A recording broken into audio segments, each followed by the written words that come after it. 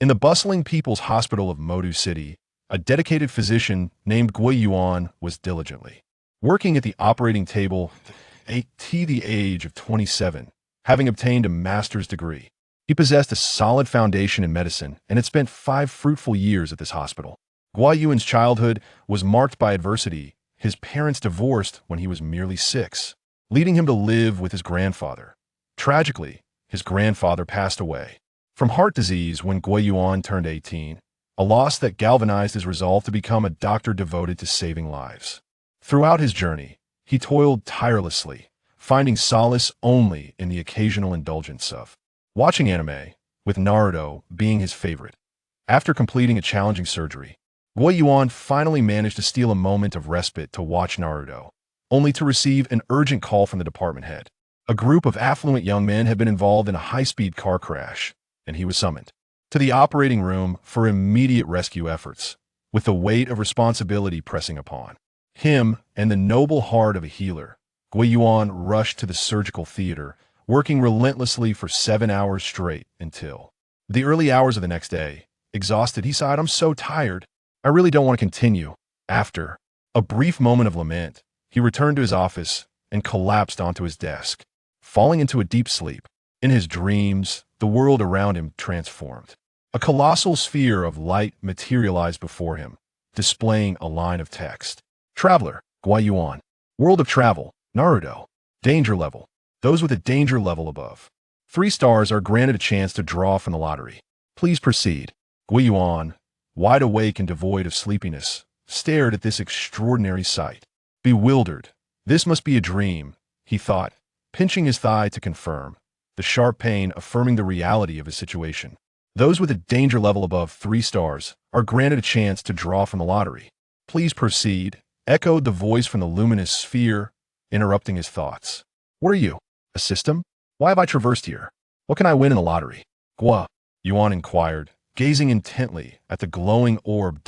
I am the multiverse portal, a gateway connecting to 129,000 parallel worlds. I am not a system, as you suggest. Rather, your brainwave frequency has resonated with mine, and your dissatisfaction with your current life meets the criteria for traversal.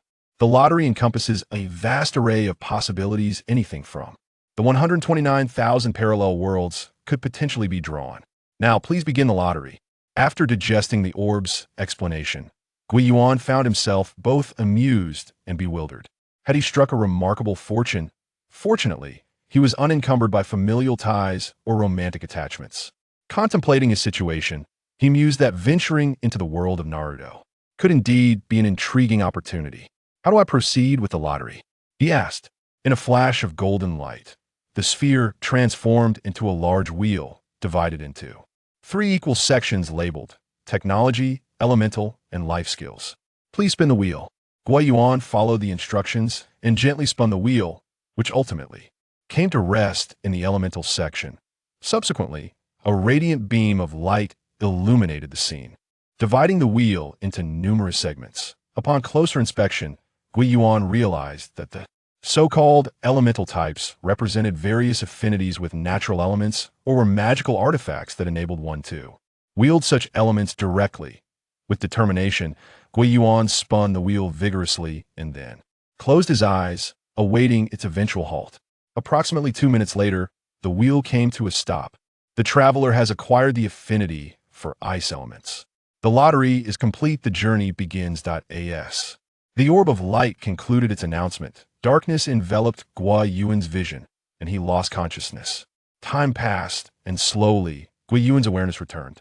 He cautiously opened his eyes to find himself surrounded by an impenetrable darkness. A faint glimmer in the distance drew him instinctively closer.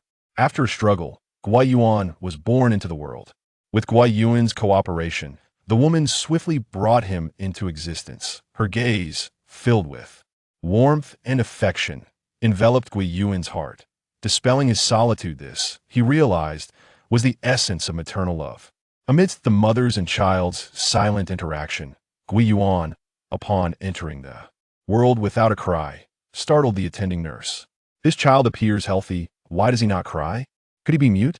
The nearby doctor nodded at the nurse, who then pinched Guo Yuan's Bottom with urgency, in response to the pain. Guo Yuan instinctively opened his mouth, emitting a resounding wail. The medical staff exhaled in relief, while the woman smiled softly at the sound of her child's vigorous cries. Drifting into a contented slumber, in the world of Naruto, perhaps due to the influence of chakra, newborns exhibited a robustness far beyond that of children on Earth. Merely 2 days after his birth, Guo Yuan's mother cradled him as they returned home. The language of the Naruto world closely resembled Japanese from his past life, and Guo Yuan felt fortunate to have studied it previously. This linguistic familiarity allowed him to navigate the Naruto world with greater ease than a few days later. He learned that his mother's name was Yamanaka Akihito, the cousin of the Yamanaka clan leader. The man frequently holding him was his uncle, Yamanaka Akihito, the clan leader himself. At this moment, Yamanaka Hayashi was still a mere child. His name, bestowed by his uncle, was Yamanaka Yuan, from henceforth referred to as Yamanaka Yuan. Unbeknownst to him, a month had elapsed since Yamanaka Yuan's birth. Through conversations with those around him, he gleaned that it was the 33rd year of Konoha, during the prime of the 3rd Hokage, Sarutobi Hiruzen. Under the leadership of the 3rd Hokage, Konoha faced 4 adversaries in the Second Shinobi World War. Without faltering to this moment, outside Konoha stood Jiraiya, Tsunade, and Orochimaru, 3 esteemed disciples of the 3rd Hokage. Within the village, the legendary Konoha White Fang, Hatake Sakumo, alongside the Uchiha clans Q and the Inuzuka clan, upheld the peace, while the 3rd Hokage and the Hyuga clans stabilized the hearts of the villagers. Thus, unlike other villages, Konoha remained a bastion of tranquility and harmony. His uncle, Yamanaka Akihito, was the 14th leader of the Inuzuka clan. Since Konoha's establishment, the Inuzuka clan had steadfastly supported the Hokage lineage. Since the Warring States period, the 3 clans had united to confront their foes, standing together in both victory and defeat. To preserve a unique bond among the 3 clans their ancestors established. A tradition. In the presence of the Sarutobi clan, the previous generation of Inuzuka would pass down a pair of earrings to the next generation. The new generation would then pledge an oath over the earrings, vowing to treat one another as brothers, a custom passed down through the ages. The collaborative action mode of the Inuzuka, Nara, and Akimichi clans significantly enhances their combat prowess and survival rates. Following his establishment of a ninja academy, the 2nd Hokage mandated the formation of 3-man teams, a decision largely inspired by the dynamics of these clans. These 3 interdependent families, individually, may not stand against the Uchiha or Hyuga clans. However, united, they command respect from any clan within Konohagakure. Furthermore, the Inuzuka, Nara, and Akimichi clans possess unique secret techniques that, when combined, create a formidable synergy, rendering their collective fighting abilities formidable. Due to the birth of his nephew, Shikaka Nara set aside his frontline duties and returned home, indicating his deep affection for the child. However, Shikamaru found it peculiar that despite Shikaku's evident regard for him, the celebration for his birth was confined solely within the Akimichi clan, with no congratulations from the village, and he had yet to meet his father since his birth. Contemplating these circumstances, Shikamaru discerned that his lineage must be extraordinary, and Shikaku's actions were likely intended to conceal something significant. In the 34th year of the Hidden Leaf Village, the Second Great Ninja War intensified, presenting a challenging scenario despite the advantages gained by Konoha on various battlefields. Fortunately, recent conflicts between the Cloud and Earth ninjas allowed Konoha to conserve some of its forces, thereby focusing on the looming threats posed by the Sand and Mist villages. It was also a time of celebration as Yamanaka, who had just celebrated his 1st birthday, exhibited extraordinary talents. By the time he was 6 months old, he could articulate simple sounds, and the whispers of genius surrounding the young master of the Naka clan spread through the Inuzuka, Nara, and Akimichi families. Upon learning that Yama had not wet his bed since he was 3 months old, the entirety of Konoha village recognized him as a prodigy. His early development, in the eyes of Yama Jinko, was merely a reflection of the family's secret techniques, which were deeply rooted in mental prowess. Even while still in her womb, Jinko had employed ancestral methods to guide her child in understanding spiritual energy. However, it was Yama's astonishing feat just after his first birthday that truly astounded Jinko. After merely a few demonstrations from his cousin, Yama learned to form hand seals, leaving Jinko in awe as she watched her chubby little son clumsily practice the seals. What an extraordinary ninja talent. Whether Yamanaka considered himself a genius remained uncertain. At just 1 year old, he was incapable of refining chakra, let alone learning ninjutsu. In a world fraught with peril, especially during the tumultuous times of the Ninja Wars, Yama was exempt from participation in the Second Great Ninja War as an infant. However, what would await him in the third? The original narrative depicted Kakashi graduating at the tender age of 5, immediately thrust into the chaos of battle. It was evident that, even if Yama were to graduate normally, he would inevitably be sent to the battlefield of the Third War. Thus his current limitations necessitated a focus on practicing hand seals. On September 15th, 34 years into the Hidden Leaf era, Kakashi Hatake, son of the esteemed White Fang, was born. By October 15th, a celebration marked his first month of life, drawing representatives from every clan in Konoha, including the Naka family. The Naka clan sent Yamaichi, a member of the next generation of the Inazuka, Nara, and Akimichi clans, who had graduated from the Ninja Academy alongside his peers last year. Yama Jinko received a personal invitation from Tsukumo Hatake, and on the day of the celebration, a party of 4, including a baby, journeyed to offer their congratulations. Tsukumo Hatake, who rose to prominence during the First Great Ninja War, gained true renown in the second, wielding a chakra-infused short blade that harvested countless enemy ninja. His prowess was arguably the greatest in Konoha, second only to the Hokage. The Hatake clan's estate was modest, yet the influx of attendees necessitated a queue for entry. "And, did you not receive Lord Tsukumo's invitation? Surely we can enter through the side door with Yama," suggested one. "Indeed. And, could you please reserve us a seat? Otherwise, we may find ourselves without a place to dine," added another, revealing the Akimichi clan's penchant for food. Yama rolled his eyes at the thought. Only the Akimichi would think of feasting at such an occasion. "Waiting here is utterly exasperating," Nara Shikaku remarked, visibly impatient as he surveyed the lengthy line ahead. It appears that Shikamaru's aversion to trouble has been inherited from his father. Yamanaka Ryo observed the interactions among the 3 individuals, noting that their children were indeed biological offspring. Yamanaka Jinko nodded and entered through the side door, cradled in Yamanaka Ryo's arms. He watched as his mother effortlessly made her way into the inner chamber of the Hatake household, clearly having visited on numerous occasions before. "Jinko-senpai, you've arrived." A woman with purple hair in the inner chamber of the Hatake household greeted Yamanaka Jinko with evident delight. "Our beloved flower from Konoha Hospital has now embraced motherhood." Jinko and Kakashi's mother appeared to be quite familiar with one another, engaging in cheerful conversation while Yamanaka Ryo observed the peacefully slumbering Kakashi beside them. The 1-month-old Kakashi, naturally unmasked, was a source of nostalgia for Yamanaka Ryo, who had once been an admirer of Kakashi in his previous life.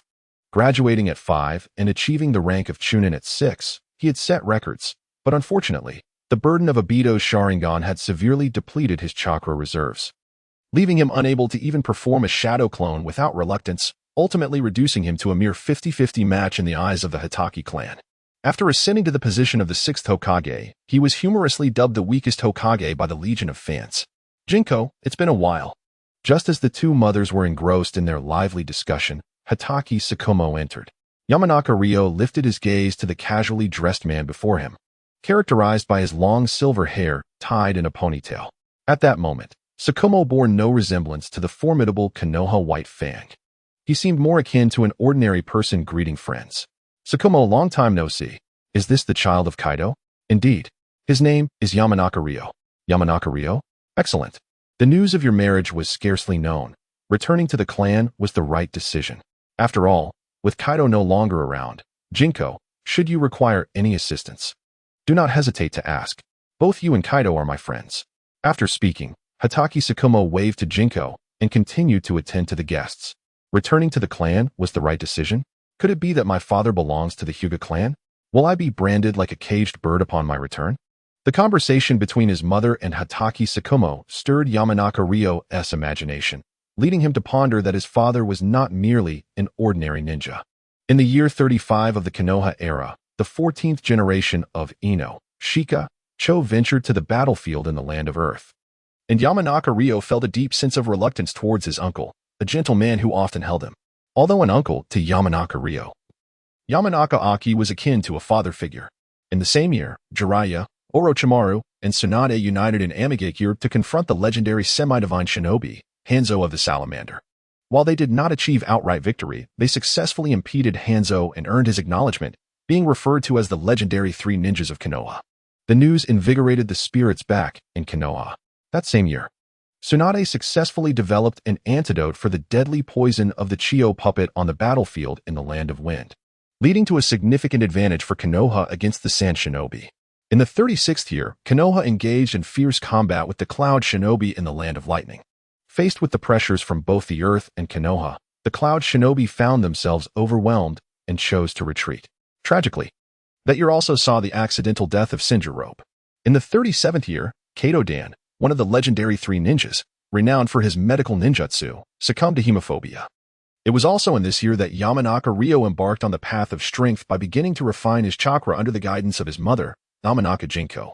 Chakra is the vital energy derived from the approximately 130 trillion cells within the human body, with the potency of one's mental strength facilitating a more acute perception and extraction of this energy.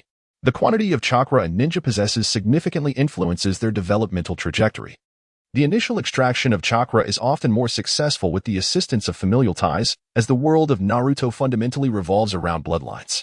In the later stages of this world, battles often devolve into internecine conflicts among the descendants of the Sage of Six Paths Yamashiro.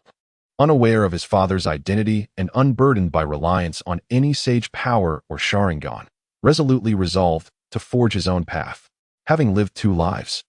Coupled with the secret techniques of the Yamashiro clan, Yamashiro possessed formidable mental strength, allowing him to easily sense the energy within his body. Before long, he successfully extracted his own chakra. Is this truly chakra? As he felt it coursing through his veins, Yamashiro took his first step towards becoming a formidable being at the tender age of 4. After refining his chakra, he was eager to discover its attributes. Having watched the complete series of Naruto, he was aware of various ninjutsu training methodologies. While these techniques could not be utilized overly, practicing them was entirely plausible. Acquiring another ninjutsu could only serve as an additional means of survival. Yamashiro understood that, whether he wished to or not, he could not evade participation in the Third Great Ninja War. Historical accounts indicated that by the late stages of the conflict, Konoha would be overwhelmed, with students graduating from the Ninja Academy being thrust into battle. Recognizing his attributes would be advantageous for his future. The most pressing matter was to grow stronger and survive before the war began. "Mother, I have succeeded. Can I learn ninjutsu now?" Yamashiro exclaimed. "Yamashiro, how many times must I remind you? Do not aim too high. Take one step at a time. Learning ninjutsu is not a matter to be rushed," his mother, Yamashiro Kinuko, replied with a resigned shake of her head. She acknowledged her son's genius, but was astonished by his extraordinary talent. Extracting chakra posed no challenge for him. "No, I want to learn ninjutsu," Yamashiro insisted, fully utilizing his advantages. Faced with a 4-year-old's adorable pleas, which parent could refuse? Inevitably, Yamashiro Kinuko had to yield. "Yamashiro, before learning ninjutsu, you must first ascertain your attributes. Our Yamashiro clan primarily focuses on the cultivation of mental strength techniques, with family secret ninjutsu serving as a supplementary resource. Our innate talent for ninjutsu is generally modest. However, I am somewhat different. Here, son, first channel your chakra into this paper," she said as she produced a chakra testing paper. In the world of Naruto, chakra testing paper is not easily obtained. Only elite genin or those who have made significant contributions are permitted to purchase it. Initially, Yamashiro assumed his mother would retrieve it from the Yamashiro clan storeroom. But upon discovering that she possessed it, he realized his mother was no ordinary ninja. "What is this?" he inquired, pretending to be unfamiliar with the paper. "This is chakra testing paper. Yamashiro, concentrate your chakra at the tip of your finger, then infuse it into the paper. If it is fire attribute, it will ignite. If water, it will dampen. If wind, it will tear. If earth, it will crumble. And if lightning, it will crumple. Now give it a try." Yamashiro nodded and proceeded to channel his chakra into the testing paper. As the chakra flowed, one half of the paper became damp while the other half crumpled. In the serene mountains, Yama Zhongyuan exhaled with relief. Possessing both lightning and water attributes, he was particularly eager for the lightning affinity. In his previous life as a surgeon, he had acquired profound knowledge of the human body. He firmly believed that with the lightning attribute, he could unlock the potential of lightning release chakra techniques. Furthermore, he had Kakashi's Chidori in mind. How amusing it was that in this life, he would become the progenitor of Chidori. As for the water attribute, he paid it little mind, considering that in the original narrative, water release had not been depicted as particularly formidable. Lightning and water attributes? Just like him, lightning. Mother, what did you say? Yama Zhongyuan could not quite catch his mother Yama Zhongqing's words. Did you say my son possesses both lightning and water attributes? Truly a genius. Yama Zhongqing, regaining her composure, clarified. Yama Zhongyuan nodded, refraining from further inquiry. Believing she had deftly sidestepped the matter, Yama Zhongqing breathed a sigh of relief. My son, here are the scrolls for the body flicker technique. With your dual attributes, these two techniques should suit you well. She handed him 2 scrolls. Yama Zhongyuan accepted the 3 scrolls, which included the body flicker technique, along with lightning release, earth walk, and water release, water chaos waves. He felt quite content to have acquired these 3 techniques, understanding the wisdom of moderation, regardless of whether his mother possessed advanced techniques. It remained uncertain if he could cultivate and utilize them given his chakra levels. Thus, securing these 3 techniques was already a significant achievement. Do not rush to practice the techniques, my son. First, refine your chakra until you reach the limits of your body's capacity, Yama Zhongqing advised, observing her son's eagerness. She feared that he might prioritize learning techniques over chakra refinement, leading to futile efforts. Understood, mother. I shall begin my training now. Very well, go ahead. Yama Zhongyuan returned to his chamber and settled into a meditative position. Following his mother's guidance, he continued refining his chakra. For the following week, he diligently focused on this task until the chakra within him ceased to grow. At that moment, he sought to gauge his chakra levels, having never seen another's chakra quantity. He lacked a standard for comparison and was unsure if his chakra was abundant or scarce. Logically, given his formidable mental strength and the energy derived from his body, he should possess a considerable amount of chakra. Unbeknownst to him, the quantity of his chakra was not just ample but abundant, nearing that of an average chunin. Eagerly, he unfurled the scroll of ninjutsu, yearning to master the techniques he had long desired. Lightning release, earth walk. Observing a few flickering sparks in the courtyard, Yama Zhongyuan felt disheartened. Wasn't he supposed to be in the protagonist's mode? Wasn't he supposed to effortlessly learn ninjutsu at first glance? It seemed he was not destined to be the protagonist after all, struggling even with a minor technique.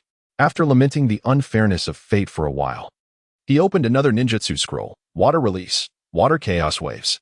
Unlike the previous technique, the release of water chaos waves was remarkably successful. Checking his chakra levels, he realized he could execute this technique approximately 10 times. Based on the original narrative, he thought, goodness, does this mean I possess the chakra levels of a typical chunin? In that moment, Yama Zhongyuan felt a glimmer of hope. Perhaps he indeed had a hidden advantage. Where is my golden finger? For years have passed since Shan Zhongyuan's journey began, yet he has yet to encounter the ice element affinity he won in a lottery, causing him to forget about this extraordinary ability. What exactly is the ice element affinity? Perhaps he should test it with a block of ice?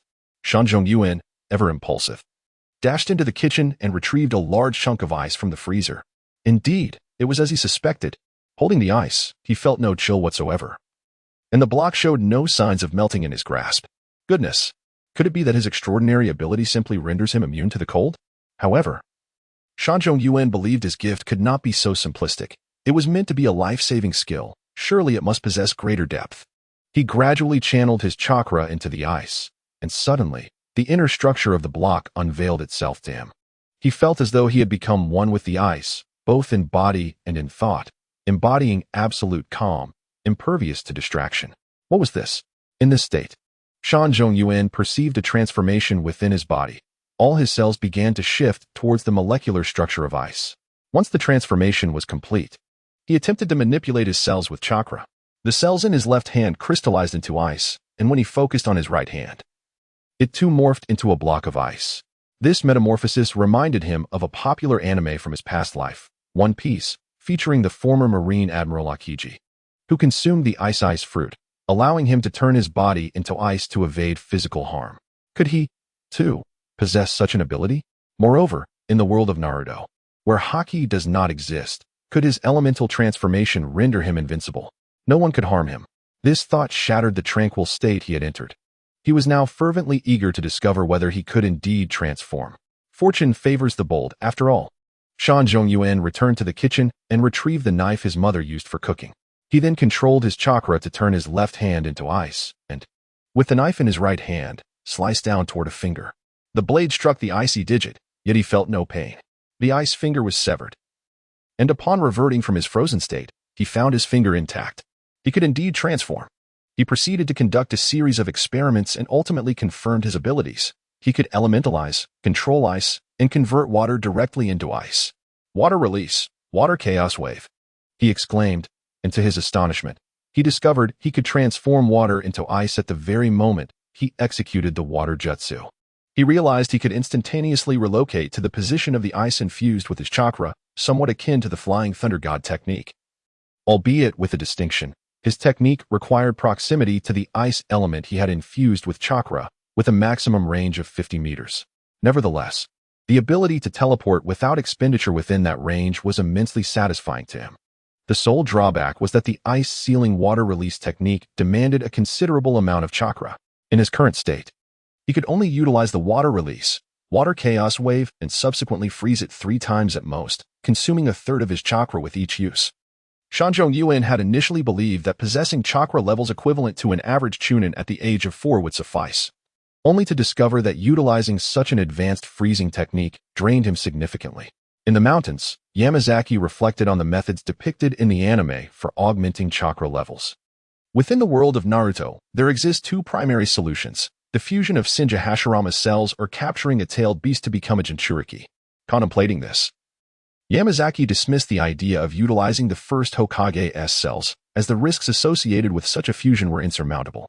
Lacking the Sharingan, he could not suppress the original cells, and before a complete integration could occur, he would likely be consumed by them. As for the tailed beasts, this avenue appeared more feasible. However, it necessitated a formidable strength on his part. The Nine Tails was out of the question. Being a guardian of Konoha, he had no intentions of defecting, and its overwhelming power was beyond his current capabilities. After much deliberation, he concluded that the 3 tails or 6 tails might be suitable, given their compatibility with his attributes and the fact that the 3 tails had been unclaimed for a considerable time following the demise of the 4th Mizukage. Yet, these options were beyond his reach at present. Ultimately, it boiled down to a lack of strength. Nevertheless, he decided to consider the day's gain significant and opted to retire for the night. In the year 38 of Konoha, the renowned White Fang, Tsukumo Hatake, achieved a decisive victory on the battlefield of the Land of Wind, slaying Chiyo's son and daughter-in-law, the strongest puppet master of Sunigakure. Following the loss of these 2 elite-level shinobi, Sunigakure found itself unable to continue fighting and chose to surrender. By the age of 5, Yamazaki was of the appropriate age to attend the Ninja Academy. Over the course of the year, he mastered the body flicker technique and lightning release, body flicker, becoming proficient in their execution. In addition to the water release technique, he had learned the disruptive jutsu water release, water wall. Aside from the basic water release, water chaos wave, perhaps due to his affinity with the ice element, Yamazaki's talent in water release far surpassed that of lightning release. The water wall technique had evolved into a highly defensive jutsu in his hands, effectively becoming an ice wall. The year had also afforded him a slight enhancement in his chakra reserves. Where he once could perform 10 jutsu, he was now capable of unleashing 13 to 14. At this juncture, even without employing ice release, he could triumph over the lower-ranked shinobi from the original narrative. Utilizing ice release would likely enable him to best elite shinobi, certainly surpassing Kakashi, who graduated at the age of 5. Wait, Kakashi graduated in the 39th year of Konoha. That is to say, next year? But he hasn't even attended school this year. How can he graduate next year? Yamazaki felt a wave of dismay wash over him. He too was starting school this year, meaning his classmates would include Kakashi, Obito, Rin, Guy, Kurenai, and Asuma, the core of Konoha's forces following the onset of the narrative. What a bother. Yamazaki, you've been influenced by that rascal Kajuku? Why do you keep lamenting about troubles? Brother Hachi, have you completed your mission? Yamazaki inquired, anticipating the return of his uncle. Yes, the mission has concluded. The war is also nearing its end. In a few days, you should be preparing for the Ninja Academy, so give it your all. Indeed, Brother Hachi, Yamazaki replied with a grimace. In the 38th year of Konoha, the village had established a dominant position across various battlefields. With Sunagakure's surrender and Kirigakure failing to breach the Land of Fire, only Iwagakure and Kumogakure remained in opposition. Konoha had emerged victorious in this war. The triumphant news echoed back to the village, bringing a collective sigh of relief from both villagers and the remaining shinobi. The war had finally come to an end. The following day, the high-ranking officials of Konoha organized a gathering of villagers and remaining ninjas at the village gate to welcome the hero's return. Among them was Yamanaka Tohru. Look, they are back. The sensory ninjas and the barrier team were the first to detect the approaching forces, and soon, the Konoha ninja troops became visible in the distance. The cheers of the villagers grew louder as the ninja battalion drew near. Tohru, leveraging his physical prowess, made his way to the front of the crowd. Leading the procession were three figures: Princess Tsunade, one of the legendary Sannin, Orochimaru, another of the Sannin, and Hatake Tsukumo, known as the White Fang of Konoha. Orochimaru had been stationed in the Land of Water, successfully thwarting multiple invasions over the past 2 years. Tsunade and Tsukumo had dealt devastating blows to the sand village of the Land of Wind, with even Chiyo's son and daughter-in-law falling to Tsukumo's blade. As for Jiraiya, he was likely in the Land of Rain, imparting wisdom to Nagato and his companions. At that moment, the Konoha leadership, led by the third Hokage, Hiruzen Sarutobi, wore smiles of joy. The return of heroes was deserving of universal respect and admiration. Master Hokage, we have lived up to our mission. Excellent. The third Hokage glanced at the trio before him, filled with a sense of pride. The once small saplings had now grown strong enough to shield Konoha from the storm. Let us allow these heroes to return home, Tsunade declared, waving her hand. The ninja troops parted to reveal nearly 100 stretchers at the back of the line. Most of these ninjas were gravely injured, ultimately succumbing to their wounds, while those who perished on the battlefield had long since turned to dust. The third Hokage, his expression grave, instructed the welcoming party to make way for the fallen heroes, each stretcher bearing the weight of precious lives. Tohru was also affected by the somber atmosphere. As a former doctor, he had witnessed life and death countless times, yet the toll of war was beyond his comprehension. This was indeed a reality where lives could be lost. After the stretchers were carried into the village, the third Hokage announced the dispersal of the gathering. Recognizing that what the heroes needed most at that moment was not a celebratory feast, but the comfort of family reunions. Suppressing his emotions, Tohru returned to the Yamanaka clan's residence. Upon entering, he found Yamanaka Kyuko and Yamanaka Hachi, who were listening intently to Tsukumo. Kyuko was dabbing at her tears, while Hachi's eyes were red-rimmed. Tohru, your uncle has passed away. Hachi's voice was soft, yet it struck Tohru like a bolt from the blue.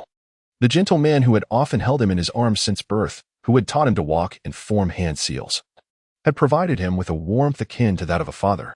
Hachi believed that Tohru, only 2 years old when his father went to war, had likely forgotten his father's visage. What he did not realize was that Tohru was a transmigrator, and having trained in the Yamanaka clan's secret techniques from an early age, his memory was remarkably sharp. Lord White Fang, who is it? Tohru inquired, his voice calm, yet subdued. Tsukumo, assuming Tohru had long forgotten his uncle, casually mentioned the name of the four-tails Jinchuriki, Orochi. Is that so? I will surely kill him. Tohru's voice resonated with a fierce determination as tears streamed down his face. Aunt, this is... No doubt he is his son, Kyuko remarked, observing that Tohru seemed to remember everything since his birth. A testament to his extraordinary mental fortitude. Kakashi Hatake gazed at the child, merely 5 years of age, and spoke. Yuan, do you remember your uncle? Of course. How could I forget? For Yamashiro Yuan, the world of the shinobi had previously resembled a mere game. Everyone around him, apart from his cherished family, were inconsequential. However, the recent return of the Konoha ninja army made him acutely aware of the reality of this world, compounded by the death of Yamashiro Akihito. This dual shock awakened his father's bloodline limit, the Sharingan. A scarlet tomo manifested in Yuan's eyes. The room fell into an eerie silence. Is this the Sharingan? Broke the stillness, uttered by Yamashiro Hai. Indeed, Yuan's father, my husband, is of the Uchiha clan. Hai, you understand the repercussions if this matter becomes public, don't you? A 5-year-old awakening the Sharingan? The Uchiha clan will not allow such a prodigy to remain with other families. You are the next head of the Yamashiro family. Are you still willing to take in Yuan and his mother? This could spell great trouble for the Yamashiro clan. Lord Tsukumo, my aunt and younger brother will always be my family. Unless they choose to leave, the Yamashiro clan will forever be their home. Very well. This matter shall remain known only to those within this household. Understood. Hai's attitude brought warmth to Jinko, filling her with joy to have such family. After reaching a consensus, Kakashi Hitaki and Yamashiro Jinko bid farewell and departed, leaving the ensuing matters to the Yamashiro family, which he felt was not his place to interfere. Yuan, do not be saddened. Your uncle does not wish to see you in such despair. The death of Yamanaka Akihito indeed caused profound sorrow for Yuan. Yet upon awakening the Sharingan, his grief transformed into a driving force. He resolved to evolve the Sharingan step by step until he could unlock the Rinnegan, or, when strong enough, seize Nagato's Rinnegan to resurrect his uncle. What he needed now was power. A week later, the third Hokage presided over the funeral of Yamanaka Akihito and the heroes of Konoha. Before the Konoha Memorial Stone, all ninjas donned black attire, and the stone bore the names of those who sacrificed their lives for the peace of Konoha. Following the ceremony, Yamashiro Jinko summoned Yamashiro Yuan and Yamashiro Hai to her room, recounting events from many years ago. Yuan's father was an elite jonin of the Uchiha clan, known as Uchiha Hikari. Unlike typical Uchiha, he possessed no fire affinity. His sole affinity was lightning. The Uchiha clan was renowned for their fire release techniques, and Hikari faced discrimination from some clan members. However, at the age of 10, he awakened his Sharingan. The earlier one awakens the Sharingan within the Uchiha clan, the greater their innate talent. Hikari's early awakening marked him as a rare genius within the Uchiha clan. He received significant training from the family, and by 16, he had become a special jonin, excelling with his exquisite lightning techniques and three-tomo Sharingan, eventually attaining jonin status at 18. Soon after, he was dispatched to the battlefield in the Land of Wind, where he encountered Jinko, who was then a medical ninja. On the battlefield of the Land of Wind, the puppet masters among the sand ninjas exhibit exceptional proficiency in the art of poison, rendering the leaf ninjas vulnerable to swift demise should they falter even slightly. Absent the aid of medical ninjas, a poisoned individual faces a grim fate. Consequently, approximately 70% of Konoha's medical ninjas have congregated in this war-torn region. Among them Yamashiro Kinuko. The narrative takes a melodramatic turn as Uchiha Hikari heroically shields Yamashiro Kinuko amidst the chaos of battle, only for her to later rescue him from the clutches of poison. This series of events cultivates a burgeoning affection between the two. In the 31st year of the Leaf Village, Uchiha Hikari and Yamashiro Kinuko find themselves united in love. However, due to the ongoing conflict, their marriage remains under wraps, known only to Hikari's close friend and captain, Hitaki Tsukumo. In the following year, Yamashiro Kinuko becomes pregnant, while Uchiha Hikari meets a tragic end on the battlefield at the hands of Chiyo's son and daughter-in-law. Overcome with grief, Kinuko is informed by Tsukumo, who cannot bear to witness his friend's widow suffer at the hands of the Uchiha clan, of the unfortunate news. The Uchiha clan has long been at odds with the Hokage, while the Yamashiro clan has remained steadfast supporters of the Hokage. Had Hikari survived, Kinuko would not have endured such sorrow. Now, with his demise, Tsukumo and Yamashiro Akihito, Kinuko's cousin and head of the Yamashiro clan, conspire to conceal the couple's marriage and bring Kinuko back to her clan. There, her child will be raised among the Yamashiro. Thus, Yamashiro Yodo grows up within the embrace of the Yamashiro clan. Kinuko resolves that should Yodo awaken the Sharingan, she will reveal his heritage. Little did she anticipate that this moment would arrive so swiftly. And, rest assured, Yodo has always been Yamashiro Yodo. The Yamashiro clan shall forever be your home, proclaims Yamashiro Hachi, the current leader of the clan, whose declaration signifies the clan's stance. Mother, are you a medical ninja? Yodo inquires. Indeed. I spent some time in the service of Lord Yakushi Tenshin during my youth. I joined the Konoha hospital at 14, remaining there until your birth. Do we possess a natural aptitude for medical ninjutsu within the Yamashiro clan? Yodo reflects on the original tale, recalling that Yamashiro Ino had some knowledge of medical ninjutsu. And his mother, too, is a medical ninja. His understanding of the human body, combined with medical techniques, would greatly aid his training in lightning release. Due to our clan's practice of spiritual secret arts, we already exhibit exceptional chakra control, making the use of simple medical techniques quite feasible. However, delving deeper into medical ninjutsu is no trivial endeavor. Mother, then Yodo, let us defer this conversation for now. In 3 days, the Ninja Academy enrollment begins. Prepare yourself. Your brother Hachi and I have matters to discuss, Kinuko interjects firmly. Although Yodo is filled with curiosity regarding his mother's conversation with Hachi, he acquiesces and departs. 3 days later, As the Ninja Academy opens its doors, Yamashiro Kanuko holds Yodo's little hand and escorts him to the entrance. Having faced the trials of a fractured family, Yodo has always navigated his educational journey alone, making this moment, the first time being brought to school, a significant milestone in his life. After bidding farewell to Yamashiro Yu and Yamashiro Qingzi, Yamashiro Yuan turned and walked into the Ninja Academy. The academy bore a striking resemblance to its portrayal in anime. With a casual glance and a shake of his head, Yamashiro Yuan made his way towards the playground. On the day of his enrollment, the instructors had informed him that he needed to arrive early, as the third Hokage would be addressing the newly admitted students about the will of fire. This blatant indoctrination was something Yamashiro Yuan inwardly rejected, but out of respect for the esteemed leader, he felt compelled to comply. A few minutes later, Yamashiro Yuan stood on the playground, adopting the iconic deadpan gaze of Kakashi from the original work. With half an hour remaining before the third Hokage's speech, only a handful of students lingered on the grounds. Suddenly, the atmosphere erupted with excitement as the third Hokage arrived. Wow, it truly is the third Hokage. Just as Yamashiro Yuan was preoccupied with counting ants, the playground buzzed with energy, sparked by the presence of the legendary Sarutobi Hiruzen, known for his mastery of ninjutsu. In his prime, the third Hokage greeted the surrounding students warmly. Passing by Yamashiro Yuan, he offered a gentle smile. Devoid of any hint of the fierce ninja he was renowned to be, Sarutobi Hiruzen, adept in all 5 nature transformations and a disciple of the first and second Hokage, alongside his summoning jutsu with Enma, stood as a pinnacle of excellence within the ninja world. Notably, the third Hokage had no bloodline limit, having risen to his esteemed position through sheer merit, which garnered immense admiration. His prestige in the village was palpable, as even the children of the Ninja Academy gazed at him with expressions of reverence. Standing upon a platform, the third Hokage began his speech to the hundreds of new students below. Where the leaves dance, there shall be fire burning. The flames will illuminate the village, and new leaves shall sprout once more. The speech commenced with words reminiscent of the third Hokage's final moments. The address was rather unremarkable, at least to Yamashiro Yuan, who had endured countless lectures in his past life that lacked emotional resonance. The third Hokage relied on his reputation within Konoha and the widely shared will of fire to instill a deeper sense of belonging in these academy newcomers. If the effectiveness of the speech were to be gauged by the fervent expressions of the surrounding students, one could deem it a resounding success. After the third Hokage departed, the headmaster of the Ninja Academy announced the class assignments.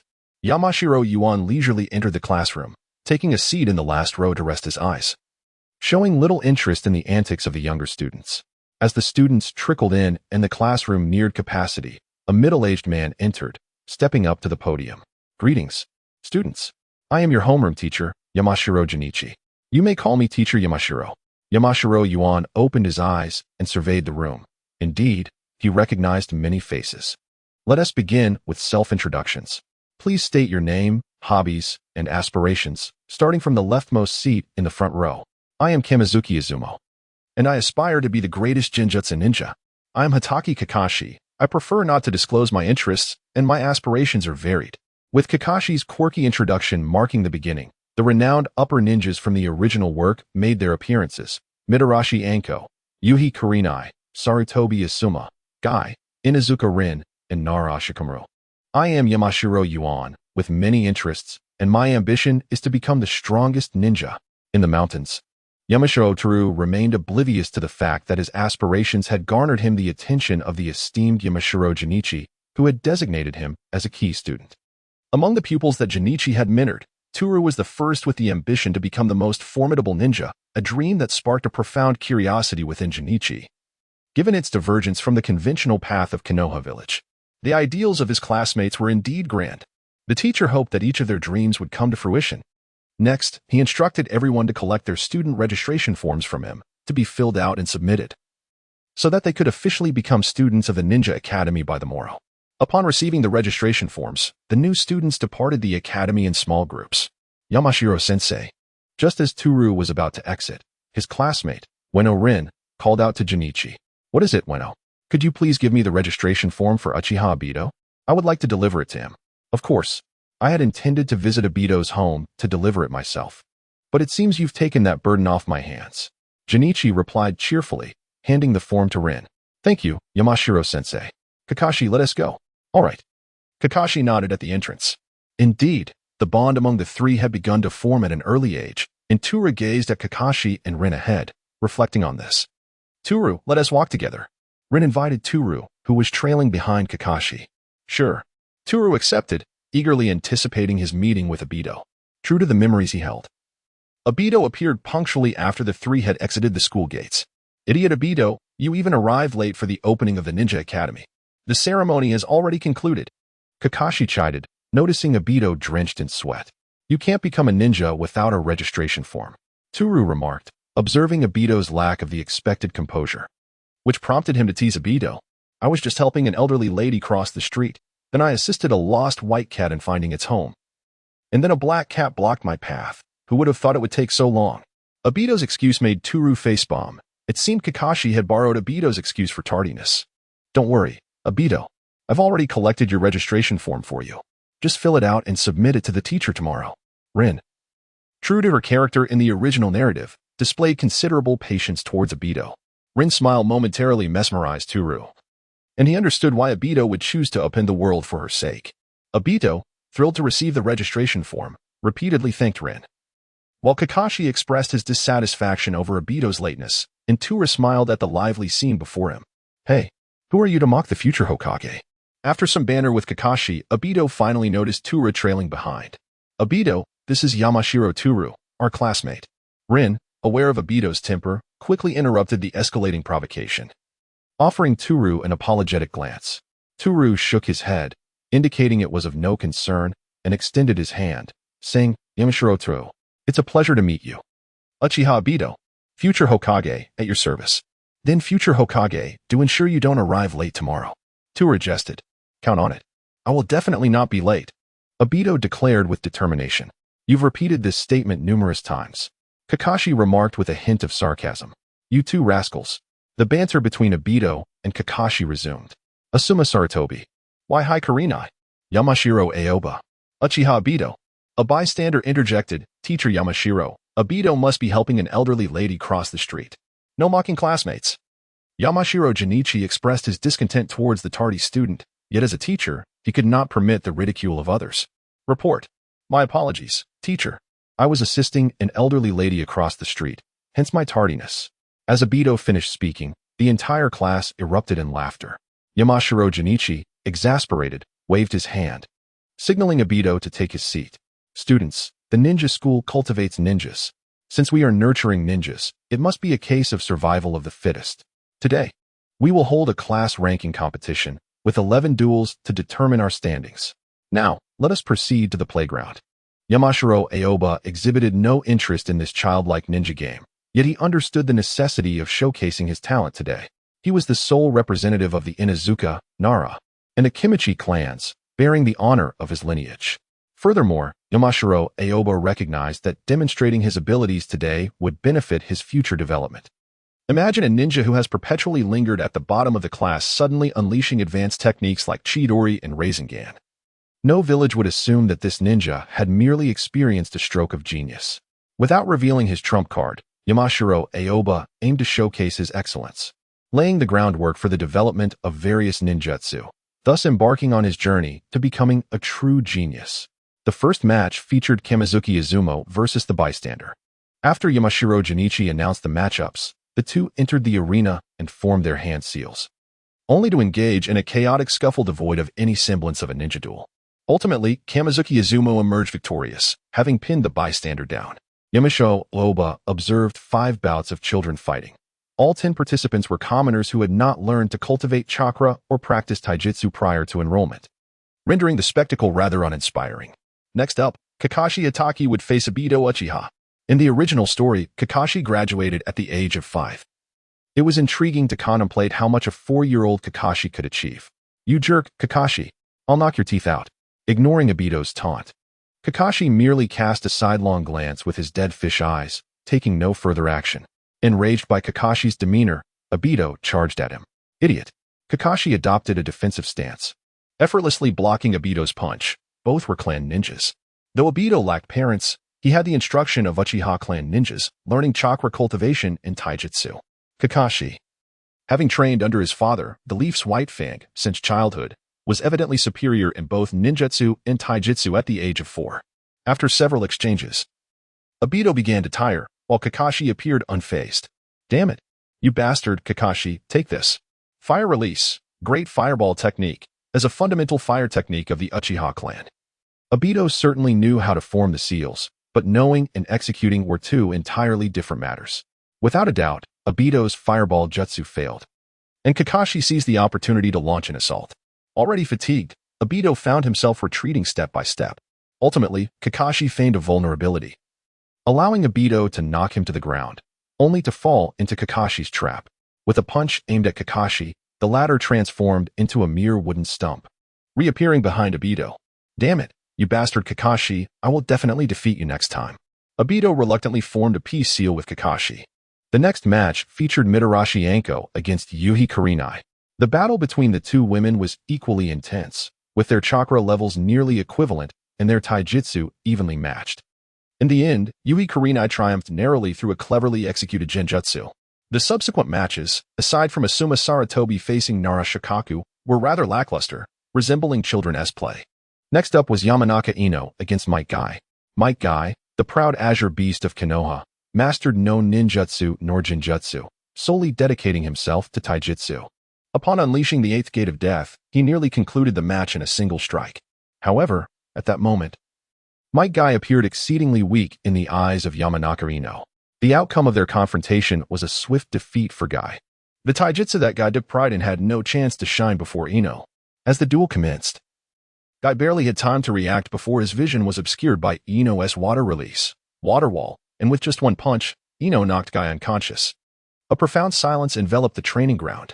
Ino's ninjutsu astonished the students who had just entered the academy. Kakashi's body replacement technique had left everyone, save for Ino, in stunned disbelief. No one anticipated that Ino could already execute ninjutsu. The victor was Yamanaka Ino. Yamashiro Aoi regarded this remarkable 5-year-old with newfound respect. The ability to perform ninjutsu at such a tender age was indeed a terrifying talent. Following the conclusion of Ino's match with Guy, the victors proceeded to the second round, where Yamashiro Aoi paired together the students who had performed well in the first round, naturally placing Ino against Hatake Kakashi. Next was the match between Yamanaka Ino and Hatake Kakashi. Kakashi-sensei, I look forward to your guidance. Likewise, Ino and Kakashi represented the pinnacle of their class, and their confrontation in taijutsu was on par with that of seasoned genin. Even Yamashiro Aoi, who had trained numerous students, could not help but marvel at their genius. Kakashi, if you rely solely on your innate abilities, you may find yourself defeated. To an observer, their straightforward taijutsu contest appeared evenly matched. Yet Kakashi realized that his physical prowess paled in comparison to Ino's. If this continued, defeat was inevitable. As time progressed, Kakashi, growing weary, began to succumb to Ino's pressure. Clearly reluctant to concede, he executed a body replacement technique to evade Ino's strike. While Kakashi performed the body replacement technique, Ino had already taken notice, and they nearly simultaneously formed hand seals. Water release, water wall, lightning release, earth walk. Ino's lightning coursed through Kakashi's water technique, paralyzing his body. With a powerful kick, Ino sent Kakashi flying. The match concluded, and Yamanaka Ino emerged victorious. Remarkable. Kakashi, having witnessed my release of the ninjutsu, you were able to replicate it. Following this confrontation, Yamanaka had no choice but to acknowledge that Kakashi is indeed a true genius. In the original narrative, many members of the Uchiha clan possessed the 3-tomo Sharingan, yet none had been bestowed with the title of copy ninja. Initially, Yamanaka found this perplexing, however. Through today's battle, he comprehended that Kakashi's ability to replicate thousands of ninjutsu was not solely attributable to the Sharingan, but rather a testament to his innate talent for ninjutsu. I have not conceded to you yet. Next time, I shall surely triumph. Very well. I await that challenge. After the two formed the reconciliation seal, their fellow classmates were left speechless by the extraordinary display of talent. In future matches, any opponent facing Yamanaka would forfeit without hesitation. Even the typically tenacious Asuma Saratobi chose to withdraw from the competition. Yamanaka secured the first place in the class rankings. Yamanaka and Hatake Kakashi in the Hokage's office. Yamashiro Aoi was reporting to the third Hokage regarding the performance of the new students at the Ninja Academy. The class he led was an elite one, comprised of half-clan ninjas, while the civilian ninjas were all top scorers from the entrance examinations. Indeed, Hokage-sama. These two are the most talented students I have ever taught. Particularly Yamanaka, who could unleash water and lightning-release ninjutsu by the age of 5. Kakashi's prowess is not surprising, given his exceptional mentor. But Yamanaka is a child I shall keep a close watch on. Very well, Hokage-sama, I shall take my leave. Thank you for your hard work. After Yamashiro Aoi departed, Sarutobi Hiruzen stood by the window of the Hokage's office, reflecting on Yamanaka-n's talent, reminiscent of his own disciples and grandchildren. Presently, Orochimaru has become a pillar of Konoha, while Namake's Minato stands out among the elite Jonin. As for Yamanaka, he remained unaware that Yamashiro Aoi had reported his achievements to the third Hokage. Like any other day, he returned home after school to refine his chakra and practice taijutsu. Dinner is ready. The young Yamanaka, who had been practicing sidekicks in the courtyard, paused his training. Brother Hachi, is there a clan member named Yamanaka Keisuke? Yamanaka Keisuke? No, there isn't. Then, Brother Hachi, is there a ninja within the clan who was forcibly recruited into Root? Indeed, I have opposed it more than once, as I find Root's training methods and principles difficult to accept. Brother Hachi, are there any other children in the clan besides me? Yes, Yamanaka Jin, age 2. He has just begun learning the clan's secret techniques. Root's selection process does not favor the direct heirs of each clan, and for this reason, while dissatisfaction prevails among the various clans, they are reluctant to offend Danzo over collateral branches. The Inuzuka, Nara, and Akimichi clans differ from others in that their numbers are limited, and they do not distinguish between direct and collateral lines. Every child is immensely valuable. Yet, the strength of these three clans is insufficient to oppose Danzo. Yamanaka is oblivious to the fact that Danzo may attempt to recruit Yamanaka Jin when he comes of age, or whether he will even be compelled to join Root. However, as a member of the Yamanaka clan, he must take precautions to ensure Yamanaka Jin's safety. Yamanaka harbors no fondness for Danzo in his eyes. Danzo is merely a schemer masquerading as a devoted protector of the village, willing to employ any means necessary to fulfill his ambition of becoming Hokage. In my previous life, I often engaged in discussions about Danzo. On the night of the Nine Tails attack, Danzo did not make an appearance. Likewise, he was absent during Orochimaru's plan to bring Konoha to its knees. Perhaps Danzo harbored some affection for Konoha, yet when weighed against his unyielding ambition to become Hokage, Konoha pales in significance. If one wishes to protect Yamashiro Rin, the Yamashiro clan must inevitably confront Danzo head-on. As an advisor to the Hokage, Danzo wields power comparable to that of the Anbu, and he is also a comrade of the third Hokage. It is likely that the combined strength of the Inuzuka, Nara, and Akimichi clans would struggle to match Danzo's might. Yamashiro Rin understands that regardless of how much of a prodigy he may appear, without transforming his innate talent into tangible power, he holds no sway among Konoha's upper echelons.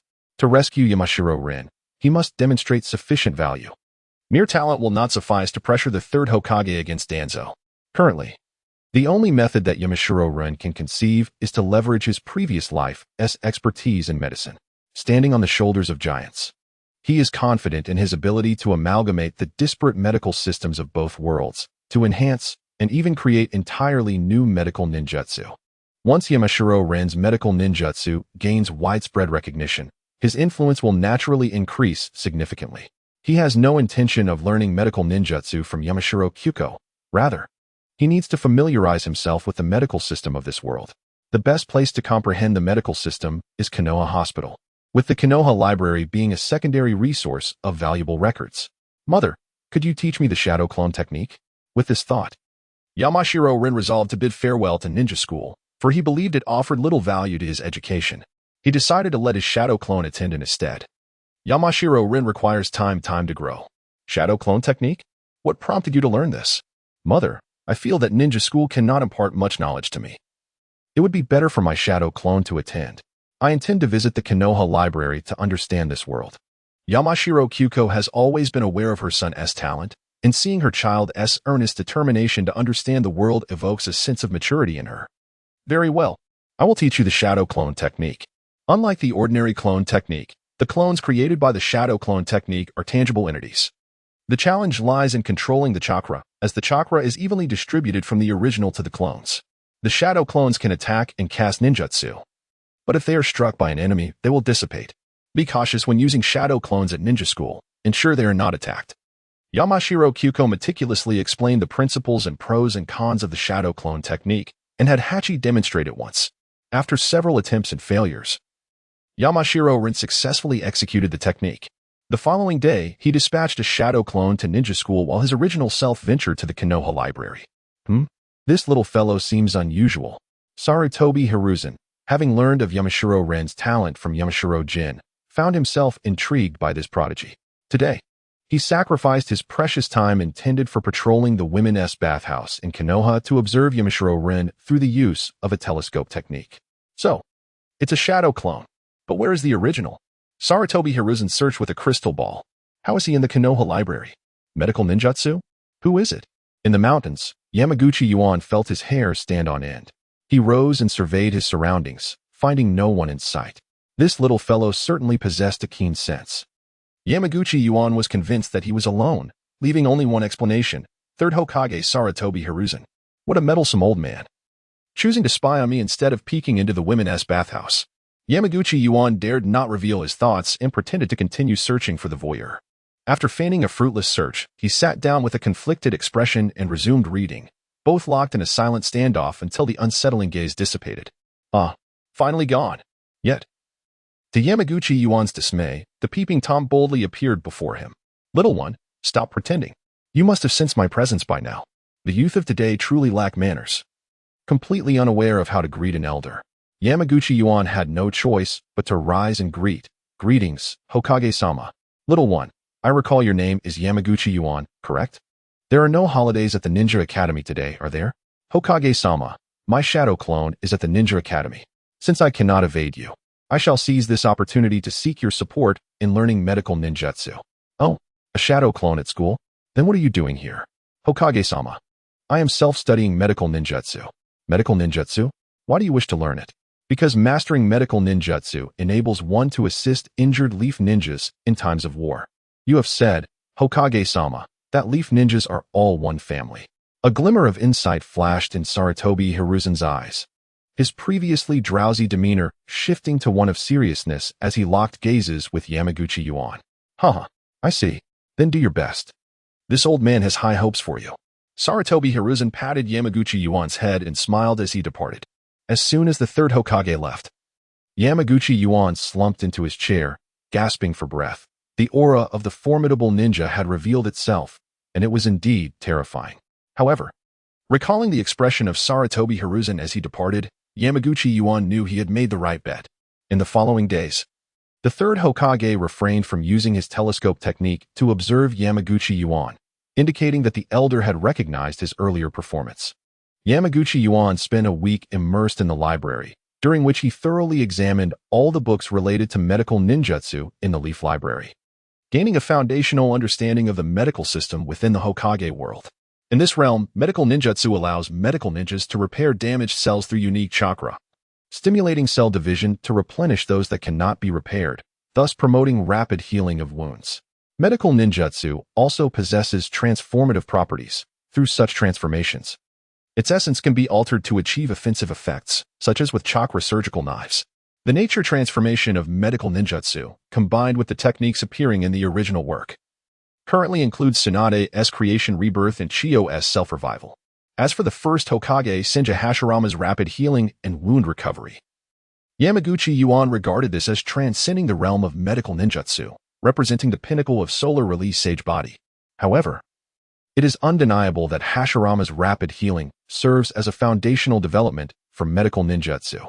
While sage bodies are not accessible to all, healing techniques learned through transformation can indeed be widely disseminated.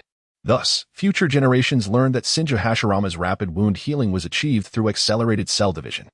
By utilizing chakra to repair cells and hasten their division, the missing cells at the wound site were replenished, resulting in the swift healing of the patients. However, even Hashirama's rapid healing was not without limits. Human cell division is finite throughout one's lifetime. During the early days of Konoha, Hashirama and Uchiha Madara clashed in the Valley of the End, where Hashirama ultimately defeated Madara. Had it not been for Izanagi, Madara would have perished. And it is clear that Hashirama emerged victorious in that encounter. Yet, this victory was bittersweet. Regardless of Madara's machinations, Hashirama soon met his demise following the battle. It is hypothesized by Yamashiro that Hashirama's death was a consequence of excessive cell division during his confrontation with Madara, as even the most refined sage body cannot withstand such immense consumption. The medical ninjutsu developed based on Hashirama's accelerated cell division was, in Yamashiro's view, inherently flawed.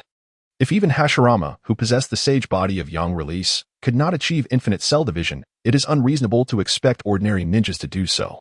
In the original narrative, when the 5 Kage faced Madara, Tsunade unleashed the In seal, continuously stimulating cells with accumulated chakra, and activated the forbidden technique ninjutsu, creation rebirth, barely attaining the rapid healing Hashirama exhibited in his time. However, upon completion of her technique, not only was Tsunade's chakra depleted, but her lifespan was also significantly shortened, a consequence of the continuous cell division induced during the technique's execution.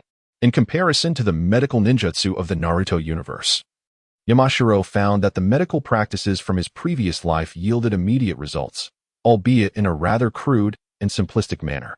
The most significant drawback was that patients had to sacrifice their own life force for their healing. After a week in this world, Yamashiro developed a clear understanding of the medical system within Naruto, and his next step was naturally to learn medical ninjutsu. The foundation of learning medical ninjutsu lies in chakra control, and the Yamashiro clan's secret techniques are primarily focused on enhancing and controlling mental strength. A powerful and controllable mental force leads to exceptional chakra control. This is one of the reasons why Ino Yamanaka was favored by Tsunade to be taught medical ninjutsu in the anime. Having lived 2 lives and practiced the clan's secret arts from a young age, Yamashiro's mental prowess was indeed outstanding within his family. After dinner, Yamashiro expressed his desire to learn medical ninjutsu to Yamashiro Jinko. Although Jinko was not particularly strong as a ninja, she held the rank of Special Jonin in Konoha, excelling due to her remarkable medical ninjutsu. Jinko was one of the few medical ninjas in Konoha capable of utilizing healing arts. Tsunade, with her Senju lineage and vast chakra reserves, possessed superior healing capabilities compared to Jinko, yet their mastery of medical techniques was relatively comparable. Jinko began teaching Yamashiro the foundational healing technique as the first step in his medical ninjutsu training. Shanjong Qingzi was utterly astonished by her son's extraordinary talent. Within a mere 3 days, Shanjong Yuan had mastered the fundamental medical ninjutsu, healing technique, watching her son revive a nearly lifeless fish with healing technique, demonstrating a proficiency that could nearly rival that of an average doctor at Konoha Hospital, left her in awe. Over the course of these 3 days, Shanjong Yuan had practiced healing technique more than 600 times. Although his innate ninjutsu talent was rather average, his control over chakra was exceptional, and his diligence more than compensated for his shortcomings. Apart from eating and sleeping, he devoted himself entirely to practicing healing technique, ultimately achieving a commendable proficiency in this foundational medical ninjutsu. Healing technique is akin to the 5 elemental affinities of wind, thunder, earth, water, and fire. Possessing a wind affinity allows one to learn wind-based ninjutsu, and mastering healing technique signifies the acquisition of medical ninja attributes. Having learned healing technique, the next step is to incorporate form transformation into it. Whether it be palm sage technique or the chakra scalpel, both are advanced forms derived from healing technique. Yuan, I shall first teach you the palm sage technique. Shanjong Qingzi elaborated on the intricacies of palm sage technique. The cultivation of palm sage technique proved to be far more challenging than healing technique. For over a month, Shanjong Yuan struggled to make any progress. Integrating form transformation upon a foundational ninjutsu is no trivial endeavor. In the original narrative, it took Namake's Minato 3 years to perfect the Sharingan. Nonetheless, Shanjong Yuan grew increasingly impatient, repeatedly attempting to execute the form transformation of healing technique. His efforts yielded little success with palm sage technique, leading him to seek inspiration from the original work. He recalled how Naruto infused wind nature transformation into the Sharingan, prompting him to experiment with incorporating sharpness into healing technique. Although Shanjong Yuan lacked wind affinity chakra, he managed to simulate a sensation of sharpness. As he infused chakra into healing technique, it transformed into a surgical scalpel composed of condensed chakra. So that's how it works. The type of form transformation applied to healing technique is contingent upon the sensations infused by the practitioner's chakra. He began to infuse gentle and warm chakra into healing technique, akin to the soothing touch of warm water. Gradually, healing technique evolved into palm sage technique. After more than a month of diligent practice, he finally succeeded. Excellent, Yuan. The remaining experience is for you to accumulate. There is little more I can teach you. After nearly 2 months of unwavering effort, Shanzhong Yuan had mastered the medical ninjutsu of healing technique, palm sage technique, and the chakra scalpel. Coupled with his 5 years of surgical experience from his previous life, he felt confident that he had approached the level of Tsunade in terms of medical ninjutsu. The following morning, Shanzhong Yuan resolved to visit the Ninja Academy after a long absence. Upon dispelling the shadow clone, the memories and experiences were shared with the original. And within his recollections, he had enjoyed pleasant interactions with Kakashi, Obito, and Lin. The love triangle from the original narrative persisted, albeit with him as an unwelcome third wheel. These 3 individuals had become some of Shanzhong Yuan's few friends. Reminiscing about them, he found himself feeling unexpectedly eager to return to the Ninja Academy. Hey, arrogant Shanzhong Yuan, wait for me. Upon hearing the voice calling him, Yamashita knew it was Obito.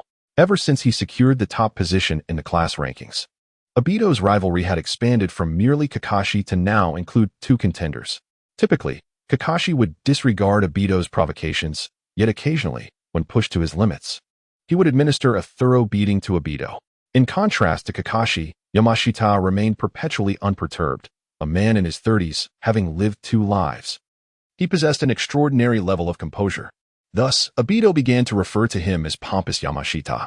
Obito, you actually managed to arrive on time today? Did you not encounter the old lady? I did, but I did not offer assistance. Why not? Aren't you the one who relishes helping others? Humph. Just yesterday, I overheard that old lady denigrating Lord White Fang in the company of others. Yamashita's shadow clones always dispersed immediately after school, while his original self had remained secluded for the past 2 months, dedicating himself entirely to mastering medical ninjutsu, oblivious to the whispers circulating within the village. Obito, what has happened to Lord White Fang? Pompous Yamashita, are you truly unaware? Yamashita shook his head. Obito sighed and explained. It is as follows. Lord White Fang and a companion were dispatched on a covert mission to Sunagakure. However, the village laid a trap, capturing his companion. Lord White Fang chose to abandon the mission to rescue his comrade. I have heard that this mission resulted in significant losses for the village, leading to discontent among the villagers. The most infuriating part is that 3 days ago, the very companion saved by Lord White Fang has turned around to blame him. Indeed, the matter at hand was as such. It was now the 38th year of Konoha, and in the original narrative, Kakashi, devastated by his father's death, chose to graduate early to vindicate his father. Thus, by the timeline, the demise of Tsukumo Hatake should occur within these few days. Kakashi was one of the few friends Yamashita valued, and he held a deep connection with Tsukumo and his parents, regardless of the circumstances. Yamashita would not allow Tsukumo to perish. Obito, you should head to school first. I have something to attend to and will join you shortly. Yamashita was uncertain of the exact moment Tsukumo might take his own life, but he was certain that it would occur a few days after the companion's accusations. Since Obito mentioned it was 3 days prior, it was highly plausible that the suicide might happen today or tomorrow. After sending Obito off, Yamashita turned and raced toward Kakashi's home. With his formidable mental fortitude, he would not forget a place he had visited before, and he swiftly made his way to the Hatake residence. No one was guarding the Hatake home, in Konoha, aside from the Hokage. No one dared intrude upon the Hatake household. Noticing the absence of any witnesses, Yamashita entered the premises. The Hatake home appeared unchanged since he was 1 year old, and he quickly made his way to the inner chamber. There, he found Tsukumo Hatake, his heart pierced by a dagger, lying in a pool of blood. Lord White Fang. Yamashita gasped, startled. Had he arrived too late? He rushed over and, after a thorough examination, determined that Tsukumo had attempted suicide only moments ago, but he was not dead. Though his heart was pierced and blood flow to his brain was insufficient, he had entered a state of suspended animation. Yamashita was confident he could save him. In the mountains, Yamashiro Haruka unleashed the palm technique, intending to first mend Hatake Tsukumo's heart. At that moment, a ninja donning an animal mask stealthily approached. The Yamashiro clan predominantly consisted of sensory-type ninjas, and Yamashiro Haruka was no exception. He had already sensed the masked ninja's presence as soon as he appeared. Feigning ignorance, he utilized his left hand to employ palm sage technique to heal Tsukumo's heart while quietly forming a chakra scalpel with his right hand. Just as the ninja prepared to strike, Yamashiro Haruka abruptly turned, and with a swift motion, the chakra scalpel severed the masked ninja's leg tendons. Had it not been for Yamashiro Haruka's limited height, that strike could have easily ended the ninja's life by slicing through his throat. With his leg tendons severed, the masked ninja collapsed to the ground, allowing Yamashiro Haruka to finally discern his attire, which bore an uncanny resemblance to the garb of the umbu or root in the original narrative. "Who are you? Why did you ambush me?" Yamashiro Haruka inquired while maintaining the palm sage technique. The masked ninja remained silent, and Yamashiro Haruka chose not to engage further, focusing intently on mending Tsukumo's heart. In a past life, the brain would suffer irreversible damage after just 4 minutes of oxygen deprivation, and even in the world of Naruto, where chakra exists, Yamashiro Haruka could not ascertain how long Tsukumo's brain could endure such a state. The ice release, freezing technique was one that Yamashiro Haruka had developed based on his own physique. This technique could temporarily freeze a human body, which consists of approximately 70 to 75% water. Even bones contain about 10 to 40% moisture.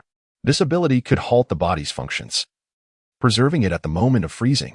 In a bid to save Hitaki Tsukumo, Yamashiro Haruka employed ice release for the first time in front of an outsider. The masked ninja, whose tendons had been severed by Yamashiro Haruka, was most likely affiliated with Root. The umbu of Konoha would not indiscriminately attack villagers. Given the events from his previous life in the anime, Yamashiro Haruka surmised that the third Hokage was unaware of Tsukumo's suicide, and the village's public opinion was not orchestrated by him. As the masked ninja observed Yamashiro Haruka's ice release, he sensed the potential danger. Currently, Yamashiro Haruka had no intention of revealing his greatest secret. Only the dead could keep secrets. He once again concentrated chakra into his right hand to form a scalpel. Although the masked ninja could not move his legs, he had already detected the murderous intent emanating from Yamashiro Haruka. A wave of water release surged forward. But the masked ninja remained composed. A mere wave of water was not worthy of his concern. He needed to be wary of the chakra scalpel. Freeze.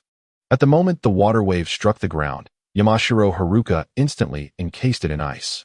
The masked ninja was caught off guard, never expecting Yamashiro Haruka's water technique to suddenly freeze.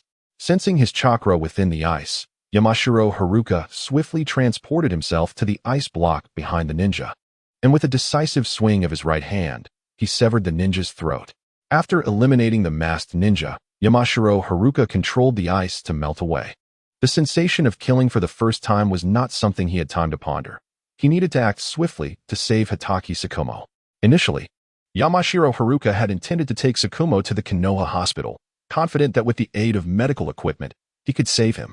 After Sha Yuan assisted Shikuki Tsukumo, he realized that his chakra reserves were nearly depleted. He had unleashed a single instance of sage art, condensed 2 chakra surgical knives, and encased Tsukumo in ice. Shan Yuan's chakra was almost exhausted. The ice he had summoned could only last for 20 minutes, leaving him little time to recover his chakra. Fortunately, fate had not entirely abandoned him. Kakashi's mother, Sunko, heard the sounds of battle from within the inner chamber and rushed over. "Tsukumo," she called out. "Aunt Sunko, it's Sha Yuan, the son of Shanjing. Please help me get Lord White Fang to the hospital."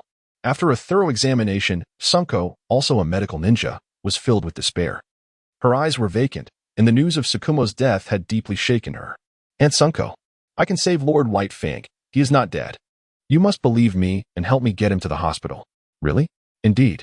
The resolute gaze of Shan Yuan reignited a flicker of hope within Sunko. She lifted the lifeless Shikuki Tsukumo, and Shan Yuan followed closely behind, both racing towards the Konoha hospital. "What? Are you saying Tsukumo is gravely injured?" In the Hokage's office, the third Hokage, Hiruzen Sarutobi, was taken aback by the news brought by the umbu. The Second Great Ninja War had just concluded, and Tsukumo had earned his formidable reputation, instilling fear in the hearts of enemies. Although a previous mission had resulted in some losses for the village, the third Hokage had no intention of blaming Tsukumo. Yet, some individuals, unwilling to remain silent, spread rumors that exaggerated a minor incident. By the time the third Hokage received the news, it was already too late.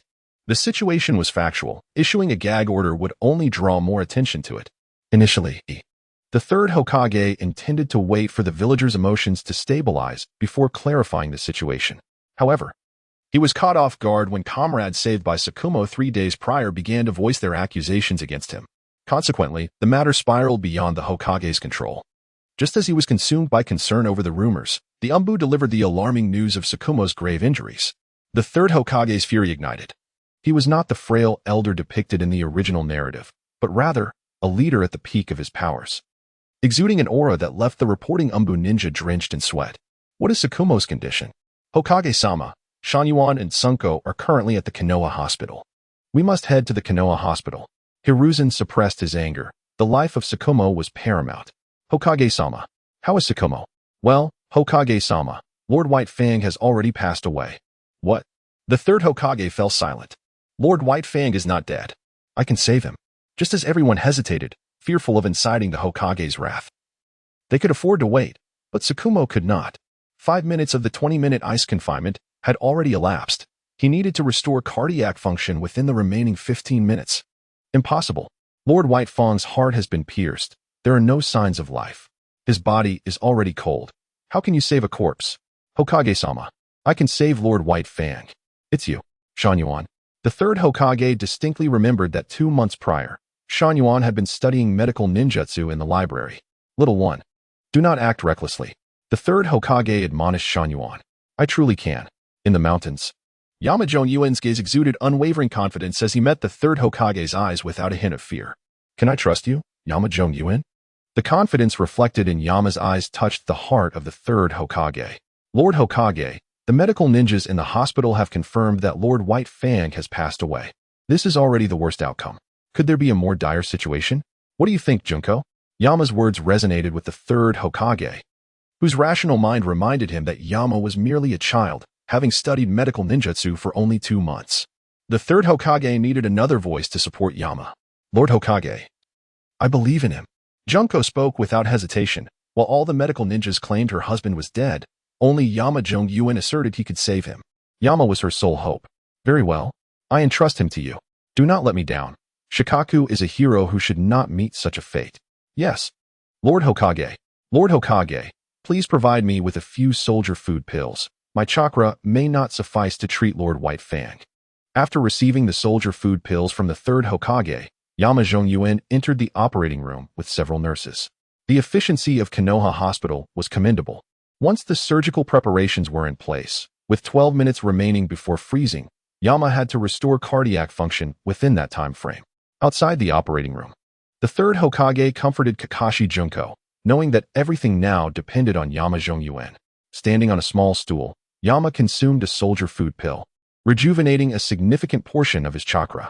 Drawing upon 5 years of surgical experience from his past life, he felt no anxiety in this situation. Yama utilized a chakra scalpel to incise the flesh over Kakashi Shikaku's heart, employing the healing palm technique to directly repair the heart. The absence of flesh enhancing the technique's efficacy. Once the heart was mended, he proceeded to treat Shikaku's external injuries with the same technique. Chidori. Although Yama had never practiced the true Chidori, he did not require its complete form. As he completed the hand seals, faint sparks of electricity flickered from his left hand. Despite the heart's restoration, it did not yet beat. Yama applied electrical stimulation, invoking memories of his past life to prompt the heart's rhythm. With each surge of electricity, Kakashi Shikaku's heart began to beat slowly. As the freezing effect lifted, Shikaku's bodily functions gradually returned to normal alongside the revived heartbeat. Within 12 minutes, Yama successfully pulled Kakashi Shikaku back from the brink of death.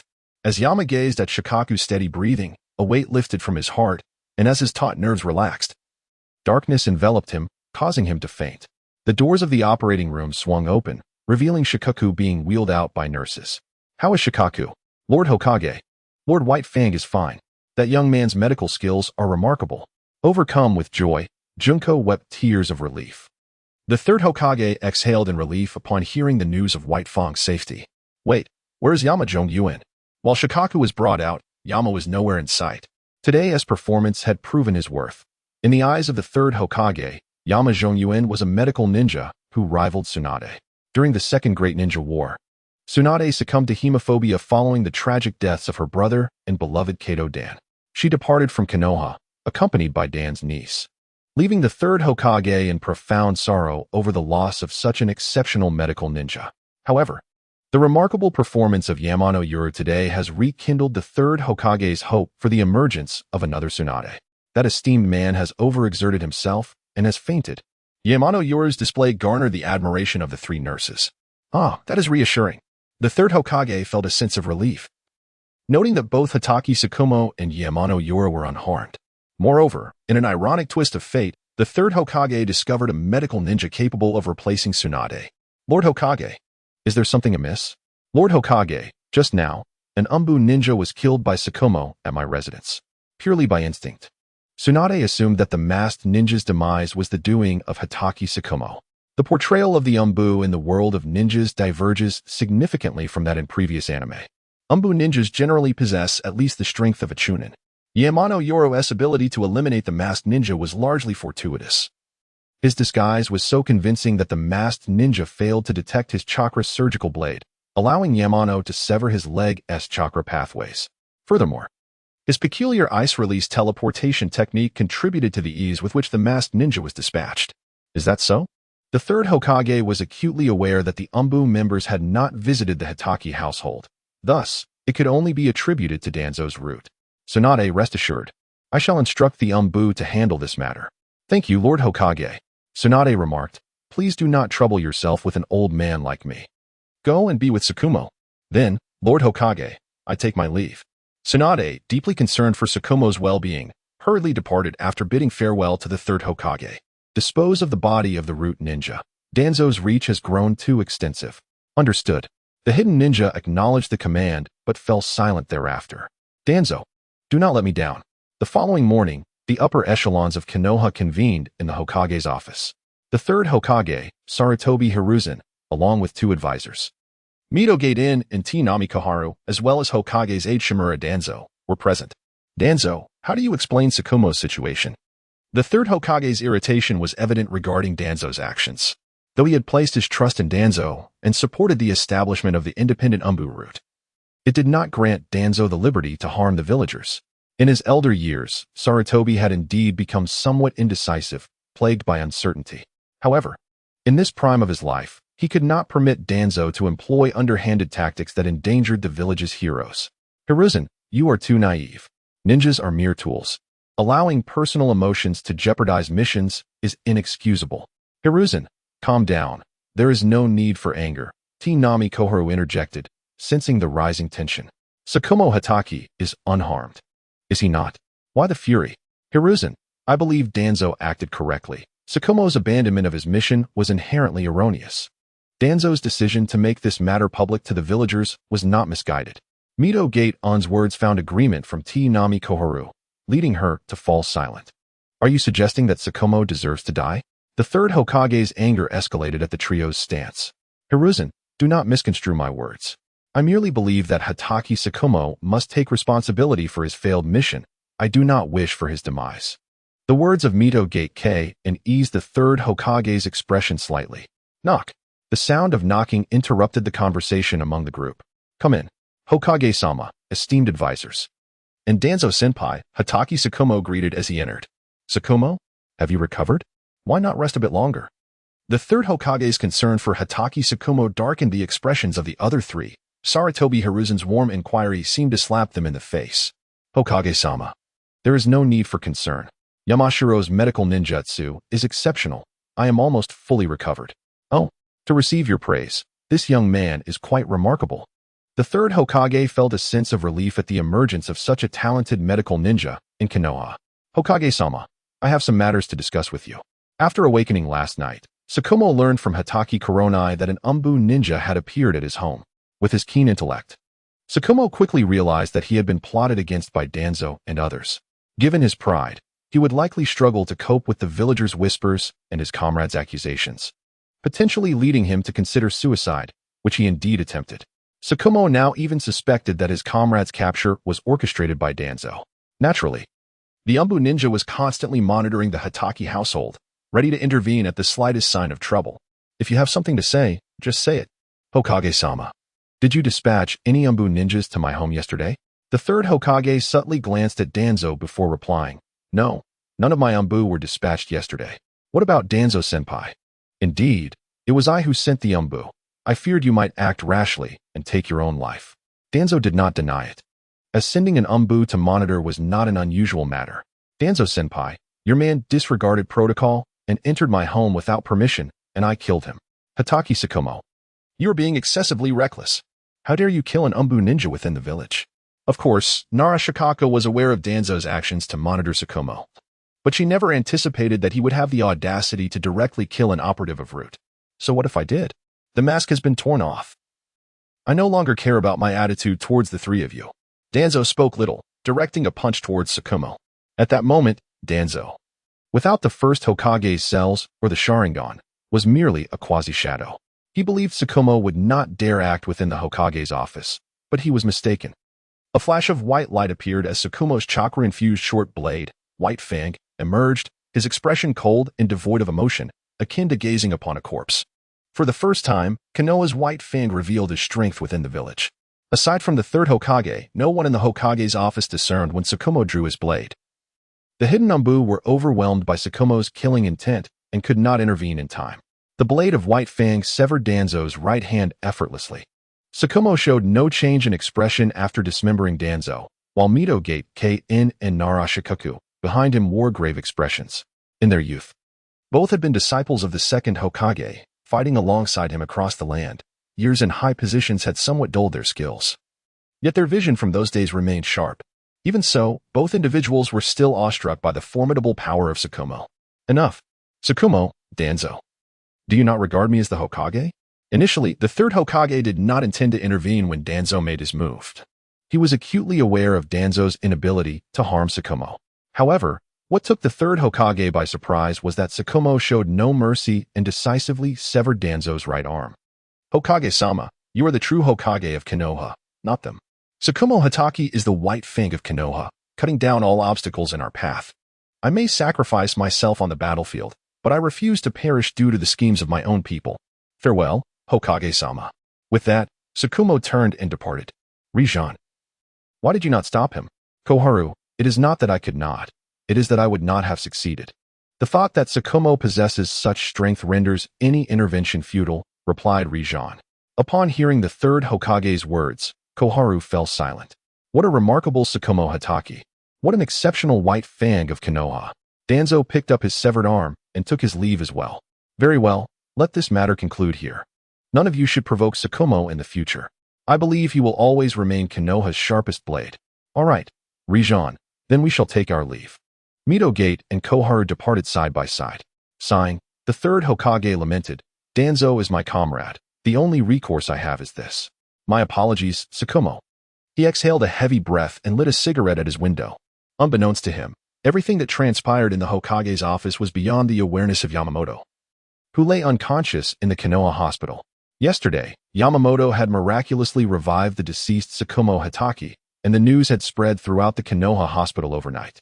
From the director to the cleaning staff, everyone was aware of Yamamoto's brilliant feat outside Yamamoto's ward. A throng of people gathered, eager to catch a glimpse of this 5-year-old prodigious medical ninja. Having exhausted a considerable amount of chakra and endured immense mental strain while saving Tsukumo, Yamamoto finally succumbed to fatigue and fainted. When he awoke, it was already noon.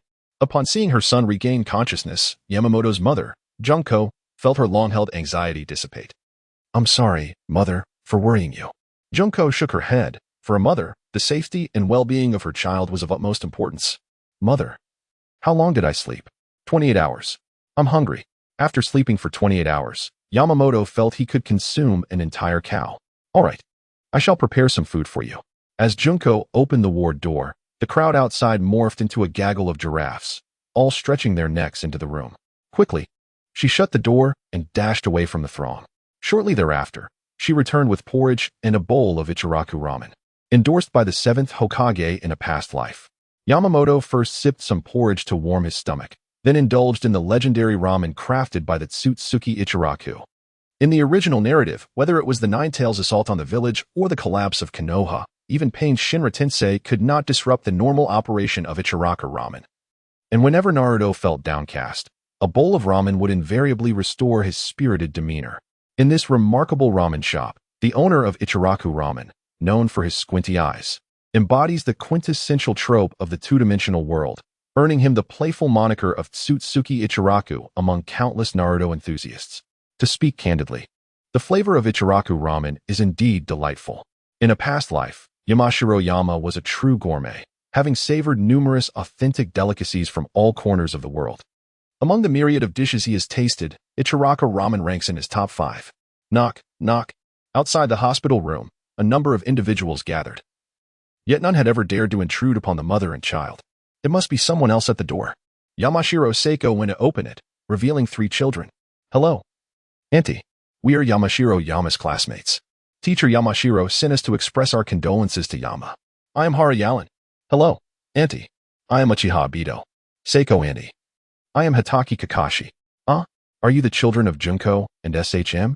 Seiko was pleasantly surprised to see Kakashi, as she had attended his first-month celebration but had not seen him in years due to her son's father's circumstances, which had kept her secluded from friends. Yes.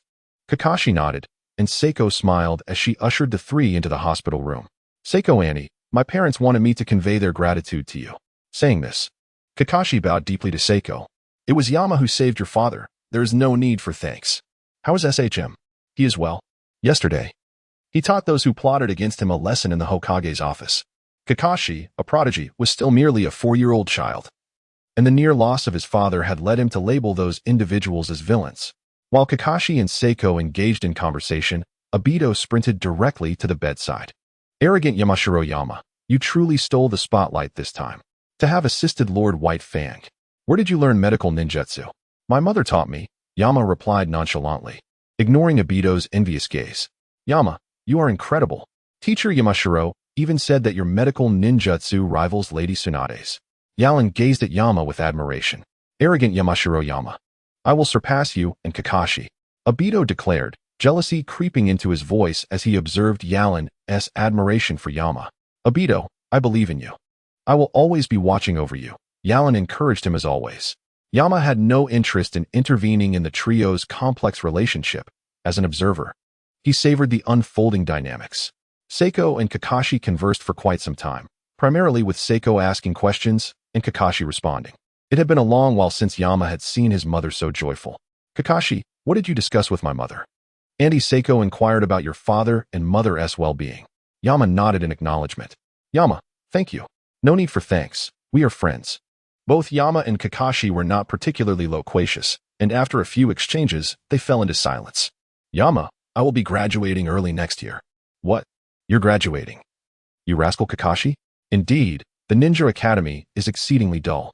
There is little to teach you. Yama expressed his agreement.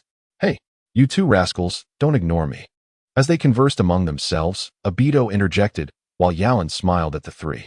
For the time being, I have no intention of graduating. My focus is devoted to the study of lightning release ninjutsu, as I have conceived a new technique that demands considerable time. Yamanaka Akihito is indeed not planning to graduate early. His aspirations do not lie in becoming a medical ninja. The school's shadow clone technique suffices, and he is now intent on mastering the transformation of lightning release. His young, 5-year-old physique constrains the growth of his chakra, compelling him to utilize minimal chakra to achieve maximum impact. Historically, the body techniques of the Reikage have proven to be the optimal choice. One technique that Yamanaka Akihito is determined to acquire is the lightning release chakra mode. This technique allows the concentration of lightning release chakra at the surface of the body, enveloping him in a cocoon of lightning chakra. Though merely a basic ninjutsu, it possesses the advantage of continuous enhancement. The greater the quantity of lightning release chakra, the stronger the defense of the lightning armor becomes. Additionally, lightning release chakra stimulates cellular vitality, resulting in increased speed and responsiveness.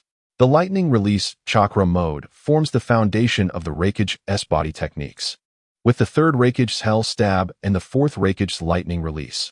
Lightning Cutter developed through the integration of this mode with body techniques and nature transformations. Understanding the principles behind the lightning release chakra mode, Yamanaka Akihito merely needs to master the transformation of lightning release and then guide it, enabling him to learn his own version of the lightning release chakra mode. The most suitable technique for practicing the transformation of lightning release is Chidori. In the original narrative, the only technique created by the copy ninja Kakashi, the choice of Chidori is inspired by Sasuke's development of advanced techniques such as Chidori Sharp Spear, Chidori String, and Chidori Blade through the transformation of lightning release. Kakashi also developed an advanced version called Raikiri. As the saying goes, standing on the shoulders of giants allows one to see further. Yamanaka Akihito plans to commence his study of Chidori and practice the transformation of lightning release upon his discharge from the hospital. Yamanaka Akihito. Even the usually amiable Haruno Rin was irked by him, as he seemed distracted while conversing with others. My apologies. I was lost in thought. You silly Akihito. Rin just said we were leaving. You definitely didn't hear that, did you? A disgruntled Obito chimed in. Well then, Kakashi, Rin, Obito, farewell. After bidding farewell, the trio departed. Yamanaka Akihito's body had nearly recovered, and the pressure from Kakashi's early graduation weighed heavily on him. He did not wish to squander time in the hospital.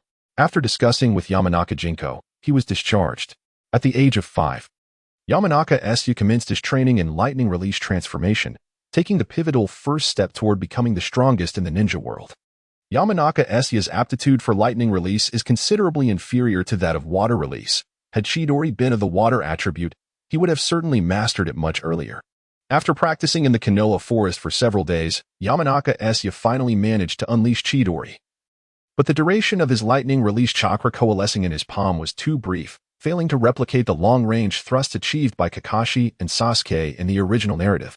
While the original text mentions that Chidori was developed for assassination purposes, Yamanaka Akihito does not intend to pursue that direction. According to Yamashiro's vision, the study of Chidori and the development of Chidori Sharp Spear, Chidori Blade, and Chidori Stream all aim to master the transformations of lightning release. The duration of lightning chakra's attachment to the palm during Chidori was too brief. Through experimentation, Yamashiro discovered that it was a matter of chakra volume. He had been focusing on maintaining the stability of Chidori while neglecting the input of chakra. Indeed, when Yamashiro continuously channeled chakra into Chidori, the lightning chakra adhered to his palm stabilized. At the moment the technique was completed, it resembled a cacophony of 1,000 birds, startling the birds in the forest. Yamashiro activated his Sharingan and dashed towards a distant rock, shattering it effortlessly with a resounding crack. At last, Yamashiro had successfully mastered Chidori. Embracing the spirit of not forgetting the well-digger when drinking water, he decided to impart Chidori to Kakashi, the original creator within the narrative. Kakashi, you will graduate next year. I have an early graduation gift for you. What gift? Children delight in receiving gifts, and Kakashi was no exception. Yamashiro specifically summoned him to the Konoha forest, where Kakashi awaited the present with eager anticipation. This is a high-level ninjutsu I developed myself, Chidori. You developed it yourself? A high-level ninjutsu? Kakashi's dead fish eyes shone with admiration. And even Yamashiro, thick-skinned as he was, felt the weight of the original creator's gaze upon him, a mere plagiarist. Ahem, Kakashi, let us begin. Kakashi's innate talent for lightning release surpassed Yamashiro's. Within just 3 days, he had already mastered Chidori. At 4 years old, Kakashi's chakra was limited, allowing him to execute the technique only once. In the original narrative, Kakashi developed Chidori only after becoming a jonin. However, now, at the tender age of 4, he had already learned this technique, and when he eventually became a jonin, Chidori would undoubtedly shine brilliantly in his hands.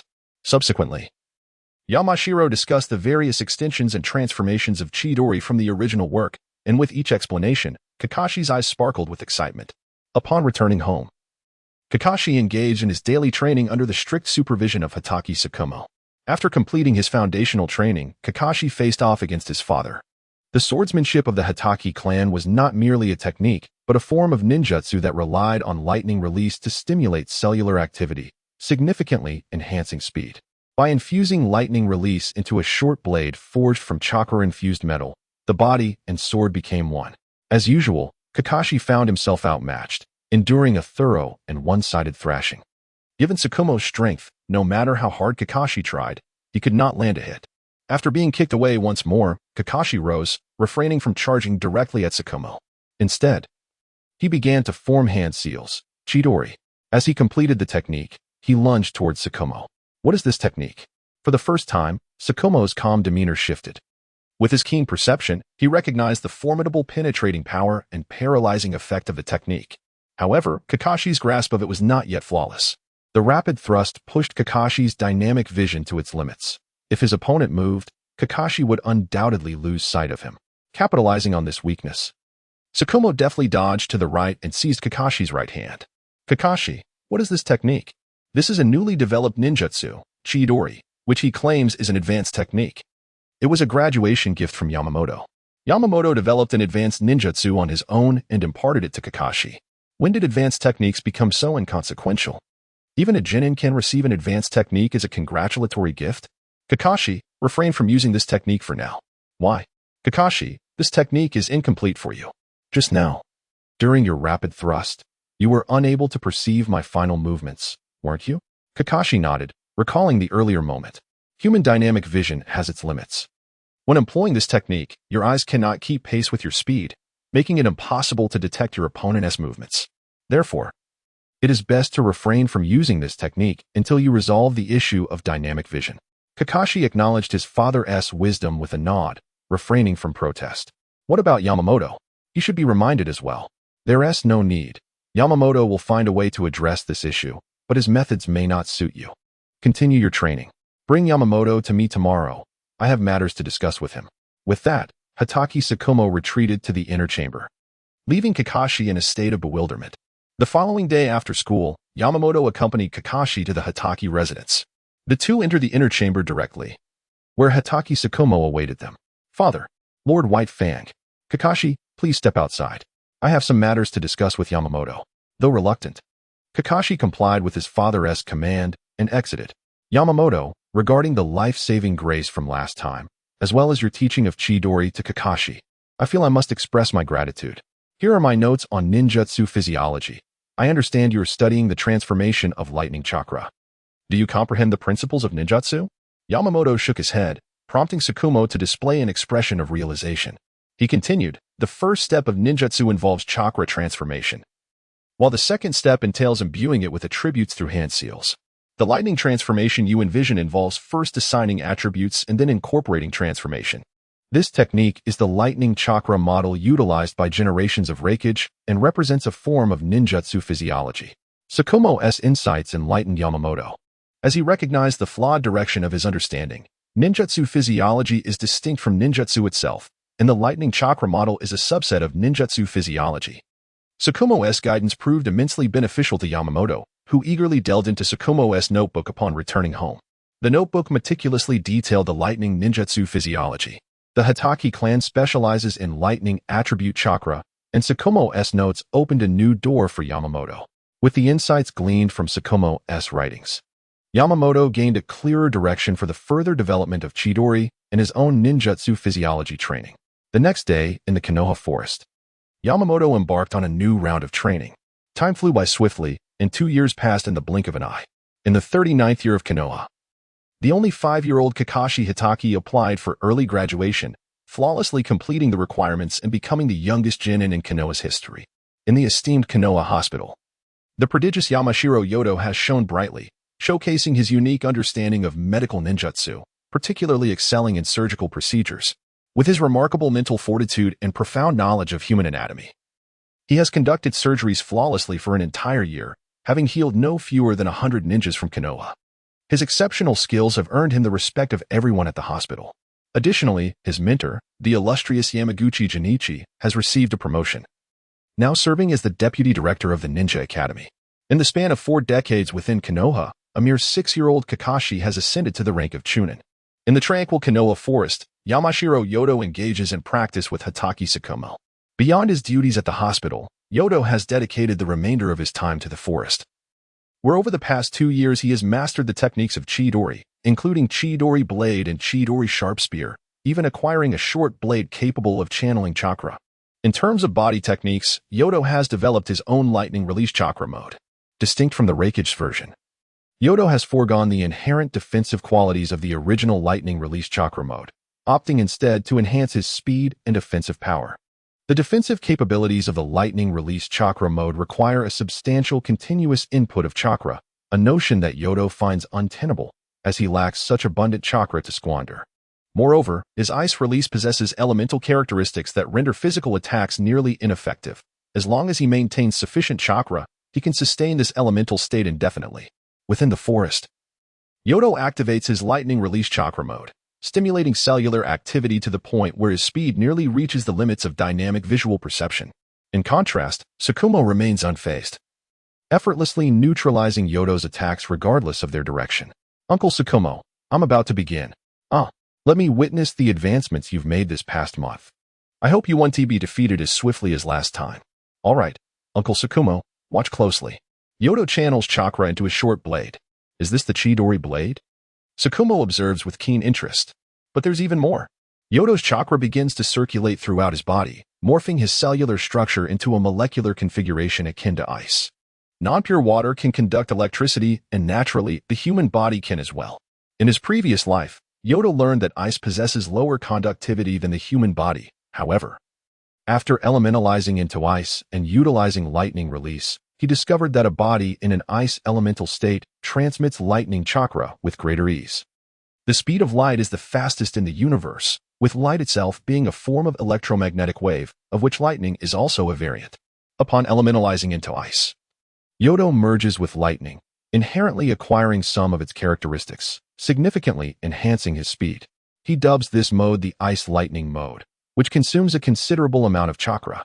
Currently, his chakra reserves are slightly above those of an elite Chunin in the original narrative, allowing him to maintain the Ice Lightning mode for a maximum of 2 minutes. As Yodo's speed surges, Tsukumo remains entirely composed. After 2 years of practice, Yodo has consistently surprised him, and he has grown accustomed to such surprises. Yodo streaks forward like a bolt of blue lightning towards Tsukumo, who, as always, raises the white fang to block the attack.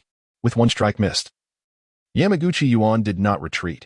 He formed a single-handed seal for Lightning Cutter. Is this truly a one-handed seal? Over the past 2 years of monthly sparring, Hatake Tsukumo infused chakra into the white fang, creating a chakra-infused short blade that radiated with a white glow, resembling the scythe of the Grim Reaper, effortlessly severing the lightning cutter. Yamaguchi Yuan was not willing to concede. He activated his Sharingan, 2 tomo embedded in his crimson pupils, employing illusion technique, Narakujin. Yuan, you used this technique 6 months ago. Upon finishing his words, Hatake Tsukumo instantaneously appeared behind Yamaguchi Yuan. Although Yuan's Sharingan had captured Tsukumo's movements, his body could not keep pace. The use of illusion and lightning cutter left him unable to maintain the Ice Thunder mode. And Tsukumo's short blade was poised at Yuan's neck, concluding this practice match. Uncle Tsukumo, you truly are monstrous. Despite utilizing all his trump cards, Yamaguchi Yuan could not inflict even the slightest injury on Hatake Tsukumo, leading him to express his exasperation at such overwhelming strength. Yuan, you are already quite formidable. You can even perform one-handed seals. At the age of 7, you managed to infuse chakra into the white fang, a privilege not often granted to ordinary jonin. In truth, Yamaguchi Yuan was only adept at the one-handed seals for Chidori and Lightning Cutter. Then, Uncle Tsukumo, can I now defeat a jonin? Merely relying on lightning release chakra mode and Chidori blade still presents a gap. Perhaps it would suffice against a special jonin. If you employ your speed-enhancing technique along with the Sharingan against a standard jonin, you should be adequate. Jonin are considered the backbone of the ninja world. Aside from the 4 major ninja villages in Konoha, each village has only about 10 elite jonin, in addition to 3 or 4 quasi-kage and 2 or 3 kage-level powerhouses. Yamaguchi Yuan had already acquired the capability to protect himself. 2 years have passed, and that fellow Kakashi has already become a Chunin. I should also be graduating soon. You are now the prized possession of Konoha Hospital. The 3rd Hokage is not likely to allow you to graduate so easily. Yamaguchi Yuan understood that a genin appeared insignificant compared to the exceptional medical ninjas who could save Chunin and jonin. Even so, I wish to apply for graduation.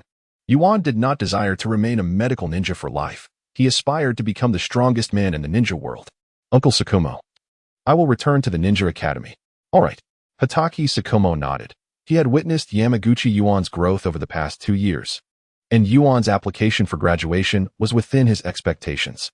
To graduate early from the Ninja Academy, students must submit a graduation application through their teacher, after which the Hokage's approval is required to commence the graduation examination. Passing the exam would allow them to graduate and become a genin. The Hokage typically does not reject graduation applications unless the student is exceptional in their deficiencies. However, Yamaguchi Yuan had consistently ranked first, leaving the Hokage without a reason to refuse. Upon returning to the Ninja Academy, Yamaguchi Yuan sought to submit his graduation application to Yamashiro Junichi, as well as to see Abido and Rin. Most of the students in the academy were merely acquaintances, but Kakashi and his 2 companions were among Yamaguchi Yuan's few friends. He found Yamashiro Junichi in the administration office and submitted his graduation application before heading to the classroom he had not visited in a while. As he returned, the class had just ended. What a pompous return, Yamaguchi Yuan. What brings you back? The first to notice him was Obito, who was dozing off on the desk. Yuan. You're back. After Dato, Lin also saw Yamashita in the field. The three of them proceeded to the playground. Dato, Lin, I am about to apply for graduation. Humph, Yamashita. I will soon catch up with you both. Then you must put in the effort. Lin, you too, give it your all. I will. After bidding farewell to the two, Yamashita left the ninja academy, for tomorrow he would become a ninja. In the Hokage's office, a graduation application lay on the desk of the third Hokage. Standing by the window, the third Hokage was smoking, while Yamashiro Junichi, who had come to submit the graduation application, waited for his approval. Junichi, do you think Yamashita will successfully graduate? Lord Hokage, if it were a standard examination, Yamashita would undoubtedly pass. The third Hokage was not surprised by Junichi's response. After all, 2 years ago, Yamashita had already been capable of becoming a genin, not to mention 2 years later. From the third Hokage's perspective, he did not wish for Yamashita to graduate early. Just as Yamashita and Kakashi believed, there was no comparison between Dr. Yamashita of Konoha Hospital and Yamashita as a genin. After much contemplation, the third Hokage ultimately thought it best for Yamashita to remain at the academy a while longer. He had no reason to refuse Yamashita's application for early graduation, nor would he. The third Hokage resolved to teach Yamashita a lesson during tomorrow's examination, hoping to dissuade him from the notion of early graduation and encourage him to focus on his work at Konoha Hospital. Junichi, I have approved it. Inform Yamashita to report at the third training ground at 9 a.m. tomorrow. Yes, Lord Hokage. Junichi conveyed the examination time to Yamashita. How exciting.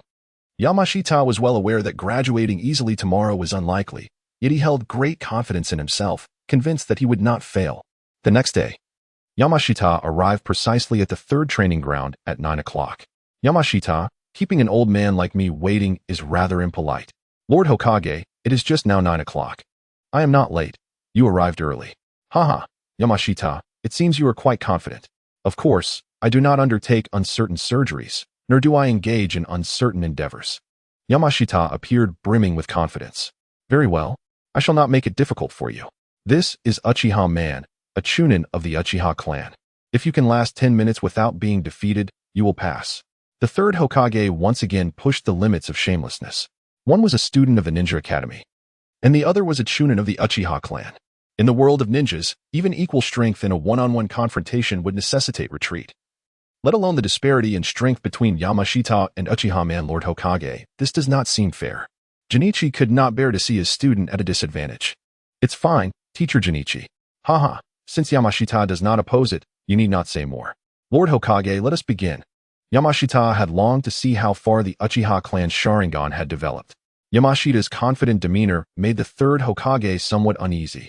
Glancing at the eager Yamashita and then at Uchiha Man, who possessed the strength of an elite chunin, he declared, let the examination commence. At the third training ground, Yamashita and Uchiha Man faced each other, the latter appearing to be in his early 20s, gazing coldly at Yamashita. Young brat, being a ninja is not child's play. I advise you to retreat, now to avoid injury later. I suggest you activate your Sharingan, lest you fail to perceive my speed and face a swift demise. How audacious of you to seek your own end. Uchiha Man was incensed by Yamashita, his fingers weaving through the hand seals. Snake, horse, monkey, boar, rat, tiger, fire style, great fireball technique. Despite lacking a fire affinity, Yamashita had witnessed this technique seals countless times. As Uchiha Man commenced his seals, Yamashita preemptively unleashed water style, water chaos wave, extinguishing the great fireball the moment it was released. How could this be? Uchiha Man gasped, astonished that Yamashita's sealing speed surpassed his own. He executed 4 seals per second, whereas Yamashita only began after observing his movements, releasing his ninjutsu a full second faster, at least 5 seals in that time. True to his elite Genin status, Uchiha Man, upon realizing Yamashita's superior sealing speed, abandoned his ninjutsu in favor of taijutsu attacks. Are you not going to activate your Sharingan? If you delay, you may lose your chance. After several exchanges, Uchiha Man found his taijutsu insufficient against Yamashita. As 10 minutes elapsed, Uchiha Man recognized Yamashita's words held truth. Without activating the Sharingan, he risked defeat. With a dismissive grunt, he activated his Sharingan, only for Yamashita to feel a hint of disappointment. Uchiha man bore only a double tomo. Yamashita's interest waned, and he shifted into lightning release chakra mode. This is lightning release chakra mode? The third Hokage observed Yamashita with incredulity, taken aback by the boy's exceptional prowess in lightning techniques, rivaling that of medical ninjas. Uchiha man. This is the end. With that proclamation, Yamashita executed a lightning-quick movement, appearing behind Uchiha man. The double tomo Sharingan barely registered Yamashita's figure. And yet Uchiha man's body could not respond in time. Yamashita's short blade pressed against Uchiha man's nape. I concede. Uchiha man admitted with surprising clarity. Hokage-sama. May I graduate now? You have truly astonished this old man. You have passed your examination. You are now officially a genin of Konoha. In the eyes of the gathered crowd, Yamashita's demonstrated strength was more than sufficient for self-preservation. Following this, Yamashita visited the photo studio, completed his ninja registration form, and formally became a genin of Konoha. However, after attaining his genin status, Yamashita found himself without a guiding teacher or any assigned missions. He continued his daily routine, traversing between Konoha Hospital and the forest. A month later, unable to endure the inactivity, he approached the third Hokage. Hokage-sama. Why have I not been assigned a teacher or a mission? Well, Yamashita, as of now, all teams in Konoha are at full capacity, leaving no suitable squad for your placement. Perhaps you could wait a little longer? I will contemplate how best to arrange things. Yamashita could easily discern the Hokage's intentions and felt exasperated by the old man's shamelessness. Then, Hokage-sama, I shall wait at home. In the meantime, regarding matters at the hospital, Yamashita, I just remembered. There remains one jonin without a disciple. The threat posed by Yamashiro was still quite formidable. And the third Hokage quickly recalled it. Hokage-sama, please do not deceive me so casually. How could I? This individual is among the elite jonin of Konoha. With the third Hokage's assurance, Yamashiro could only leave with a sense of skepticism. The elite jonin of Konoha? After pondering for quite some time, he could not deduce who it might be. The fourth Hokage, Minato Namikaze, was currently stationed at the borders of the land of Earth, while Kakashi Hitaki had also taken on a mission and was about to depart. After much contemplation, Yamashiro found himself at a loss regarding the identity of this distinguished jonin. Shaking his head, he recalled the third Hokage's unreliability, which only diminished his confidence in the mentor he was to meet the following day. With little hope for the instructor mentioned by the third Hokage, Yamashiro leisurely made his way to the Hokage Tower the next day, arriving well past 10 o'clock. After greeting the guarding ninja downstairs, he ascended the stairs. As he approached the office door, he was about to knock when sounds of commotion erupted from within. Could it be an assassination attempt on the Hokage? Activating his lightning release chakra mode, he unsheathed his Chidori blade and slowly pushed the door open. With a burst of lightning release chakra, Yamashiro positioned himself between the two confronting individuals in an instant. Hokage-sama, are you all right? Yamashiro, if you had arrived any later, it would have been a problem. This is your mentor. She's been waiting for you and is growing impatient, almost ready to dismantle my office. Upon hearing the third Hokage's words, Yamashiro's expression darkened. He shot a disdainful glance at the third Hokage. Sir, you are the Hokage. Could you not exude a bit more authority? This submissive demeanor is rather unbecoming. Hey, I'm talking to you. Are you truly my disciple? The voice of the woman was crisp and melodious, yet her tone was undeniably irksome. Her impolite interruption pulled Yamashiro from his internal monologue about the third Hokage, and he turned to face his mentor. To his astonishment, he exclaimed, "No way." Before him stood the striking red-haired beauty, Kushina Uzumaki. Kushina Uzumaki, the mother of Naruto. The wife of the fourth Hokage, Minato Namikaze, a member of the Uzumaki clan, renowned for her expertise in sealing techniques, and the current host of the Nine Tails. In the original narrative, Kushina was known for her fiery temper, having bested most of her contemporaries, earning her the title of Blood Red Pepper. The Nine Tails incident occurred due to a loosening of the seal during childbirth, which allowed Obito to unleash the beast. Thanks to the Uzumaki clan's immense vitality, Kushina survived long enough to utilize the unique chakra of her lineage and the bloodline limit technique, adamant sealing chains, to once again seal the Nine Tails.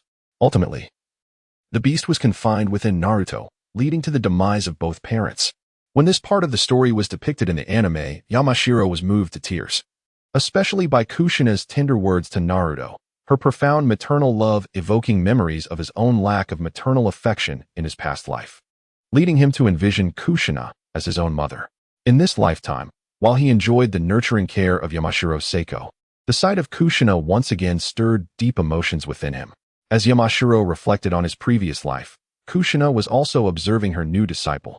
She had already heard of him, the youngest medical ninja in Konoha, comparable to Tsunade, the legendary healer. It is a widely acknowledged fact among the residents of Konoha Hospital. Although this child hails from the Yamanaka clan, he possesses the same raven-black hair as the Uchiha clan. His features may not be strikingly handsome, but he certainly has a certain charm that is easy on the eyes. When Yamanaka entered in his lightning chakra mode, Kushina was taken aback. Being the host of the Nine Tails, she rarely had the opportunity to venture beyond the village. Yet, as a jonin of Konoha, she was well acquainted with the lightning shadow's body techniques. The fleeting surprise that crossed Yamanaka in S face did not escape Kushina's keen gaze. After becoming the host of the Nine Tails, she gained the ability to sense good and evil, and it was evident that Yamanaka harbored feelings of affection for her, tinged with a hint of dependence. Upon her arrival in Konoha, she felt warmth from individuals such as Minato Namikaze, Mito Uzumaki, and Hiruzen Sarutobi. However, most others regarded her as an outsider, and when some mocked her crimson hair, she silenced them with her fists. Yamanaka's affection and reliance on her brought Kushina great joy. She was thoroughly pleased with this disciple. That old man, I shall take this disciple. Upon hearing Kushina's words, the third Hokage sighed with relief. He could not compel her if she were unwilling. After all, the host of the Nine Tails must be treated with utmost care, especially considering her boyfriend was safeguarding Konoha.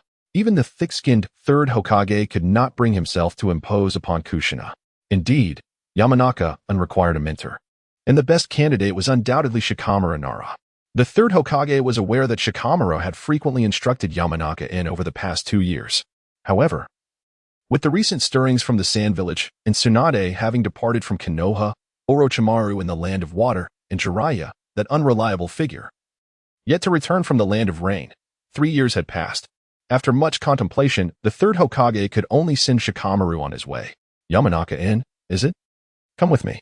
Ignore that stubborn old man, Kushina declared, her usual manner leaving the third Hokage with no recourse. Well then, Hokage-sama, I shall take my leave.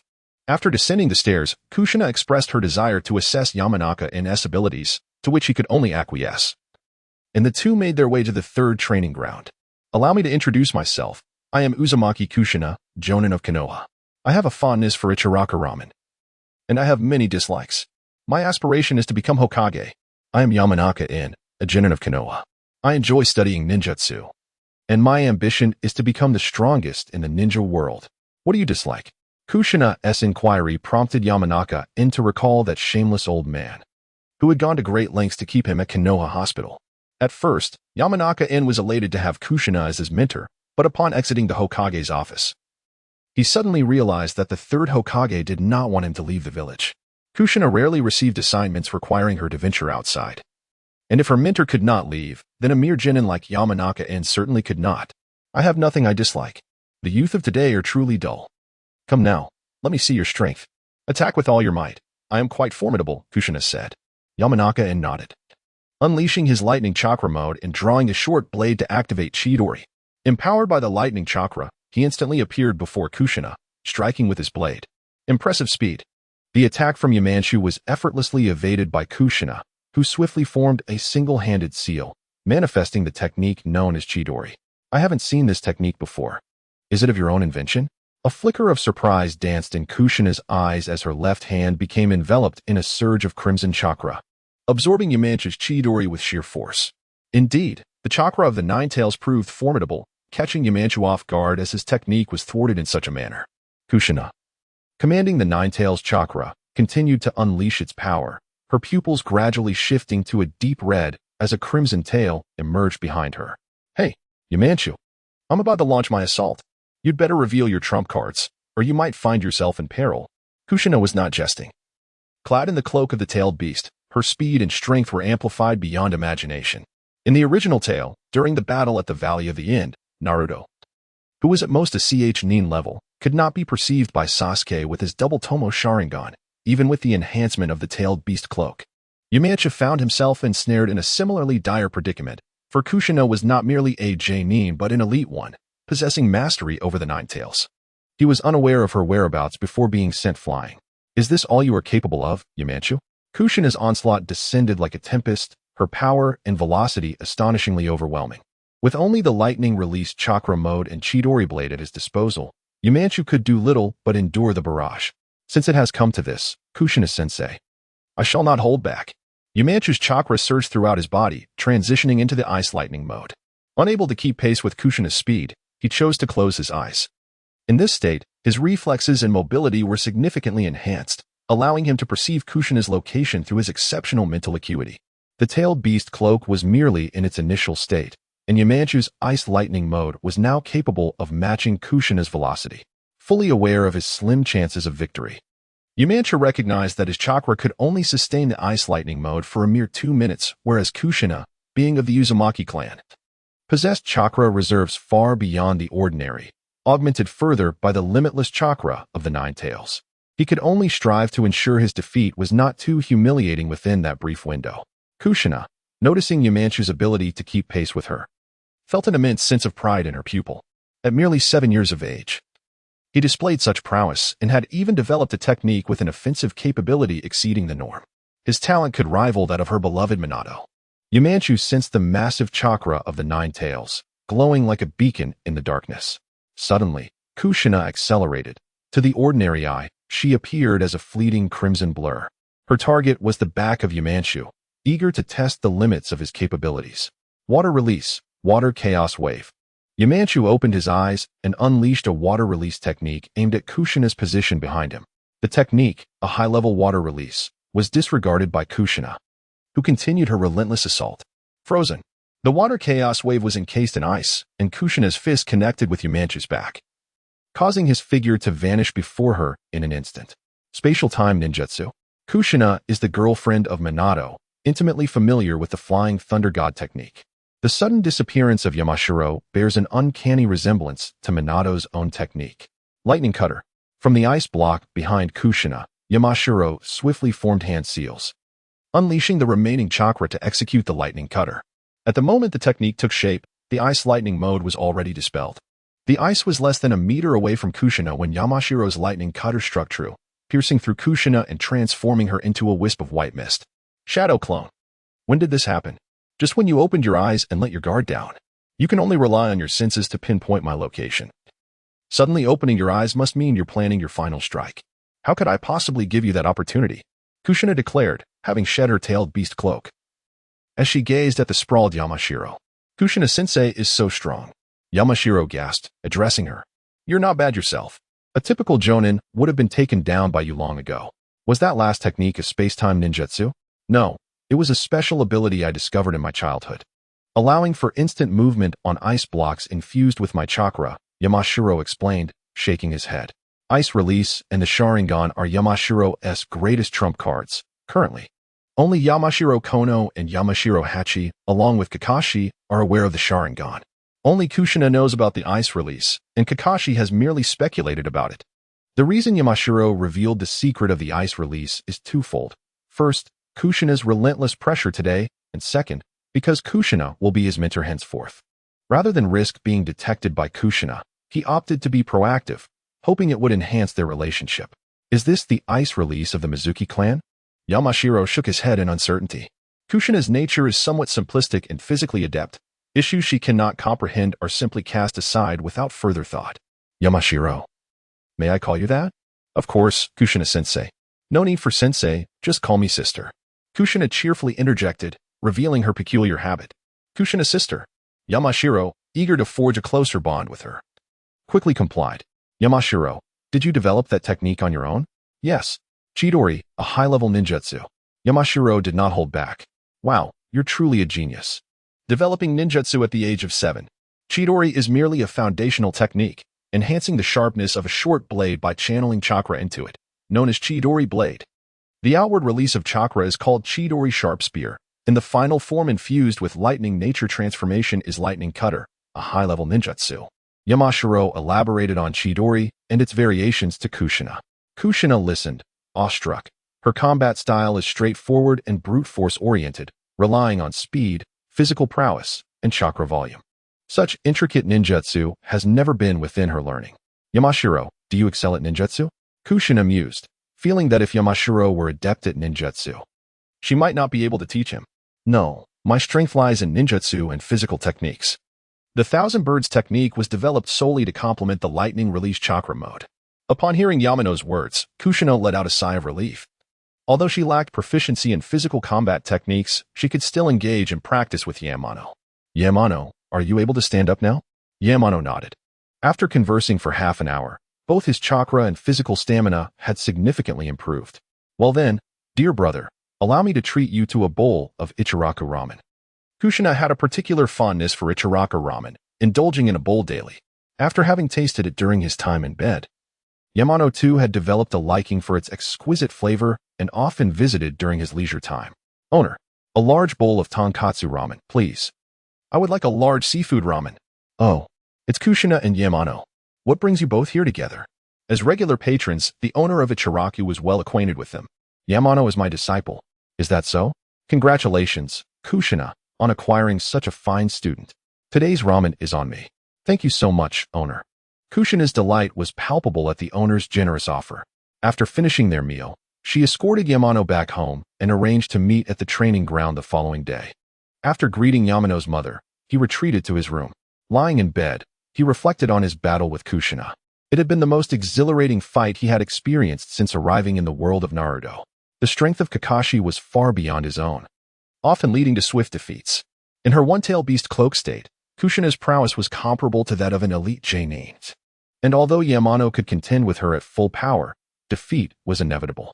Contemplating this, he realized having Kushina as a teacher was indeed a fortuitous arrangement. The following morning at the third training ground, Yamano took the initiative to challenge Kushina. Once she discerned his ninjutsu and attack patterns, Yamano managed to endure only a minute this time. After their morning practice, both he and Kushina expressed their grievances regarding Minato and the third Hokage. Within Kushina's perception of good and evil, she felt warmth emanating from Yamano, and she held no reservations towards him. The other ninjas of Konoha mostly regarded Kushina with awe. Her infamous reputation as the blood-red chili pepper left her with few friends to confide in, yet Yamano's presence provided her with a confidant. Though they had only known each other for a day, Yamano, exuding the same kindness as Minato and Mikoto, quickly earned Kushina's trust. The old man Hokage won't even let me leave the village to carry out missions. What's the big deal about being a Jinchuriki? I can utilize the Nine-Tails chakra now. In an unguarded moment, Kushina inadvertently revealed her identity as the Nine-Tails host. Although she was carefree and oblivious at times, she understood the importance of discretion and recognized that Yamano was one of the few who regarded her with kindness. What if he were to be frightened by the truth of the Nine-Tails? Hey, Kushina, isn't it supposed to be a secret that you're the Nine-Tails Jinchuriki? Yamano's reaction brought relief to Kushina. Her perception of his heart remained unchanged, allowing her to relax. She patted his shoulder and reassured him, saying, such matters are of little consequence. You wouldn't dare to speak of it. Listening to Kushina's words, Yuan was left in a state of confusion. How could trust be established after merely a day of acquaintance? Yuan, are you not surprised to learn that I am the Nine-Tails Jinchuriki? Yesterday, when I saw the tail appearing behind Sister Kushina, I realized it immediately. I had come across records about Jinchuriki in the Konoha library. This is the cloak of a tailed beast, is it not? Indeed, the Konoha library possesses such a book, which Yuan had stumbled upon 2 years prior while studying medical ninjutsu. Then, are you not afraid? Kushina's voice suddenly softened, her gaze cast downward, unable to meet Yuan's eyes. Of course not, he replied. A Jinchuriki is still human, and tailed beasts are not inherently terrifying. I have heard from Uncle Shikamaru that the new Eight-Tails Jinchuriki from the Cloud Village has become good friends with the Eight-Tails. Sister Kushina, you two can forge a friendship with the Nine-Tails. Yuan was aware of the true nature of the Nine-Tails, recalling it merely as a proud fox, rendering fear an impossibility. After a prolonged silence, Kushina pondered Yuan's words. She did not harbor animosity towards the Nine-Tails and often engaged in one-sided conversations with it. For someone like Kushina, who had few friends, the Nine-Tails served as a rare confidant. Although it never responded, in her heart, the Nine-Tails was a friend of sorts. It never refused her when she required chakra. Yuan's words resonated with her. Perhaps humans and tailed beasts could indeed coexist peacefully. Yuan, do you believe there will come a day when humans and tailed beasts can live in harmony? Absolutely, he affirmed, having witnessed the conclusion of the Naruto series. He knew that Naruto had achieved peace with the tailed beasts. Sister Kushina, what is the maximum amount of power you can wield from the 9 tails? Around 3 tails. I suppose. At 4 tails, my consciousness becomes a bit erratic. Sister Kushina, I wish to see the power of the 9 tails at 3 tails. Sure. Upon her agreement, tailed beast chakra began to seep from within Kushina's body. 1 tail, 2 tails, 3 tails. Encased in the cloak of the tailed beast, 3 tails danced behind her. The sheer presence of the 3-tailed form left Yamanaka Yuan drenched in sweat. Kushina in this state undoubtedly possessed strength on par with that of a shadow. In the original story, Naruto, who had only half of the 9 tails power, could severely injure Jiraiya in his 4-tailed state. Thus, the 3-tailed form should not be significantly weaker. Sister Kushina, run to the training grounds entrance at your fastest speed. Kushina nodded, and Yamanaka Yuan activated his Sharingan, fixating intently on her. Nevertheless, he failed to catch sight of Kushina. This was merely 3 tails, truly terrifying. The anime depicted the 9 tails as possessing world-altering power. Initially skeptical, Yamanaka Yuan now stood in silent awe at Kushina's formidable prowess in just her 3-tailed form. In the original tale, Senju Hashirama and Uchiha Madara could effortlessly suppress the 9 tails, rendering such a powerful entity akin to a toy in their hands. Yamanaka Yuan felt an overwhelming pressure. Yuan, are you not from the Yamanaka clan? How do you possess the Sharingan? Only after Kushina dispelled her tailed beast cloak did she notice Yamanaka Yuan's crimson Sharingan. My father is from the Uchiha clan. Sister Kushina, please keep this matter to yourself. No wonder your hair is black. It all makes sense now. Rest assured, my lips are sealed. Who is it that just revealed themselves to be the 9 tails Jinchuriki? Observing Kushina's carefree demeanor, Yamashita felt a pang of regret for trusting the wrong person. For the next few days, Yamashita trained diligently with Kushina, and he found that he could withstand her attacks for increasingly longer durations. As he sensed his strength gradually improving, his earlier anxieties began to dissipate. It was now the 40th year of Konoha. With 2 decades remaining before the story commenced and 22 years until the 4th Great Ninja War, ample time for Yamashita to grow stronger. During their recent training, he noted that Kushina's offensive techniques were rather limited. Her repertoire of ninjutsu was scant, and she lacked any jinjutsu. Her combat style relied primarily on taijutsu and sealing techniques. Given her immense chakra reserves, Yamashita felt compelled to assist Kushina in diversifying her fighting style. Such abundant chakra should not go to waste. Kushina, do you know the shadow clone technique? Shadow clone? Yes. How many clones can you create? I'm not sure. Let me give it a try. With a series of hand seals, Kushina unleashed a flurry of clones, filling the entire 3rd training ground with her shadowy duplicates. Wow, that's a lot. Is it? I can keep going. This is just 1, 0, 0, 0, 1, 0, 0, 0, and that's just the beginning. You're a member of the Uzumaki clan. At that moment, Yamashita wished fervently to belong to the Uzumaki clan, endowed with such copious chakra that he could conjure an icy realm where no one could touch him. At least, no one could catch him. As he gazed at Kushina's flowing red hair, he couldn't help but drool, causing Kushina to feel uncomfortable under his stare. She slapped the back of his head with considerable force. Hey, what was that for? Yamashita glared at her, clearly irritated. I should be asking you the same, making me create so many clones. Kushina, I've thought of a technique that suits you perfectly. Yamashita's wicked grin sent a shiver down Kushina's spine. Once he shared his concept with her, Kushina, too, wore a sinister smile that was equally chilling. At the 3rd training ground, surrounded by 500 of Kushina's shadow clones, the 3rd Hokage remained unfazed. Earlier that day, Kushina had sought him out in his office, requesting his assistance in testing her new ninjutsu. The 3rd Hokage, intrigued, had gladly obliged. Knowing Kushina's personality well, he was eager to see what new technique she had developed. So, Kushina, is your technique merely the shadow clone technique? Of course not, you old coot. Are you ready? Without tapping into the chakra of the 9 tails, Kushina was at most an elite Jonin. And the 3rd Hokage did not believe her techniques could pose any threat to him. Shuriken Shadow Clone. Kushina's clones hurled shuriken at the 3rd Hokage, employing the Shuriken Shadow Clone technique. Faced with a rain of shuriken, the 3rd Hokage formed hand seals and activated Earth Release, Earth Wall, erecting walls of earth around him. Higi, old man, you have been deceived. Kushina unleashed shuriken infused with the chakra of the 9 tails, effortlessly shattering the Earth-style wall. The 3rd Hokage found himself once again exposed to a rain of shuriken, Yet he responded with a torrent of water release, the water barrier technique, managing to deflect a substantial portion of the projectiles. Nevertheless, several shurikens still struck him. Despite the slight force behind Kushina's throws, they were not enough to cause injury, which is why the third Hokage could disperse her shuriken with the water barrier. What do you think of my technique, old man? Kushina gloated as she observed the tattered appearance of the third Hokage. Kushina, your technique is rather ineffective against true powerhouses, particularly those skilled in water and earth release. If you were up against the Tsuchikage, your shuriken would struggle to breach the earth-style wall. Old man, what if the shuriken were infused with Nine-Tails chakra? The third Hokage's expression stiffened. He was well aware of the Nine-Tails' formidable power. If every shuriken had indeed contained such chakra, he would have had to relinquish his position as Hokage. However, he questioned Kushina's capability to simultaneously utilize Nine-Tails chakra with so many shadow clones. The crux of the matter lay in Yamashiro's assumption that such a technique required the cooperation of the Nine-Tails. Currently, Kushina could only manage 200 shadow clones with Nine-Tails chakra, while Yamashiro estimated that Four Tails could empower 500 clones. In the original narrative, even a portion of the Nine-Tails power from Naruto could distribute chakra to nearly 10,000 allied ninjas. With a full Nine-Tails and Four Tails state, Kushina could adequately equip 500 shadow clones.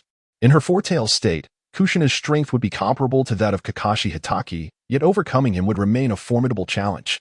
However, with this technique, the distribution of chakra from her Four Tails state to the shadow clones for an initial assault could be executed, and given the ample chakra of the Nine Tails, she could potentially summon Four Tails once more.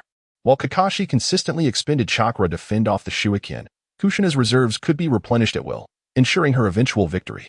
Moreover, for reasons unknown, Yamashiro noted that when Kushina utilized Nine-Tails chakra, the consciousness and hatred of the beast did not seem to invade her. Upon inquiring, Kushina explained that she only felt the Nine-Tails hatred when she exceeded her chakra limits. Yamashiro surmised that Kushina's pure Uzumaki lineage might be a significant factor in this phenomenon, eliminating a layer of concern due to the absence of the Nine-Tails consciousness. In the following days, Yamashiro spent his time at the Konoha hospital, attending to a wave of injured ninjas returning from the land of Earth, where he had been conscripted for duty. With Yamashiro absent, Kushina found herself bored and sought out the third Hokage in his office. Old man, it's been ages since I've left the village for a mission. Are there any suitable tasks available? The third Hokage, having grown immune to her routine complaints, replied without lifting his gaze, none. Then return my student to me. Kushina. The village has just returned a multitude of injured ninjas from the land of Earth, all heroes in their own right. With so few medical ninjas in Konoha, the hospital cannot do without you. I am indifferent. Either assign me a mission to leave the village or allow me to return home. Such scenes have long been commonplace for the third Hokage, who tolerated Kushina's antics. After a while of causing a ruckus, Kushina, seeing the third's unwavering stance, had no choice but to depart. In the Konoha hospital, Yamashiro was spinning like a top, unable to pause. The number of injured ninjas was overwhelming, while the medical ninjas in Konoha were far too few. A few days later, the majority of the patients had been treated, leaving Yamashiro and the other medical ninjas utterly exhausted. In the Hokage's office, the third Hokage felt immense relief for having kept Yamashiro in the village with his presence. Hundreds of injured had been saved, barring a few with grievous wounds. Among the hundreds of ninjas, there were merely 20 or so jonin, valuable assets to any village. He instructed to inform Yamashiro that the hospital was now manageable and that he should seek out Kushina the following day. Yes, Lord Hokage. An Umbu ninja swiftly received the Hokage's command and went to notify Yamashiro. The next day, as the sun rose again, Yamashiro arrived early at Training Ground 3, only to be surprised to find not only Kushina, but also another person present, with a black mask, silver-white hair, and those signature dead fish eyes. It was none other than the famed genius ninja, Kakashi. Look who it is, Yamashiro, the self-proclaimed genius. Yamashiro's first remark upon their reunion was a playful jab at himself, to which Kakashi retorted without hesitation, Hey, are you channeling Obito? Do you want to fight? Bring it on. After 2 years apart, Yamashiro was eager to gauge Kakashi's prowess. Having learned the Chidori in advance and received guidance from Minato, Kakashi was undoubtedly stronger than his 6-year-old counterpart in the original storyline. Yamashiro activated his lightning release chakra mode, drawing forth a short blade to unleash the Chidori blade. Surrounded by crackling lightning chakra, he gripped the blade tightly, exuding an impressive aura. Is this the lightning release chakra mode? Is it truly as formidable as my father claimed? Well, you'll find out soon enough, Yamashiro declared before launching his attack. Kakashi was taken aback by the swiftness of Yamashiro's lightning body flicker. In the blink of an eye, he found Yamashiro before him. Earth release, earth flow wall. Kakashi's earthen barrier intercepted Yamashiro's vertical strike. Realizing he needed to create distance, Kakashi understood that he had to restrict Yamashiro's movements due to his overwhelming speed. Earthen release, yellow spring swamp. Water release, water break burst. Kakashi utilized ninjutsu to create a mire around himself. Attempting to limit my mobility? Yamashiro mused. As Kakashi struggled to keep pace with his velocity, this tactic would nullify Yamashiro's speed advantage. Kakashi, did you know? Water conducts electricity. Yamashiro's words momentarily surprised Kakashi, who was well aware of this fact. Then do you realize that there's water in mud? Lightning release, ground walk. Alarmed, Kakashi leaped high into the air. If struck by the lightning, he would undoubtedly face a devastating blow from Yamashiro. As Yamashiro watched Kakashi suspended in midair, he formed hand seals for water release, water dragon bullet. With no leverage in the air, this strike was nearly guaranteed to hit. Kakashi was evidently aware that this strike was unavoidable, and he could only brace himself to endure it. The Chidori, a high-level ninjutsu, pierced through the water dragon bullet, which also held a considerable rank. Yamashiro Yuri refrained from continuing the assault, and as Kakashi landed, he found himself gasping for breath. After 2 years apart, it was astonishing to see how much stronger Yuri had become. Throughout these 2 years, Kakashi had honed his skills through various missions, and it was no surprise that he earned the title of Nin at the tender age of 6. Even if one were to disregard his mission experience and focus solely on strength, Kakashi was undoubtedly a formidable elite Nin. Kakashi had initially believed that he could defeat Yamashiro Yuri upon his return, yet he was taken aback by how rapidly Yuri's prowess had escalated over the past 2 years. Hey, Kakashi, do you wish to continue? No, you have won. Kakashi conceded graciously, recognizing Yuri's mastery and the fact that his capabilities extended far beyond what was displayed. Is this your apprentice, Kushina? Truly a prodigy. Indeed, my student is undoubtedly a genius. At the entrance of training ground number 3, Kushina was holding hands with a handsome blonde man, discussing the match between Yamashiro Yuri and Kakashi. The two who had just concluded their battle were unexpectedly bombarded with a hefty dose of romantic tension as Yuri approached them. Sister Kushina, is this your boyfriend? The usually fiery Kushina displayed a rare moment of vulnerability, and Yuri felt it would be remiss not to tease her a bit. Upon hearing Yuri's words, Kushina's face flushed crimson as she discreetly glanced at Minato, withdrawing her hand from his grasp. Minato, feeling slightly embarrassed, quickly regained his composure, for he was destined to become Hokage. Ahem, hello. I am Minato Namikaze, a jonin of Konoha. In a previous life, Yamashiro Yuri had greatly admired Minato. Known as the Yellow Flash of Konoha, he was renowned for his unparalleled speed, attributed to the Flying Thunder God technique. Minato was known for his kindness and integrity, approaching tasks with diligence and a calm, wise demeanor. As a common ninja, he achieved the rank of Hokage in his teenage years, gaining fame during the Third Great Ninja War.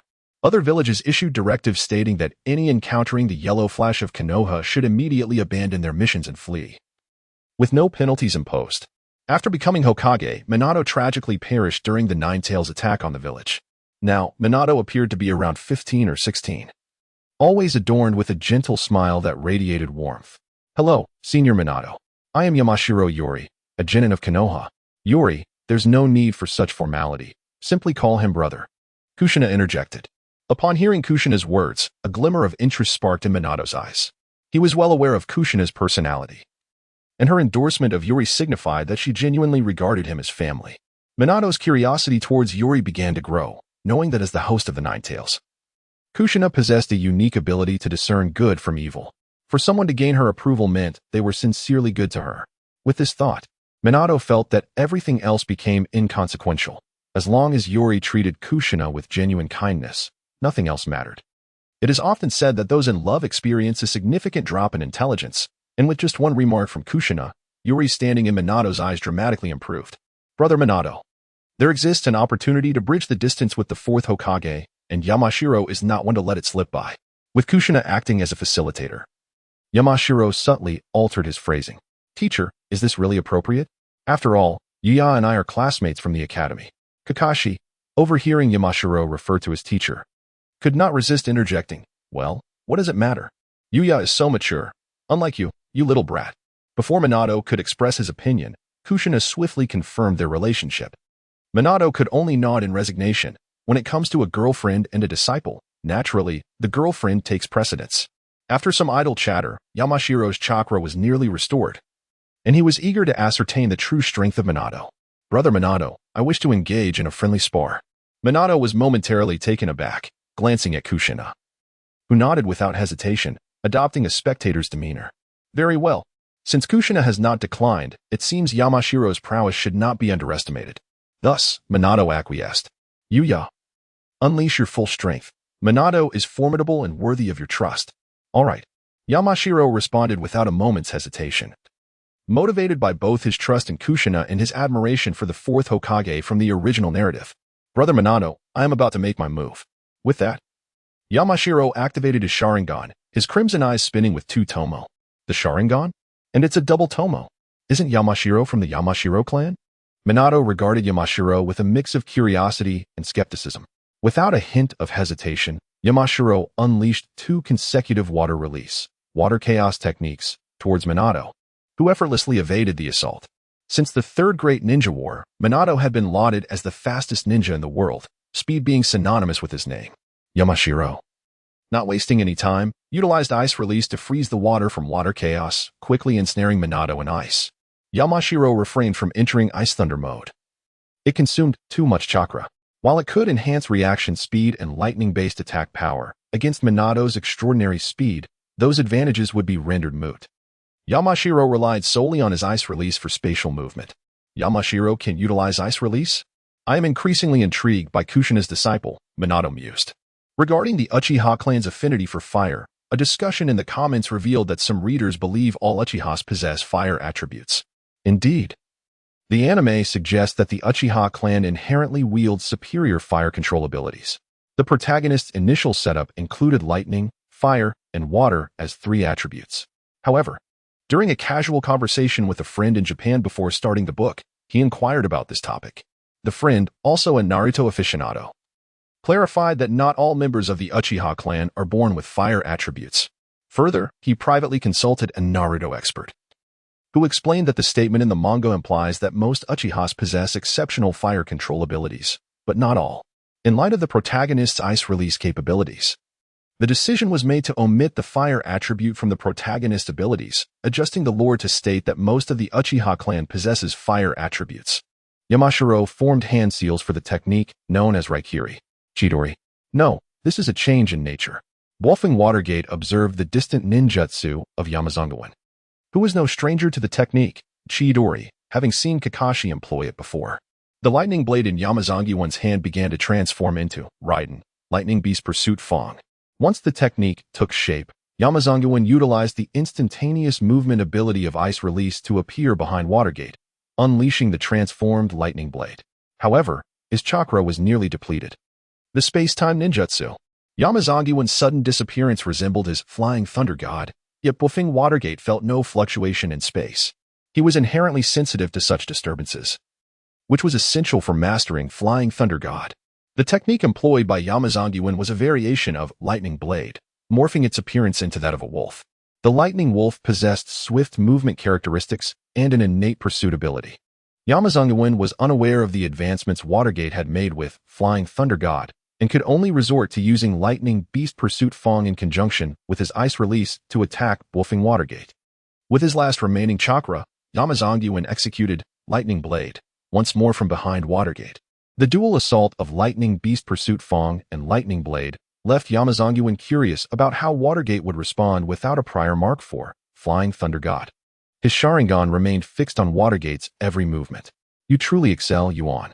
This time, I may have overstepped, but I refuse to be defeated by you, Watergate declared. And before he finished speaking, his Flying Thunder God Kanai shot toward Yamazaki. Flying Thunder God, second stage. Yamazaki's chakra could no longer sustain Lightning Blade. Although ice release's instantaneous movement was cost-free, without Lightning Blade, he could not inflict damage on Watergate. Without the enhancement of Lightning Release Chakra Mode, Yamazaki's taijutsu was no match for the shadow-level strength of Watergate, who had developed the second stage of Flying Thunder God. Yet, Yamazaki had not yet conceded. As Watergate executed the second stage of Flying Thunder God, the Lightning Wolf pursued him closely. Watergate was aware of the Lightning Wolf's presence behind him, and just as it was about to reach him, a pale blue chakra sphere materialized in his left hand. This technique was one with which Yamanaka was quite familiar, Naruto's signature ninjutsu, Sharingan. The original narrative stated that Watergate took 3 years to develop this technique, but it did not specify when. Yamanaka had always believed that Watergate completed this technique during the Third Great Ninja War, only to realize that by the 40th year of Konoha, Watergate had already developed Sharingan. The clash between Sharingan and Raiden, Lightning Beast Pursuit Fong, resulted in a cancellation of their energies. Yuan, I believe this victory belongs to me, Watergate said, flashing his signature smile. Yes, Brother Watergate, you have won, Yamanaka replied, panting heavily. Brother Watergate, what was that last technique of yours? That was the technique I am currently developing, Sharingan. Brother Watergate, is this technique not fully developed yet? Indeed, Sharingan is still not stable enough. While I can gather the chakra, the duration of its maintenance is quite brief. Upon hearing this, Yamanaka understood that Watergate's development of Sharingan was nearing completion. Yet he struggled to maintain its existence. The spiral sphere is a technique that gathers chakra within the palm, compressing it continuously to generate immense tearing force through rapid rotation, causing significant destruction. Upon being struck by the spiral sphere, an adversary not only suffers severe damage but also experiences disruption in their chakra flow, greatly hindering their ability to perform ninjutsu. Moreover, the spiral sphere is a ninjutsu without hand seals, and it has various derivative forms. In the original narrative, Naruto infused the technique with wind nature transformation, evolving it into the wind release, spiral shuriken, which boasts tremendous power. The development of the spiral sphere by Minato Namikaze remains incomplete. Thus, should Yamanaka Tohru assist in its refinement, he would be among its developers and could later wield this technique with legitimacy. With this in mind, Tohru resolved to aid Minato in perfecting the spiral sphere. While resting, he engaged in conversation with the other 3 companions. Tohru, you actually developed Chidori? I always believed it was a technique passed down from Shikaka-sensei to Kakashi. Tohru nodded and explained Chidori and its derivative techniques to Minato, noting that Kakashi had mastered Chidori Blade and made progress with Raikiri over the past 2 years. Minato, could you demonstrate the spiral sphere once more? Minato recognized the child's exceptional talent. If Tohru could devise a technique as complex as Chidori, he might indeed assist in perfecting the spiral sphere. Minato unleashed the spiral sphere while Tohru activated his Sharingan to aid in refining Minato's technique. It was essential to discern the flaws within his spiral sphere. The technique lasted merely 3 to 4 seconds before dissipating. Through his Sharingan and the insights gleaned from observing Naruto master the technique over 500 episodes, an endeavor that took Naruto over 100 episodes to achieve, Tohru deduced that the issue with Minato's spiral sphere lay in its insufficient rotational speed. Minato, the essence of this technique lies in the compression and rotation of chakra, does it not? Minato gazed at Tohru in astonishment. After 2 years of research, this child had grasped the principle in an instant. I believe I understand why your technique cannot sustain itself for long, Minato. Kakashi, please procure several water-filled balloons and a few rubber balls. Kakashi shot Tohru an incredulous glare before setting off to gather the items. Even at 6 years old, Kakashi demonstrated remarkable efficiency, returning shortly with the balloons and balls. He unsealed the scroll to reveal the water-filled balloons and rubber balls. Tohru admired Kakashi's sealing technique, recognizing it as a high-quality and costly item, one he could scarcely afford. Kushina noticed Tohru's gaze and cast a disapproving glance at Kakashi's sealing scroll. Minato, please release chakra steadily until the water within the balloon begins to flow irregularly and ruptures it. Kakashi, you should give it a try as well. Following Tohru's instructions, Minato commenced the process of breaking the balloon, with Kakashi diligently following suit. Both individuals, being exceptionally gifted, swiftly discovered the key to their task. Before long, Minato Namikaze had successfully burst over a dozen balloons. The next challenge for him was the rubber ball, where, similar to before, he needed to channel his chakra but maintain its stability to tear apart the ball using its rotation. Continuing to train as instructed by Yamashiro, Minato, after bursting 3 more balloons, wore an expression of sudden enlightenment. Once again, his right hand gathered the Sharingan, but this time it did not dissipate midway. The Sharingan had been successfully developed. Minato gazed at the Sharingan in his hand, filled with newfound admiration for Yamashiro's ninja aptitude. This technique had eluded him for over 2 years, yet Yamashiro, having only observed it once, grasped the principle and assisted him in refining the Rasengan. Yamashiro was equally astonished by Minato's talent. In the original text, Naruto, equipped with the shadow clone technique, struggled for a week to barely master the Rasengan, while Minato, after merely hearing about it once, drew inspiration from bursting the balloons and completed it. Although part of this was due to him being the creator of the technique, Minato's innate ability left Yamashiro in awe. It was no wonder that in a past life, many claimed that had Minato lived until the story began, Naruto would have had little significance. Both reflected on each other's excellence while contemplating their own shortcomings. So, what's next? Share your understanding of the Rasengan so that Kakashi can train using your method. Minato had never been a selfish person in the original narrative. He had imparted the Rasengan to Kakashi and taught the Flying Thunder God technique to his 4 bodyguards. The next step was to combine his previous experience with the burst balloons, focus chakra in his hand, continuously release it in a controlled manner to maintain its rotation, and finally consolidate it into a spinning sphere. Then, he would repeatedly strike trees or stones with the sphere until its power stabilized. Thus, his training of the Rasengan would be complete. In a past life, Kishimoto had already detailed the training method for the Rasengan, and Yamashiro simply relayed it to Minato. "You are truly a genius," exclaimed Minato, astonished that Yamashiro had only seen the Rasengan once. "Not at all. Minato is the true genius for developing such a technique," Yamashiro replied modestly. After a round of mutual admiration, both Minato and Yamashiro smiled.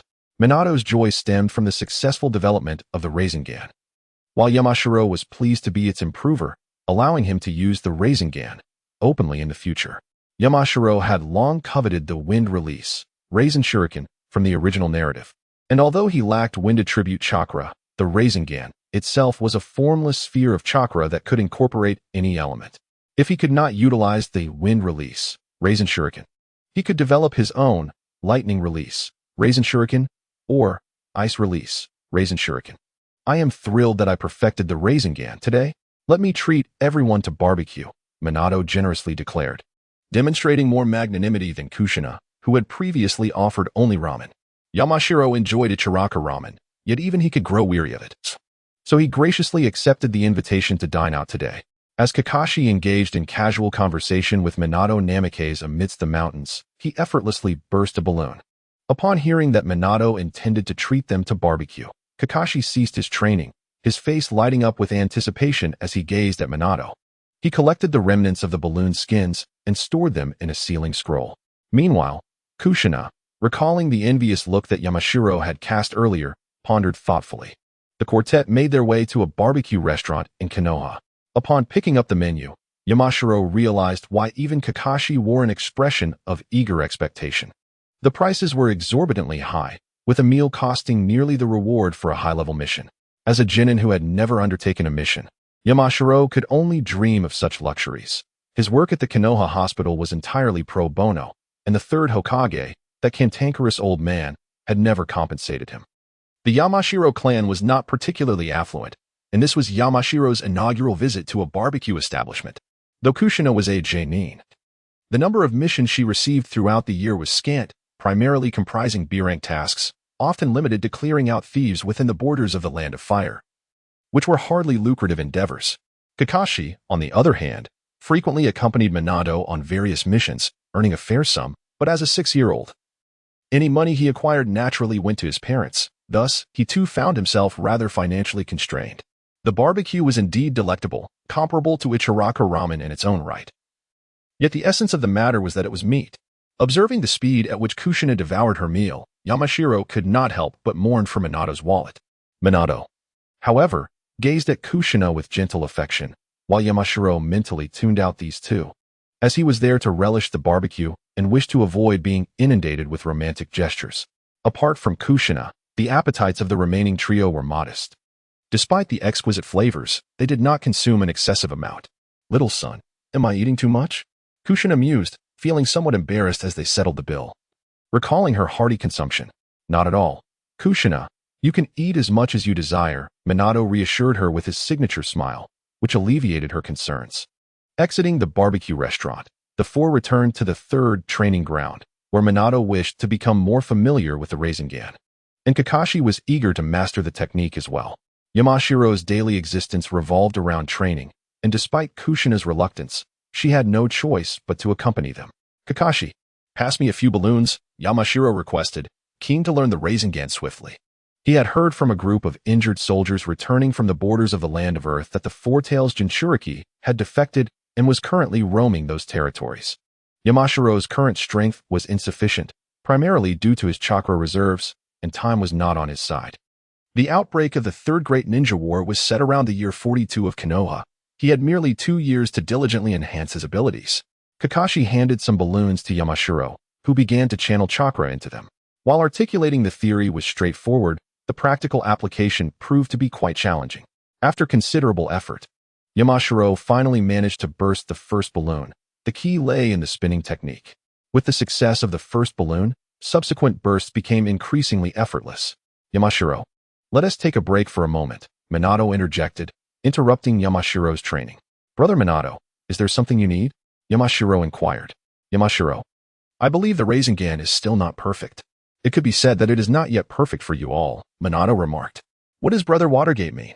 "My method of combat revolves around extreme speed, relying on the velocity of the flying Raijin technique and injecting a sharp wind nature transformation into the kunai, allowing me to strike my enemies with the utmost swiftness.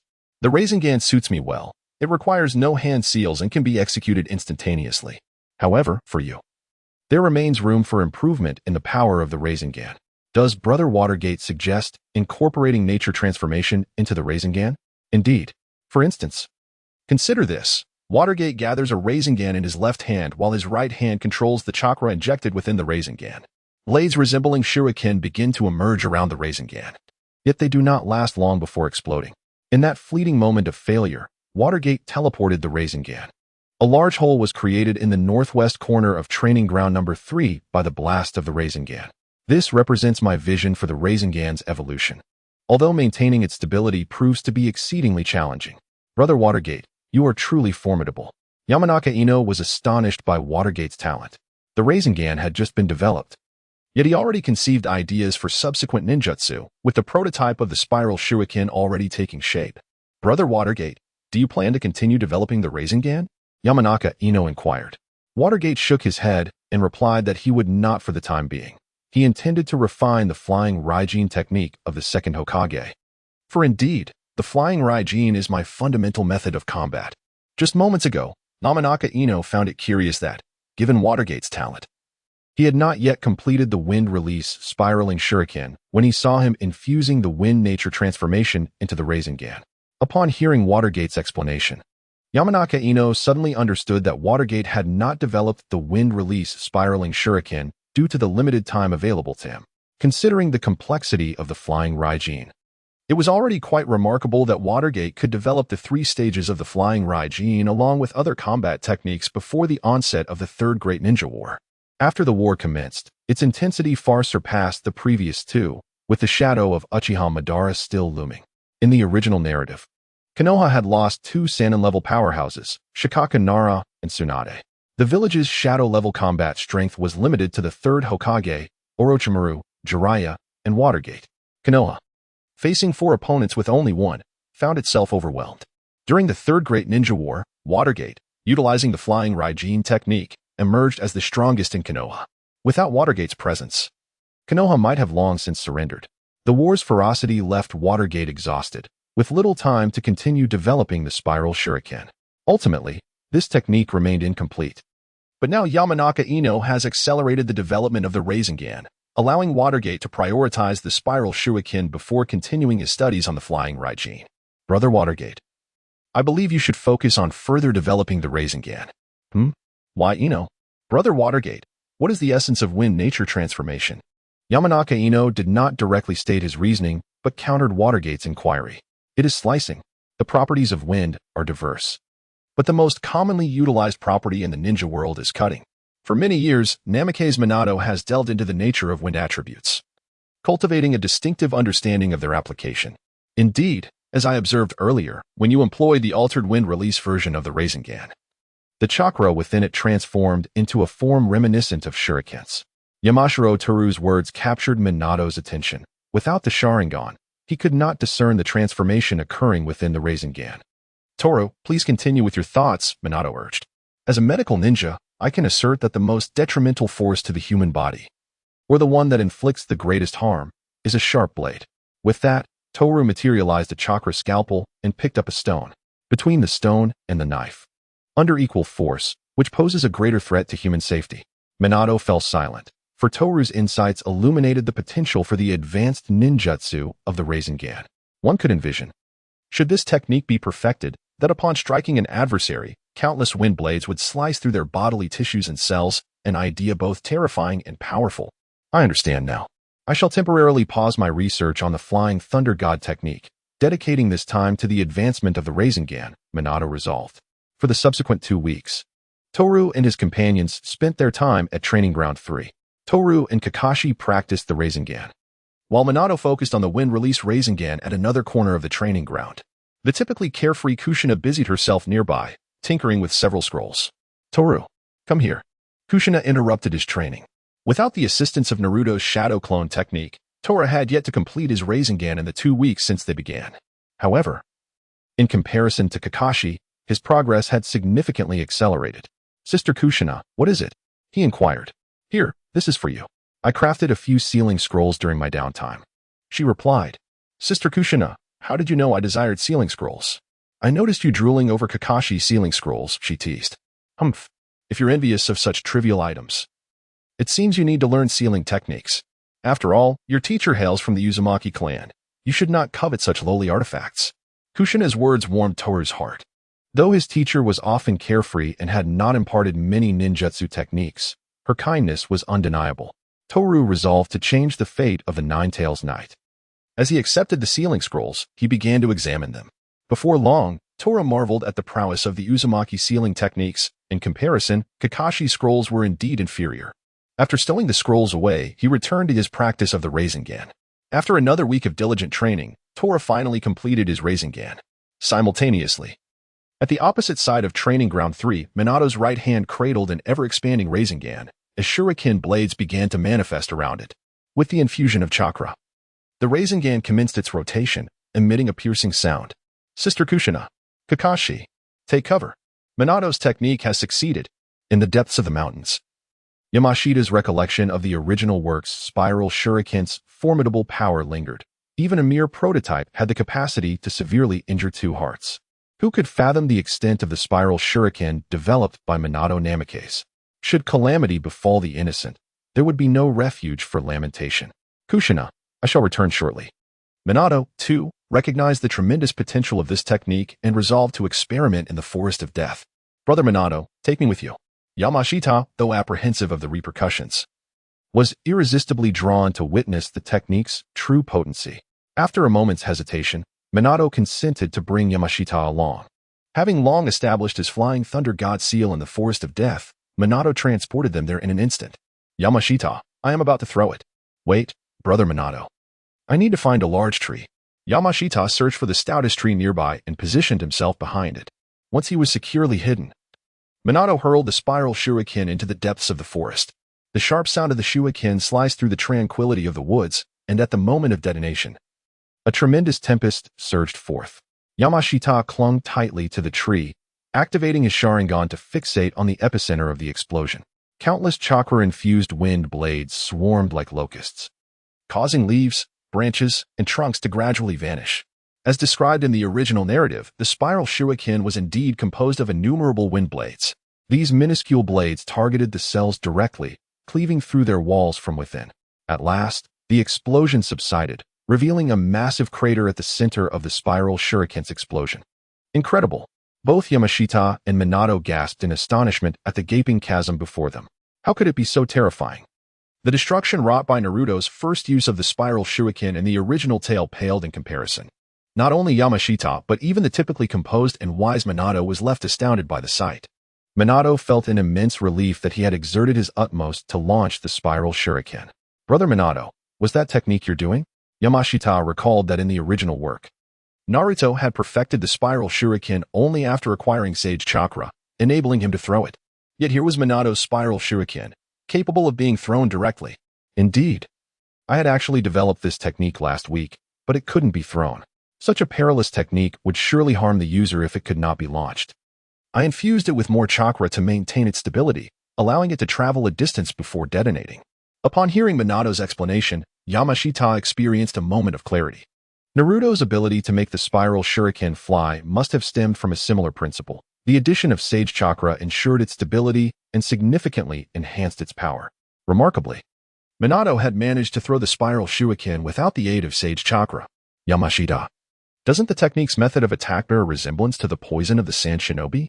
Minato, unable to discern the internal changes of the technique without the Sharingan, inquired of Yamashita. Brother Minato, the chakra wind blades within the spiral shuriken are numerous and diminutive. When the technique detonates, these wind blades directly affect the cells, much like many toxins do. Thus, it appears somewhat similar. Minato nodded in understanding. Through Yamashita's elucidation, he grasped the technique's principles of attack. Wait a moment, Yamashita.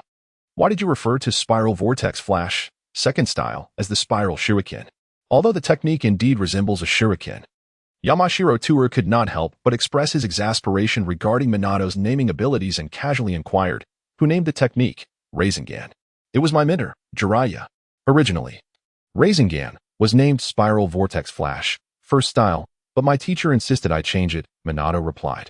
Yamanaka Tohru displayed an expression of understanding and said, Minato, let us return to the third training ground. How about we let Kushina decide the name of the new technique? Both Minato and Kushina came to agree on the new name, and they utilized Flying Thunder God to return to the third training ground directly. Minato shared the successful news of the new technique with Kushina and Kakashi, both of whom felt elated for him. Subsequently, Yamanaka Tohru relayed the naming of the new technique to Kushina, who responded with an approving glance. Without hesitation, Kushina decisively named the new technique Wind Release, Spiral Shuriken. To celebrate the completion of the new technique, Minato took the three of them out for barbecue.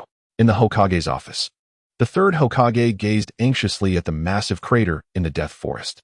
The Umbu ninja had confirmed that no one had infiltrated Konoha, and the guards at the entrance of the Death Forest reported no entries or exits. With the Umbu's report, the third Hokage grew increasingly anxious. How could such a tremendous explosion occur without anyone entering or exiting the Death Forest? It was as though a tailed beast bomb had fallen in the Death Forest. The third Hokage, smoking his pipe, felt utterly perplexed. A week passed, and at Training Ground 3, Kakashi's Sharingan finally began to take shape. After the successful development of the Spiral Shuriken, Minato continued his research on Flying Thunder God, while Yamanaka Tohru commenced learning sealing techniques from Kushina. Kushina finally experienced the joy of being a teacher. The sealing arts of the Uzumaki clan are vast and profound. During the week, Yamanaka Tohru merely listened as Kushina explained the history of their sealing techniques. Kushina, could you pause for a moment? I have something I wish to discuss with Tohru. Yamanaka said, feeling puzzled as Minato had been engrossed in his research on Flying Thunder God every day and now seemed to have time to chat. Tohru, I wish to submit Sharingan to the village. Isn't that technique developed by you, Minato? What does it have to do with me? Minato shook his head and replied, Tohru, this technique was developed collaboratively by both of us. If I were to perfect Sharingan alone, it would take at least another 6 months. Not to mention developing Wind Release, Spiral Shuriken. Your assistance has been invaluable. There is no doubt this technique was a joint effort. Minato's sincerity struck a chord with Yamanaka Tohru, who initially only sought the right to use Sharingan, but unexpectedly became one of its developers. All right, Minato, I agree. I also wish to approach Lord Hokage. I want to submit Chidori to the village. Yamanaka Tohru's attitude delighted Minato, who held a profound affection for Konoha, embodying what the third Hokage often referred to as the inheritor of the will of fire. In the mountains, Yamanaka agreed not only to surrender the Sharingan to the village, but also expressed his willingness to present a self-developed advanced ninjutsu. Naturally, Minato Namikaze welcomed this development. Brother Minato, will you also surrender the Raisin Shuriken to the village? Of course not. I am merely handing over the Sharingan. Such a formidable technique as the Raisin Shuriken will remain with me. You only need to submit the Chidori. There is no need for the derivative techniques of Chidori to be surrendered. Minato's words brought satisfaction to Yamanaka, who thought that surrendering the Chidori and the Sharingan was not a significant loss. In fact, Yamanaka had long contemplated surrendering the Chidori to the village in exchange for certain advantages for the Yamanaka clan. Upon arriving at the Hokage's office, they found the third Hokage deep in thought, smoking a cigarette. "Ah, it's Minato and Yamashiro. What brings you here?" "Hokage-sama. We wish to surrender 2 original ninjutsu to the village, both of which are advanced techniques." "Oh? Advanced ninjutsu?" The third Hokage's furrowed brow relaxed, and a faint smile graced his face. "Indeed, one is Yamashiro's developed lightning release technique Chidori, and the other is the non-attribute ninjutsu Sharingan that Yamashiro and I co-developed. Both advanced techniques are invaluable assets for any village." The third Hokage looked at the two with great pride. He was not surprised that Minato had developed an advanced technique. However, he was astonished that Yamashiro, at merely 7 years of age, had also created one. They are indeed the future of Konohagakure. Filled with satisfaction, the third Hokage inquired if they had any requests. "The village rewards the development of ninjutsu," and without hesitation, Minato requested all of the second Hokage's insights on the Flying Thunder God. Yamashiro, on the other hand, asked the third Hokage to promise that members of the Yamashiro clan would no longer be required to join the route. The third Hokage readily agreed to Minato's request, and after a moment of consideration, he also conceded to Yamashiro's request. He instructed an Umbu ninja to find Danzo. When Danzo arrived at the Hokage's office, the third Hokage directly addressed him. "Danzo, Yamashiro has surrendered 2 advanced original ninjutsu to the village. I have promised him that henceforth, members of the Yamashiro clan will not be required to join the route. In the future, you are not to select anyone from the Yamashiro clan for your route." "What? This is unacceptable. The Yamashiro clan possesses immense spiritual power. With just a bit of training in the route, they could become exceptional sensory ninjas." Before Danzo could finish his protest, the third Hokage interjected, "No further discussion is necessary. Your route is not to recruit from the Yamashiro clan." Danzo huffed disdainfully, casting a scornful glare at Yamashiro before departing in silence. Once Danzo left, an Umbu ninja presented a report to the third Hokage. As he opened the document, his expression grew increasingly grave. "Minato, take a look at this report." Minato, being Jiraiya's disciple and thus his grand student, had remained steadfast on the battlefield during the Second Great Ninja War, earning the third Hokage's utmost trust. "Minato, this matter is quite serious. A significant issue has arisen within Konohagakure, and as Hokage, I cannot absolve myself of responsibility." Minato took the report, quickly scanning its contents. After reading, he cast an odd glance at Yamashiro. The third Hokage observed the expression of Minato Namikaze and requested him to present the report to Yamato Yamashiro. Upon receiving the document, Yamato began to read its contents, which detailed an intrusion into the Forest of Death, where a large-scale technique reminiscent of the tailed beast bomb had caused significant destruction. After perusing the report, Yamato felt quite awkward. It was no wonder that Minato bore such a countenance, considering they were discussing a perpetrator in front of 2 prisoners. Alas, the village has been invaded by an unknown ninja, wielding such potent ninjutsu within our territory. This is an affront to Konoha. The third Hokage, at the pinnacle of his life, was far more temperamental than in his later years, and he was incensed by the provocation from the other ninja villages. Yamato exchanged glances with Minato, who finally mustered the courage to speak. "Lord Hokage, the incident in the Forest of Death could possibly, maybe, perhaps, be attributed to my brother, Minato." "What? Minato? Is this your handiwork?" questioned the third Hokage, glancing at the visibly uncomfortable Minato. "Lord Hokage, that was an experiment of my advanced technique, the wind release, spiral shuriken. I had my Flying Thunder God mark in the Forest of Death, so I entered without passing through the entrance." Upon learning that the incident in the Forest of Death was not a provocation from other villages nor the result of espionage infiltrating Konoha, the third Hokage breathed a sigh of relief. "Minato, surely, an experimental technique should not create such a commotion. Is the spiral jutsu not a technique you just introduced to the village?" "Yes, Lord Hokage. This technique incorporates a change in nature from the spiral jutsu. It was developed in collaboration with Yamato," Minato replied. Yamato, who had been observing the unfolding drama, quickly distanced himself from the responsibility, emphasizing that it was primarily Minato's innovation. "You two have managed to create such a ruckus. Very well, I shall resolve this matter on your behalf. But do not let it happen again." Upon hearing the third Hokage's words, both men felt a weight lift from their shoulders. "Minato, take me to the Forest of Death. I wish to witness your technique firsthand." "Of course, Lord Hokage." On the opposite side of the Forest of Death, the scene repeated itself. Minato executed the spiral shuriken, creating a substantial hole in the ground once more. The third Hokage, witnessing the power of the spiral shuriken, fell silent. As the Umbu ninjas lying in ambush arrived, the third Hokage declared the matter to be classified as a Konoha-level secret, with no one other than the Hokage permitted to inquire further. Back in the office, the third Hokage regarded the two with a smile. He had always recognized Minato's extraordinary talent. Graduating from the Ninja Academy at the age of 10, he possessed the strength of a special J-nin. And after mastering the Flying Thunder God technique and honing his skills on the battlefield during the Second Great Ninja War, he had reached the level of a Kage by the tender age of 16. Now, with the development of the spiral shuriken, Minato had emerged as a pillar of Konoha. As for Yamato, he had exhibited remarkable talent as a medical ninja from a young age. After Tsunade departed Konoha due to her hemophobia, Yamato rose to prominence. At the age of 5, his exceptional surgical skills saved Tsukumo Hatake. In the subsequent 2 years, he treated over 100 J-nin at the Konoha hospital, earning the respect of all ninjas in the village. The third Hokage initially believed that Yamanaka Yoru's talent primarily lay in medical ninjutsu. However, over a month ago, Yamanaka Yoru applied for early graduation, triumphing over the elite Chunin Uchiha man, who possessed the formidable Two-Tomo Sharingan.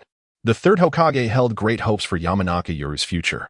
Today, Yamanaka Yoru assisted Minato Namikaze in developing the Rasengan and the Rasen Shuriken, leading the third Hokage to confidently assert that as long as Yamanaka Yoru did not meet an untimely demise, he could become a powerful shinobi akin to Tsunade, capable of both combat and healing. The only lament was that Yamanaka Yoru lacked a slug as a medical summoning beast. Unbeknownst to him, Yamanaka Yoru's talents and worth had gained the recognition of the third Hokage, and at present, he felt the weight of the Hokage's scrutiny. Lord Hokage, if there is nothing else, I shall take my leave. Sister Kushina is waiting for me, Yamanaka Yoru said, barely able to contain his impatience. Yes, both of you may go, the Hokage replied. With the village having acquired 2 advanced ninjutsu techniques, and the matter concerning the Death Forest resolved, the third Hokage needed to address the subsequent affairs. After bidding farewell to the Hokage, the two departed, and Minato utilized the Flying Thunder God technique to escort Yamanaka Yoru back to the third training ground. Little did they know that shortly after their departure, Danzo arrived at the Hokage's office. Hiruzen, what is the situation with the Yamanaka clan? When you established root, you promised me the liberty to select individuals from various clans at will. Yamanaka Yoru had exchanged the 2 advanced techniques for the assurance that the Yamanaka clan would not be incorporated into Root. Root is the shadowy arm of Konoha, quietly contributing to the village. Is not the Yamanaka clan a family of Konoha? Hiruzen, you are being too lenient with Yamanaka Yoru. If you would hand him over to me. Enough, Danzo. The third Hokage's aura erupted, rendering Danzo, who lacked the Sharingan and had lost a hand to Kakashi Hatake, merely an elite jonin. In contrast, the third Hokage stood at the pinnacle of Hokage strength, and his mere presence left Danzo immobilized. Danzo, remember that I am the Hokage. With that, the third Hokage retracted his imposing aura and dismissed Danzo. The Hokage's attitude took Danzo by surprise, and the third Hokage's strength compelled Danzo to acquiesce. Understood. In the future, Root will no longer recruit from the Yamanaka clan. Danzo replied with a sullen expression. The third Hokage nodded and permitted Danzo to leave. The following day at the third training ground, Yamanaka Yoru began his studies in sealing techniques. The first sealing technique taught by Kushina was the Seal of Fire. The Seal of Fire is not overly complex but proves to be quite practical. In the original story, Jiraiya used this simple sealing technique to seal away Itachi Uchiha's Amaterasu. Lacking the bloodline of the Uzumaki clan, Yamanaka Yoru had only a modest aptitude for sealing techniques, succeeding in mastering the Seal of Fire after an entire day of effort. By the time Yamanaka Yoru departed the third training ground, night had fallen. As he made his way back to the Yamanaka clan's territory, he passed by a hot spring inn. Much like any other day, Yamanaka Yoru walked past the inn, only to discover an unusual sight. A man with white hair was crouched on the roof of the hot spring inn, peeling back the tiles with a lecherous expression. Through his heightened senses, Yamanaka Yoru could perceive every movement of the white-haired man with crystal clarity. After more than 7 years in the world of Hokage, Yamanaka Yoru finally laid eyes upon Jiraiya, the one he had cherished in his past life. In the world of Naruto, Yamanaka Ino harbored a profound admiration for a particular character. An encounter at a hot spring inn unfolded in a manner befitting Jiraiya's character. as Ino perceived him intently engaged in peeping, occasionally revealing a lewd grin. In a fit of indignation, Ino leaped onto the roof of the inn and delivered a sharp kick to Jiraiya's backside. Chaos erupted in the women's bathing area, with screams and shouts of pervert echoing incessantly. Moments later, Jiraiya was unceremoniously expelled by the innkeeper, armed with a broom. Ino recalled a similar scene from the original narrative. Bursting into laughter, Ino's laughter caught Jiraiya's attention. Not only had the intrusion been interrupted by this child, but he also dared to mock him. "Hey, you little brat. Do you have any idea what you've done? I just punished a pervert lurking in the women's bath." Ino was curious about Jiraiya's response, noting that at this point, Jiraiya had yet to begin writing his novels or use his literary pursuits as an excuse for his actions. "You insufferable brat. There was a spy from Sunagakure in the women's bath just now. I had been tailing her without detection, only to have you scare her off." Observing Jiraiya's righteous demeanor, Ino understood that this time, Jiraiya had genuinely encountered a spy. Meanwhile, at the exit of the hot spring inn, a woman in her 20s cautiously peeked out, ensuring the coast was clear before summoning a ninja hawk and tying a piece of cloth to its left leg. Alarmed, upon seeing the woman summon the hawk, Jiraiya abandoned his quarrel with Ino and rushed towards her. The woman recognized Jiraiya. His appearance was well known among the ninja of Sunagakure. Having seen him fall into the women's bath, she realized that her fate was sealed. The woman had been lurking in Konoha for several days, undetected by its ninjas, believing herself to be safe, while in truth, she had already caught Jiraiya's attention. Jiraiya had initially planned to cast a wide net to ensnare all the Sunagakure spies in one fell swoop. However, after tailing this woman for 2 days without her interacting with anyone else, he decided to capture her first, only to discover that she had chosen to visit the hot spring that very night. Seizing the opportunity to indulge in his voyeuristic tendencies, he postponed his plans for apprehending her. The woman was merely a chunin, skilled in the art of disguise. Jiraiya swiftly subdued her, yet the ninja hawk had vanished. The hawk's escape rendered the capture futile, and Jiraiya's expression darkened. Just as he intended to settle the score with Ino later, he felt himself enveloped in a surge of lightning chakra. Lightning release chakra mode? Familiar with the techniques of the third Reikage, Jiraiya was astonished to witness this child employing such a skill. Ino activated the lightning release chakra mode, aware that the hawk had yet to escape his sensory range. He executed a series of lightning speed movements and soon spotted the hawk. Utilizing Chidori Saban, he struck the hawk down and returned with it to the vicinity of the hot spring inn. At this moment, Jiraiya was sealing the chakra of the woman. Watching Yamano Yodo return with the ninja hawk, Jiraiya felt an increasing curiosity towards this young boy. Before long, Jiraiya had successfully sealed the woman's chakra and turned to Yamano Yodo, saying, "Hand me the ninja hawk." Yamano Yodo complied, presenting the hawk to Jiraiya, who then removed the cloth from its left leg and incinerated it with the fire technique, reducing it to ash.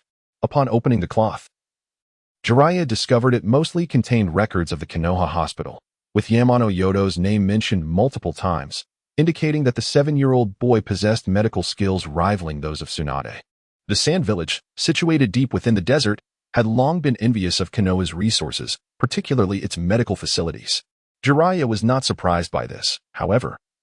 He was astonished to learn that after training Nagato and his companions for 3 years, Konoha had produced a medical ninja of Tsunade's caliber at such a tender age. After perusing the contents, Jiraiya destroyed the cloth and regarded Yamano Yodo thoughtfully. "Young one, who are you? A student from the Ninja Academy?" Jiraiya inquired. It is customary to introduce oneself before asking another's name. "Well said. You are quite impressive, young one," Jiraiya replied, summoning the toad Gamabunta in a rather flamboyant manner, striking a pose that was almost comical, declaring, "I am Jiraiya, the legendary Sannin, the sage of Mount Mayaboku." In contrast to his animated appearance, Jiraiya appeared even more ridiculous in reality, leaving Yamano Yodo utterly exasperated. "I am Yamano Yodo, a genin from Konoha," the boy introduced himself. "So, you are indeed Yamano Yodo? There should be no one sharing my name in Konoha," Jiraiya remarked, having recently reviewed intelligence from a sand village spy. Jiraiya was taken aback that a child of merely 7 possessed such remarkable medical prowess. He had assumed the third Hokage would ensure Yamano Yodo's protection. "Uncle, how will you deal with this spy?" Yamano Yodo asked. "Send her to Konoha prison," Jiraiya replied with a smile. Compared to other ninjas, Jiraiya's sense of mercy was notable. "Young one, you must be a member of the Yamano clan, correct? Are you familiar with the clan's secret techniques?" Jiraiya inquired. Yamano nodded, affirming that he had diligently practiced the clan's secret arts since childhood, and due to his extraordinary circumstances, his mental prowess was among the highest within the Yamano lineage. Can you extract this spy's memories? If possible, help me ascertain whether she has any accomplices in Konoha, Jiraiya requested. Certainly, Yamano replied eagerly. He placed his hand upon the woman's head, his mental energy infiltrating her mind. Yamano delved into her memories, discovering that she was an ordinary chunin with limited ninjutsu. The one technique worthy of note was the ability to conceal oneself using chakra, which she had fortuitously learned from a deceased bandit during a mission as a genin. After mastering this technique, she frequently undertook reconnaissance missions for the Sand Village, consistently succeeding in her tasks. This time, her assignment was to investigate the Konoha hospital, where she meticulously documented her observations, particularly concerning Yamano which she noted on the cloth. Realizing this, Yamano understood why Jiraiya, who had been away from the village for 3 years, was aware of his existence. Before long, Yamano had completely absorbed the woman's memories, revealing that she had undertaken this mission alone. In the mountains, Yuan conveyed all the information he had obtained to Jiraiya, who, upon learning that the woman had infiltrated alone, promptly took her away. The author began watching Naruto in 2007, and this year marks a decade of devotion. Naruto has indeed been my gateway into the world of anime. Over these 10 years, I have encountered numerous anime, each featuring characters that left indelible impressions. I was captivated by the cold wisdom of Lelouch. I admired the invincibility of Sora and Shiro. I yearned for the journey of Kirito and Asuna. I cherished Luffy's sincerity and candor. Yet, the only character I have ever truly loved is Jiraiya. Returning to the main topic, let us discuss Jiraiya. Throughout my anime watching journey, he remains the sole character I have adored. As one of the legendary Sannin, he mentored 2 Hokage and the leader of the formidable Akatsuki organization. The other 2 Sannin. One serves as a bridge to peace, while the other posed a grave threat to Obito with his explosive tags. Moreover, Jiraiya is a prolific author. His book, Make Out Paradise, is among the most popular in the ninja world, adored even by elite jonin like Kakashi. By all accounts, such a Jiraiya would be a figure of immense stature, a wealthy magnate. However, his life was far from that. In the latter half of his life, he wandered aimlessly, evading his past ties with Orochimaru. He harbored a lifelong affection for Tsunade, only to depart forever when she finally accepted him. In Naruto, Jiraiya is perpetually portrayed as a carefree slacker, a perverted voyeur with a penchant for peeping on women. Despite being a renowned Sannin, he was easily subdued by Tsunade with a simple drug and, while training Naruto, shamelessly pilfered the ramen money he had saved up in his frog wallet to indulge in lavish escapades. This seemingly unscrupulous, morally bankrupt uncle possessed an inexplicable charm that garnered him immense popularity. Jiraiya perished in battle against Pain, and I vividly recall the uproar in the forums, where fans vehemently criticized Kishimoto as the fervor ignited by the clash with Pain was abruptly extinguished. One embodies the archetype of a hapless uncle, while the other is the legendary Sannin. These 2 personas converge in Jiraiya, who, through the tale of his life, narrates the grand saga of the hero Jiraiya. For a ninja, the manner of living is inconsequential. What truly matters is how one meets their end. The value of a ninja's life is not determined by the way they live, but rather by their deeds before death. Was Jiraiya's demise meaningful? He could have chosen to retreat upon acquiring clear intelligence about Pain, yet he opted for confrontation. Alternatively, can we deem Jiraiya's life a success? It was indeed fraught with regret, yet it was a success nonetheless. Jiraiya's existence is intricately linked to the prophesied child. His decision to remain after gathering intelligence stemmed from his belief that Nagato was the prophesied one. Recognizing that Nagato had strayed from the path meant for him, Jiraiya, as the guide of the prophesied child, felt compelled to rectify this deviation. In his final moments, Jiraiya reminisced about the student he had once led astray to peep at hot springs, the one he had meticulously trained for 2 years, Naruto Uzumaki. 2 years ago, Naruto fortuitously encountered Jiraiya at a women's bathhouse, and from that moment forth, this lecherous sage bestowed upon Naruto a warmth akin to that of family, a sensation he had never before experienced. It was precisely due to Jiraiya's presence that Naruto discovered his unwavering ninja way, resolutely adhering to his vows. He committed himself to this path, determined to fulfill Jiraiya's expectations and to become the kind of ninja depicted as the protagonist in the tale of the gutsy ninja. Jiraiya successfully accomplished his mission of guiding the prophesied child, departing this world with a sense of fulfillment. Undoubtedly, Jiraiya's life was a success. In a brief digression, I recall that the airing of the episode featuring Jiraiya's demise coincided with the time my childhood friend traveled to Japan for high school. He mentioned that the Kishimoto residence was frequently besieged by fans hurling stones at the windows. Ultimately, I pin this reflection out of my admiration for Jiraiya, and I thank everyone for reading thus far. The following morning, at the third training ground, Minato Namikaze introduced his students, Yamanaka Ino and Kakashi, to his mentor, Jiraiya. "Hey, kid, what are you doing here?" Jiraiya exclaimed, astonished to see Ino. "Uncle, so it's really you, Jiraiya." "I never imagined that one of the legendary Sannin would be a peeping Tom," Ino remarked with a smirk. "Jiraiya-sensei, how many times have I told you not to peek? You've made a fool of yourself in front of your student."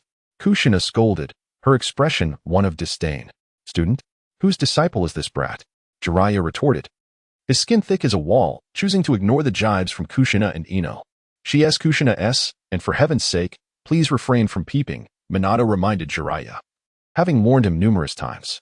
"Ino and Kakashi, keep your distance from this guy, and you too, Minato." Kushina's exasperation at Jiraiya's flippant demeanor was palpable. "Come now, Kushina. Don't be so petty." Jiraiya chuckled. "Sensei, please don't provoke Kushina," Minato interjected, attempting to mediate. "Humph. Minato, mind your own business. Today, I must teach this old pervert a lesson," Kushina declared, summoning the chakra of the nine tails, her tailed beast cloak materializing in an instant. Hey, Kushina, are you serious?" Jiraiya gasped, startled by her transformation. "Not just that, Ino." With a decisive choice made between Kushina and the lecherous old man, Ino declared, "I'm sorry, Uncle Jiraiya." Without holding back, Ino activated her Ice Thunder mode. Was Jiraiya powerful? Undoubtedly. Those familiar with the original manga are well aware of his might.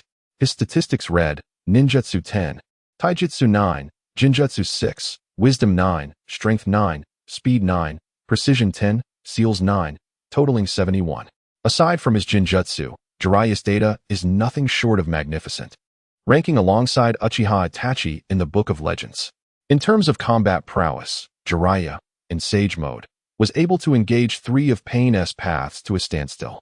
Despite being unaware of the Rinnegan's capabilities, the 6 paths of Pain, comprising 6 individuals, were capable of challenging the entirety of Konoha, and Jiraiya's ability to confront 3 of them alone is a testament to his strength.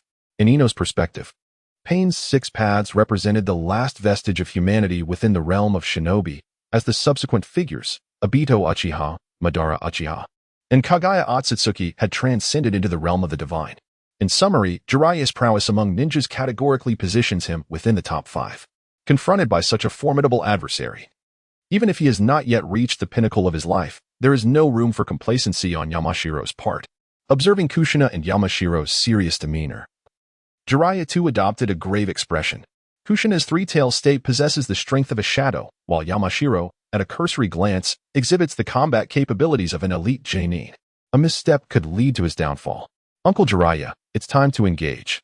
In the Ice Lightning mode, Yamashiro's lightning body technique warranted serious consideration from Minato Namikaze. During their initial encounter, Jiraiya was unaware of Yamashiro's true capabilities, and being no speedster himself, he nearly faced a dire predicament. Yamashiro, utilizing the lightning body, appeared behind Jiraiya and thrust his lightning cutter directly at him. In a critical moment, Jiraiya transformed into a wooden dummy. The surprise attack from Yamashiro was deftly evaded by Jiraiya, employing his extensive combat experience. Such rapid speed. Truly, the lightning release chakra mode is remarkable. Jiraiya barely dodged the strike. As Yamashiro vanished for an instant, Jiraiya began to weave the hand signs for the substitution technique. Just as he completed the signs, Yamashiro's lightning cutter arrived. How perilous! Are children nowadays this terrifying? Danger lurks behind, Uncle Jiraiya. After Yamashiro's attack missed, Kushina, harnessing the Nine-Tails chakra, unleashed a red, spiral sphere that approached Jiraiya. With 2 defensive Earth release techniques, Earth Release, Earth Flow Wall, and Earth Release, Earth Return, Jiraiya was shielded. However, Kushina's spiral sphere easily shattered the defenses, allowing Jiraiya to leave a clay clone while he himself concealed with Earth Release, Rock Hiding Technique. Jiraiya's hand sign formation was remarkably swift, and had it not been for Yamashiro's exceptional sensory abilities, his presence might have gone unnoticed. With Water Release, Water Dragon Bullet, he encased it in ice, creating the ice release, ice dragon. This ice dragon was a product of Yamashiro's imitation of the first Hokage's wood dragon. The process of encasing the water dragon in ice required an immense amount of chakra, yet once encased, controlling the ice dragon merely necessitated Yamashiro's mental fortitude. In this battle against Jiraiya, Yamashiro played a supportive role, while the primary assault was led by Kushina. As Yamashiro executed the ice release, Jiraiya, having trained in sage arts at Miyaboku Mountain, sensed the fluctuations of natural energy surrounding him. He soon discerned that a portion of this natural energy had infiltrated Yamashiro's water dragon bullet, transforming it instantaneously into an ice dragon. The ice dragon collided violently with the rock where Jiraiya had taken refuge, shattering it to smithereens while the ice dragon remained unscathed. Jiraiya gazed at the ice dragon with a mixture of suspicion and intrigue, a technique composed partly of natural energy. Utilizing the summoning technique, Jiraiya summoned Fukasaku. Fukasaku, unleash oil. With the oil infused with natural energy from Miyaboku Mountain, Fukasaku's attack began to dissolve Yamashiro's ice dragon. Faced with Jiraiya's fire release, Yamashiro found himself at a loss, and Kushina could only momentarily retreat from the onslaught. Once Fukasaku's oil was depleted, Jiraiya's fire release came to a halt. Sister Kushina, unleash your trump card. Kushina nodded, creating 50 shadow clones, each imbued with the chakra of the nine tails, swiftly surrounding Jiraiya. In the mountains, Yamaguchi swiftly evaded the battlefield by utilizing the body flicker technique, standing aside to observe the unfolding spectacle. With a flourish, he unleashed the Shadow Shuriken technique, summoning 50 clones imbued with the chakra of the nine tails, all executing the technique simultaneously. Jiraiya erected 4 earthen walls with the Earth Release, Earth Flow Wall technique, yet the barrage of Shuriken, now enhanced with Nine Tails chakra, proved too formidable to defend against, shattering the walls in an instant. As the Earth Flow Wall crumbled, Jiraiya promptly activated the Earth Release, Earth Flow River technique. The debris momentarily disrupted a portion of the Shuriken, yet the remainder continued their relentless assault towards him. Jiraiya hastily unleashed several ninjutsu, though their impact was negligible. Just as the Shuriken threatened to strike him down, he cried out to Minato for assistance. Having been a silent observer, Minato swiftly employed the Flying Thunder God technique to rescue Jiraiya from the perilous rain of Shuriken. Enough, enough. Are you two trying to kill me? Jiraiya gasped. Addressing his opponents, acknowledging his defeat, he implored his students, as your victor, Kushina, I beseech you to behave more seriously and refrain from peeping in the future. With a triumphant laugh, Kushina declared the cessation of hostilities, while Minato could only shake his head with a weary smile. However, not long after, Jiraiya reverted to his usual irreverent demeanor, casting aside his earlier concession. You little brat, was that ice release from the Mizukichi clan? He inquired, his curiosity piqued. Indeed. It is ice release, but it is not from the Mizukichi clan. It is my own, Yamaguchi replied. Yours? Is that so? Jiraiya's interest deepened. Can the ice release of the Mizukichi clan conjure an ice dragon? Unbeknownst to Jiraiya, Yamaguchi's mention of the ice release made him aware of their differences. Young one, is your ice release also a bloodline limit? Yamaguchi nodded, uncertain if his ice release qualified as such, yet acknowledging that in the world of Hokage, special techniques were often classified as bloodline limits. Show me an ice release ninjutsu, Jiraiya urged. Yamaguchi gathered his chakra, transforming his body into ice molecules. He then executed the water release, water chaos wave, followed by an ice seal. Jiraiya keenly observed as the water chaos wave became encased in ice, sensing the familiar fluctuation of natural energy. It was reminiscent of when the ice dragon had manifested, though not all of the natural energy was present. Only a portion of it. Young one, perform another ninjutsu. Use the ice dragon, Jiraiya commanded, intrigued by what he might discover. Yamaguchi, unsure of Jiraiya's intentions, sensed his excitement and, driven by curiosity about his own ice release, unleashed the water dragon bullet technique, encasing it in ice.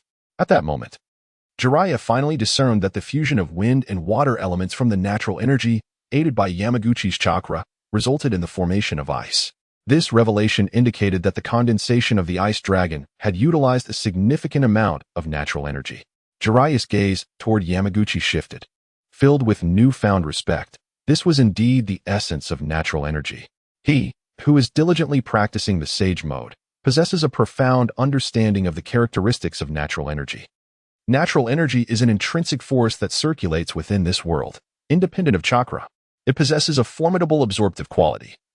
A moment's carelessness during cultivation can lead one to be engulfed by it, ultimately becoming a part of nature itself. Jiraiya endured countless reprimands in his quest to adapt to natural energy, while Yamashiro Toka surprisingly managed to harness it. Young one, your ice release indeed diverges from that of the Mizunoke's clan, Jiraiya remarked. Lord Jiraiya, have you discovered something? The ice release of the Mizunoke's clan is a ninjutsu formed by the fusion of wind and water release, emanating from within.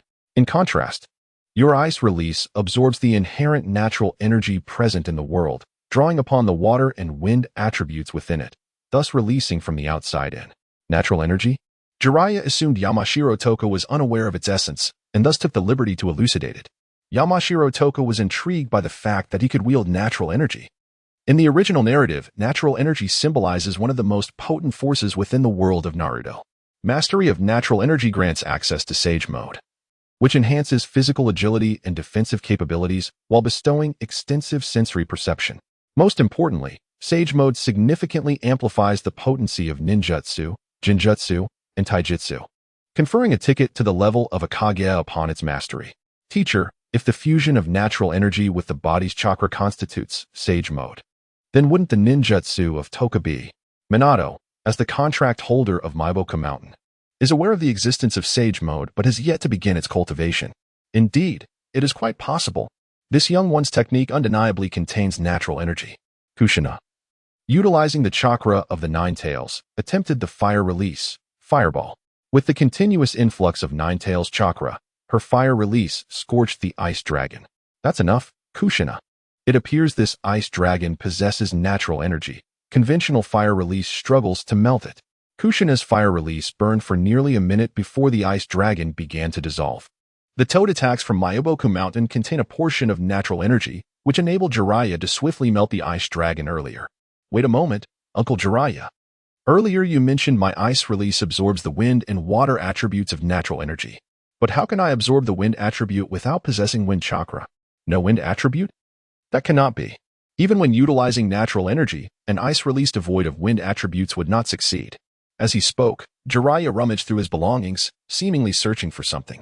After thoroughly inspecting all his pockets without success, he looked up at Minato and inquired, by any chance, do you have chakra test paper? Minato handed the chakra test paper to Jiraiya. Young one, channel your chakra into this. As Yamashiro Toka infused his chakra, the test paper initially became damp, then wrinkled, and ultimately split down the middle. Water, lightning, wind.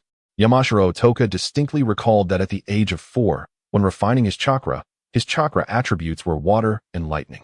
Yamashita Haruka understood that chakra attributes in the realm of Naruto could be acquired through diligent training, yet he had never had the opportunity to cultivate the wind attribute. The only plausible explanation was that his proficiency in ice release had bestowed upon him the wind attribute. Observing the boy's adeptness with ice release, Jiraiya remarked, his talent for wind manipulation appears to be quite formidable. Minato, please demonstrate. Wind release, great breakthrough for him.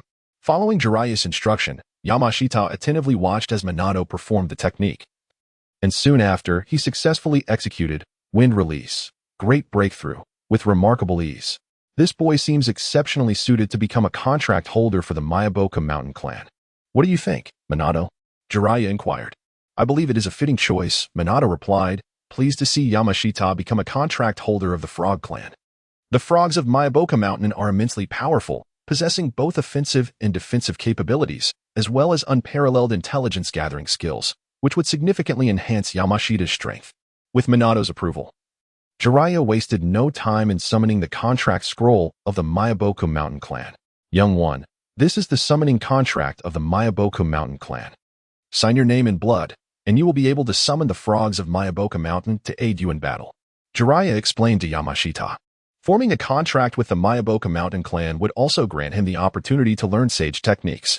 Upon realizing he could harness natural energy, Yamashita had already resolved to seek out the knowledge of sage techniques, and now the moment had arrived serendipitously. He released his ice elemental form, bit his finger, and inscribed his name on the contract scroll. Young one, you know the hand seals for summoning, right? Your instructors at the Ninja Academy should have taught you. Give it a try and summon the frogs of Maiboka Mountain. Jiraiya encouraged. Yamashita nodded and entered his ice elemental form.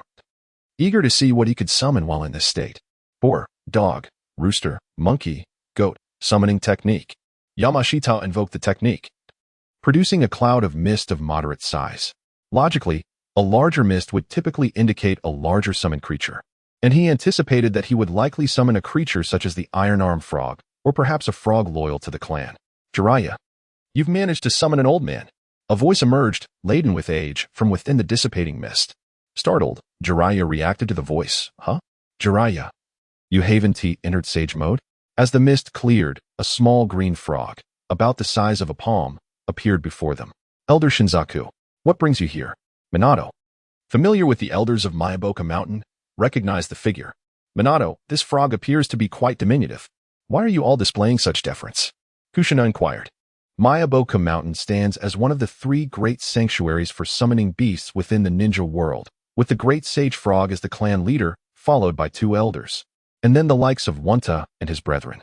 Minato quietly explained to Kushina, this esteemed individual is one of the 2 elders, Elder Shinzo, and he is also the father of the Frog Brothers. Minato, there's no need to whisper so, Elder Shinzaku remarked, having honed his sage mode over many years, greatly enhancing his sensory abilities. Even the softest of whispers could be discerned by him. Minato sheepishly scratched his head. So Minato, who is the other elder? As Jio Xian observed that Sage Shinazaki was not angered, she continued her inquiry. She spoke of Sage Shinazaki's wife, Sage Shima. In terms of temperament, Sage Shinazaki possessed a disposition far superior to that of Sage Shima. Fortunately, it was Sage Shinazaki who emerged from the mountains. Had it been Sage Shima who overheard Jio Xian's remarks, she would undoubtedly have been incensed. Then, Jiraiya, if I understand you correctly, it was not you who summoned me. Sage Shinazaki naturally overheard the conversation among the group. Indeed, it was this little rascal who called for you. Jiraiya pointed to Yamamoto Ryo, standing behind Sage Shinazaki. What? Sage Shinazaki, confident in his perceptive abilities, was astonished to realize he had not sensed anyone behind him. He turned to face Yamamoto Ryo, then closed his eyes to unleash his spiritual energy toward the spot where Yamamoto Ryo stood. The outcome of his perception left him utterly astounded. He sensed that the area occupied by Yamamoto Ryo was encased in ice. What is the meaning of this? Jiraiya. Who is this little rascal? Sage Shinazaki had never seen Jiraiya so taken aback. Boss, this little rascal is Yamamoto Ryo, the new contract holder. Yamamoto Ryo, you say? Sage Shinazaki regarded him with intrigue. Yes, boss. I intended to discuss Yamamoto Ryo with you at Miyaboka Mountain. Oh, what is it, Jiraiya? Sage Shinazaki inquired. You see, I discovered that this little rascal can freeze his water-release ninjutsu, and he does so using natural energy. How can this be? Ryo, could you demonstrate a ninjutsu for me? Upon hearing Jiraiya's words, Sage Shinazaki addressed Yamamoto Ryo. Nodding, Yamamoto Ryo executed the ice-sealed water chaos wave. As he froze the water chaos wave, Sage Shinazaki perceived that Yamamoto Ryo was not merely performing a ninjutsu. He had become one with nature itself. Even in sage mode, one merely absorbs natural energy, blending it with physical energy and spiritual power in a ratio of 1/3. However, when Yamamoto Ryo executed the ice-sealing ninjutsu, it entirely manifested as fluctuations of natural energy, devoid of any trace of chakra. Jiraiya, from where did you find this contract holder who can flawlessly wield natural energy? Boss, are you suggesting that this little rascal did not utilize chakra at all while executing the ice-sealed water release? Precisely, Sage Shinazaki affirmed with unwavering certainty. Sage Shinazaki. Every time I employ ice release, my chakra is significantly depleted, Yamamoto Ryo interjected. Ryo, does your ice release have any specific conditions for usage? Sage Shinazaki pondered for a moment before asking. Yes, it requires entering a particular mode, like the one I am in now. After nodding, Sage Shinazaki continued. Do you need chakra to maintain this mode? Not at all. Merely sustaining elementalization does not require chakra. It is only during the ice-sealed water release that chakra consumption is substantial. Now I see. Ryo, your current state is flawless. The imperfection lies within your methods. Is there an issue with my approach, Sage Shinazaki? Ice release is the ultimate trump card of Yama Zhongyuan. If he can resolve the issue of the immense chakra consumption required for ice release, he would confidently face even Kushina in her tailed beast form, rather than being unilaterally overwhelmed. It is not merely a matter of technique. Rather, it stems from a lack of understanding of the properties of natural energy. Natural energy is the energy that circulates within the world. Your current mode is part of this natural energy by participating in its cycle. You can maintain this state without any consumption. However, Sage Shinsaku, why does my chakra deplete so drastically when I utilize ice release jutsu? The answer is quite simple. When you employ ice release, the natural energy within you activates the external natural energy to aid in your jutsu. The natural energy within you is consumed without being replenished, which necessitates the continuous extraction of chakra to sustain your state. With Sage Shinsaku's explanation, Yamanaka Yuan experiences an epiphany. When he employs the ice element, he resembles a water reservoir with 4 inlet and outlet points. When he refrains from using ice release, the flow rate into the first inlet and out of the second outlet is balanced, maintaining the reservoir's full state. This is what Sage Shinsaku referred to as the cycle of natural energy. However, once he activates ice release, it is as if the valve of the third inlet is tightly shut while the fourth outlet is wide open, causing water to pour out uncontrollably. The natural cycle through the first and second points cannot sustain the reservoir's water level, forcing the third valve to open, from which the water flows is his own chakra. Using Yamanaka Yuan's chakra to replenish the consumption of natural energy, even with the 9 tails, he cannot endure such a drain. Sage Shinsaku, is there a solution to my predicament? Yamanaka Yuan inquires. Indeed, the best approach is to learn how to replenish the consumption of natural energy from the cycle, he replies. Boss, do you mean learning Sage mode? Jiraiya interjects. Uncle Jiraiya, don't interrupt. Yamanaka Yuan shoots him a glare. Jiraiya is correct. It indeed involves learning Sage mode. However, unlike our learning process, you need not fear being consumed by natural energy, as ice is also a form of natural energy. Sage Shinsaku, casting a glance at Yamanaka Yuan, hesitates before continuing. You will never be able to enter Sage mode. Sage Shinsaku had anticipated that Yamanaka Yuan would be disheartened by this revelation, yet he remained remarkably composed. Jiraiya and Minato share a glance, sensing that Yamanaka Yuan is unaware of the true power of Sage mode. They decide to withhold this information from him for the time being, to spare him from potential sorrow. However, knowing that his elemental transformation represents natural energy itself, Yamanaka Yuan is indifferent to the prospect of entering Sage mode. What does natural energy truly signify? The 10 tails. Yamanaka Yuan vividly recalls the 9 tails telling Naruto that the 10 tails embodies natural energy itself. And what is the 10 tails? The Sage of 6 Paths. This implies that Yamanaka Yuan's ice elemental transformation may indeed evolve to the level of Kagaya Otsutsuki. Although the mountainous region does not possess the immense natural energy akin to the 10 tails, nor does it harbor Kagaya Otsutsuki's legendary Rinnegan, its ice elemental transformation shares a fundamental essence with the 10 tails life force. Furthermore, his Sharingan may gradually evolve into a Rinnegan. In this world of shinobi, where lineage is paramount, Yamanaka Tohru felt a significant advantage for the first time. Sanin, how should I learn Sage mode? Tohru inquired, feigning ignorance. To master Sage mode, you must journey to the 3 great sanctuaries, Mount Mayaboku, the Wetbone Forest, and the Dragon Cave. Now that you are a contracted member of our Toad clan, Mount Mayaboku welcomes you at any time, the sage replied. Boss, do you believe this kid is ready to learn Senjutsu? Jiraiya asked. Indeed. I previously mentioned that Tohru's unique state is impervious to the consumption of natural energy. He merely needs to learn how to absorb it, the sage confirmed. However, you just stated that this boy cannot enter Sage mode. Why then do you permit him to study at Mount Mayaboku? Jiraiya and Minato had initially intended to conceal the truth about Sage mode from Tohru, as the inability to access it would be a considerable blow to anyone's spirit. They were unprepared for the sage's agreement to allow Tohru to pursue training at Mount Mayaboku, especially knowing that he could not enter Sage mode.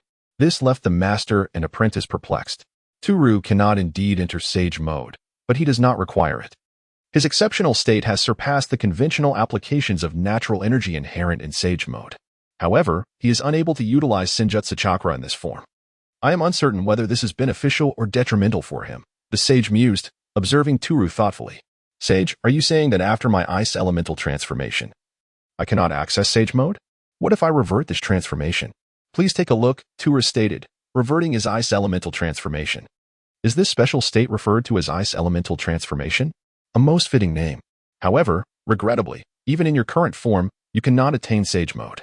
Why not? Tohru had assumed that by relinquishing his ice elemental transformation, he would be able to train in Sage mode, only to discover it was still unattainable. There are 2 reasons. First, your chakra quantity does not meet the necessary requirements. Second, when you refined your chakra, you had already been baptized by natural energy. When you first refined your chakra, you undoubtedly obtained a greater quantity than the average person, the sage elucidated. Tohru recalled that during his initial chakra refinement, he had indeed possessed the chakra amount typical of a mid-level ninja. For a 4-year-old, even one of the Uzumaki clan, such a feat was extraordinary. Yet, as time passed, Tohru's chakra growth rate was rather ordinary, not significantly surpassing that of his peers. His initial abundance of chakra merely stemmed from that singular event. Indeed, that is correct, Tohru acknowledged, reflecting on the earlier discussion. Receiving the baptism of natural energy is undoubtedly advantageous for most, but for you, it is not. Your inherent ability to absorb natural energy is already quite rapid, and post-baptism, it will accelerate even further. The rapid absorption of natural energy can hinder the body's ability to harmonize its own energy and spirit with that of nature, leading to an excessive influx that forces one into what is termed the ice elemental state. After listening to the sage's explanation, Yamashiro was suddenly enlightened, realizing that he was destined to remain distant from the sage mode. He still harbored envy for the enhancement that sage chakra provided to ninjutsu, yet regrettably, after his transformation into the ice elemental state, natural energy could only be utilized while encased in ice, or afterward in conjunction with ice.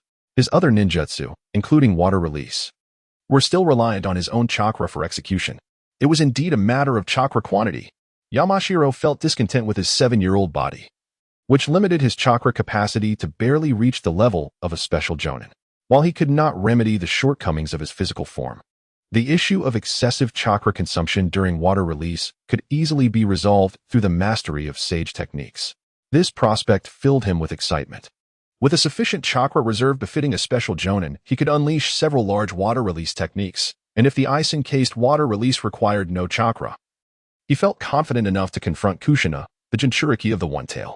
It must be noted that Kushina was a formidable presence, akin to a potential Hokage, and had demonstrated considerable strength during the Third Great Ninja War. Sage, when may I commence my training in sage mode? Yamashiro eagerly inquired. As long as Jiraiya agrees. It can commence at any time, the sage replied. Me? I have no objections. This young lad belongs to the Yamashiro clan and is also a disciple of Kushina. His mastery of sage arts will benefit Konoha immensely. Jiraiya prioritized the interests of Konoha, recalling the steadfast loyalty of the Inuzuka, Nara, and Akimichi clans. And knowing that Kushina was the inheritor of the will of fire, he trusted her disciple would not disappoint. Furthermore, Yamashiro was currently the pillar of Konoha Hospital. Hence Jiraiya readily consented to his sage training. Very well, Yamashiro, prepare yourself. In 3 days, I shall summon you using the reverse summoning technique. Thank you, sage. If there is nothing further, I shall take my leave, the sage said to the gathered crowd. Take care, sage, Jiraiya responded. The sage waved goodbye, dispelling the summoning technique as he returned to Mount Mayaboku. Yamashiro, do not train tomorrow. Have Kushina take you to procure some provisions, if necessary. Bring along some soldier pills as well, Minato advised, patting Yamashiro's shoulder sympathetically. Minato's words evidently stirred unwelcome memories in Jiraiya, causing a churn in his stomach and a pallor to his face. The reminder from Minato, coupled with Jiraiya's reaction, prompted Yamashiro to recall the food from Mount Mayaboku in the original narrative. Kushina, please. Let's go shopping for food tomorrow. Sure. But what is wrong with you two? Kushina appeared perplexed by the unusual behavior of Minato and Jiraiya, clearly unaware of the reputation of Mount Mayaboku's cuisine. I'm not sure. They reacted strangely when Mount Mayaboku was mentioned. Perhaps the food there is unappetizing, Yamashiro speculated. Minato told me to bring some dry rations and soldier pills. Is that so? Minato? Kushina inquired. Indeed, that is correct. Konoha's Minato had no desire to recall the insect feast at Mayaboka Mountain, responding with a perfunctory demeanor. Kakashi, you shall accompany me tomorrow. Suddenly, Yamashiro Tohru remembered the seemingly forgotten Kakashi, who was diligently practicing the Rasengan alone nearby. Upon hearing Yamashiro's voice, Kakashi paused and nodded in agreement. After 7 years of residing in Konoha, Yamashiro was finally poised to take his first step beyond its borders. In just one day, Kushina had prepared a plethora of food for him, having also acquired ample bento from Jiraiya. Kakashi and Yamashiro trailed behind Kushina, engaging in discussions about the further development of Chidori. That evening, Yamashiro confided in Yamashiro Kinoko about his intent to train at Mayaboku Mountain. Although Kinoko felt a tinge of reluctance, she understood that this was an essential part of her son's growth. Kinoko meticulously shared every conceivable piece of advice with Yamashiro, who nodded in agreement to all her counsel. The following day, 4 of them gathered for training, excluding Jiraiya. As usual, Minato was engrossed in researching the Flying Thunder God technique. Kakashi was honing the Rasengan, while Yamashiro and Kushina studied sealing techniques. Uncertain of how long Yamashiro would be away, Kushina decided to impart a comprehensive array of foundational sealing techniques, including the sealing technique, evil sealing method, and the 5-element seal. Unable to grasp them immediately, Yamashiro activated his Sharingan to meticulously note Kushina's explanations for future study. Next, this sealing technique is one of the few advanced seals of our Uzumaki clan, Kushina abruptly stated. What is the sealing technique? Evil sealing method? Yamashiro inquired. This technique was originally developed for the women of our Uzumaki clan. Its purpose is to maintain youthfulness, allowing for eternal vitality.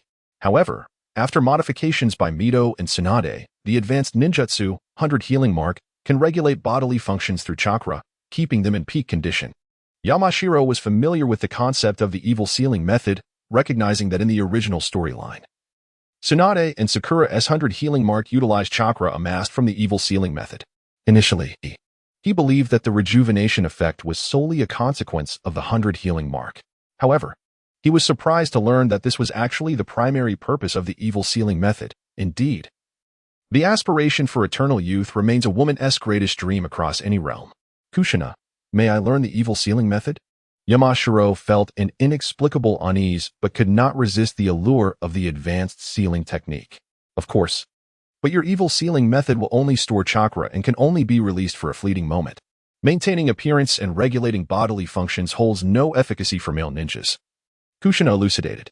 Then Kushina, how long will the stored chakra last? Yamashiro queried.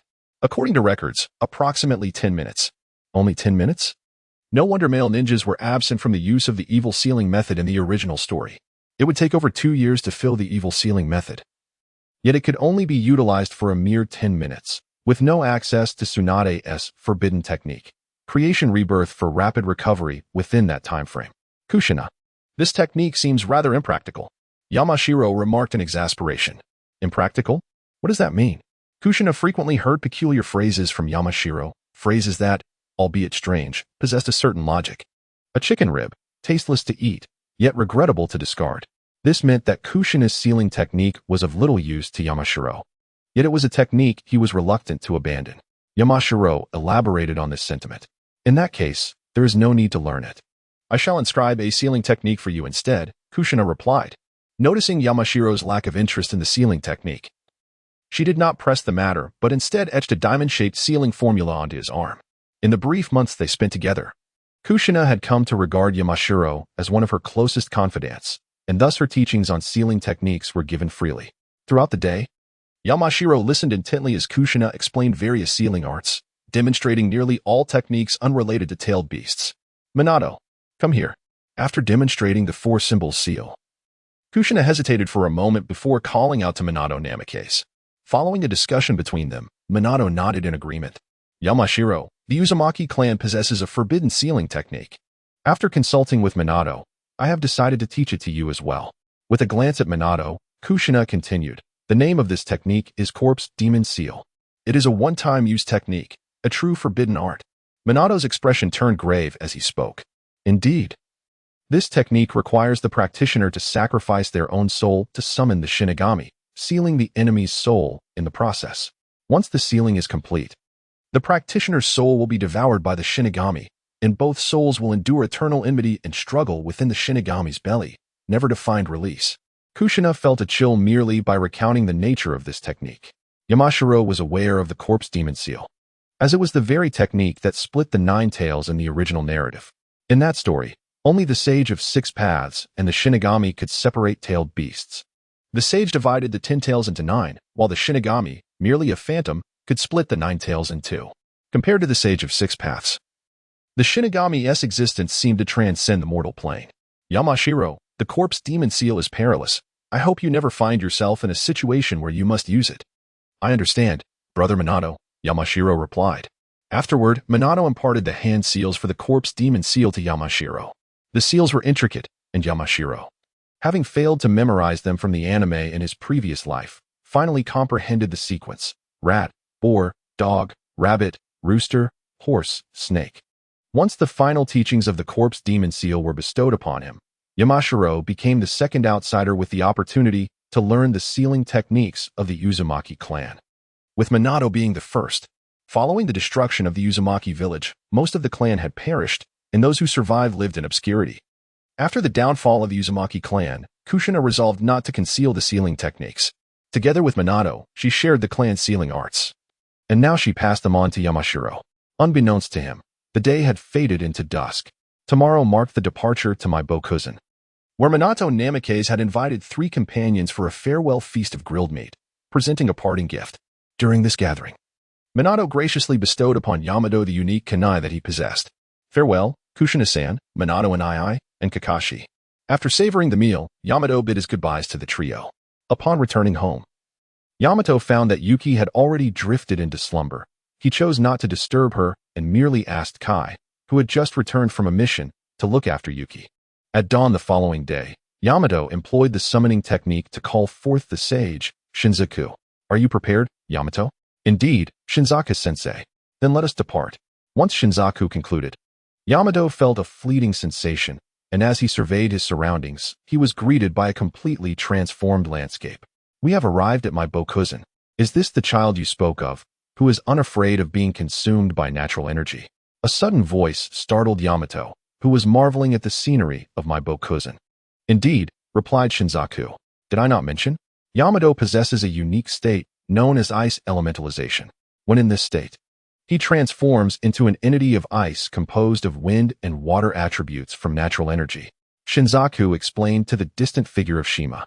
You have mentioned it, but I have yet to witness it, said Shima, approaching with a basket filled with wriggling insects. Child, show me your unique state.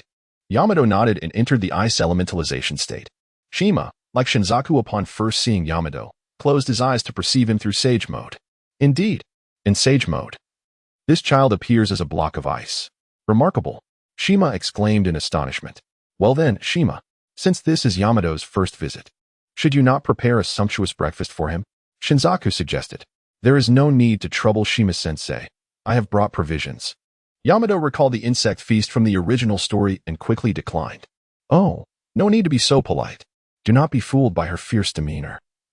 Her culinary skills are exceptional, Shinzaku remarked, treating the situation as if it were his own home, leaving Yamato to offer a wry smile in acquiescence.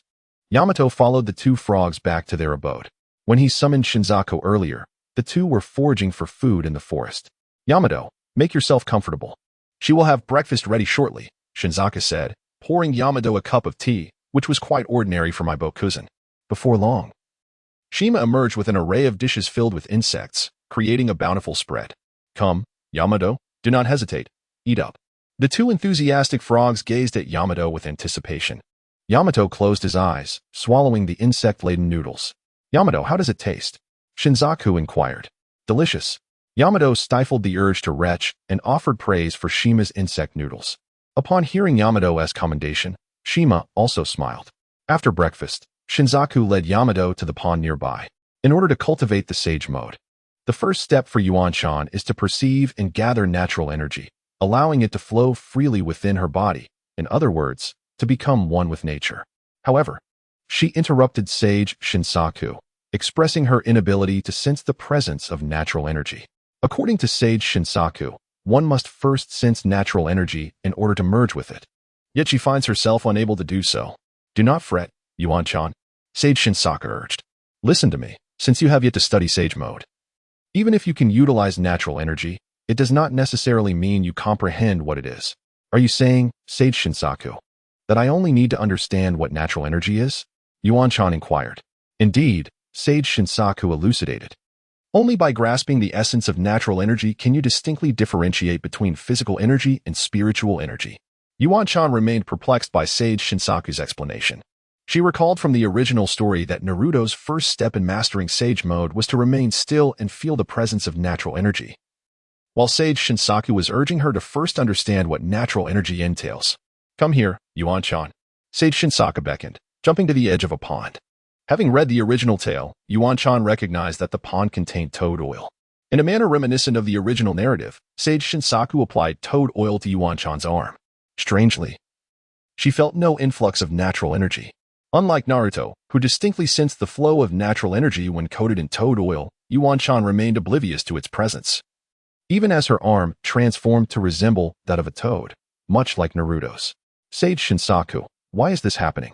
Yuan-chan pondered, bemused, as it appeared that natural energy had indeed entered her body, yet she remained unaware. This is your first step in training, to distinguish between natural energy, physical energy, and spiritual energy, Sage Shinsaku concluded, before using a stick to extract the natural energy from her arm. Do not worry about being overwhelmed by natural energy.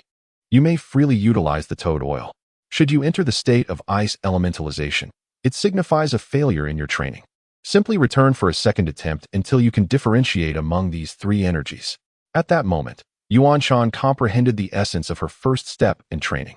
As she began to extract chakra, the influence of her ice release drew in a substantial amount of natural energy, most of which formed the foundational energy for her ice elementalization.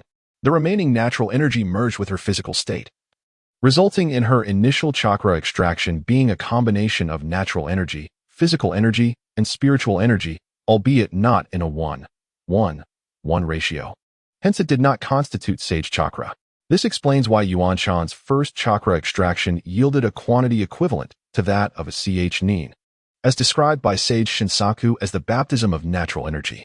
Moreover, because natural energy had been present since the initiation of her chakra extraction, Yuan-chan found it impossible to discern what constituted physical energy, spiritual energy, and natural energy.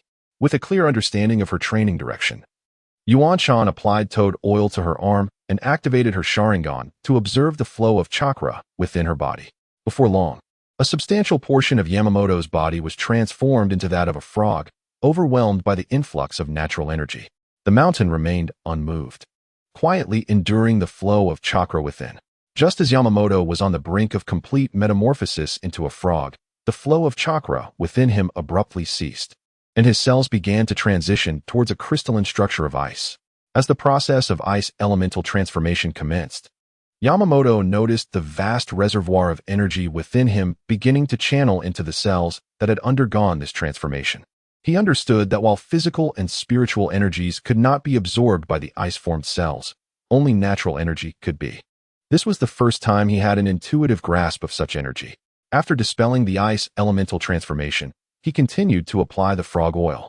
Once, twice, he lost track of how many times he repeated this ritual, but perseverance bore fruit. Eventually, he began to perceive the natural energy. Unlike physical and spiritual energies, natural energy possessed a unique vivacity, akin to having a life of its own. Seizing the moment, after several more rounds of ice elemental transformation, he finally succeeded in identifying the natural energy within his body. Once he could distinguish natural energy, Yamamoto closed his eyes to attune himself to the flow of chakra within.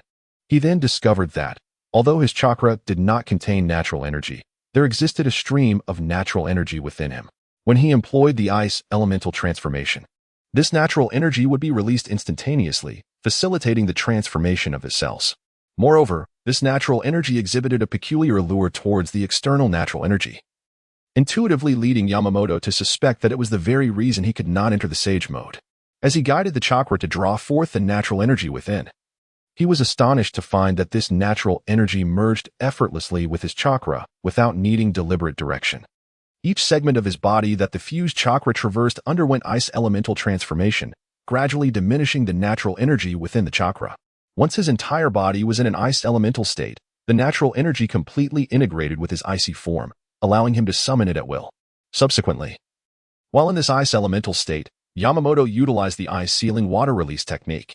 Indeed, as the Sage of the Deep had indicated, the natural energy within him first experienced fluctuations, and subsequently, a small portion of it entered the water technique upon its completion. The natural energy in the surrounding air was irresistibly drawn into the water release ninjutsu, culminating in the desired effects of the ice sealing water release technique. However, the natural energy within his body was depleted without external replenishment. Thanks to his body's self-regulating capabilities, Yamamoto's chakra replenished the consumed natural energy. After a series of experiments, Yamamoto confirmed that this natural energy was the key to his ice elemental transformation, seamlessly merging with his chakra upon guidance.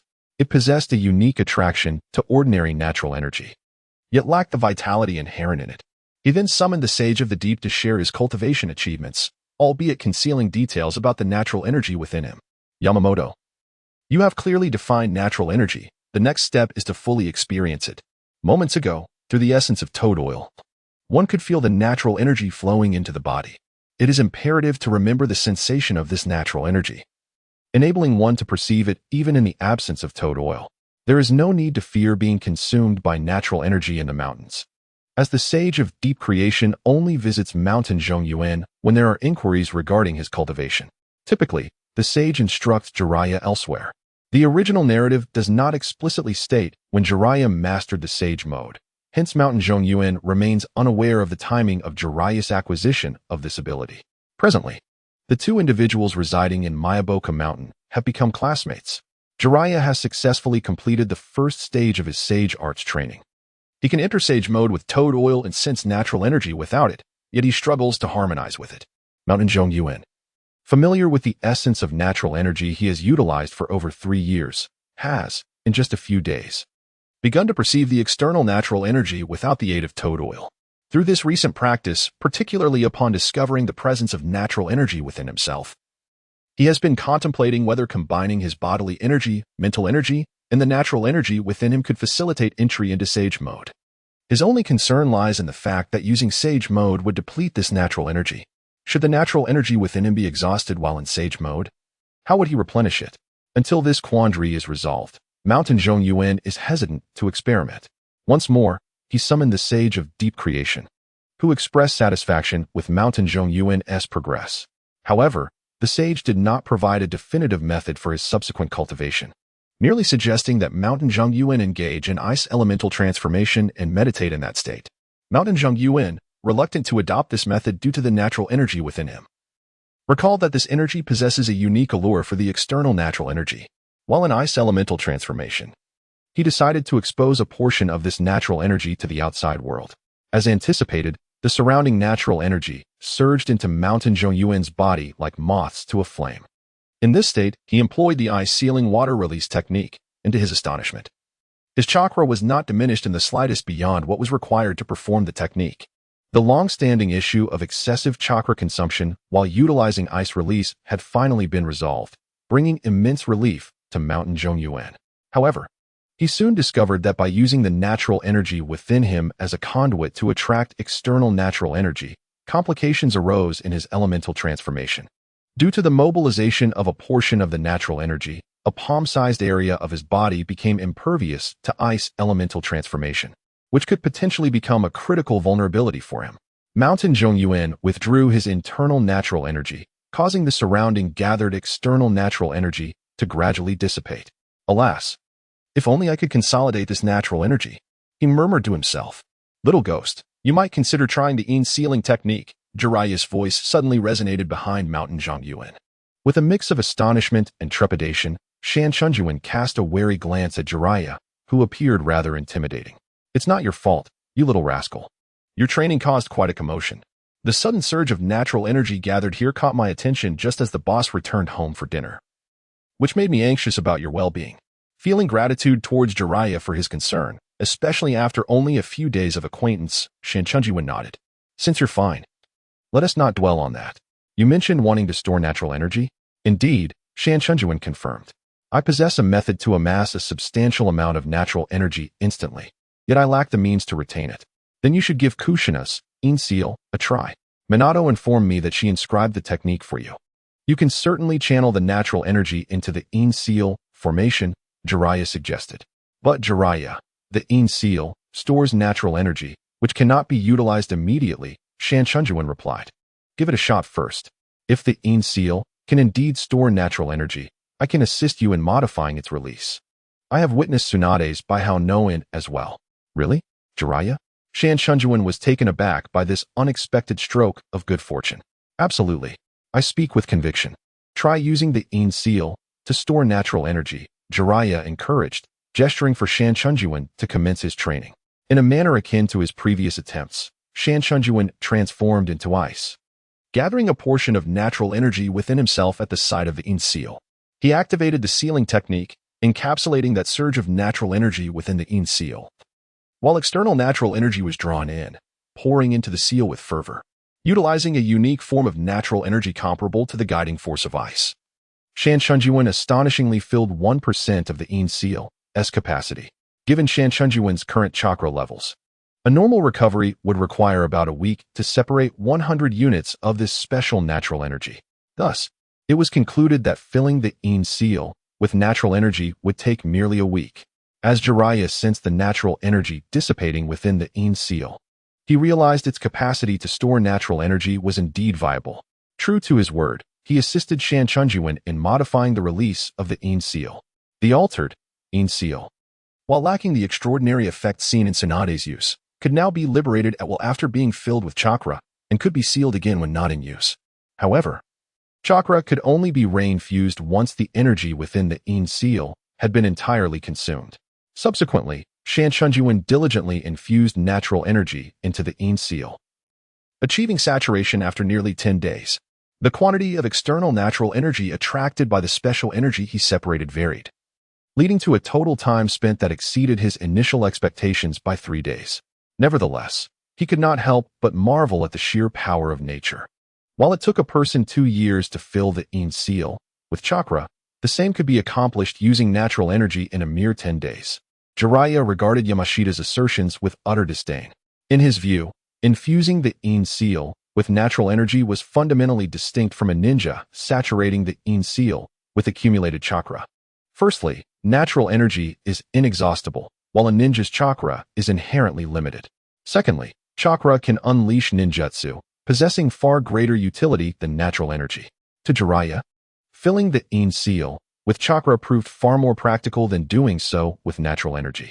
As Yamashita gradually comprehended Jiraiya's words while infusing the yin seal with a substantial amount of natural energy, he realized, as stated, that natural energy is indeed boundless. The natural energy from Mount Myaboku, regardless of how much Yamashita consumed, seemed unyielding. Upon reaching saturation, Yamashita underwent elemental transformation into ice, liberating the natural energy contained within the yin seal, which flowed from his arm. He unleashed the water chaos wave without depleting chakra, and similarly, the water dragon bullet also incurred no chakra expenditure. Following this, Yamashita ceased the output of natural energy from the yin seal. After approximately 10 minutes of activation, about 1/5 of the natural energy within the yin seal had been expended, with most dissipating into the air, leaving only a fraction for Yamashita's utilization. In essence, the 10 days spent accumulating natural energy enabled Yamashita to utilize ice release without consumption for approximately 50 minutes. The long-standing issue of chakra depletion associated with the ice sealing technique that had troubled Yamashita for nearly 4 years was finally resolved. With the ice release dilemma addressed, Yamashita resolved to embark on the cultivation of Sage Mode. His inability to enter Sage Mode stemmed primarily from the overly rapid absorption of external natural energy. Yamashita found himself unable to blend physical energy, spiritual energy, and natural energy in a 1:1 ratio to generate Sage Chakra. Consequently, he intended to experiment with merging physical and spiritual energy of a size comparable to that of the unique natural energy, in hopes of producing Sage Chakra. Should he succeed, he would activate the yin seal to replenish the consumed natural energy. As noted by the Sage of Deep Work in the original text, ninjas can easily distinguish between physical and spiritual energy due to their use of ninjutsu. After rigorous training, Yamashita achieved this distinction. He guided physical and spiritual energy of similar magnitude to that of the natural energy, skillfully controlling their fusion. Once each energy source reached 1/3 of its total, they began to merge gradually. A unique chakra was born within Yamashita. Could this be Sage Chakra? An orange-red hue began to manifest around Yamashita's eyes, reflecting the natural chakra perceived through the toad oil of Mount Myaboku, resembling Naruto's sage visage. As Yamashita sensed the transformation of chakra within him, he found, consistent with the original narrative, that the amplification effects of Sage Mode were indeed profound. His sensory abilities and physical agility were significantly enhanced. In the mountains, Yuan activated the lightning release chakra mode, simultaneously unlocking the yin seal. Through experimentation, The Sage Chakra released into the Lightning Release Chakra mode granted him a significant enhancement in speed and strength, surpassing even the velocity of the Ice Lightning mode. By infusing the Sage Chakra into his Lightning Blade technique, Yamanaka Yuan transformed its size and power, rendering its sound nearly inaudible during execution. In the original work, during the Chunin exams, Guy remarked that the Chidori was created for assassination purposes. However, both Chidori and Lightning Blade are predominantly employed for thrusting attacks. Upon mastering both techniques, Yamanaka Yuan realized why they were ill-suited for stealthy assassinations. Their sounds were too loud. The Chidori, true to its name, released a cacophony akin to 1,000 birds chirping, while the Lightning Blade, despite improvements, remained imperfect in this regard. By integrating Sage Chakra into the Lightning Blade, Yamanaka Yuan rendered it suitable for assassination.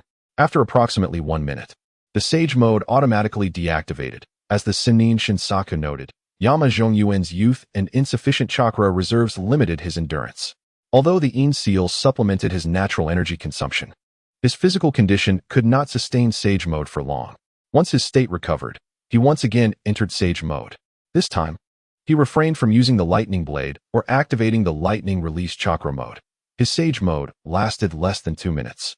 In a subsequent trial, while in Sage mode, Yamanaka Yuan employed the Lightning Blade, Lightning Release Chakra mode, and Chidori Blade, but his Sage mode endured for less than 1 minute. After determining the duration of his Sage mode, he ceased his training.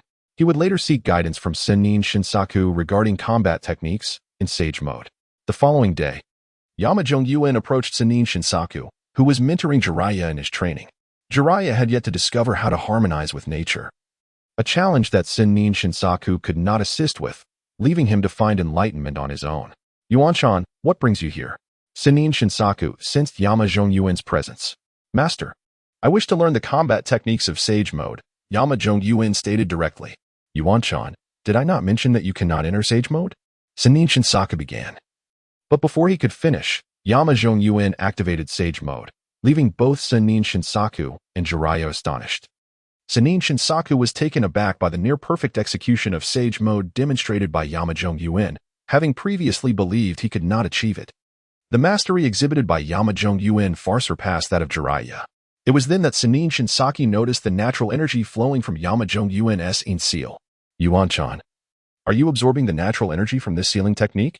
Yamanaka Yuan chose not to disclose the unique natural energy within him. Thus, when Sennin Shinsaku observed the natural energy emanating from Yamanaka Yuan's Yin Seal, he assumed that the flow of natural energy into Yamanaka Yuan's body was facilitated by this sealing technique. Yamanaka Yuan nodded in silence. Young one, how long can you sustain your Sage mode? Jiraiya inquired. Without using any ninjutsu, it lasts merely 2 minutes. Yuan, your chakra reserves are insufficient. It would be prudent to limit your use of Sage mode until you mature and your chakra becomes ample. Indeed, Sage Master Shinsaku. However, Sage Master Shinsaku expressed his admiration. Yet, Yuan is truly a prodigy for devising such a method to control the influx of natural energy into his body. You are mistaken, boss. It is my brilliance that has enabled this young one to rewrite the sealing technique, allowing him to enter Sage mode. Jiraiya boasted with a hearty laugh. Jiraiya, you cannot even access Sage mode on your own. Shouldn't you focus on your training? Yes, boss. Faced with Sage Master Shinsaku's stern demeanor, Jiraiya quickly relented. Yuan, I shall teach you the physical techniques of Sage mode. Thank you, Sage Master Shinsaku. Sage Master Shinsaku candidly admitted that he had little to impart in terms of ninjutsu. The only technique he could teach Yuan was the unique physical attack known as the Frog Kata, utilized in Sage mode at Mount Mayaboku. The essence of the Frog Kata lies in harnessing the surrounding natural energy, allowing it to become an extension of one's body, creating an intangible attack. The Frog Kata is not difficult to master. One simply needs to guide the natural energy nearby. After Sage Master Shinsaku explained the nuances, Yuan quickly learned to employ this intangible attack while in Sage mode. Moreover, Yuan discovered the advantage of the Frog Kata. It does not consume Sage Chakra, meaning he could freely utilize this technique in Sage mode. Yuan, your training in the Frog Kata is complete. What are your plans next? Do you intend to return to Konoha? Sage Master Shinsaku asked. For now, I do not plan to return to Konoha. I wish to stay at Mount Mayaboku for a while. Yuan intended to continue his training at Mount Mayaboku. He had prepared ample provisions and soldier pills, sufficient to last him for several months. Over the next few months, he aimed to familiarize himself with Sage Mode, especially since his water release techniques were limited. Previously, the chakra consumption of his ice elemental transformation was substantial, and he had relied on only a few simple water techniques. Now that he had addressed this issue, his available water release techniques seemed rather scant. Jiraiya had also decided to remain at Mount Myaboku, and Yuran intended to seize this opportunity to seek Jiraiya's guidance on various ninjutsu. In that case, Yuran, do not train too late tonight. My third child, Gamagoro, has just returned home. You should meet him, Sage Master Shinsaku remarked. Understood. I shall not be a bother tonight. Yuran displayed great respect towards his elders, especially those who had aided him. That evening, Yuran and Jiraiya arrived at Sage Master Shinsaku's home, where Sage Master Shima had prepared an abundant feast of insect delicacies. Upon seeing the spread, Jiraiya exhibited a look of trepidation. Welcome, Yuran and Jiraiya. You have come at the perfect time. The child's mother has just finished preparing dinner. Come, let us eat together. No, we have just eaten, haven't we, Yuran? Jiraiya squinted towards the mountain, and Yamashiro, not wishing to partake in a meal of insects, nodded in agreement, indicating he had already eaten. What a pity. Guo-chan, please come out and meet Jiraiya and Yamashiro, Senin Shinzaku called out with a hint of regret. Yamashiro recalled that in the original narrative, the mighty toad Guo was indeed enormous, and compared to Guo's colossal form, Shinzaku's house appeared rather modest. Before long, a light blue toad leaped from within the house, adorned with two short blades, resembling the character from the original story by about 70 to 80%. However, its size was entirely different from what Yamashiro remembered. The current Guo seemed far smaller than the toad that battled alongside Naruto during his confrontation with Pain. Guo-chan, please greet our guests, Shinzaku instructed. Understood, old man. I am Guo, and should a battle arise, do not forget to summon me. Yamashiro, it is a pleasure to make your acquaintance. Just call me Jiraiya. After their introductions, Yamashiro and Jiraiya learned that Guo had been searching for suitable weapons in the Land of Iron until he received an order from the Great Sage Toad to return. Yamashiro remained curious about the prophetic toad from the original tale, though he had yet to encounter the Great Sage Toad due to its unique status. Speaking of the Great Sage Toad, Jiraiya, have you found the child of prophecy that the old man mentioned? Shinzaku suddenly inquired. It has been essentially confirmed, Jiraiya replied, his tone brimming with pride, clearly satisfied with this disciple. What child of prophecy? Guo asked. It is said that the Great Sage Toad once foretold that one of my disciples would bring significant change to the ninja world, though it remains uncertain whether this change will usher in peace or destruction. I am merely the guide for this disciple, Jiraiya explained to Guo. That is indeed of great importance. Although the Great Sage Toad may be forgetful, his prophecies have never been wrong, Guo remarked. Guo-chan, how can you speak of the old man in such a manner? Shinzaku admonished him. After a leisurely conversation, Yamashiro and Jiraiya took their leave, eager to avoid a meal of insects. 1 month later, while Yamashiro was in sage mode, practicing with Jiraiya, Guo hurriedly approached them. Yamashiro, the Great Sage Toad has dreamt of a prophecy concerning you, Guo exclaimed, wiping sweat from his forehead. Is that true? Quickly, take me to him. Guo led the way as Yamashiro and Jiraiya followed closely behind. They arrived at a house, where Guo urged, Yamashiro, Jiraiya, come inside. Don't keep the old man waiting. Shinzaku's voice resonated from within, prompting Yamashiro to enter without delay. Greetings, Great Sage Toad. I am Yamashiro. Ah, you've arrived. The Great Sage Toad slightly opened his eyes and regarded Yamashiro. I summoned you for no particular reason, but, well, who are you? In a scene reminiscent of the original tale, Yamashiro, despite his preparation, was taken aback. I am Yamashiro, Great Sage Toad. Ah, yes, Yamashiro. Just now in my dream, you led a battle that determined the fate of the ninja world, the Great Sage Toad stated. The Great Toad Sage, is there more? After waiting for quite some time, Yamato could no longer contain his curiosity and inquired. There is nothing more. Recent dreams have undergone numerous changes, revealing only that you will lead this war. Upon stepping out of the house, Jiraiya fixed a serious gaze upon Yamato. A war that determines the fate of the ninja world? Who would instigate such a large-scale conflict? From the Great Toad Sage's prophecy, Jiraiya understood that a great battle would inevitably occur in the future of the ninja world, with Yamato as its leader. Hey, kid, the Great Toad Sage's prophecies have never been wrong. You must prepare yourself. Since you are to be the leader of the war that decides the fate of the ninja world, I will do my utmost to guide you. Jiraiya held unwavering faith in the prophecy, convinced that Yamato was the heir of the Will of Fire. Consequently, Yamato represented the Leaf Village, and Jiraiya felt a sense of responsibility to strengthen him. Yamato did not believe in fate. In the world of Naruto, strength could alter everything. Thus, Jiraiya's words resonated more positively with him than the prophecy itself. Then, Uncle Jiraiya, I look forward to your guidance. Naturally, Yamato would not refuse the opportunity to receive Jiraiya's instruction. It is worth noting that Jiraiya was not only the teacher of the second Hokage, but also the mentor to the leader of the Akatsuki, the largest rogue ninja organization in the ninja realm. He was the foremost teacher of ninjutsu, excelling in all forms of jutsu except genjutsu. And he was also Yamato's favorite character in the Naruto series. Grateful for Jiraiya's guidance, Yamato felt appreciative of the great Toad Sage's prophecy.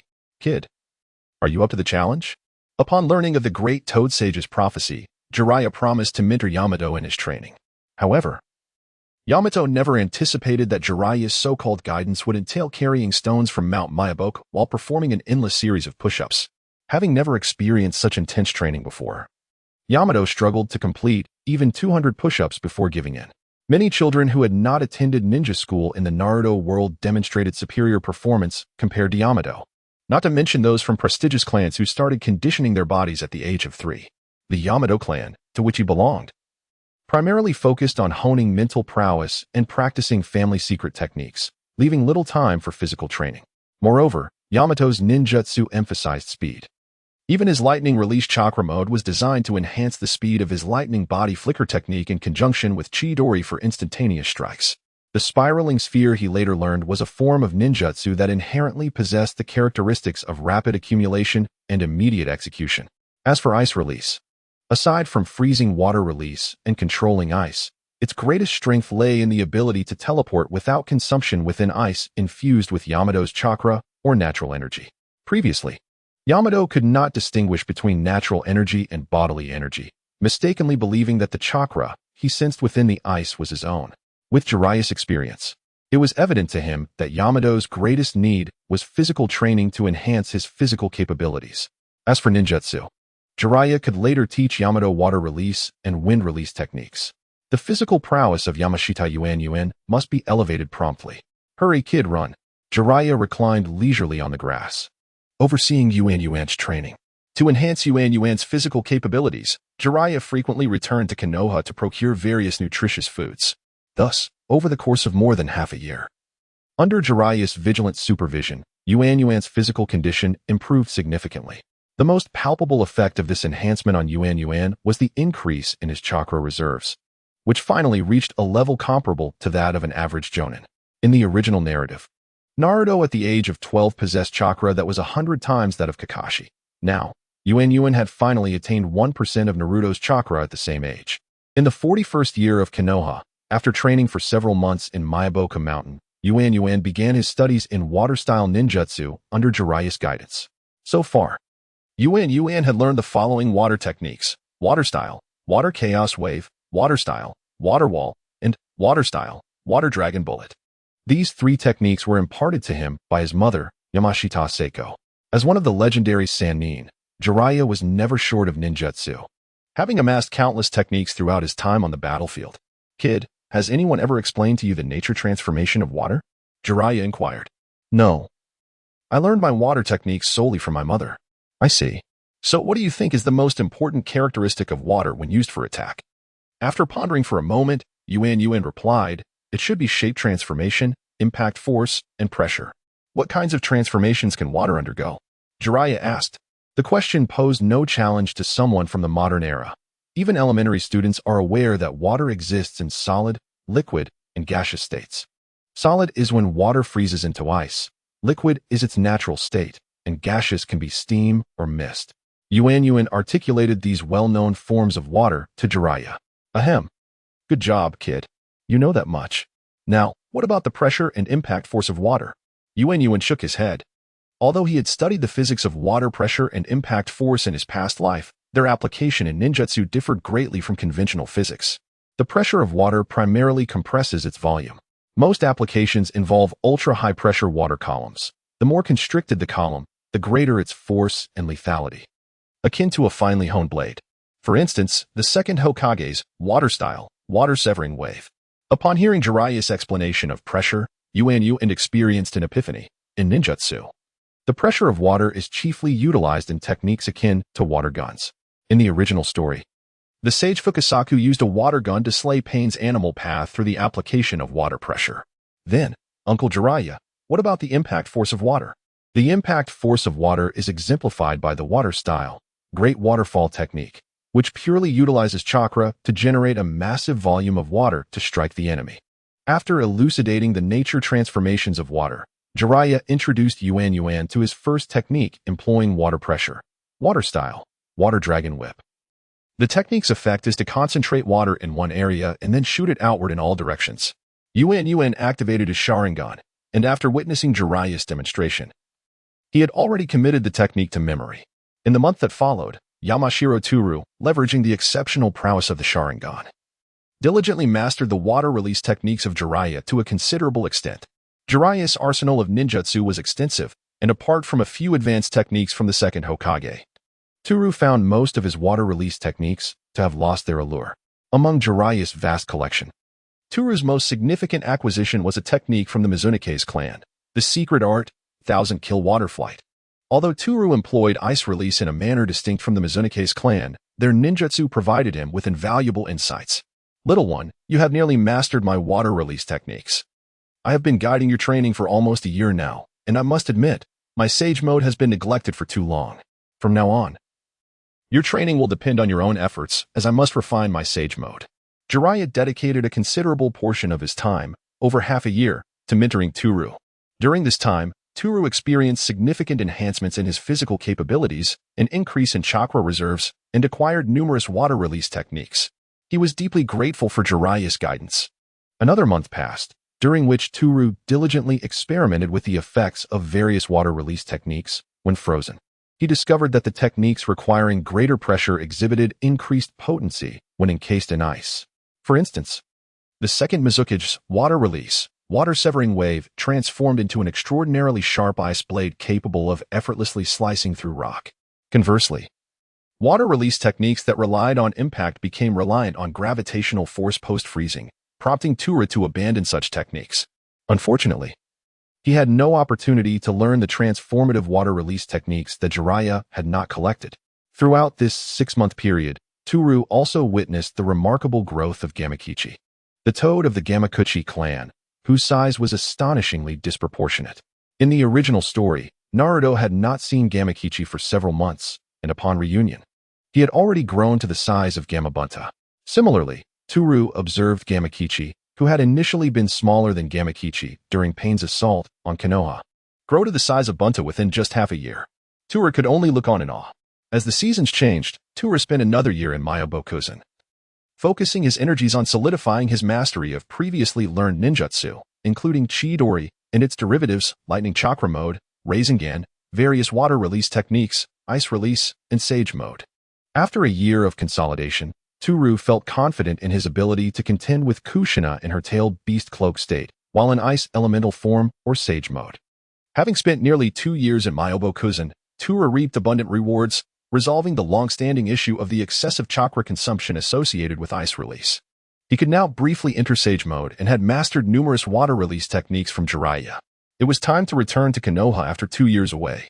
One day, after finishing a spar with Sage Shinsaku, Tohru reclined on the grass and remarked, "Yamashiro, are you leaving?" "Yes, I am. I am grateful for the care I received from Sage Shinsaku during these past 2 years.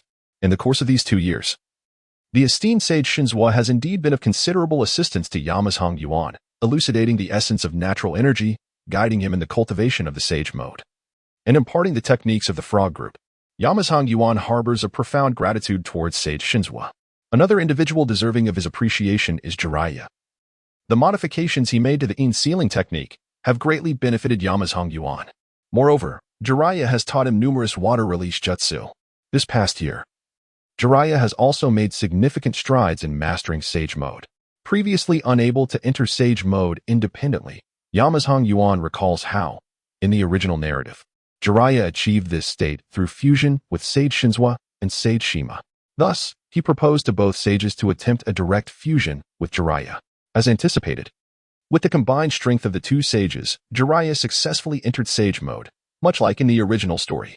Yamanaka Yuan felt elated to have aided Jiraiya in refining his sage mode, and after accomplishing this feat, Jiraiya returned to Konohagakure. Observing Jiraiya's mischievous grin, Yamanaka Yuan surmised the purpose of his return to the village. Subsequently, Yamanaka Yuan bid farewell to the toads of Mount Mayaboku. Sage Shima, who happened to be in the village seeking food, utilized summoning technique to transport Yamanaka Yuan back to Konohagakure. Upon his arrival, he found himself near Ichiraku Ramen. Boss, a large bowl of seafood ramen, along with 2 servings of chashu, please. The summoning brought him to a spot conveniently located by the ramen shop. Certainly. Please hold on a moment. The owner of Ichiraku Ramen responded with his customary swiftness.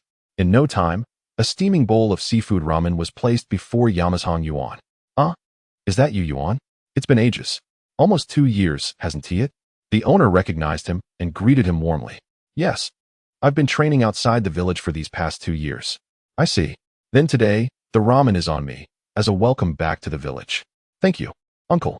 As Yamanaka Yuan conversed with the owner about the amusing happenings in Mount Mayaboku, he savored his ramen until an Umbu member appeared beside him. Yamanaka, the Hokage wishes to see you. Uncle, it seems I want to finish my ramen after all. I must take my leave. Indeed, matters concerning the Hokage are of utmost importance. You can always return for ramen later. In the Hokage's office, the third Hokage beamed at Yamanaka Yuan, who was assessing him in turn. After 2 years, Sarutobi Hiruzen's face bore numerous wrinkles, and strands of gray had begun to pepper his hair, naturally. At the age of 50, the third Hokage's vitality had waned. Little Yuan, you vanished to Mount Mayaboku to train without a word. Neglecting your duties at the Konoha hospital. Hokage-sama, you never paid me, yet you dare speak of my responsibilities. Ahem, what do children need money for? How ungrateful. Since you've returned, you shall report to the Konoha hospital tomorrow. Consider it your mission, with remuneration. The third Hokage declared. Understood, Hokage-sama. If there is nothing else, I shall take my leave now, Yamanaka Yuan thought, longing to see his mother and converse with Kushina. Very well, remember to go to the Konoha hospital tomorrow. Upon exiting the Hokage's office, Yamanaka Yuan hurriedly made his way to the Yamanaka clan. In the mountains, Shanjong Qingzi was resting in her chamber as usual. During these 2 years, when Shanjong Yuan was absent, she constantly yearned for him. After Uchiha Hikari departed from her life, Shanjong Yuan became her most significant bond. Mother, are you there? Hearing Shanjong Yuan's voice from the inner room, Shanjong Qingzi hurriedly rose to open the door. Upon seeing Shanjong Yuan standing outside, tears streamed down her face. The mother and son engaged in a heartfelt conversation until midday. Shanjong Qingzi personally prepared a feast filled with Shanjong Yuan's favorite dishes. Although Shanjong Yuan had already indulged in a bowl of Ichiraku ramen earlier, he made sure to savor every morsel of his mother's cooking, so as not to disappoint her efforts. In the afternoon, Shanjong Yuan ventured out in search of Kushina, scouring nearly all of Konoha without a trace of her. He ultimately resorted to entering sage mode to sense her presence. Due to Kushina's immense chakra, he easily detected her, along with another familiar chakra nearby.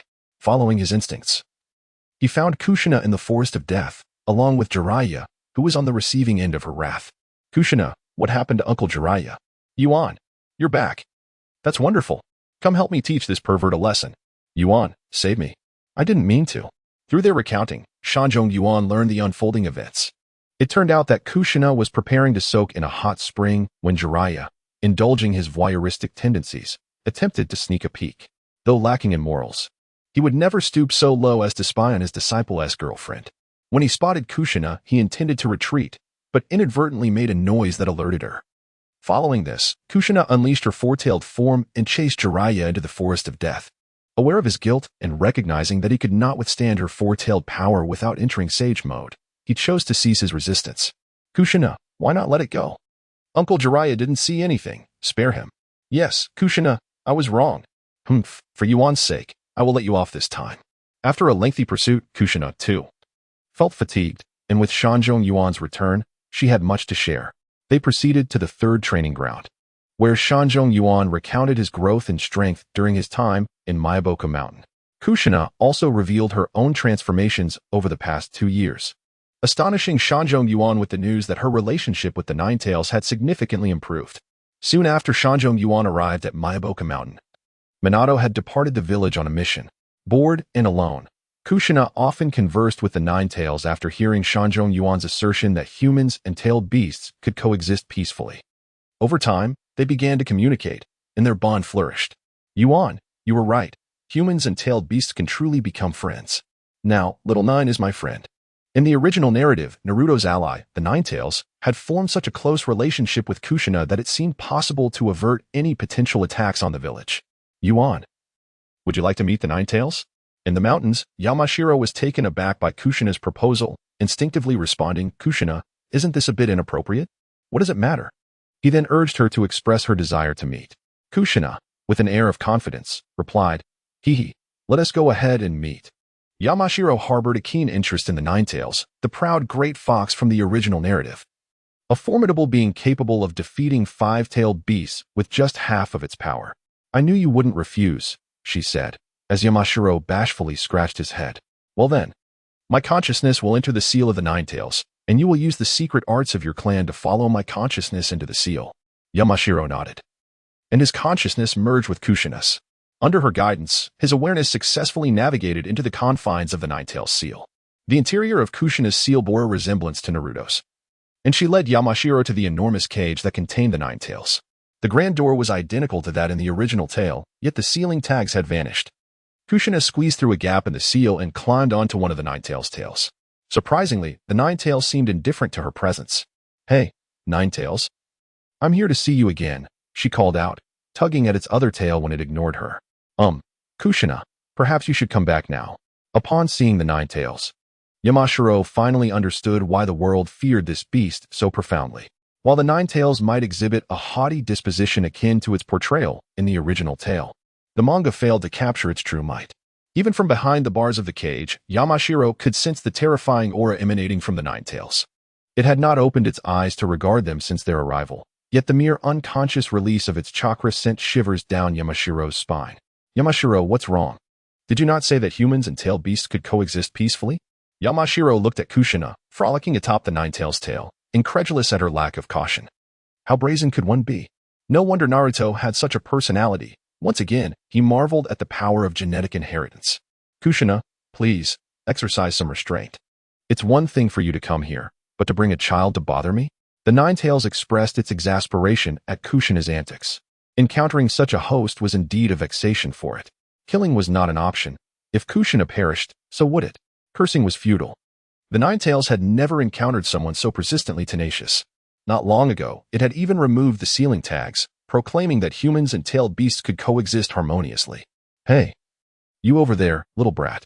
Was it you who told Kushina that humans and tailed beasts could coexist peacefully? The Nine Tails had overheard Kushina's earlier words and was now curious about the one who spoke them. Yes, that was me. Yamashiro struggled to breathe under the immense chakra of the Nine Tails. So, after meeting me, do you still believe that humans and tailed beasts can coexist peacefully? Yamashiro fell silent. Despite knowing the original story's conclusion, he felt no confidence in asserting that statement in the presence of such overwhelming power. I believe that day will come, he finally replied. Even if I cannot become friends with you, the next, or the one after that, Jinchuriki surely will. Kushina declared with unwavering determination. The Nine Tails glanced back at Kushina, who remained silent. After emerging from its seal, Yamashiro was somewhat disheartened. He had believed that he had made significant strides in growth over the past 2 years. Yet before the Nine Tails, he found himself bereft of the courage to resist. In the realm of Naruto, the Nine Tails paled in comparison to the likes of the legendary figures. Senju Hashirama, Uchiha Madara, the Sage of Six Paths, Obito, Kagaya Otsutsuki, each possessed the power to easily overpower the Nine Tails. Encountering the Nine Tails served as a rude awakening for Yamashiro. He had no time for complacency, as he was still far from matching its strength, let alone that of even more formidable beings. Kushina, sister. Let us engage in a spar, he proposed. Very well. Kushina had never witnessed such a serious expression on Yamashiro's face. Thus began yet another practice session at Training Ground 3, where Yamashiro and Kushina would clash once more. As before, Kushina donned her tailed beast cloak, while Yamashiro entered the ice thunder mode directly. Water release, water bullet. Yamashiro unleashed a flurry of water techniques toward Kushina. The latter, clad in her beastly armor, deftly evaded his water attacks. Kushina was well acquainted with Yamashiro's combat style, which often involved combining the thunder body flicker with the lightning cutter, or utilizing ice release for swift movement followed by a decisive lightning cutter. Remaining vigilant, Kushina kept a watchful eye on Yamashiro's thunder body flicker and carefully avoided areas saturated with water to thwart any surprise ice release ambush he might employ. Over the past 2 years, Yamashiro had resolved the issue of excessive chakra consumption associated with his ice release techniques. This time, he intended to surprise Kushina.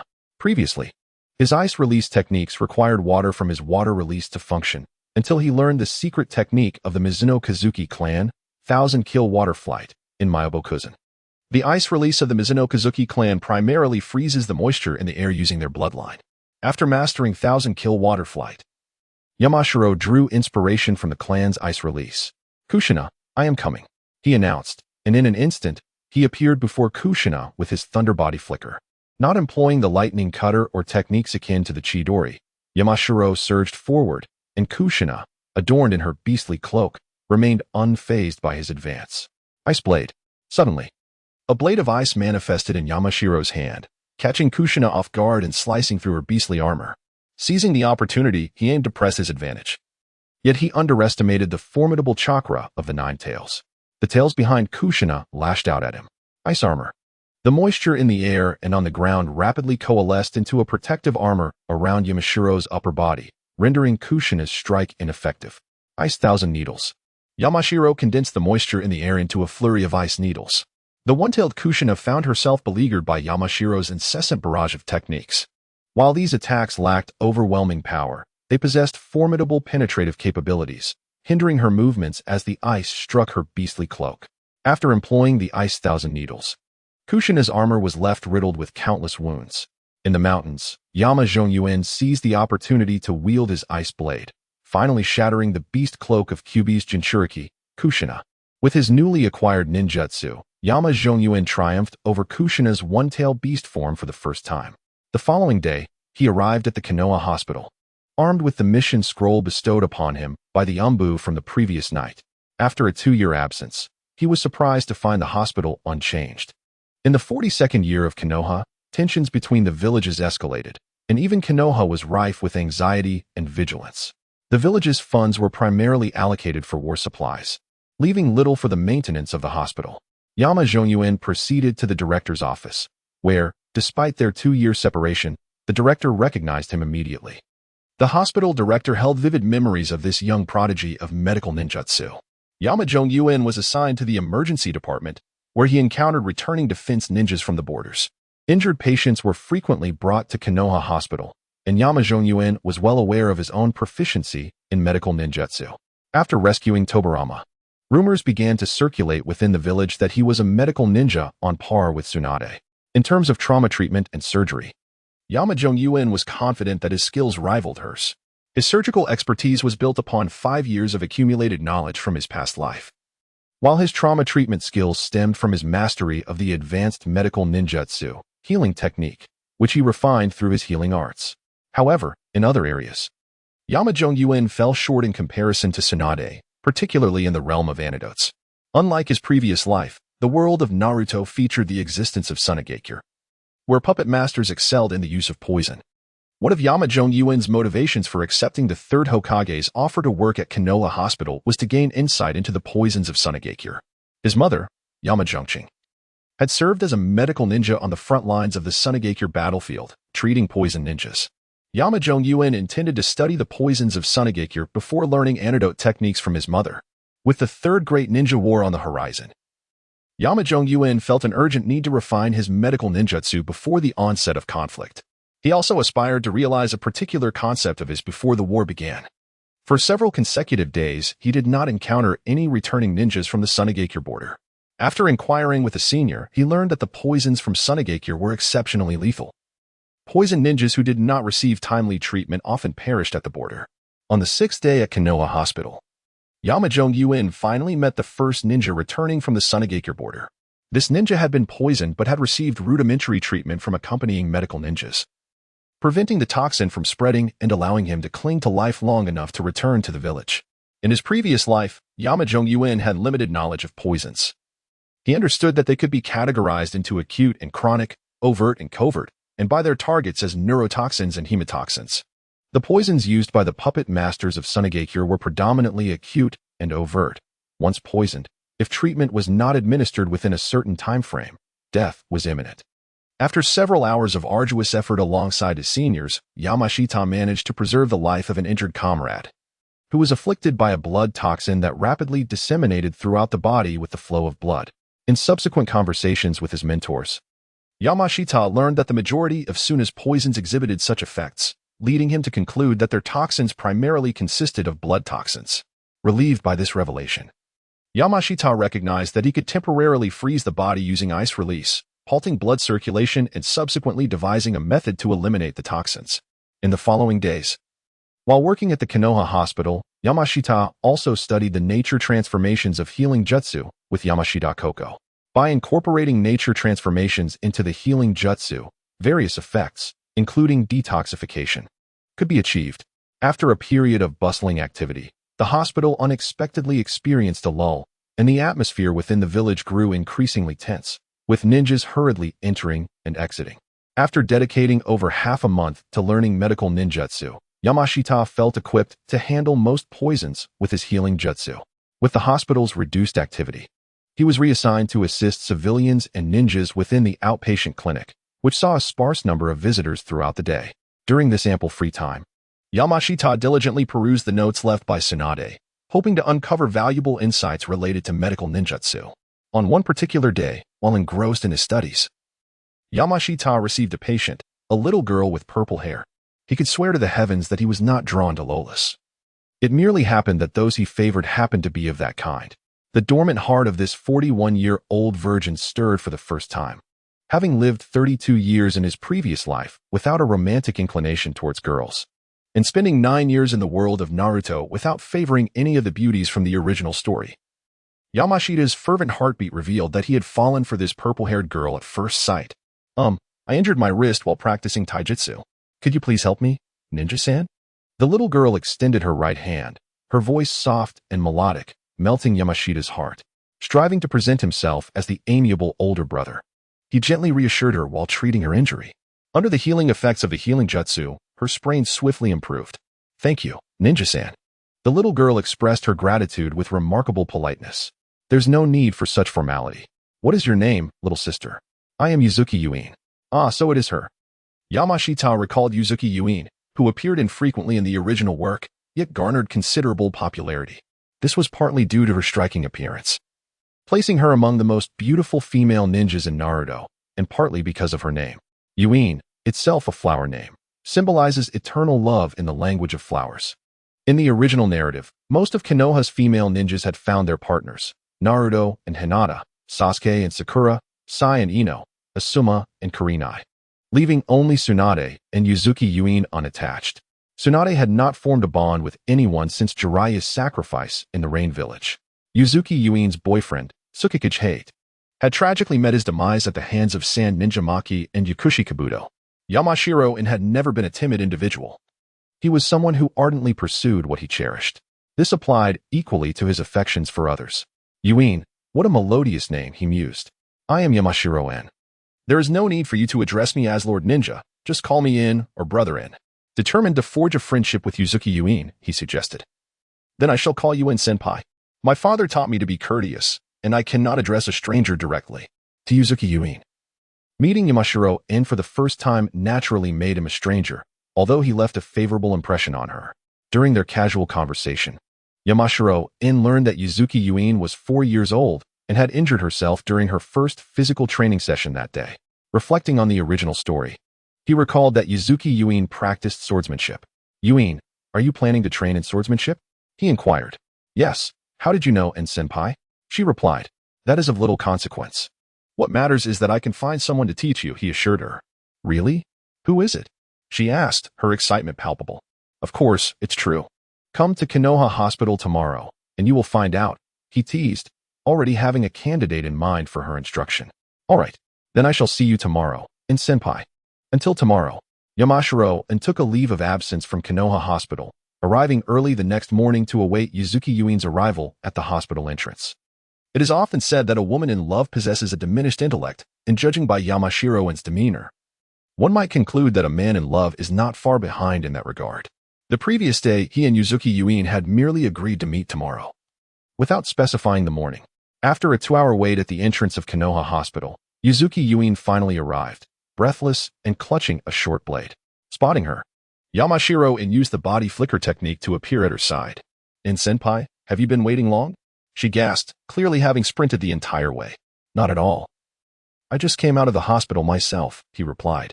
"Yuin, let us head to training ground 3. Your swordsmanship instructor is waiting there." "All right." At the mention of swordsmanship, her eyes sparkled with excitement. At training ground 3, Kakashi Hitaki, who had been summoned early by Yamashiro was diligently practicing his strikes against a wooden post, muttering to himself. Approaching him would reveal his grumbling about Yamashiro's late arrival. Ignoring Kakashi's resentful glare, Yamashiro introduced him to Yuzuki Yuin. "Yuin, this is Kakashi Hitaki, my friend and the heir of the Hitaki clan's sword techniques. Is it all right for him to teach you?" "What? Yamashiro, you called me over early in the morning just to have me teach a little girl swordsmanship?" Kakashi exclaimed, initially believing there was a more pressing matter at hand. After waiting for 2 hours only to discover that Yamashiro's purpose was to guide a young girl in swordsmanship, he was understandably irritated. The little girl, upon hearing that Kakashi was the heir of the Hitaki clan, was filled with excitement, but her expression dimmed when she realized he was unwilling to instruct her. The emotions of children are always vividly expressed on their faces. Observing the dejected Yujetsu Yuin from a distance, Yamaguchi Yora resolved to make Kakashi recognize the situation. "Kakashi, I offer you another chance. Will you teach or not?" "I will not teach." Kakashi's words had scarcely left his lips when Yamaguchi Yoru unleashed his lightning chakra mode, instantly appearing behind Kakashi with the technique known as lightning body flicker. Over the span of 2 years, Yamaguchi Yoro had made significant progress, and Kakashi, being a genius, had also continued to learn. Yamaguchi's mastery of lightning chakra mode and lightning body flicker was achieved with the assistance of Tsukumo Hitaki, who, naturally, would not withhold knowledge from Kakashi. Moreover, the sword techniques of the Hitaki clan were akin to body techniques, utilizing lightning chakra. Kakashi had also learned to stimulate cellular activity using lightning chakra. At the moment Yamaguchi employed lightning body flicker, Kakashi had already discerned Yamaguchi's intent and had preemptively created a shadow clone, similarly evading with lightning body flicker. Unaware of Kakashi's subtle maneuver due to his lack of the Sharingan, Yamaguchi's strike dispersed Kakashi's clone. Surprised that Kakashi could deceive him and execute a shadow clone technique in an instant, Yamaguchi found himself at a disadvantage.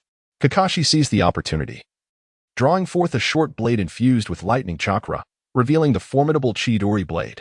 "Well done, Kakashi, you can wield the Chidori blade now," Yamaguchi remarked. "Without your Sharingan, my vision cannot keep pace with the dynamic thrust of Chidori. I must devise a strategy using the derivative techniques you mentioned. This technique is no longer a mere Chidori blade." "What do you mean?" Yamaguchi noted that the short blade in Kakashi's hand indeed felt distinct from the traditional Chidori blade. Kakashi offered no further explanation, as he unleashed the blue-white glowing blade towards Yamaguchi. Curious to witness Kakashi's progress over the past 2 years, Yamaguchi chose not to evade and engage Kakashi in direct combat. Watching the two combatants, Yujetsu Yuin was astounded by their prowess.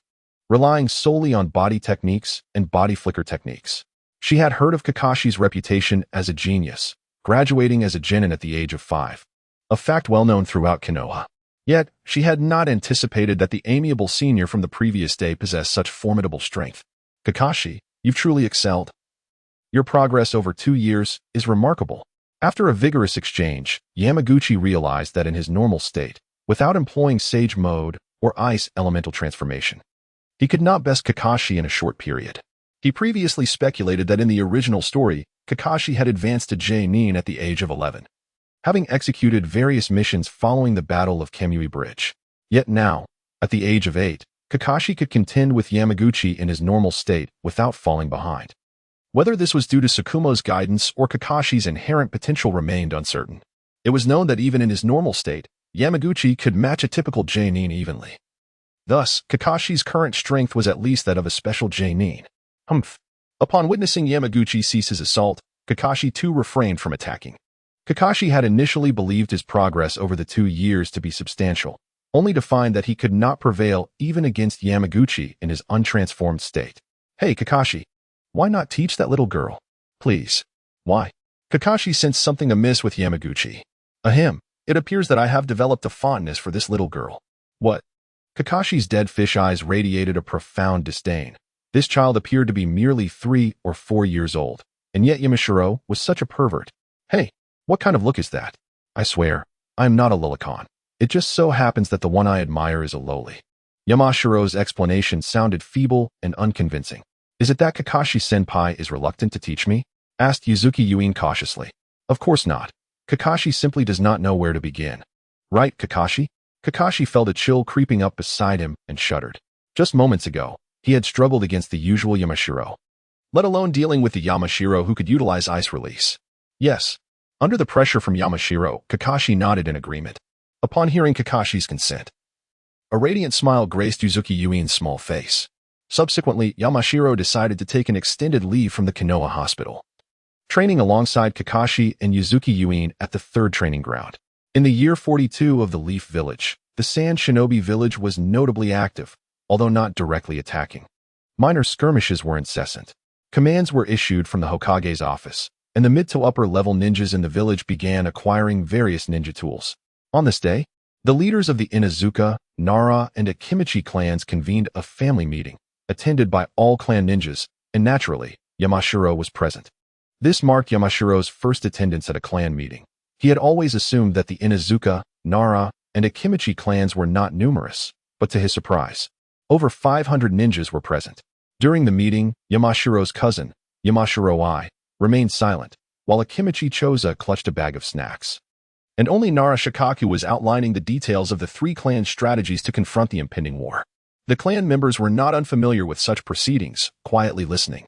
After the meeting concluded, the ninjas of the 3 clans hurriedly departed to prepare, and Yamashiro returned to the 3rd training ground.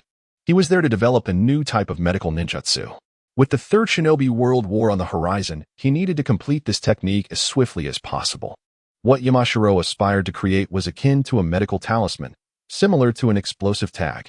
Previously, while perusing Tsunade's notes, he had stumbled upon her lamentation that if there existed a portable medical ninjutsu like the explosive tag, the survival rate of ninjas would significantly increase.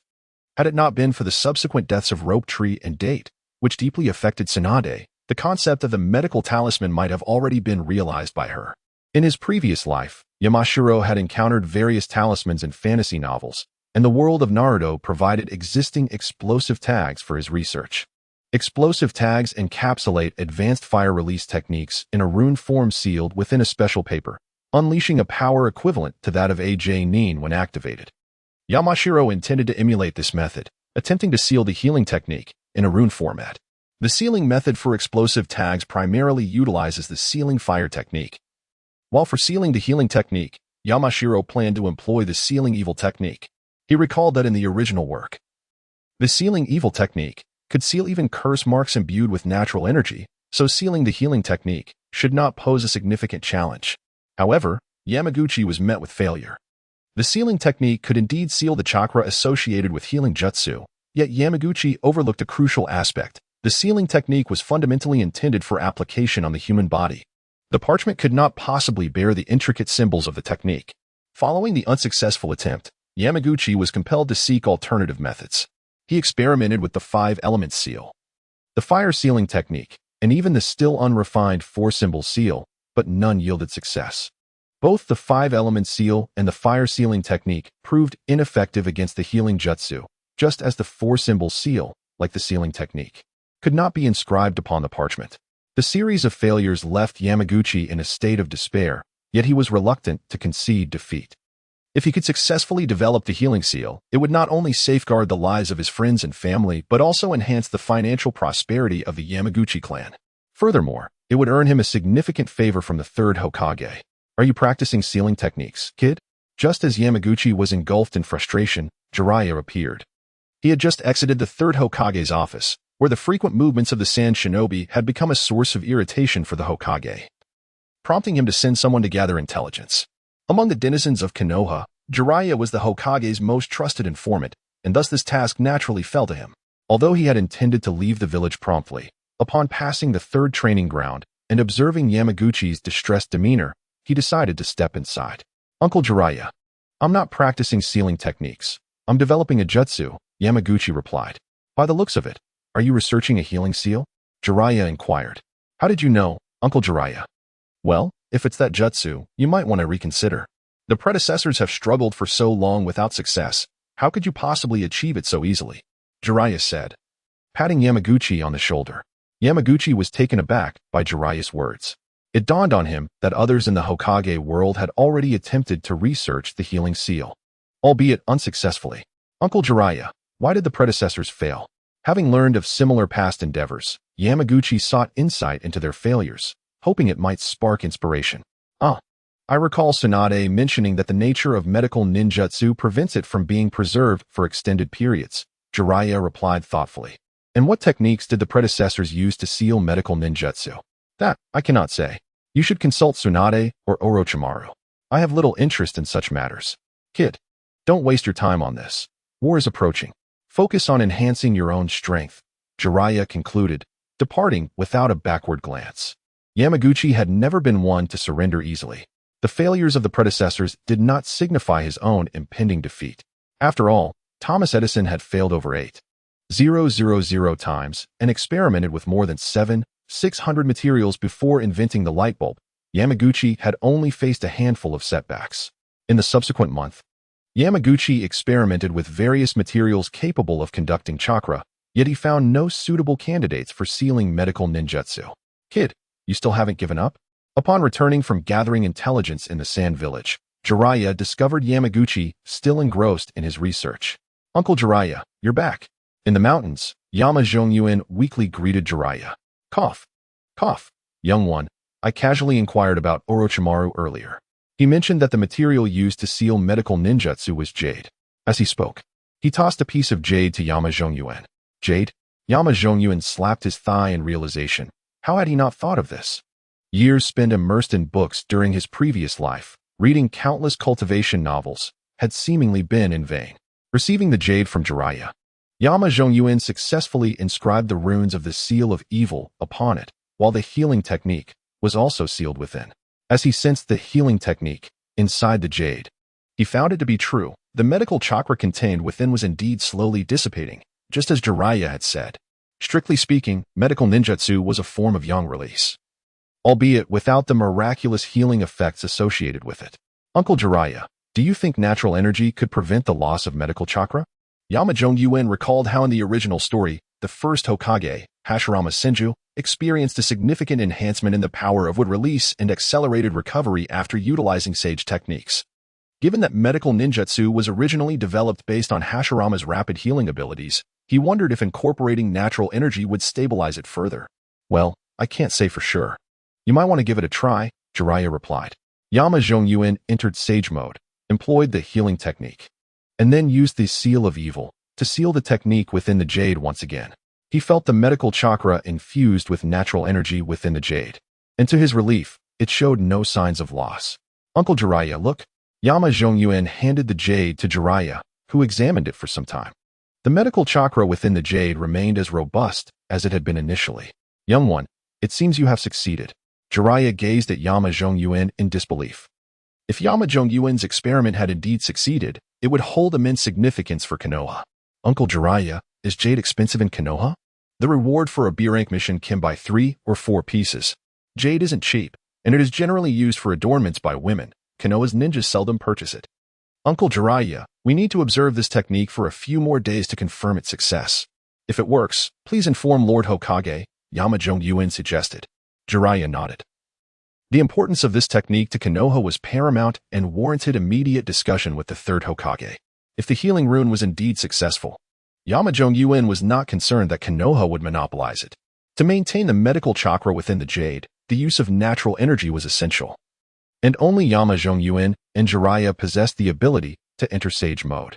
Now, Yama Zhongyuan planned to return to the Yamazhong clan to explain the situation regarding the healing rune to Yama Zhonghai.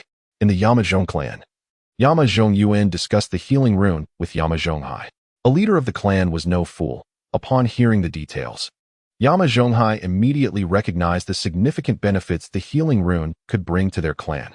Among the 3 clans of Boar, Deer, and Butterfly, The Nara clan was responsible for maintaining the normal operation of Konoha's medical system, essentially monopolizing the supply of medicinal materials within the village. The profits from supplying medicinal materials to a major ninja village were enormous. In the original narrative, Shikamaru's effortless use of explosive tags is attributed to this very aspect. The Akimichi clan is said to have drawn inspiration from their secret medicines in the invention of the soldier pills, and they receive dividends from the sales of these pills. Conversely, the Yamanaka clan lacks its own enterprise and is devoid of any profit sharing. The majority of the clan's expenses are sustained by the ninja of the Yamanaka clan through their missions. The healing talisman developed by Yamanaka Inoichi presented an opportunity for the clan members to enhance their living conditions. After thorough confirmation, Inoichi requested Yamanaka Akihito to produce the healing talisman on-site. A few days later, both Inoichi and Akihito received summons from the Hokage. In the Hokage's office, the third Hokage and Jiraiya awaited their arrival. The third Hokage had received a report from Jiraiya the previous day, noting that Akihito had developed the healing talisman that the village had long been researching. The third Hokage was well aware of the talisman's value. If it could be mass-produced, it would significantly impact the upcoming war for Konoha, greatly enhancing the survival rate of its ninjas. Upon their arrival at the Hokage's office, the third Hokage directly inquired of Akihito whether mass production of the healing talisman was feasible. Akihito shook his head, stating that even with relentless effort, the number of talismans he could produce daily was limited. How many can you produce in a day? The third Hokage pressed. At most 30, Akihito replied after some consideration. The third Hokage nodded, noting that Akihito's estimate aligned closely with Jiraiya's conjectures. According to intelligence recently gathered from the Sand Ninja, an unknown internal conflict was currently unfolding among them, suggesting that war would not commence in the near future. With a daily output of 30 talismans, Konoha would amass a considerable reserve of healing talismans before the onset of hostilities, which greatly satisfied the third Hokage. Inoichi, I trust you understand the significance of the healing talisman. It holds immense value for both the village and the Yamanaka clan. As the clan leader, please share your thoughts. The third Hokage said after a moment of silence. Lord Hokage, the village will assist the Yamanaka clan in procuring gemstones, while the clan will produce and sell the healing talismans, yielding a 30% profit for the village with each sale, Inoichi articulated. Fully aware of the importance of retaining control over the sales of the healing talismans. Subsequently, the two engaged in negotiations, ultimately agreeing that the materials for producing the healing talismans would be provided by Konoha, with the Yamanaka clan relinquishing 40% of the profits from each sale to the village. Both parties were content with this arrangement, and Akihito's role transitioned from that of a medical ninja at the Konoha hospital to the production of healing talismans, notably a high-ranking task. For the following month, Akihito diligently crafted healing talismans in the third training ground. Meanwhile, Yuzuki Yugao, under Kakashi's guidance, began to grasp the fundamentals of swordsmanship. Although her performance paled in comparison to Kakashi, a prodigious talent, it was still markedly superior to that of an average individual. Throughout this month-long period of instruction, Kakashi discovered numerous deficiencies in his foundational skills, issues previously pointed out by Hatake Tsukumo that he had dismissed until he recognized their gravity himself. Thus, Kakashi became less averse to mentoring Yuzuki Yugao. Kakashi, shall we go to school today? Yamashiro asked. To school? Why? Kakashi glanced at Yamashiro. Rin and Obito are graduating. Didn't you know? Kakashi shook his head. In truth, Yamashiro was also unaware of the concurrent graduation, but had sensed it through sage mode while crafting a healing talisman. Shall we go take a look? Kakashi inquired. Sure. It had been a while since Yamashiro had seen Rin and Obito. Yakaina, we are heading to the Ninja Academy to witness our classmates' graduation exams. Would you care to join us? Yamashiro asked Yakaina. Brother Yamashiro, I shall pass. I need to focus on my training. After a period of diligent effort, Yamashiro had finally earned Yukina's affection enough for her to call him brother, a fact that brought him great joy for quite some time. Yamashiro and Kakashi made their way to the Ninja Academy, arriving just in time to see Yuhi Kurenai take the stage. Given her background with family mentors, it was unsurprising that Kurenai would pass the Academy's Genin examination without difficulty. Following her were Mitarashi Anko, Sarutobi Asuma, and Nara Shikamaru, all of whom also successfully completed their exams. Next up, Mike Guy? Even before Guy took the stage, laughter erupted among the surrounding students. In the eyes of many, Guy was the quintessential underachiever, ranking last in ninjutsu, completely inept in genjutsu, though his taijutsu was somewhat commendable. Typically, the graduation assessments at the Ninja Academy focused on the body flicker technique, but with the looming threat of war, Konoha required a fresh batch of genin, or rather, new fodder for the battlefield. Guy's admission to the academy had been a special favor from the third Hokage, and it was due to this leniency that the headmaster placed him in the elite class. Unlike the standard class, the elite class was composed of students deemed to be the future pillars of Konoha, and those who graduated from this class would be guided by elite genin. With the impending conflict, the teachers of the academy dictated the subjects of the graduation exams. Guy's subject was his strongest, taijutsu, and like everyone else, he graduated successfully. Next, Uchiha Obito. Uchiha Obito, are you present? The examiner's deliberate repetition elicited more laughter from the students. As a member of the Uchiha clan, Obito was also in the elite class, though his performance was only marginally better than Guy's, and he had a notorious habit of arriving late, earning him the title of Konoha's King of Tardiness. Obito's exam subject was the clone technique, a ninjutsu that all Uchiha learned from a young age, and he passed with ease. Following him was Rin, who bore some resemblance to Sakura from the original narrative, exhibiting exceptional chakra control. Thus, the clone technique posed no challenge for her. Once the final student completed their examination, all students from the elite class graduated successfully. Following this was a lengthy discourse from the academy teachers, culminating in the awarding of forehead protectors. Henceforth, Obito and the others officially became genin of Konoha. Rin, Obito, over here, Yamashiro called out to them. You scoundrel Kakashi and arrogant Yamashiro. I graduated too, Obito shouted, his personality unchanged. Kakashi, Yamashiro, what brings you here? Rin asked. We were bored and came to watch your graduation exams, Yamashiro replied. For individuals were engaged in casual conversation when one of the students spotted two figures. Could it be Kakashi and Yamashiro? Kakashi and Yamashiro had been established as paragons by the Ninja Academy. Kakashi was the youngest chunin in Konoha, while Yamashiro was a medical ninja whose skills rivaled those of Tsunade. Kakashi, Obito, Rin, it seems we are in trouble. I have no desire to deal with these students. Since you are graduating today, I shall treat you to barbecue at the restaurant beside the third training ground, Yamashiro declared before unleashing his lightning body flicker technique. Vanishing in a flash, Kakashi followed suit, employing the same technique to make his escape. Obito and Rin exchanged glances before rushing through the crowd towards the barbecue joint. The Yamashiro clan had recently profited significantly from the sales of healing talismans, and as the developer and creator, Yamashiro's wealth had also increased considerably. Upon their arrival, the four indulged heartily at the barbecue restaurant. Even Obito, under the temptation of the grilled delicacies, neglected to bicker with Kakashi, focusing solely on feasting. After their meal, they strolled along the street, sharing updates on their recent lives. Obito, do you know who our guiding instructor will be? Well, I have no idea. Despite being a member of the Uchiha clan, Obito was usually well informed, so Rin's earlier inquiry had surprised them all. Wait, have you already been informed of your team assignment? Yamashiro, who had not heard the academy teachers mention groupings, inquired curiously. Obito informed me before the exam. He said everyone would pass this time, and that our team would consist of one chunin as well, Rin replied. It seems war is imminent. Even graduation seems predetermined. It only awaits the right moment to ignite conflict. Yamashiro recalled that in the original story, the Third Shinobi World War began with the disappearance of the Third Kazekage. Prior to that, Jiraiya had gone to Sunagakure to gather intelligence, and upon his return, the ninja activity in the village had significantly diminished.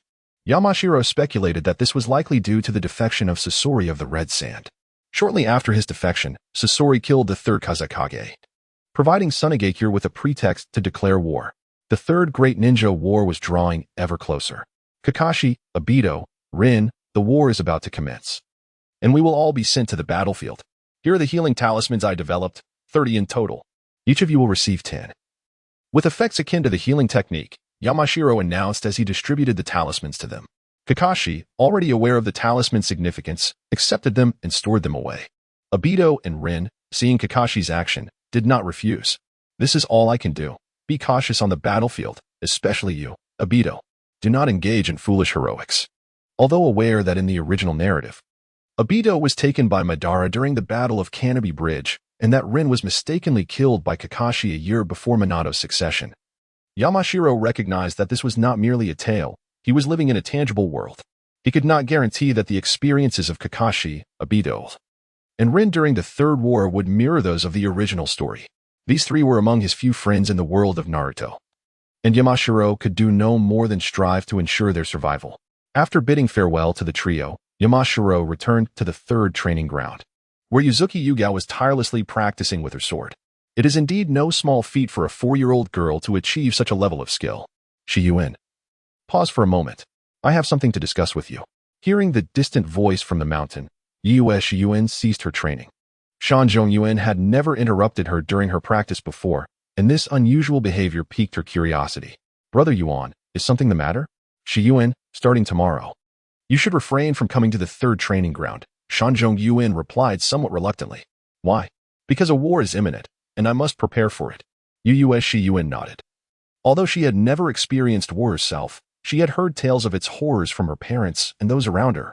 Then, Brother Yuan, once the war is over, please come back to teach me how to train. Shiyuin's radiant smile alleviated some of the weight from Shan Zhongyuan's heart. After watching her depart, he began to devote himself fully to crafting healing talismans. He had informed the third Hokage that he would produce 30 talismans a day, but the actual number far exceeded that. A month passed, and during this time, Shan Zhongyuan managed to create over 100 healing talismans. After giving 900 to the Shanzhong clan, he still retained over 200. With this ample supply of healing talismans, he felt considerably more at ease and decided not to continue their production. Over the course of nearly 3 months, he had crafted more than 700 healing talismans, keeping 200 for himself, which left the village with a sufficient stock of 500. In the ensuing days, Shan Zhongyuan resolved to focus on mastering wind release techniques. In the Third Great Ninja War, it was the Sand Shinobi who first declared war on Konoha, and they predominantly utilized puppetry and wind release. Shan Zhongyuan was not concerned about puppets, whether they were mechanical or poisoned. He felt confident in handling them. However, he was less familiar with wind release techniques and wished to familiarize himself with several before the conflict began. Both Minato Namikaze and Jiraiya were experts in wind release. But unfortunately, Minato had just been promoted to a guiding jonin and was currently engaged in intensive training with Kakashi and his team to enhance their abilities. Meanwhile, Jiraiya had been dispatched by the third Hokage to the Sand Village for reconnaissance. With both of them unavailable, Shan Zhongyuan decided to visit the Konoha library to study the fundamentals of wind release. However, just as he exited the third training ground, he sensed a formidable presence approaching from behind. As the aura drew nearer, he discreetly entered his ice elemental form and activated the shadow sealing technique. Taking a few steps forward, he was suddenly ambushed by a Doton technique. In that instant, Shan Zhongyuan unleashed his lightning release chakra mode and transitioned into ice thunder mode. Just as the Doton technique was about to strike, he evaded it with a lightning body flicker. Turning to face his assailant, Shan Zhongyuan beheld a figure with long black hair, golden snake-like eyes, purple eyeshadow, pale skin, and teal-colored Magatama-shaped earrings, none other than Orochimaru.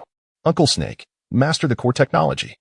This phrase was often echoed by fans of Naruto in a past life. Orochimaru was the only ninja in the Naruto world who believed in science, engaging in cellular cultivation, human experimentation, reincarnation, and cloning. Yuan-kun, it is a pleasure to make your acquaintance. I could not resist testing you. I hope you do not take offense. Orochimaru's voice, slightly hoarse and devoid of emotion, carried a certain familiarity to Shan Zhongyuan's ears, as they both shared a faith in science. Are you the esteemed Orochimaru? Shan Zhongyuan inquired, feigning ignorance. Indeed, it is I.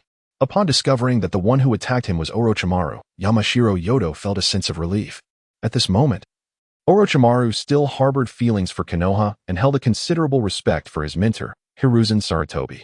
Thus, Yodo was not overly concerned about any malevolent intentions from Orochimaru.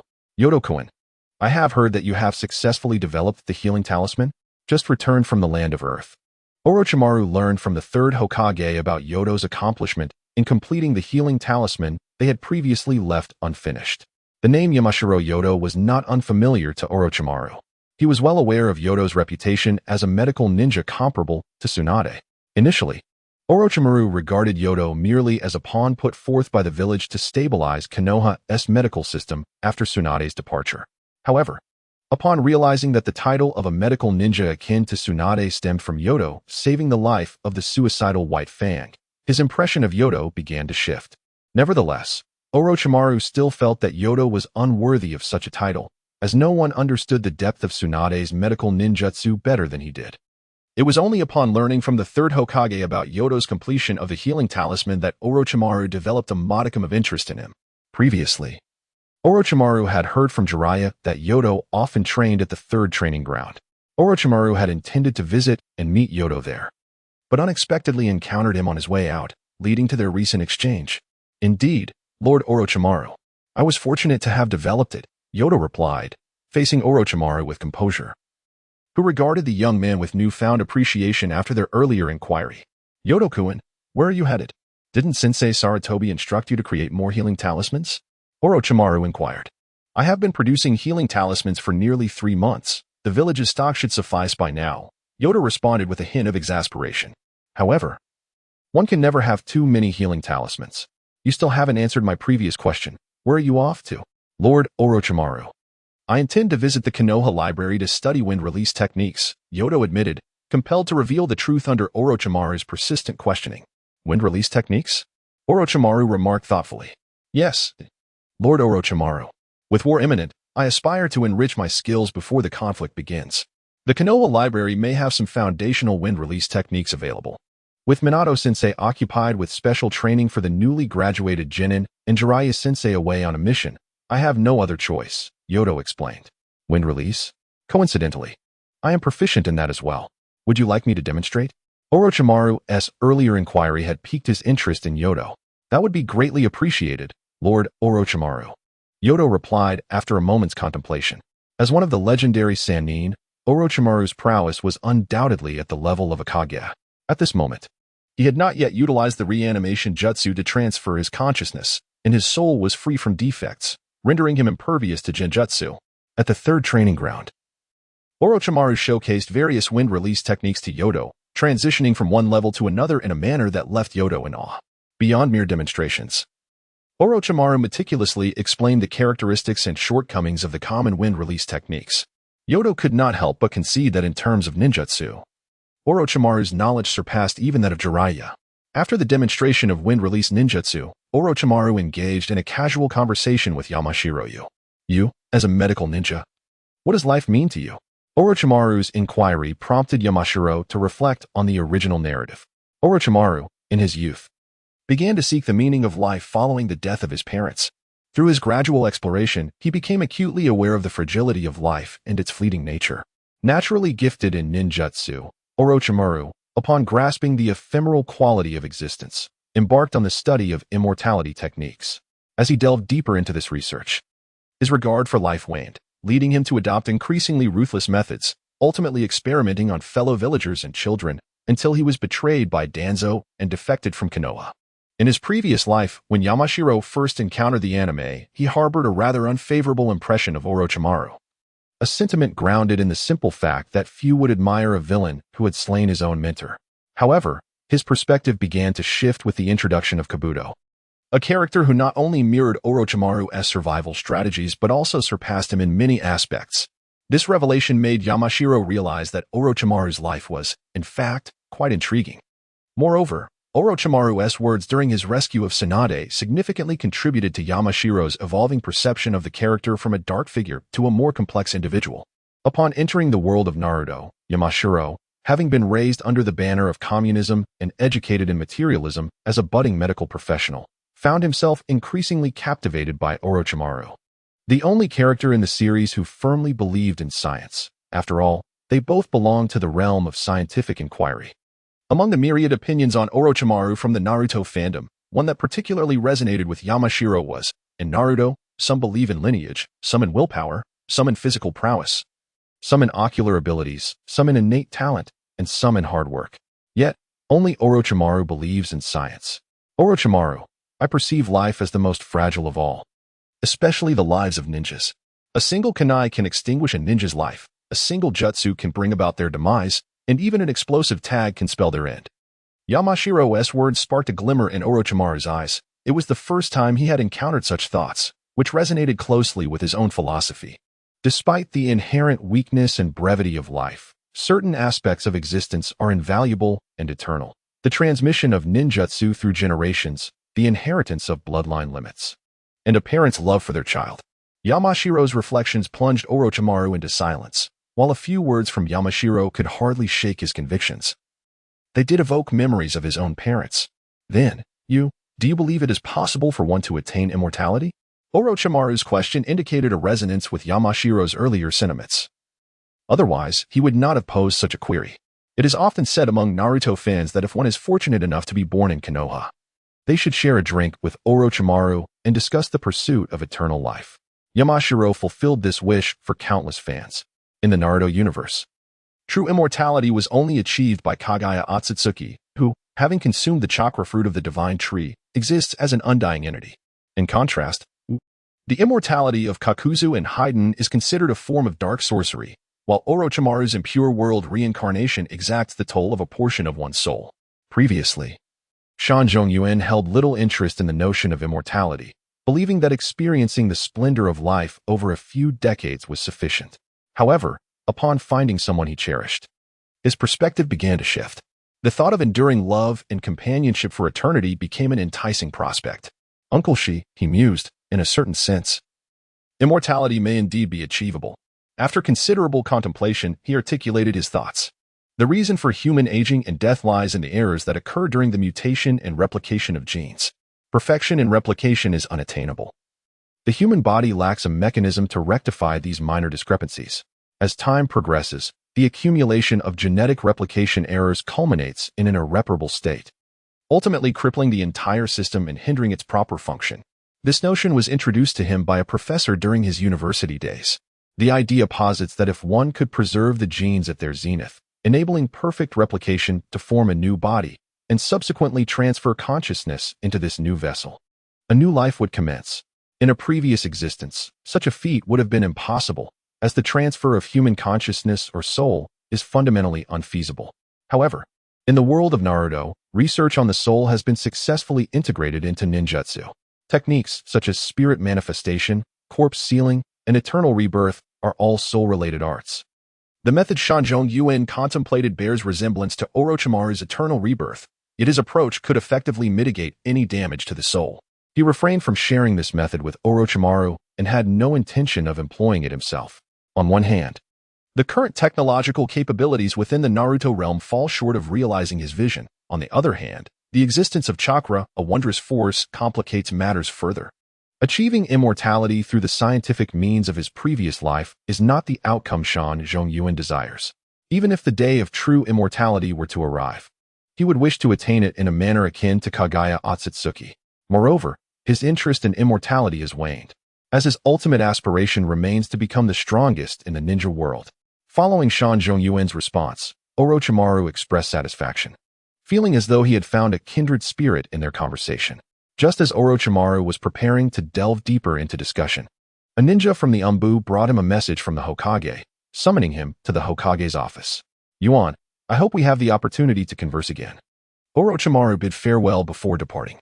Soon after Orochimaru's exit, the third training ground became bustling with activity as Minato Namikaze arrived with Kakashi and others, shortly followed by Kushina. "Minato, why did Jiraiya-sensei summon us to the third training ground?" "I was out shopping with Makoto," Kushina exclaimed, her expression one of discontent. "Do not be upset, Kushina. Jiraiya-sensei must have his reasons for calling us here. However, he only instructed the Toad to inform me and did not specify any particular matter. Let us patiently wait," Minato reassured, also curious about the sudden assembly of everyone at the third training ground. "How come you, Shan Zhongyuan, lack a guiding teacher or your own team?" Toby felt a sense of peculiar isolation as he observed Yama Zhongyuan standing alone without a team. "I have a mentor, you see. The red-haired beauty beside Watergate is my teacher." "Watergate? You actually call him that?" Yama Zhongyuan's words infuriated Toby. "My mentor, I refer to her as Sister Kushina. And she happens to be the girlfriend of your instructor," Yama Zhongyuan explained. "I don't care. I refuse to accept being belittled by someone younger than me." "Arrogant Yama Zhongyuan. I challenge you to a duel." "Toby, spare yourself. You would be obliterated," Kakashi interjected, provoking Toby further. Ignoring the warnings, Toby unleashed the signature jutsu of the Uchiha clan, the Great Fireball technique. Yama Zhongyuan, shaking his head in resignation, effortlessly cleaved the fireball with his Chidori and instantaneously appeared behind Toby. "Game over," came Yama Zhongyuan's voice from behind. causing Toby to break out in a cold sweat. Humph. Arrogant Yuan, I shall defeat you one day. Toby, though defeated, would never concede verbally. Yuan, how did you do that just now? Is it a space-time ninjutsu like Watergate's? You disappeared similarly at the Ninja Academy. Rin Haruno, startled by Yuan's sudden appearance, recalled a similar incident at the Ninja Academy. It appeared akin to teleportation. This is a variation of the body flicker technique, called lightning body flicker. It utilizes lightning chakra to stimulate cellular activity, allowing the technique's speed to reach its zenith, entirely distinct from Watergate's flying thunder god. Moreover, Kakashi also departed the Ninja Academy in the same manner, Yuan elucidated. Why could that scoundrel Kakashi be seen using lightning body flicker? Toby's inquiry echoed Rin's thoughts. If Kakashi also left using the same technique, why could they vaguely perceive his silhouette? Hee, that's because his technique is lacking. Yuan chuckled. Kakashi, taken aback by Yuan's remark, could only huff in response, casting a fierce glare at him with his deadpan eyes. Yuan, come here quickly. Jiraiya-sensei has returned. Watergate called out to Yuan. These two little brats are your students, Watergate? Jiraiya inquired, glancing at Toby and Rin. Indeed, Jiraiya-sensei. This is Uchiha Toby, and she is Haruno Rin. Watergate introduced the pair. Greetings, Lord Jiraiya. Toby, faced with one of the legendary Sannin, dared not act impudently and respectfully greeted him. The formidable reputation of the Sannin during the Second Great Ninja War was well known among the villagers of Konoha. And even the Uchiha clan had repeatedly instructed their kin to show respect towards the Sannin. Jiraiya, like the third Hokage, treated all ninjas of the village equally and bore no animosity towards the Uchiha clan. After their introductions, Jiraiya began to discuss serious matters. Not long ago, I received a mission from Lord Sarutobi, instructing me to gather intelligence in Sunagakure. In fact, I had infiltrated Sunagakure 3 months prior when a civil strife erupted there. Civil strife? Master Jiraiya, are you suggesting that 3 months ago, the Sand Shinobi abruptly ceased their actions against Konoha due to troubles within their village? Inquired Minato Namikaze. Indeed. At that time, the prodigious puppet master of the Sand Village, Sasori of the Red Sand, had defected. Not only was Sasori a genius puppet master, but he was also the grandson of Chiyo, and his betrayal dealt a significant blow to the reputation of the Sand Village. They were compelled to halt all operations to mitigate the repercussions of this incident, Jiraiya replied, pausing to observe Minato. Minato, whom he had diligently trained, possessed keen analytical skills, and Jiraiya's pause allowed him time to process this intelligence. Master Jiraiya, could it be that a key figure from the Sand has encountered trouble? Minato deduced. Having discerned from the information of 3 months earlier and the movements of the village's ninjas that something was amiss at the higher echelons of the Sand. You are correct.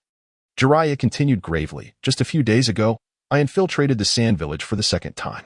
The atmosphere was rather peculiar. The Sand ninjas were fervent, clamoring for vengeance against Konoha. Seizing the opportunity, I captured a ninja and, through special means, extracted the information that the third Kazekage had gone missing while pursuing Sasori to the border of the Land of Fire. What? The third Kazekage is missing at the border of the Land of Fire? Kushina exclaimed, unable to contain her shock. The disappearance of a village leader is no trivial matter, especially considering the already precarious relationship between the Sand and Konoha. With the Kazekage now missing near the border, even Kushina understood the gravity of the situation. No wonder the Sand has suddenly mobilized a large number of ninjas at the border. It appears they are preparing for an all-out war against Konoha following the election of the fourth Kazekage, Minato remarked. Alas, war is upon us. Jiraiya sighed. In the original narrative, the Kazekage's disappearance heralded the onset of the Third Great Ninja War. Meanwhile, when Yamashiro Aki learned that Jiraiya had summoned them to the third training ground, he had already begun to suspect trouble. Minato, Uncle Jiraiya, here are 50 healing talismans that I have set aside. Please use them sparingly, he said, handing the talismans to Minato and Jiraiya. Sister Kushina, these are 50 healing talismans for you. Use them freely, and if you run out, just ask for more. Initially, the two were touched and gratified by Aki's generous gesture. Healing talismans were distributed by the village, but typically only 5 for each J-nin, and even seasoned leaders like Jiraiya received but 10. Given their life-saving nature, no one would ever consider having too many, and Aki's offering of 50 was immensely moving. However, they were taken aback when Aki immediately gifted all 50 to Kushina, implying that she could request more if needed. Minato took it in stride, as Kushina was his girlfriend. and their bond was so strong that they had long ceased to distinguish between themselves. Jiraiya, however, was not pleased. "Hey, you brat. We don't even know if Kushina will see battle. Why do you feel compelled to give her so many?"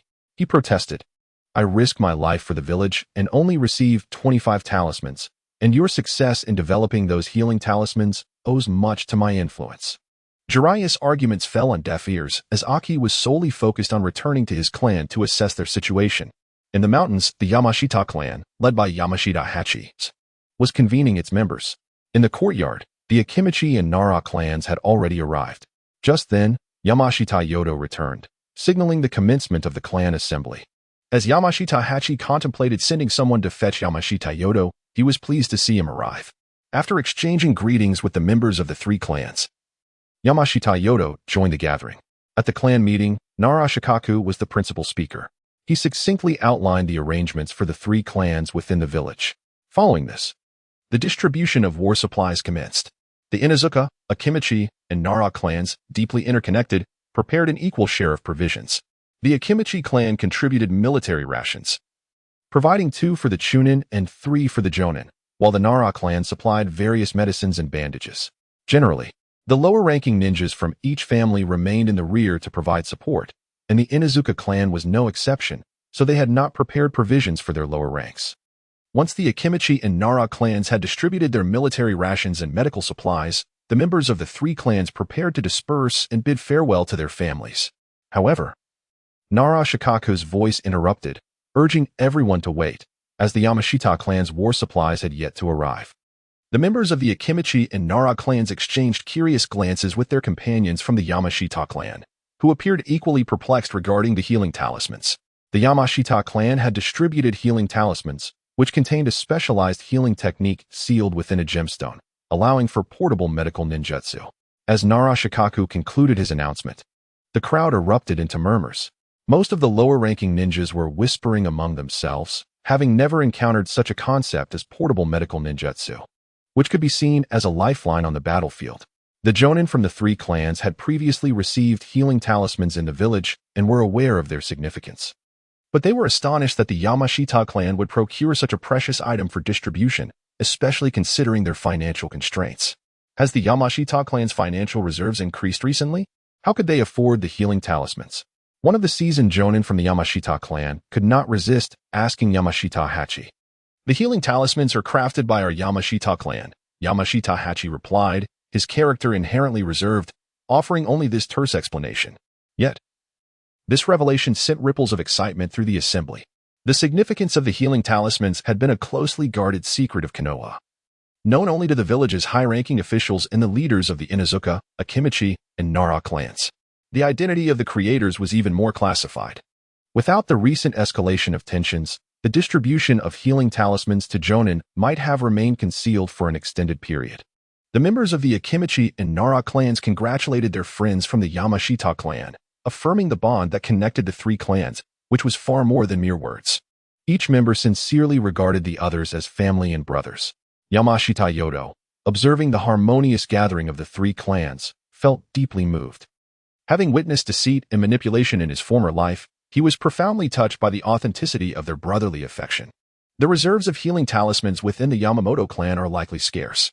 Yamamoto To entrusted a total of 500 healing talismans to Yamamoto Hachi, allowing the village to distribute 5 talismans to each of the elite ninjas, leaving approximately 500 talismans within the clan.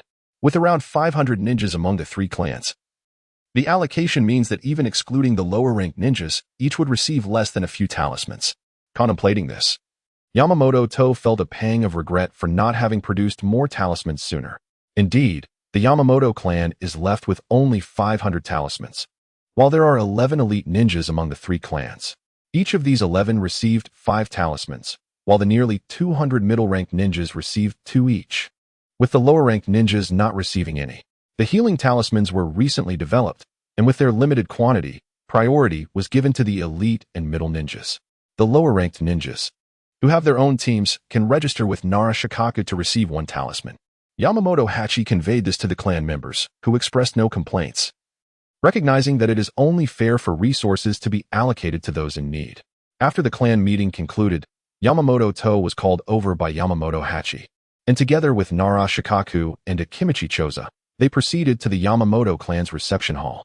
"To, you have truly been a tremendous help this time," Nara Shikaku remarked. "Brother Shikaku, you are too kind. As a member of the Inuzuka, contributing to the clan is my duty," To replied. "Enough of this formality, you too. It makes me uncomfortable." Akimichi Choza interjected, visibly annoyed by their pleasantries, while Yamamoto Hachi nodded in agreement. "You two must speak your minds. It's quite bothersome. That's more like you. Shikaku, don't be so serious. Here, let me treat you to some chips." Akimichi Choza offered a bag of chips to Nara Shikaku. "Weren't you the ones who specifically asked to speak with To about something important?" "Ah yes, To, I wanted to discuss a matter with you," Yamamoto Hachi reminded Nara Shikaku, prompting him to recall the main topic. "What is it, Brother Shikaku?" "To, you are a disciple of Kushina, and Jiraiya-sama must have mentioned the situation concerning the Sand Village to you. Is it about the disappearance of the third Kazekage?" Yamamoto To inquired. "Indeed, you are well informed. Once war commences, Konoha's first adversary will be the Sand Village. The puppet masters from the Sand Village are skilled in the use of poison, necessitating the support of Konoha's medical ninjas. This time, I would like you to strive for the position of captain of the medical team," Nara Shikaku explained. "Brother Shikaku, why?" Yamamoto To did not immediately acquiesce, instead seeking clarification on the rationale. "Firstly, on the battlefield of the Sand Village, more than half of our ninjas from the 3 clans will be present. If the captain of the medical team is one of our ninjas, the chances of survival will increase significantly. Secondly, over 70 of the medical ninjas deployed by Konoha to the battlefield are involved.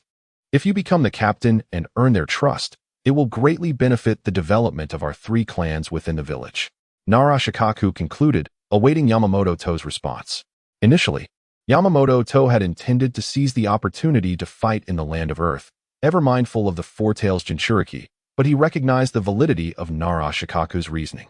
Weighing the interests of the clans against his personal vendetta, Yamamoto To ultimately chose to compromise.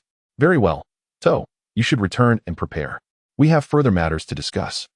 After receiving permission from Yamashiro Hai, Yamashiro Yodo departed first. Once Yodo had left, Hai let out a long sigh of relief. "Daku, it is fortunate that you recalled my father's matters. Otherwise, I might have overlooked this issue. If Yodo had truly ventured to the Land of Earth, the consequences would have been dire." It was only then that Hai realized, Yodo is not yet strong enough. We must do everything in our power to protect him. His talents are evident to all. He is the future of our 3 clans, said Nara Daku. It was revealed that the decision to appoint Yamashiro Yodo as the leader of the medical team stemmed from Nara Daku's recollection of Yamashiro Akihito's demise at the hands of the Four Tails and the performance orchestrated by Akito Dado, aimed at safeguarding Yodo and preventing him from impulsively seeking revenge. Meanwhile, Yodo mistakenly believed that the 3 clans genuinely required him to lead the medical team, and he was pondering how to attain this leadership role. In the Hokage's conference room, the 3rd Hokage, Jiraiya, Orochimaru, the clan heads of all families in Konoha, 2 advisors, Hokage Aide Danzo, and the captain of the Umbu gathered together. "Everyone," the 3rd Hokage began, his expression grave. "Jiraiya has brought back news that the 3rd Kazekage of Sunagakure has gone missing near the borders of the Land of Fire. Sunagakure is currently restless, seeking to use this incident as a pretext to invade Konoha." The 3rd Hokage understood that once Sunagakure made its move, Konoha would not be facing merely one village, but potentially the entire shinobi world, reminiscent of previous great wars. This thought prompted him to recall the 2 prior great conflicts.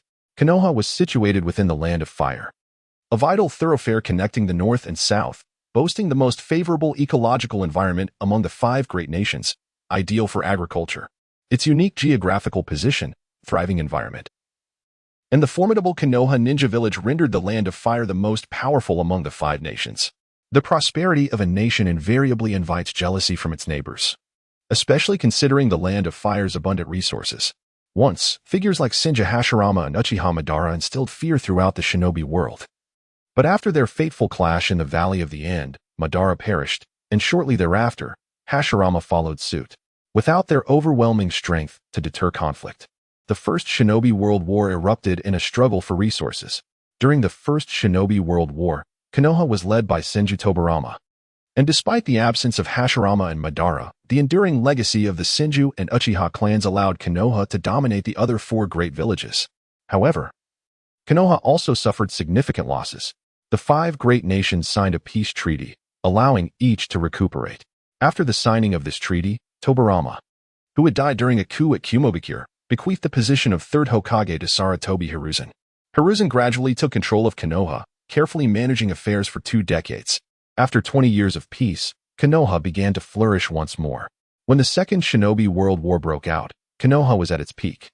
Bolstered by Hiruzen and his 3 disciples, as well as exceptional successors like White Fang and Dan Kato. Ultimately, Konoha emerged victorious in the Second Shinobi World War. Hokage-sama! Hokage-sama! Hiruzen, the voice of Mito Minyan, interrupted the third Hokage's reverie. Hee, my apologies, I momentarily lost my train of thought. Let us continue with the meeting.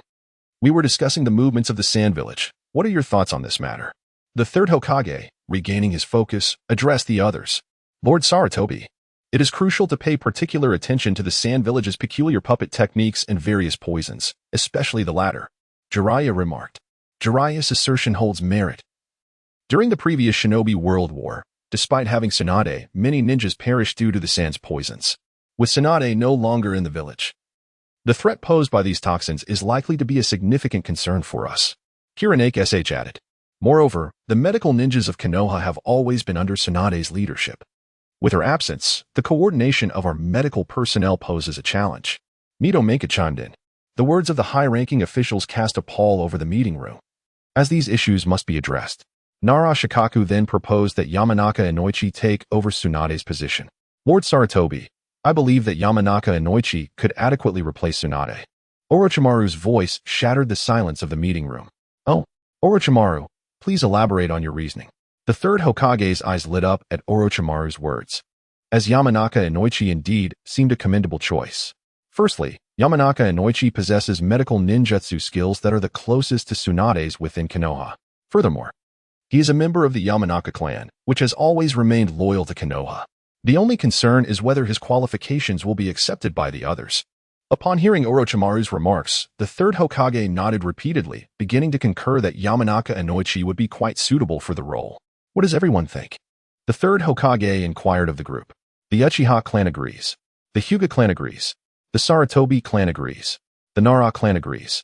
The Akimichi clan agrees. The Yamanaka clan agrees. Aside from the Inuzuka, Nara, and Akimichi clans, the leaders of the other clans showed little interest in the position of medical team leader. Presently, among Konoha's prominent clans, there are few capable medical ninjas, and Yamanaka Inoichi has earned a reputation comparable to Tsunade's. The third Hokage's nod indicated that Yamanaka Inoichi's appointment as medical team leader was virtually assured. Wait, I oppose.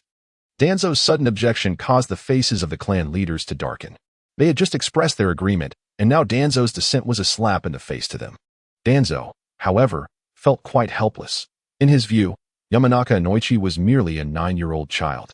While his medical ninjutsu may be commendable, appointing a child as the leader of a team was entirely out of the question. Danzo, please articulate your reasons for opposition. The third Hokage's expression soured. He had just nodded in agreement, a clear indication understood by all the clan leaders. Did his old comrade Danzo truly not comprehend? Jiraiya, as Orochimaru just mentioned. Yamanaka Inoichi's qualifications and abilities cannot command respect. Lord Danzo, I stated whether he can command respect, not that he cannot, Orochimaru countered. Enough. Let us refrain from further discussion on qualifications. The mere fact that Yamanaka Inoichi saved Hitaki Tsukumo and has been working at Konoha Hospital since the age of 5 is more than sufficient. The third Hokage paused for a few seconds when mentioning the retrieval of Hitaki Tsukumo. Danzo understood the implication. The third Hokage had always held Tsukumo's matter close to his heart. Under the pressure of the third Hokage, Danzo had no choice but to nod in agreement. The leaders of the Inuzuka, Nara, and Akimichi clans exchanged glances, surprised by the smooth progression of events. First came Orochimaru's proposal, followed by the tacit approval of the third Hokage, and ultimately, every clan consented, with even Danzo's opposition being quelled by the third Hokage. Very well, if everyone agrees. Then the captain of the medical team will be Yamanaka Yoru, the third Hokage declared. However, just as he was about to shift the topic, Jiraiya interrupted. Wait a moment. Sensei Sarutobi, Yamanaka Yoru is still a genin. Shouldn't we consider this? Jiraiya's intent was straightforward, to secure benefits for his apprentice. Yoru had developed a healing talisman, which, due to various reasons, could not be publicly acknowledged by the village, yet it would be remiss not to recognize his contributions. The third Hokage shot Jiraiya a sharp glare. He was well aware that Yuru was still a Genin and had intended to promote him to Chunin after the meeting, not expecting Jiraiya to bring it up so openly. Given Yoru's significant contributions to the village, it seemed reasonable to elevate him to Chunin status. Even Tsunade, aware of the third Hokage's plans, decided to voice her support. This time, Danzo found himself devoid of any grounds for opposition. Yoru's achievements in developing the healing talisman warranted his promotion to Chunin. As for the clan leaders, while they were unaware of Yoru's medical advancements, they could not oppose the consensus reached by the village's higher-ups. The discussions in the conference room then shifted to specific strategies for the impending war. Following this meeting, Konoha prepared thoroughly to confront the Sand Shinobi. On the day after the meeting, Yamanaka Yuru received a summons from the third Hokage. Yesterday, Yamanaka High had already informed him of the meeting's outcomes. Yuru was taken aback that Orochimaru would advocate on his behalf. His seamless appointment as the captain of the medical team was largely due to Orochimaru's support. Having frequented the Hokage Tower, Yuru was recognized by the guarding ninja, who allowed him entry without inquiry. The door to the Hokage's office stood ajar, and the third Hokage awaited Yuru's arrival. "Greetings, Hokage-sama." Yuru entered directly upon seeing the open door. As Yuru stepped in, he noticed the third Hokage furrowing his brow, intently focused on the documents before him. Upon hearing Yuru's voice, a faint smile broke across the third Hokage's face. "Yuru, you have finally arrived." "Hokage-sama, is there something you need?" Yuru feigned ignorance, knowing well the nature of the high-level discussions. "Yuru, I have summoned you for two matters. First, during your time as a Genin, your performance has been exemplary. You have aided many injured individuals at the Konoha Hospital and have previously developed the healing talisman. The village has decided to promote you to Chunin." "Thank you, Hokage-sama." Yuru felt elated. Who would not be pleased with a promotion and a raise? He was no exception. "In the second instance, Yamashita Yuan, I hereby appoint you as the captain of the medical team set to embark on the battlefield of the Land of Wind. In the name of the Hokage, henceforth, all matters pertaining to the medical team shall rest in your hands." And you were granted the right to participate in the War Council. Upon finishing his proclamation, the third Hokage handed the appointment letter to Yamashita Yuan. The nature of this appointment was entirely divergent from what Yamashita Yuan had anticipated. He had envisioned a role akin to that of a battlefield medical group leader from his past life, solely responsible for healing the injured. He had never fathomed that he would be thrust into the position of a decision-maker on the battlefield of the Land of Wind. Only after reading the appointment letter did the third Hokage realize something was amiss. Observing Yamashita Yuan, who had accepted the letter, it dawned on him that the document was indeed designated for the young boy. The authority conferred by this letter was comparable to that which Tsunade had wielded as the captain of the medical team. The third Hokage, beleaguered by the dire circumstances at the front lines, had inadvertently issued such an appointment. A ruler in his own right, the third Hokage would not engage in capricious decisions. Although Yamashita Yuan was merely a 9-year-old child, the Hokage believed him to be remarkably mature, confident that he would not disrupt the council with trivial remarks. Thus, Yamashita Yuan unexpectedly found himself in possession of an appointment that should not have belonged to him, swiftly ascending to the ranks of decision-makers on the battlefield of the Land of Wind. Upon officially becoming the captain of the medical team, Yamashita Yuan's first order of business was to convene the members of his team. At the third training ground, the members of the medical team assembled swiftly. Although labeled a medical team, it comprised a considerable number of individuals, 151 in total, including Yamashita Yuan. A cursory glance revealed that over half were colleagues from Konoha Hospital, alongside 20 to 30 unfamiliar faces, among which was a familiar one. "Uchiha man, greetings, esteemed seniors. I am Yamashita Yuan. Most of you are my colleagues from Konoha Hospital, and I am delighted to fight alongside you." Yamashita Yuan's opening remarks were rather unembellished. They lacked the fervor of a rousing speech or the imposing tone of authority. He felt no need for such theatrics rather than indulge in empty words. He believed that actions would speak volumes. Aware that some in the ranks might harbor dissent towards him, he intended to earn their respect through his deeds. Following a brief self-introduction, Yamashita Yuan began to familiarize himself with the medical ninjutsu proficiency of his team members. 92 individuals were capable of utilizing the nature transformation of healing technique to simplify toxin removal, yet among them, only 12 could wield palm healing technique. These 12 were seasoned medical ninjas from Konoha Hospital, all of whom Yamashita Yuan knew well. The unfamiliar faces within the medical team turned out to be ninjas from the village, assigned to protect the medical personnel. Among them were notable figures, including Hinata clan's Jonin.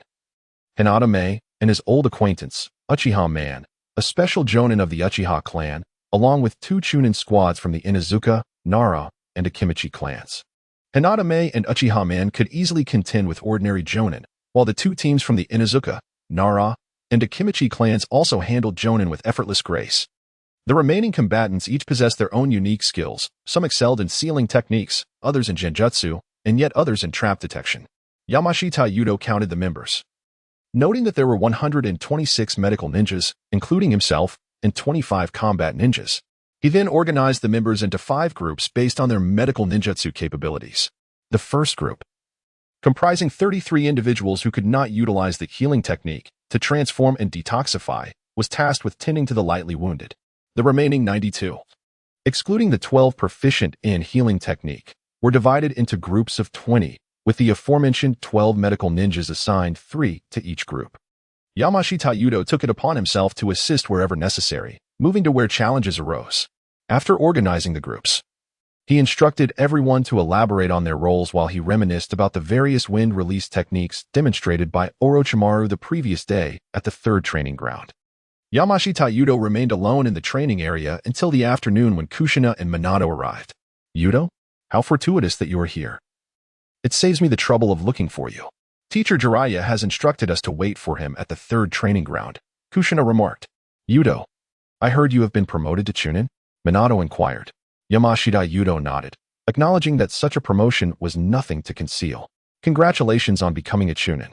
This is my gift to you, Minato said with a smile as he handed Yudo a special kunai. Yamashita Yudo accepted the kunai, a unique flying thunder god kunai crafted by Minato himself, engraved with the formula of his technique. Thank you, brother Minato. Yamashita Yudo expressed his gratitude. Kushina, feeling somewhat awkward, realized she had not prepared a gift for her studentess promotion. Observing her embarrassment, Yamashita Yudo said, Sister Kushina, you can give me your gift when I advance to Jonin. Upon hearing his words, Kushina's embarrassment faded, and she returned to her typically boisterous demeanor. You all seem to have time for jest? Jiraiya's arrival interrupted their light-hearted banter. The 4th Kazekage of Sunagakure has been chosen. Just recently, he proclaimed that the disappearance of the 3rd Kazekage was orchestrated by us in Konoha, and Sunagakure has officially declared war on us. With that, Jiraiya cast a serious gaze at Yamashita Yudo and the others. The war has begun. The news of Sunagakure's declaration swiftly spread throughout Konoha, reaching even the village's inhabitants. In the Hokage's office, the 3rd Hokage inquired about the new Kazekage situation from Jiraiya. However, Jiraiya knew little about the 4th Kazekage Raza, having only heard mention of him during previous intelligence-gathering efforts. Typically, a village's leader would be active on the battlefield or create momentum for their successor to enhance their reputation. Yet, there had been no prior intelligence regarding Raza before his ascendancy to Kazekage. Hokage-sama, intelligence from the battlefield in the Land of Wind has been received. An Umbu ninja reported as he presented a sealed scroll to the 3rd Hokage. The 3rd Hokage hastily unrolled the scroll.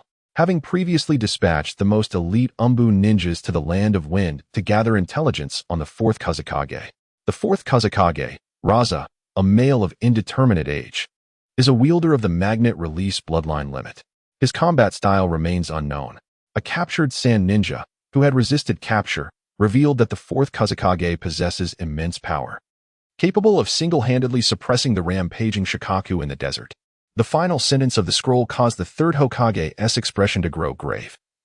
The ability to single-handedly contain a tailed beast, even one, should not be underestimated. Jiraiya, take a look at this. The 3rd Hokage handed the scroll to Jiraiya. After a swift perusal, Jiraiya mirrored the 3rd Hokage's serious demeanor. Sarutobi-sensei, we must dispatch the village's ninjas immediately. Shikaku's presence on the battlefield in the Land of Wind is perilous. Indeed, you are correct. This 4th Kazekage is formidable. Not to mention the presence of Chiyo and Ebizo, both of whom are on par with the Kage. It would indeed be troublesome for Shikaku to face them alone. The 3rd Hokage recognized the gravity of the situation. Time was of the essence. Summon Yamashiro to come here. He instructed an unseen ninja. Shortly thereafter, Yamashiro arrived at the Hokage's office. Once granted permission, Jiraiya handed the scroll to Yamashiro. Yamashiro quickly skimmed through the contents. In the original narrative, the the fourth Kazakage, Raza, played a minimal role. The Konoha collapse plan was thwarted by Orochimaru, and the Edo Tensei was sealed by Gaara. Prior to viewing this scroll, Yamashiro had even believed that Raza could be managed without Jiraiya entering Sage mode. However, according to the scroll, Raza is capable of independently suppressing the rampaging Shikaku in the desert. It is known that the One Tail can infinitely regenerate in such an environment, indicating that Raza's strength far exceeds his portrayal in the original story. Yamashiro, you've seen the intel. It is indeed a challenging situation. Jiraiya, prepare yourselves. We depart at dawn tomorrow to rendezvous with Shikaku at the Sand Village to repel the Sand Ninjas. Yes, Lord Hokage. Upon exiting the Hokage's office, the two began to assemble their respective teams. At Training Ground 3, Yamashiro informed the medical team of the departure time before allowing them to disperse and prepare. With little time granted by the third Hokage, Yamashiro needed to gather supplies and bid farewell to family and friends. He first visited a ninja tool shop to procure kunai, explosive tags, and shuriken. Afterward, he activated Sage mode to sense the locations of Kushina and others. Yamashiro first visited Ichiraka Ramen to inform Kushina of his impending departure for battle, as his sole disciple prepared to leave Konoha for the battlefield. Kushina was filled with anxiety and shared battlefield precautions with Yamashiro. After bidding farewell to Kushina, Yamashiro proceeded to the Ninja Academy, where he found Yuzuki Yugao attending classes. He refrained from interrupting her, opting instead to observe from a distance, etching her image into his memory. Subsequently, he made his way to the Forest of Death, where Minato had yet to receive a mission. He continued with Kakashi and others in their rigorous training. Hey, Kakashi Obito. Yamashiro greeted the two. What brings you here, Yamashiro? Obito inquired. Obito had become immune to the elusive presence of Yamashiro because his own mentor was even more formidable. I am departing for the Land of Wind to bid you farewell, Yamashiro declared. What? You are leaving? Upon hearing the news of Yamashiro's expedition, Obito was momentarily at a loss for words. Are you truly going? Be cautious on the battlefield. If anything were to happen to you, Kushina would be heartbroken. Minato spoke with concern. Minato, is it appropriate to say such things to someone heading into battle? Yamashiro retorted, slightly exasperated. My apologies, my apologies. I misspoke. However, do take utmost care. Thank you, Minato. Yamashiro then turned to Kakashi and Rin. Do either of you have anything you'd like to say to me? Yamashiro. I eagerly anticipate our next meeting. Kakashi responded before returning to his training. Make sure you return safely. Rin's voice, tinged with tears, tugged at Yamashiro as heartstrings. He detested the somber atmosphere that accompanied farewells, and with a wave, he prepared to depart. Wait, you cocky Yamashiro. One day, I will defeat you. I look forward to that day. With that, Yamashiro vanished in a flash of lightning. In the Yamashiro clan, Yamashiro informed his mother, Yamashiro Seiko, of his impending journey to the battlefield. Seiko said nothing. She understood that her son was not like other children, and as a mother, all she could do was silently support him. She began to pack provisions for him, ensuring he had everything necessary for his journey. At that moment, Yamashiro was uncertain of what to say, aware that his mother viewed war as a terrifying ordeal. In the end, neither spoke. Yamashiro took the bundle prepared by his mother and left the room. The following morning, he passed by Seiko's room, standing silently at the door for a minute before turning away. Inside, Seiko was already in tears, whispering, Yamashiro, you must return safely. At the entrance of Konoha, after the third Hokage delivered an impassioned address, the team heading to the Land of Wind set out. War. Kid, why do you think wars occur? Jiraiya asked Yamashiro, gazing at the ninja army. Inequitable distribution of resources can incite war. Jealousy can spark conflict. Hatred breeds strife. Wherever there are people, there will be war. Uncle Jiraiya, after all your years in the ninja world, surely you understand this principle. Yamashiro replied. Indeed, wherever there are people, there will be war. I have been in search of genuine peace, but alas, I have yet to find it. Do you think there will ever be a day when people will truly understand one another? I do not know, but I am aware that if this war fails, the villagers of Konoha may never have the chance to witness that day. Uncle Jiraiya, there is no time for confusion. Haha, you little rascal. Who do you think I am? How could I be perplexed by such matters? Jiraiya's laughter was as robust and grand as ever, embodying the spirit of the legendary sage. Then, Uncle Jiraiya, let us be on our way. In this war, I, Yamashiro, shall make my name resound throughout the ninja world. The medical ninjas, burdened with an array of medical equipment, moved at a slower pace than their combat counterparts. Though Yamashiro and Jiraiya had embarked together after several days, they had fallen significantly behind Jiraiya. "Captain, we have just left the safety zone. Not far ahead lies the battlefield," remarked one of the ninjas in the medical unit. "May, utilize your Byakugan to scout the area ahead for any concealed enemies.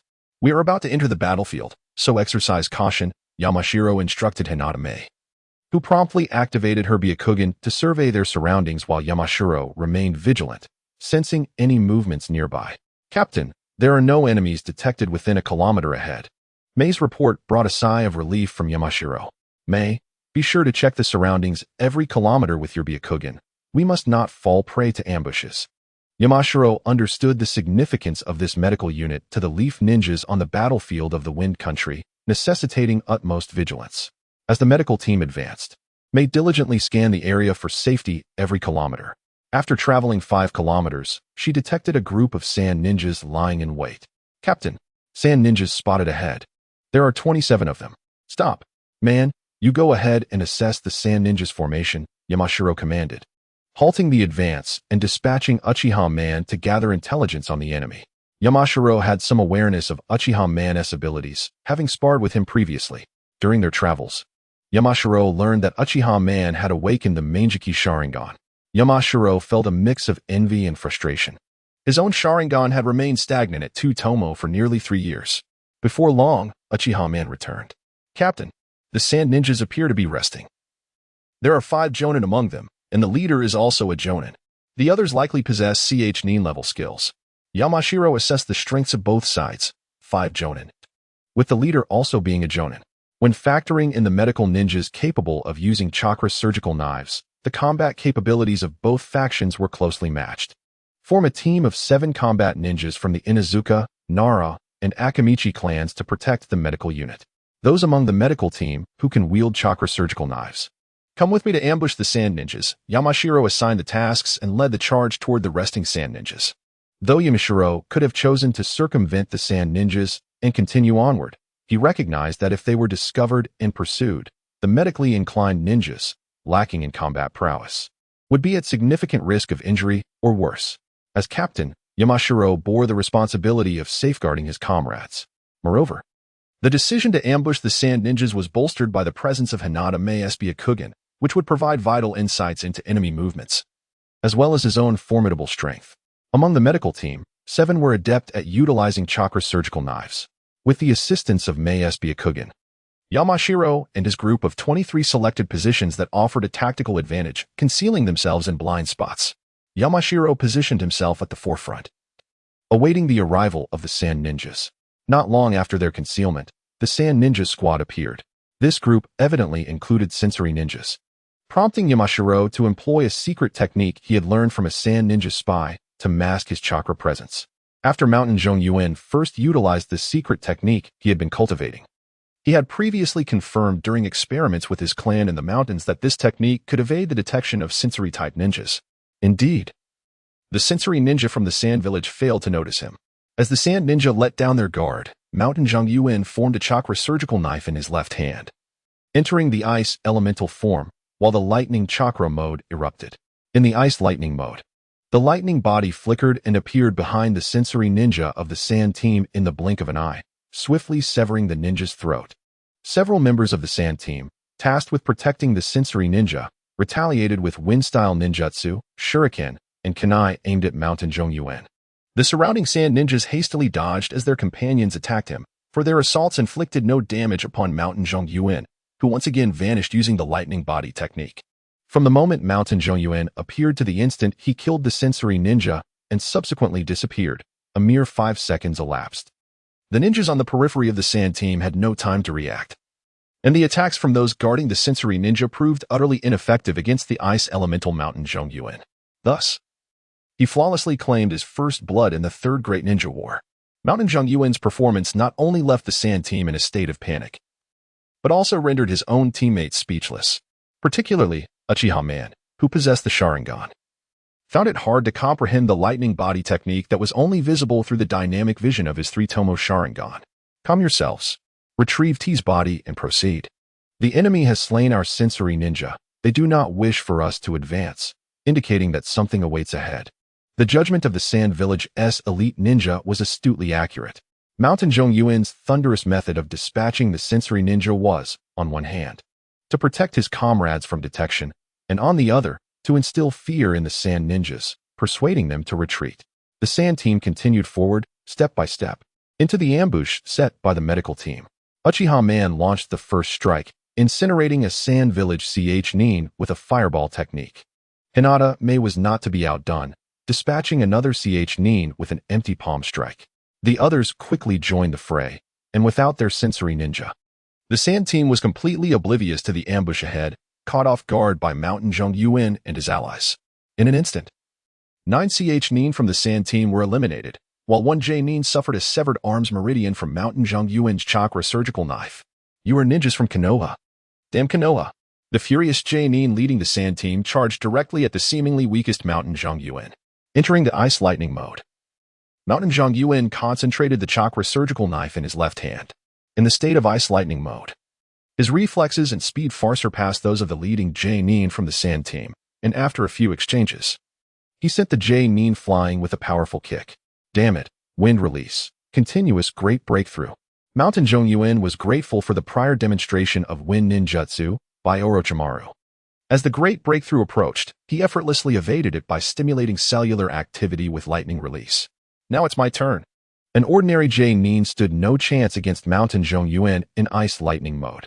In a flash of lightning, the leading Nin of the Sand team had his throat slashed by Mountain Zhongyuan's chakra surgical knife.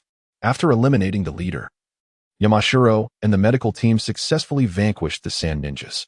The medical team, despite suffering 3 severe injuries and 5 light injuries, completely annihilated the Sand ninja squad. Following this ambush, the members of the medical team began to regard their captain with newfound respect. Previously, aside from Uchiha Man, others had perceived Yamashiro merely as a medical ninja with slightly better healing techniques. Through the recent battle, they came to realize that their captain was, in fact, a formidable ninja. In the world of Hokage, where strength is revered, all members of the medical team who participated in this conflict held Yamashiro in high esteem. Fearing that the night would bring unsettling dreams, Yamashiro hastily buried the bodies of the Sand ninjas and led the remaining medical ninjas onward toward the Konoha encampment. Having encountered the Sand ninjas, the medical team proceeded at full speed and finally reached the Konoha camp that very evening. Kakashi and Jiraiya had long awaited Yamashiro's arrival. The Sand ninjas had provoked them multiple times that day, and without Yamashiro's medical team present, they had been forced to endure in silence. Upon entering the camp, Yamashiro was summoned to a meeting in Kakashi's tent. Yamashiro, you have finally arrived. There is no time for pleasantries. Let us address the matter at hand. How is the status of your medical team? Kakashi inquired. The condition is satisfactory. However, the continuous travel has been somewhat exhausting. We encountered a squad of Sand ninjas along the way, but they have been dealt with, and there were no casualties among the medical ninjas. Yamashiro succinctly reported on the state of his team. That is reassuring. Let the medical ninjas rest well tonight, for we shall confront the Sand ninjas tomorrow. Kakashi resolved upon hearing of the medical team's good condition. Such urgency, Yamashiro observed, puzzled by Kakashi and Jiraiya's demeanor. You are unaware, Yamashiro. During the days of your absence, the Sand ninjas have been incessantly provoking us, occasionally sending puppet masters to harass us. Without medical ninjas to counteract the poison, we lacked the confidence to engage in battle, which led to a decline in morale within the camp. Now that you have arrived, a confrontation is inevitable. Jiraiya explained to Yamashiro. Is that so? Then what are your plans for this battle? Yamashiro inquired. According to the reconnaissance conducted by the Hyuga and Yamanaka clans, there are 2 shadow-level warriors stationed at the Sand ninja camp, the 4th Kazekage, Rasha, and Chiyo. Tomorrow, I shall handle Chiyo, while Jiraiya will engage Rasha, Kakashi stated. Uncle Kakashi, what about the ordinary ninjas? Are there no strategies in place? Yamashiro pressed. Tomorrow's battlefield is the Sand ninjas' home turf, the desert. We possess the Byakugan of the Hyuga clan to ensure we are not ambushed. But ambushing the enemy in such a sandy and familiar environment for the Sand ninjas is quite a formidable challenge, Jiraiya remarked. Jiraiya's assessment was accurate. Tomorrow, they would have to fight with all their might. Furthermore, with your medical team present, they would be able to promptly treat the Konoha ninjas. The overall quality of the Konoha ninjas surpasses that of the Sand ninjas. As long as the poison issue is resolved, they should not be defeated. With Kakashi stating this, Yamashiro felt it inappropriate to offer dissenting opinions. The battle ahead would undoubtedly be fierce. In the Sand Ninja Village camp, the 4th Kazekage, Raza, and Chiyo deliberated on their actions for the following day. The Konoha side was equipped with the Byakugan of the Hyuga clan and the insects of the Aburame clan for reconnaissance, and naturally, the Sand Ninja had their own means of gathering intelligence. As Yamanaka was leading the medical unit towards the Konoha camp, the 4th Kazekage had already received the news. He deduced from Jiraiya's marching route that the Konoha medical team was likely following the same path. Initially, the 4th Kazekage intended to dispatch either himself or Chiyo to neutralize the Konoha medical ninjas. However, the Konoha side was vigilant, with the Byakugan and the ever-watchful insects hindering their movements. The 4th Kazekage was reluctant to engage in a large-scale battle in the forest, fully aware that without the advantage of terrain, the Sand Ninja might not stand a chance against Konoha. With no other options, he decided to send a few elite jonin from the camp on a routine patrol, intending to create a diversion and, if fortune favored them, eliminate a few medical ninjas amidst the chaos.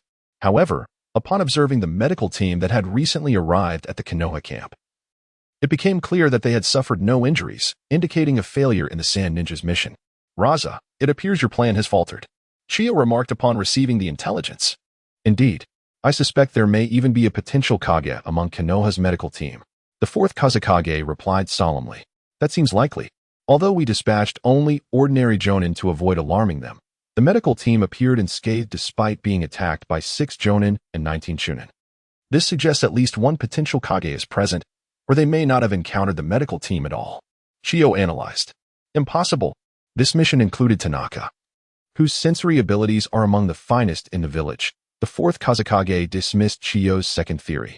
Then it seems Konoha has another potential Kage on the battlefield. Raza, who do you think it could be? It could only be the eldest son of the 3rd Hokage, or the recently risen star, Jiraiya's disciple, Minato Namikaze.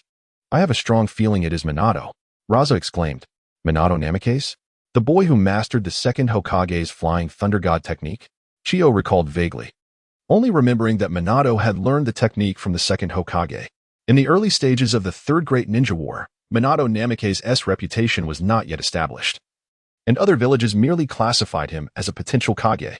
Little did they know that he had since improved the 2nd Hokage's technique, elevating his power to that of a Kage. Let us set Minato aside for now. Raza, leave the White Fang to me. Jiraiya, you deal with him, Chiyo declared.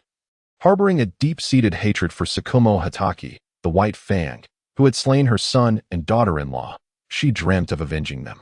Tomorrow's battlefield will be the desert, where my sand gold will shine. I am well aware of Jiraiya's strength, and with this battle, Konoha will surely face defeat. Chiyo nodded and departed from the 4th Kazekage's tent. The next day, the Konoha camp bustled with activity from dawn, the air thick with tension. The ninjas swiftly assembled, with Yamanaka's medical team on standby, ready for departure. At the command of Kakashi Hatake, the majority of ninjas from the Leaf Village surged onto the battlefield. The desert was engulfed in swirling sands, obscuring visibility. Surrounding the Leaf Ninja army, the Oil Clan's insects flitted about, while the Hyuga Clan's ninjas activated their Byakugan to survey the area. Lord Kakashi, Lord Jiraiya, a large contingent of sand ninjas has been spotted not far ahead. A member of the Oil Clan reported, receiving feedback from the insects. Hold on. Hyuga Clan, confirm if there are any ambushes nearby, Kakashi commanded. After a thorough reconnaissance, the Hyuga Clan confirmed the area was clear of traps, allowing Kakashi to lead the army forward until the two forces converged in the desert. Is that the 4th Kazekage? Raza? Upon their encounter, Jiraiya inquired, gazing at the man with dark red short hair. Less chatter, White Fang shall perish. Before Raza could elaborate, Chiyo's puppet launched an assault on Kakashi. Raza, choosing not to explain further, engaged Jiraiya directly. With the commanders clashing, chaos erupted among the ninjas below. Thus commenced the first battle of the Wind Country. Kakashi and Chiyo were seasoned adversaries, well acquainted with each other's capabilities and combat styles. Kakashi's prowess was slightly superior, evident from the repeated severing of Chiyo's chakra threads controlling her puppets. However, Chiyo, a master of her craft, proved to be a formidable opponent, making it difficult for Kakashi to gain the upper hand. In contrast, Jiraiya's battle with the 4th Kazekage was far more spectacular. Raza possessed the magnet release Kekkei Jinkai, and while the original text did not specify the elemental origins of magnet release, Jiraiya speculated it was a fusion of wind and lightning. An elite shinobi's elemental attributes typically exceeded 2, and Raza was no exception. Judging by his varied ninjutsu, Jiraiya was certain Raza wielded wind and lightning from the outset. As the fourth Kazekage, Raza's comprehension of techniques far surpassed that of an ordinary shinobi, while Jiraiya, as a disciple of the third Hokage, exhibited remarkable proficiency in ninjutsu. The duel in ninjutsu between them remained evenly matched. Jiraiya mastered 4 elemental styles, except for lightning, while Raza was equally accomplished. I hadn't anticipated that a disciple of the third Hokage would possess such strength. In any other circumstance, defeating you would be no easy feat, Raza remarked. Are you suggesting that in the desert, you could easily overcome me? After a series of exchanges, Jiraiya discerned Raza's capabilities. He realized that without entering sage mode, he could not defeat Raza, yet it would not be effortless for Raza to triumph over him either. Doesn't the Leaf Village possess the Byakugan of the Hyuga clan? I wonder if they have noticed anything peculiar about the sand in the desert? With that, the sand controlled by Raza surged towards Jiraiya like a tidal wave. You can manipulate sand? You are a Jinchuriki. No, there are no sealing techniques upon you. Jiraiya did not pay much heed to the surging sand waves, swiftly forming hand seals to erect an earthen wall. What? Jiraiya's earthen barrier was effortlessly toppled by the advancing sand wave. Caught off guard, he suffered a significant setback, sustaining injuries from the wind technique unleashed by the approaching Raza. Jiraiya, it is over.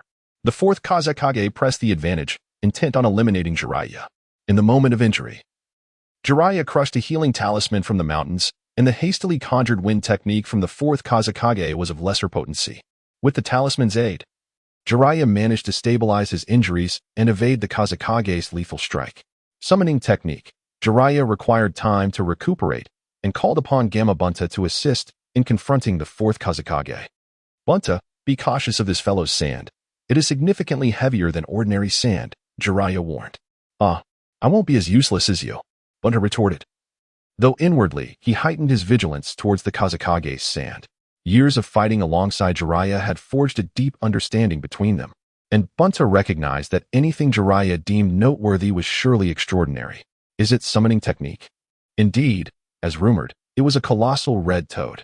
The morale of the Konoha ninjas, previously dampened by Jiraiya's injuries, was rekindled by the appearance of Gamma Bunta. Yamashiro's medical team, stationed not far from the battlefield, attended to the poisoned and injured Konoha ninjas, while he himself stealthily infiltrated the fray. In this war, Konoha found itself at a disadvantage, as Shikaka Nara had indicated. The overall strength of Konoha's ninjas fell short of that of the Sand ninjas. However, in this environment, their powers were nearly equalized.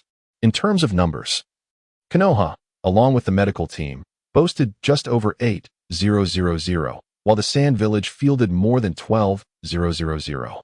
Yamashiro was acutely aware that should Jiraiya or Shikaku fall, the Konoha ninjas would face a massacre, with nearly 300 members of the Inuzuka, Nara, and Akimichi clans among them. Upon sensing Jiraiya's use of summoning technique to call forth Gamma Bunta, Yamashiro could no longer remain idle. For the safety of his clansmen and Jiraiya, he had to act. Upon reaching the battlefield, Yamashiro beheld Gamma Bunta engulfed by relentless sand waves. Activating his Sharingan, he spotted Jiraiya above Bunta, hands clasped in prayer, clearly entering sage mode.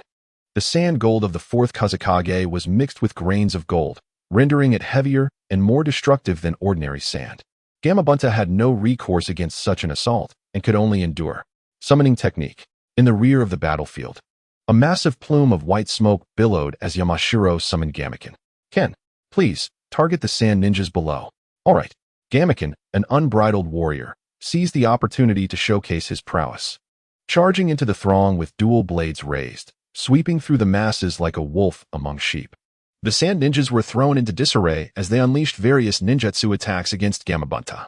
Meanwhile, Yamano Yoko entered his Ice Thunder mode, occasionally utilizing the lightning body flicker technique in conjunction with his chakra surgical knife to ambush and eliminate the sand ninja elite while they were preoccupied with casting large-scale ninjutsu against Gamma Bunta.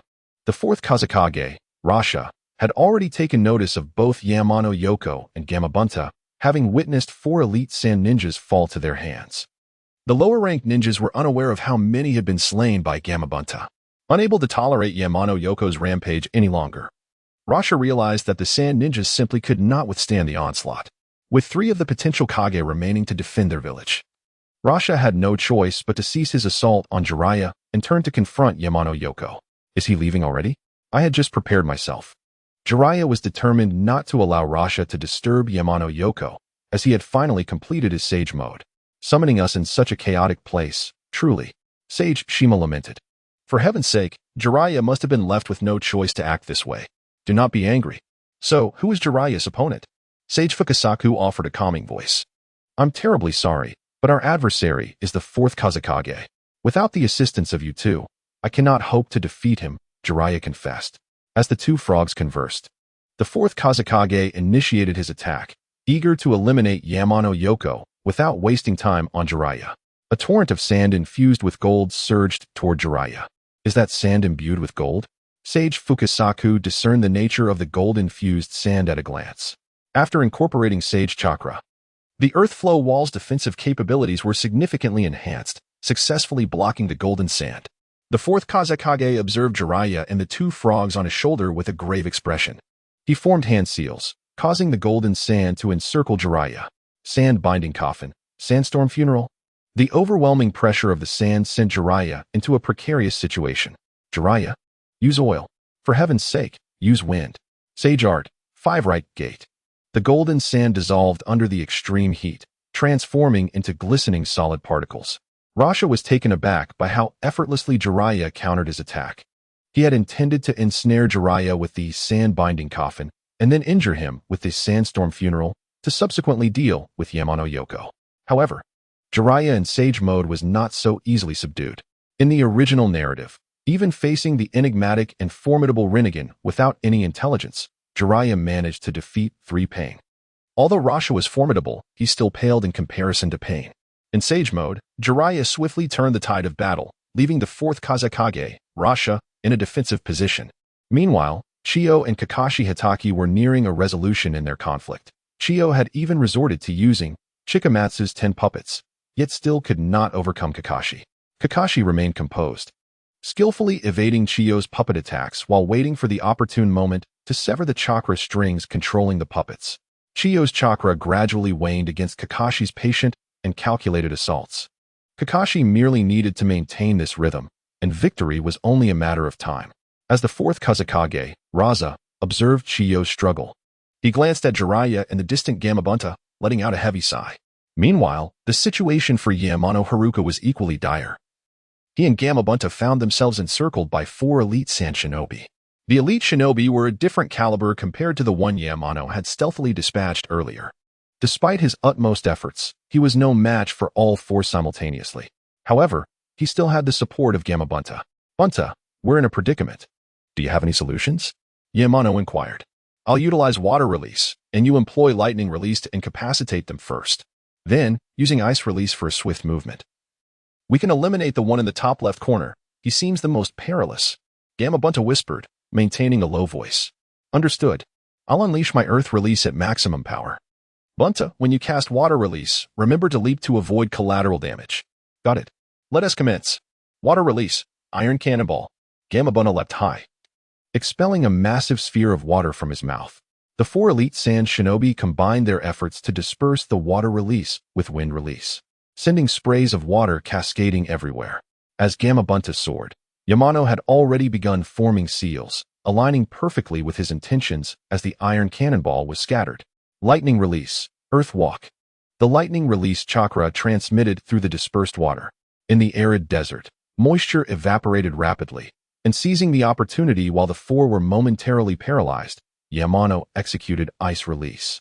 Following Gamabunta's suggestion, he instantaneously moved to the top left, where an elite shinobi had just recovered from the effects of the lightning release and was swiftly pierced through the heart by Yamano's Chidori. Ichiro, that wretched brat. The remaining 3 elite shinobi, witnessing the demise of their comrade, charged towards Yamano, aware of his inability to contend with the 3. Especially after having executed such powerful techniques like Earth Walk and Chidori, Yamano found his chakra reserves nearly depleted. As Gamabunta landed, Yamano consumed a soldier pill and returned to perch atop Gamabunta's head. Haruka, can you still fight? Gamabunta queried. Absolutely. I can devise a way to take down another. Yamano replied. The strength of these 3 is formidable. Which one do you intend to confront? The one directly ahead. The death of that sand shinobi has driven him to irrationality. Enraged foes are often the easiest to handle, Yamano stated. Utilizing the technique of instantaneous movement once more, Yamano appeared 3 meters behind the enraged sand shinobi. The reflexes of elite shinobi far surpassed those of ordinary shinobi, so Yamano dared not close the distance too much. From 3 meters away, he unleashed a technique developed by Sasuke in the original narrative, Chidori Sharp Spear. The irrational sand shinobi did not anticipate Yamano's range attack with lightning release. Yet, being an elite shinobi, he narrowly evaded a fatal strike, sustaining a wound to his left arm from the Chidori Sharp Spear. Realizing that an instant kill was no longer attainable, Yamano returned to Gamabunta's head, preparing to confront Raza. Bunta, can you leap out to the 4th Kazekage? Haruka, your chakra is nearly depleted, with the old man and his allies over there. You need not worry, Gamabunta urged. It is not out of concern, rather, I intend to instill a sense of fear in the 4th Kazekage, compelling him to retreat with the sand shinobi. Continuing this battle, even if Konoha emerges victorious, the losses would be catastrophic, Yamamoto Shinjin remarked. Observing Yamamoto's stubborn demeanor, Fukasaku reluctantly acquiesced, disregarding the provocations from the 3 elite jonin, and with all his might, he leapt towards the 4th Kazekage. Mother of the child, Jiraiya. Fukasaku is coming over. Jiraiya, who was locked in confrontation with the 4th Kazekage, quickly evaded upon hearing the words of the Sage of Deep Thought. The 4th Kazekage, Raza, lacked the formidable sensory perception of Sage Mode. However, the sudden retreat of Jiraiya and the others tightened his heart. A strong instinct compelled the 4th Kazekage to dodge. And just as he did, a massive shadow emerged upon the sand. Fukasaku descended from the sky, crashing into the desert and creating a substantial crater. Fukasaku, what brings you here? Sage of Deep Thought inquired. It was I who summoned him. Yamamoto replied. What are you doing here, Yamamoto? The Sage of Deep Thought glanced at Yamamoto before asking. Of course, I am here to assist you. Together, we should be able to severely injure or even eliminate the 4th Kazekage. Without the 4th Kazekage, the sand shinobi would be utterly overwhelmed, Yamamoto declared as he entered Sage Mode. The 4th Kazekage noticed the change in Yamamoto's expression, causing his heart to race. This child now exuded a presence akin to Jiraiya's. Although lacking the 2 toads, his strength would undoubtedly be formidable. At this moment, the 4th Kazekage began to contemplate retreat. He turned to Chiyo, who was also gasping for breath and on the verge of defeat. Sand Shinobi, retreat. The 4th Kazekage gritted his teeth and issued the command. Konoha did not pursue, for the desert environment was exceedingly advantageous for the Sand Shinobi, and advancing could likely lead to falling into their traps. To conclude the battle in this manner was satisfactory for both Hatake Kakashi and Jiraiya, in the face of a hasty endeavor to restore morale. A minor victory for Konoha was already a considerable achievement. At the Konoha camp, Hatake Kakashi, Jiraiya, and the 6 elite jonin of their team, along with Yamamoto, gathered within Kakashi's tent. The first battle against the Sand Shinobi had concluded. Let us share our thoughts. The post-battle debrief commenced. Similar to Konoha, Chiyo and the 7 elite jonin from the Sand Shinobi team began their discussions in Raza's tent, focusing solely on Yamamoto. The 3rd Kazekage had gone missing at the borders of the Land of Fire, and the Sand Village had assembled over 12,000 ninjas for revenge. Except for Eyes and the 3 Quasi-Kage, along with fewer than 1,000 lower-ranking ninjas left to guard the Sand Village. This comprised the entirety of the Sand Shinobi. Among the 12,000 ninjas, only Chiyo, Raza, and the one-tailed Jinchuriki, Shikaku, held the rank of Kage. All Quasi-Kage remained in the Sand Village. And there were 8 elite jonin, 4 of whom were puppet masters, while the other 4 were those who had previously engaged with Yamamoto. At this moment, Raza's expression was grim. Despite the Sand Shinobi having the advantage of time and terrain, they had still lost the battle and suffered the loss of an elite jonin. What Raza found most difficult to accept was that the one responsible for killing an elite jonin from the village and forcing his retreat was a mere child who appeared to be only 11 or 12 years old. Konoha, truly the cradle of geniuses. From the legendary White Fang and the 3 Sannin of the past to the current Yamanaka Tohru. Alas, Granny Chiyo sighed. Lord Wind Shadow. Ikaru was slain by this little devil's peculiar ninjutsu. My arm suffered similarly. What strange ninjutsu? Hekawa, clarify. The elite jonin named Hekawa recounted every detail of the confrontation with Yamanaka Tohru to Raza. He employs lightning release chakra mode, possesses an astonishing attack speed, utilizes ice release, and can teleport instantaneously. As Raza listened to Hekawa, he meticulously organized the intelligence on Yamanaka Tohru. Hekawa, are you certain it was instantaneous teleportation rather than the lightning body flicker technique derived from lightning release chakra mode? Raza inquired. I can assure you. I can distinguish between the body flicker technique and true teleportation, Hekawa replied. Raza, could it be the flying thunder god technique of the second Hokage?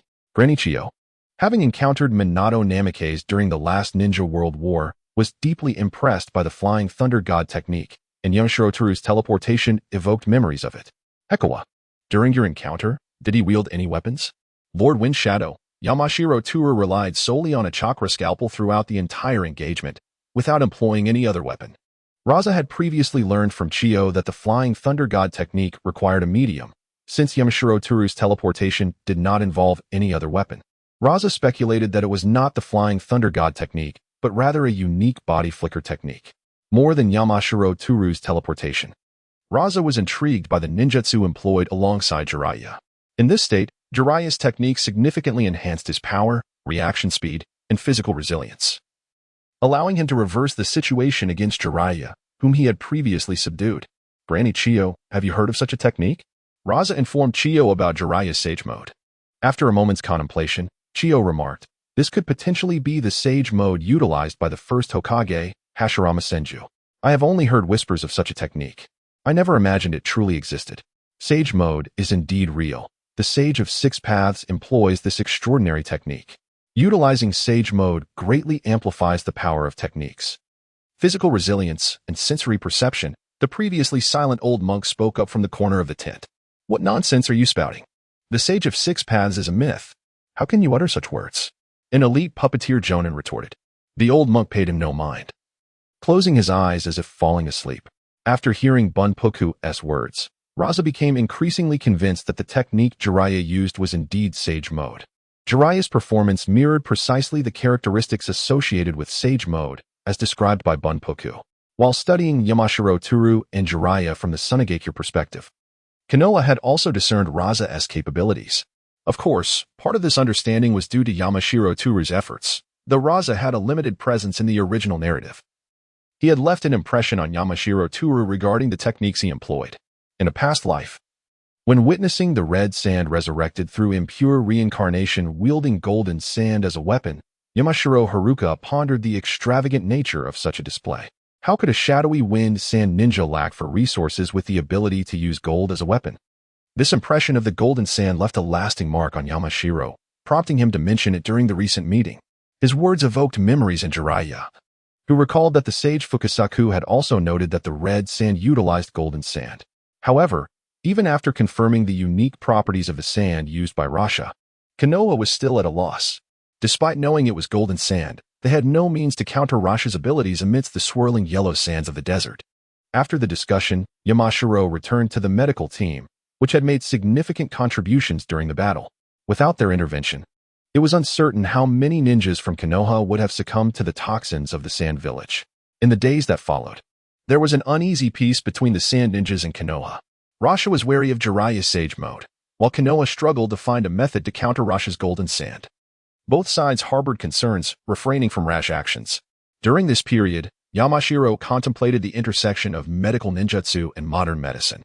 He aspired to enhance the healing techniques of the Naruto world, which predominantly relied on chakra to function. Once a medical ninja exhausted their chakra, they could no longer employ their healing arts. Was it acceptable to stand idly by as the injured perished? Yamanaka had previously considered imparting his knowledge of modern medicine to the medical ninjas of Konoha, enabling them to save lives even in the absence of chakra. However, he ultimately abandoned this idea due to the inability to explain the origins of his knowledge. With the battlefield's conditions becoming increasingly dire, Yamanaka resolved to teach some fundamental medical concepts to the medical ninjas of Konoha. He established a teaching area within the medical team's vicinity. Initially, the medical ninjas displayed little interest in the modern medical knowledge Yamanaka presented to them. If it could not facilitate rapid wound healing or immediate restoration of a ninja's combat capabilities, what value did it hold? However, as Yamanaka's explanations deepened, they began to realize that the concepts he shared were far from simplistic.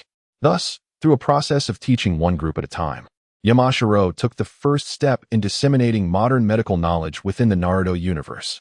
As days passed, the sand ninjas grew increasingly restless, beginning to dispatch puppet masters to harass Konoha. Shikaku, adopting a laissez-faire attitude towards the sand ninjas' minor provocations, reasoned that there would be no real loss. The poison ninjas were under the care of the medical team and would not be in peril. Lord Whitefang, Jiraiya has just ambushed and captured a sand ninja at the camp.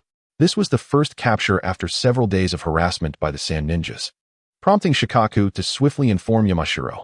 For the Yamashiro clan, the intelligence that could be gleaned from the enemy's mind was invaluable. While Yamashiro was lecturing the medical team, he received the message and hurried to Shikaku's tent. Haruka, you have arrived. This is the sand puppet master that Jiraiya just apprehended outside the camp. Utilize the secret techniques of your Yamashiro clan and see what intelligence can be extracted. In the mountains, Yamashita Yuan nodded slightly, placing his hand upon the head of the puppet master, allowing his consciousness to delve into the depths of the puppet master's mind. From this exploration, Yamashita Yuan learned that the puppet master's name was Shangyu, an elite jonin from the Sand Village, proficient in the realm of blue secret techniques.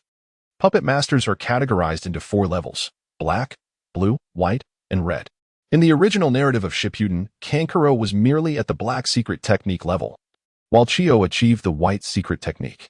The red secret technique was only attained by the likes of Sasori of the Red Sand and the creator of the puppet arts, Monzaemon.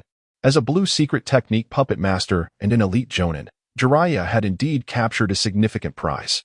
Yamashita Yuan continued to probe deeper into Shangyu's mind, where vivid memories from Shangyu's childhood unfolded before him.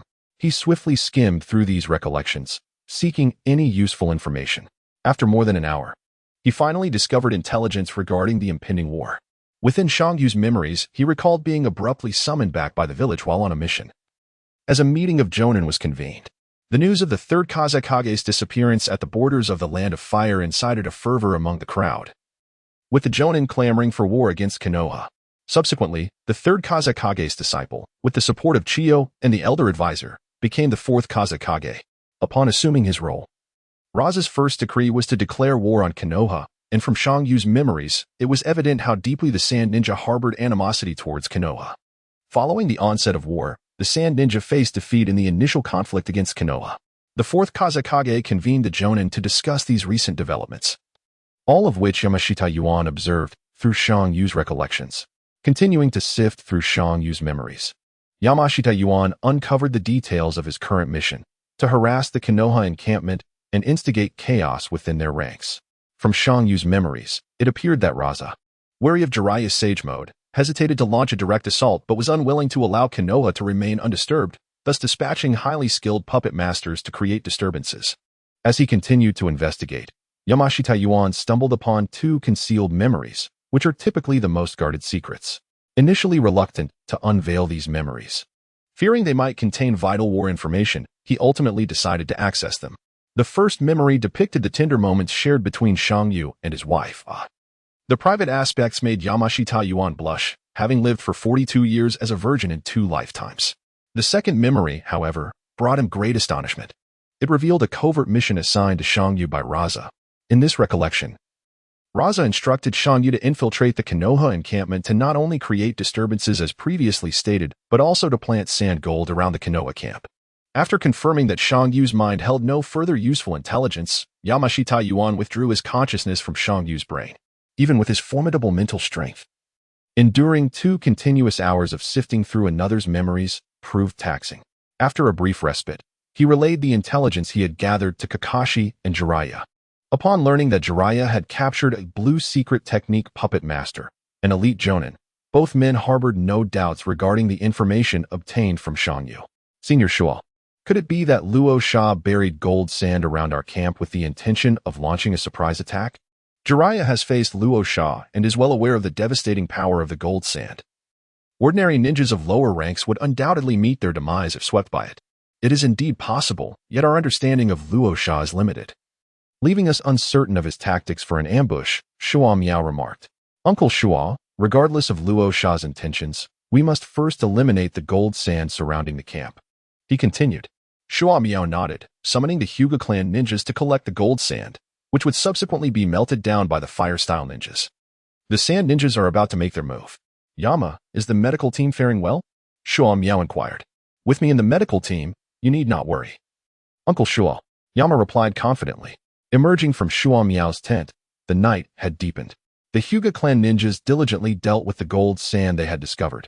Following Shuo Miao's instructions, they had summoned fire-style ninjas from the camp, many of whom were members of the Uchiha clan. Although the Hyuga and Uchiha clans were often at odds within the village, engaging in various rivalries, they managed to unite against a common foe during wartime. While competition persisted, conflicts between the two clans were rarely heard of during the war, as Yama passed by the fire-style ninjas melting the gold sand. An Uchiha clan member inadvertently cast a glance in his direction. This Uchiha was taken aback upon seeing Yama's features, and Yama's perceptive abilities informed him that someone was watching him.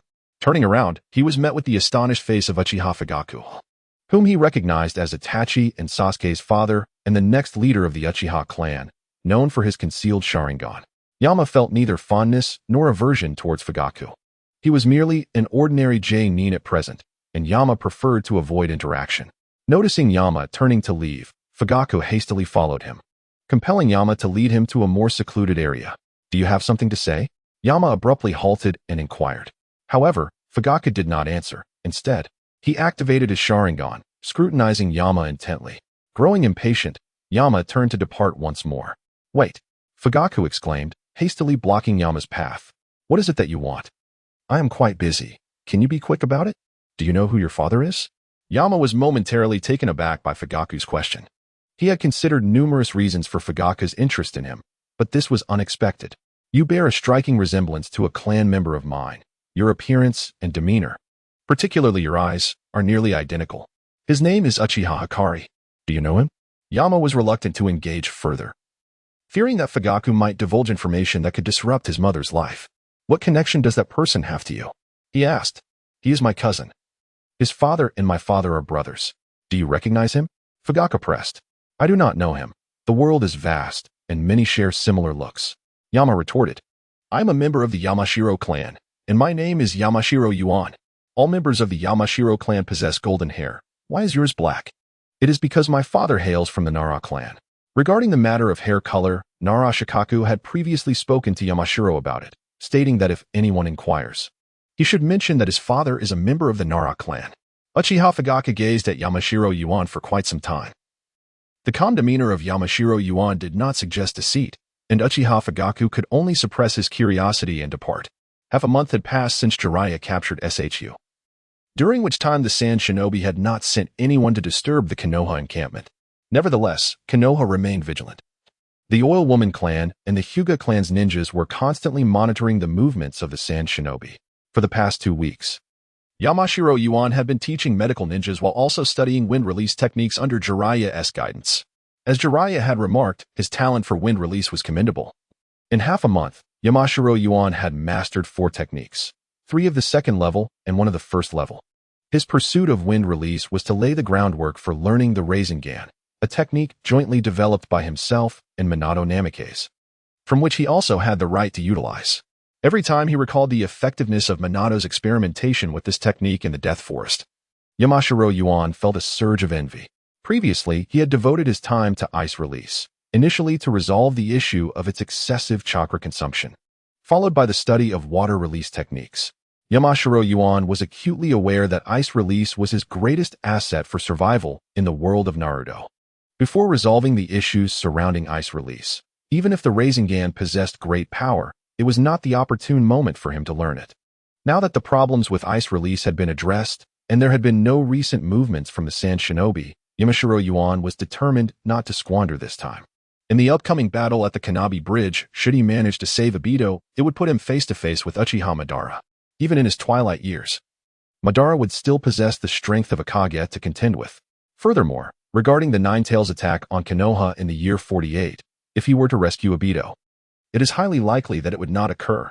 However, if Obito remained under Madara's influence, altering the fates of Minato Namikaze and Kushina would similarly require immense strength. Thus, Yamashiro Yuan resolved to seize every moment to grow stronger. Lord Jiraiya, Lord Yuan, and Lord Kakashi, you are summoned immediately. On this day, as Yamashiro Yuan was engaged in the usual training of ninjutsu, he received a summons from Kakashi Hitaki, who was joined by Jiraiya. Notably, following the last war, The ninjas of Konoha had begun to refer to Yamashiro Yuan with the honorific lord. In the world of Naruto, strength is revered, and the performance of Yamashiro Yuan in the recent conflict was witnessed by all, thus earning him their respect. Initially, he found it somewhat disconcerting, but as more people began to address him thus, he grew accustomed to it.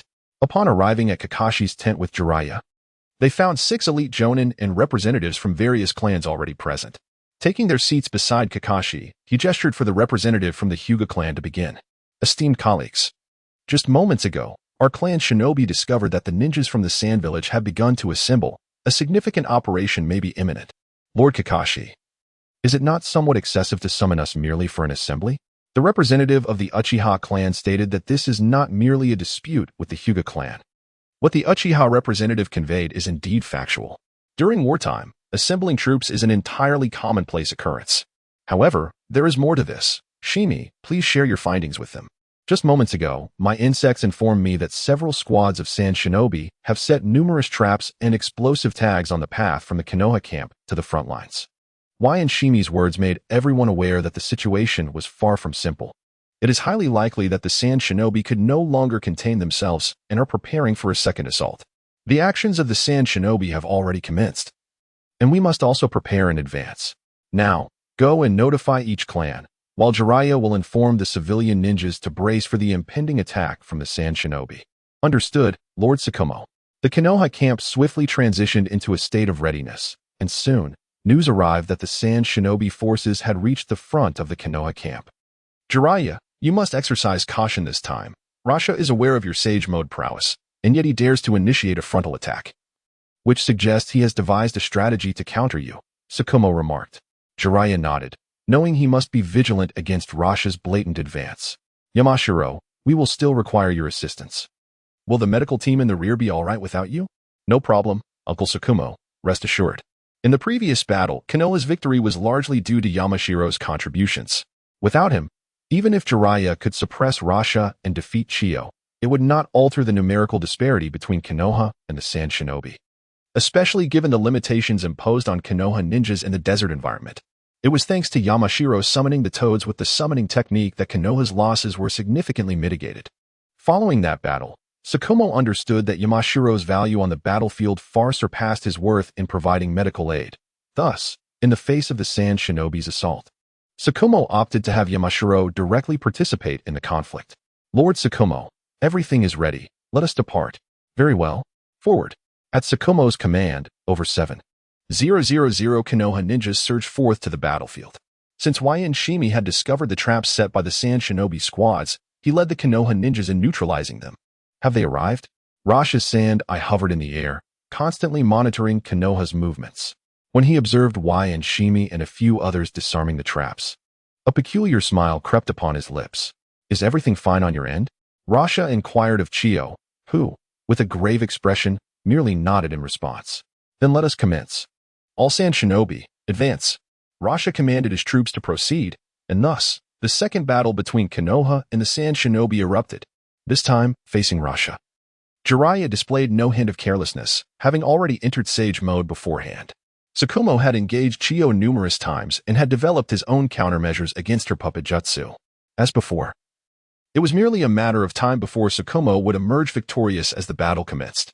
Yamashiro observed the situation, nearly identical to the previous encounter, and found it perplexing. Why would the Sand Shinobi return knowing they could not win in this manner? Although filled with confusion, the current battlefield situation left no room for further contemplation. Yamazaki summoned Gamabunta through the summoning technique, targeting the Sand Shinobi's upper and middle-ranked ninjas as before. You little brat, your opponents are us. The likes of Kawakami had long awaited Yamazaki's arrival. At this moment, the fourth Kazekage and Chiyo also took action, with Raza tearing open a scroll, and both of them forming hand seals simultaneously. A white sealing barrier emerged, isolating the 4 fighters from the outside world. Is this Jiraiya's doing? Fukasaku Sage observed the barrier with a grave expression. The barrier was not particularly sturdy. If they attacked it together for about 2 minutes, it would be shattered. The question remained whether Raza would grant them the opportunity. Raza, is your target Yamazaki? Kakashi paused his assault, a serious expression crossing his face. Indeed. From the moment Shangu was captured, we deliberately allowed you to believe I was hesitant to attack, due to my fear of Jiraiya's Sage Mode. Right up to today, when I set traps along the way. All of this was to divert your attention, making you think I had a means to counter Sage Mode, thus engaging you in battle. To orchestrate a plan against Yamazaki, you would sacrifice an elite Genin? Jiraiya looked at the two with disbelief. Heh, killing this little brat is worth the price of an elite Genin. Isn't he a genius? I wonder if he possesses enough talent to escape from Shikaku's grasp. Chiyo remarked with a cold laugh. Shikaku. Jiraiya, upon hearing Chiyo's words, became anxious and struck the barrier with a Rasengan, but it remained unscathed. Jiraiya, it's futile. This barrier requires simultaneous attacks at one point for 2 minutes to break. For now, we must deal with the fourth Kazekage. I hope Yamazaki is safe. Listening to Fukasaku's sage, Jiraiya decided to abandon further attempts and resolve the situation with the fourth Kazekage as swiftly as possible. Unbeknownst to Yamazaki, the Sand Shinobi were preparing to strike him, as he was more concerned about Kakashi and Jiraiya as predicament. The Sand Shinobi had confined 4 shadow-level powerhouses within the barrier, and Yamazaki sensed that something was amiss. You little brat, instead of worrying about others, you should be more concerned about your own safety. Kawakami's voice interrupted his thoughts. As Yamazaki summoned Gamabunta, several elite Genin from the sand surrounded him, yet he felt no fear with the Ice Thunder mode, even if he couldn't win. Escaping was always an option, especially with Konoha's elite Genin having arrived. Kawakami, your shamelessness knows no bounds. 6 elite Genin bullying a mere child? Allow me to teach you a lesson. Spoke Uchiha Hiyu, the 3rd elder of the Uchiha clan and representative of the Uchiha in the battlefield. Kawakami did not expect Konoha's elite Genin to arrive so swiftly. He could only focus on dealing with them for the moment. You little brat. Don't get too cocky. Someone will take care of you. Hey, this brat is yours. Don't forget what Lord Chiyo said. Kawakami's words made Yamazaki notice that behind the 6 elite Genin stood an elderly monk, whose hair and beard had turned white, hands clasped together, eyes closed, chanting prayers. As Yamazumi gazed upon the venerable visage of the old monk before him, resembling a sage of profound wisdom, his expression shifted dramatically. He recalled that this benevolent-looking monk was none other than the previous host of the One-Tail, Gaara. In that fleeting moment, Yamazumi comprehended why the Sand Shinobi had ensnared Jiraiya and Kakashi within a barrier and why they had embarked on this seemingly futile battle. It was not that Gaara had discovered a method to counter the Sage Mode. Rather, the objective of the Sand Shinobi had been him from the very beginning. Young one, what is your name? Bunpuku inquired with a smile, gazing intently at Yamazumi. I am Yamazumi, a chunin of the leaf. Ah, how many prodigies there are in the leaf. Alas, I made a promise to Chiyo. I must take your life. My apologies, young one. With that, a crimson chakra began to emanate from Bunpuku and Yamazumi.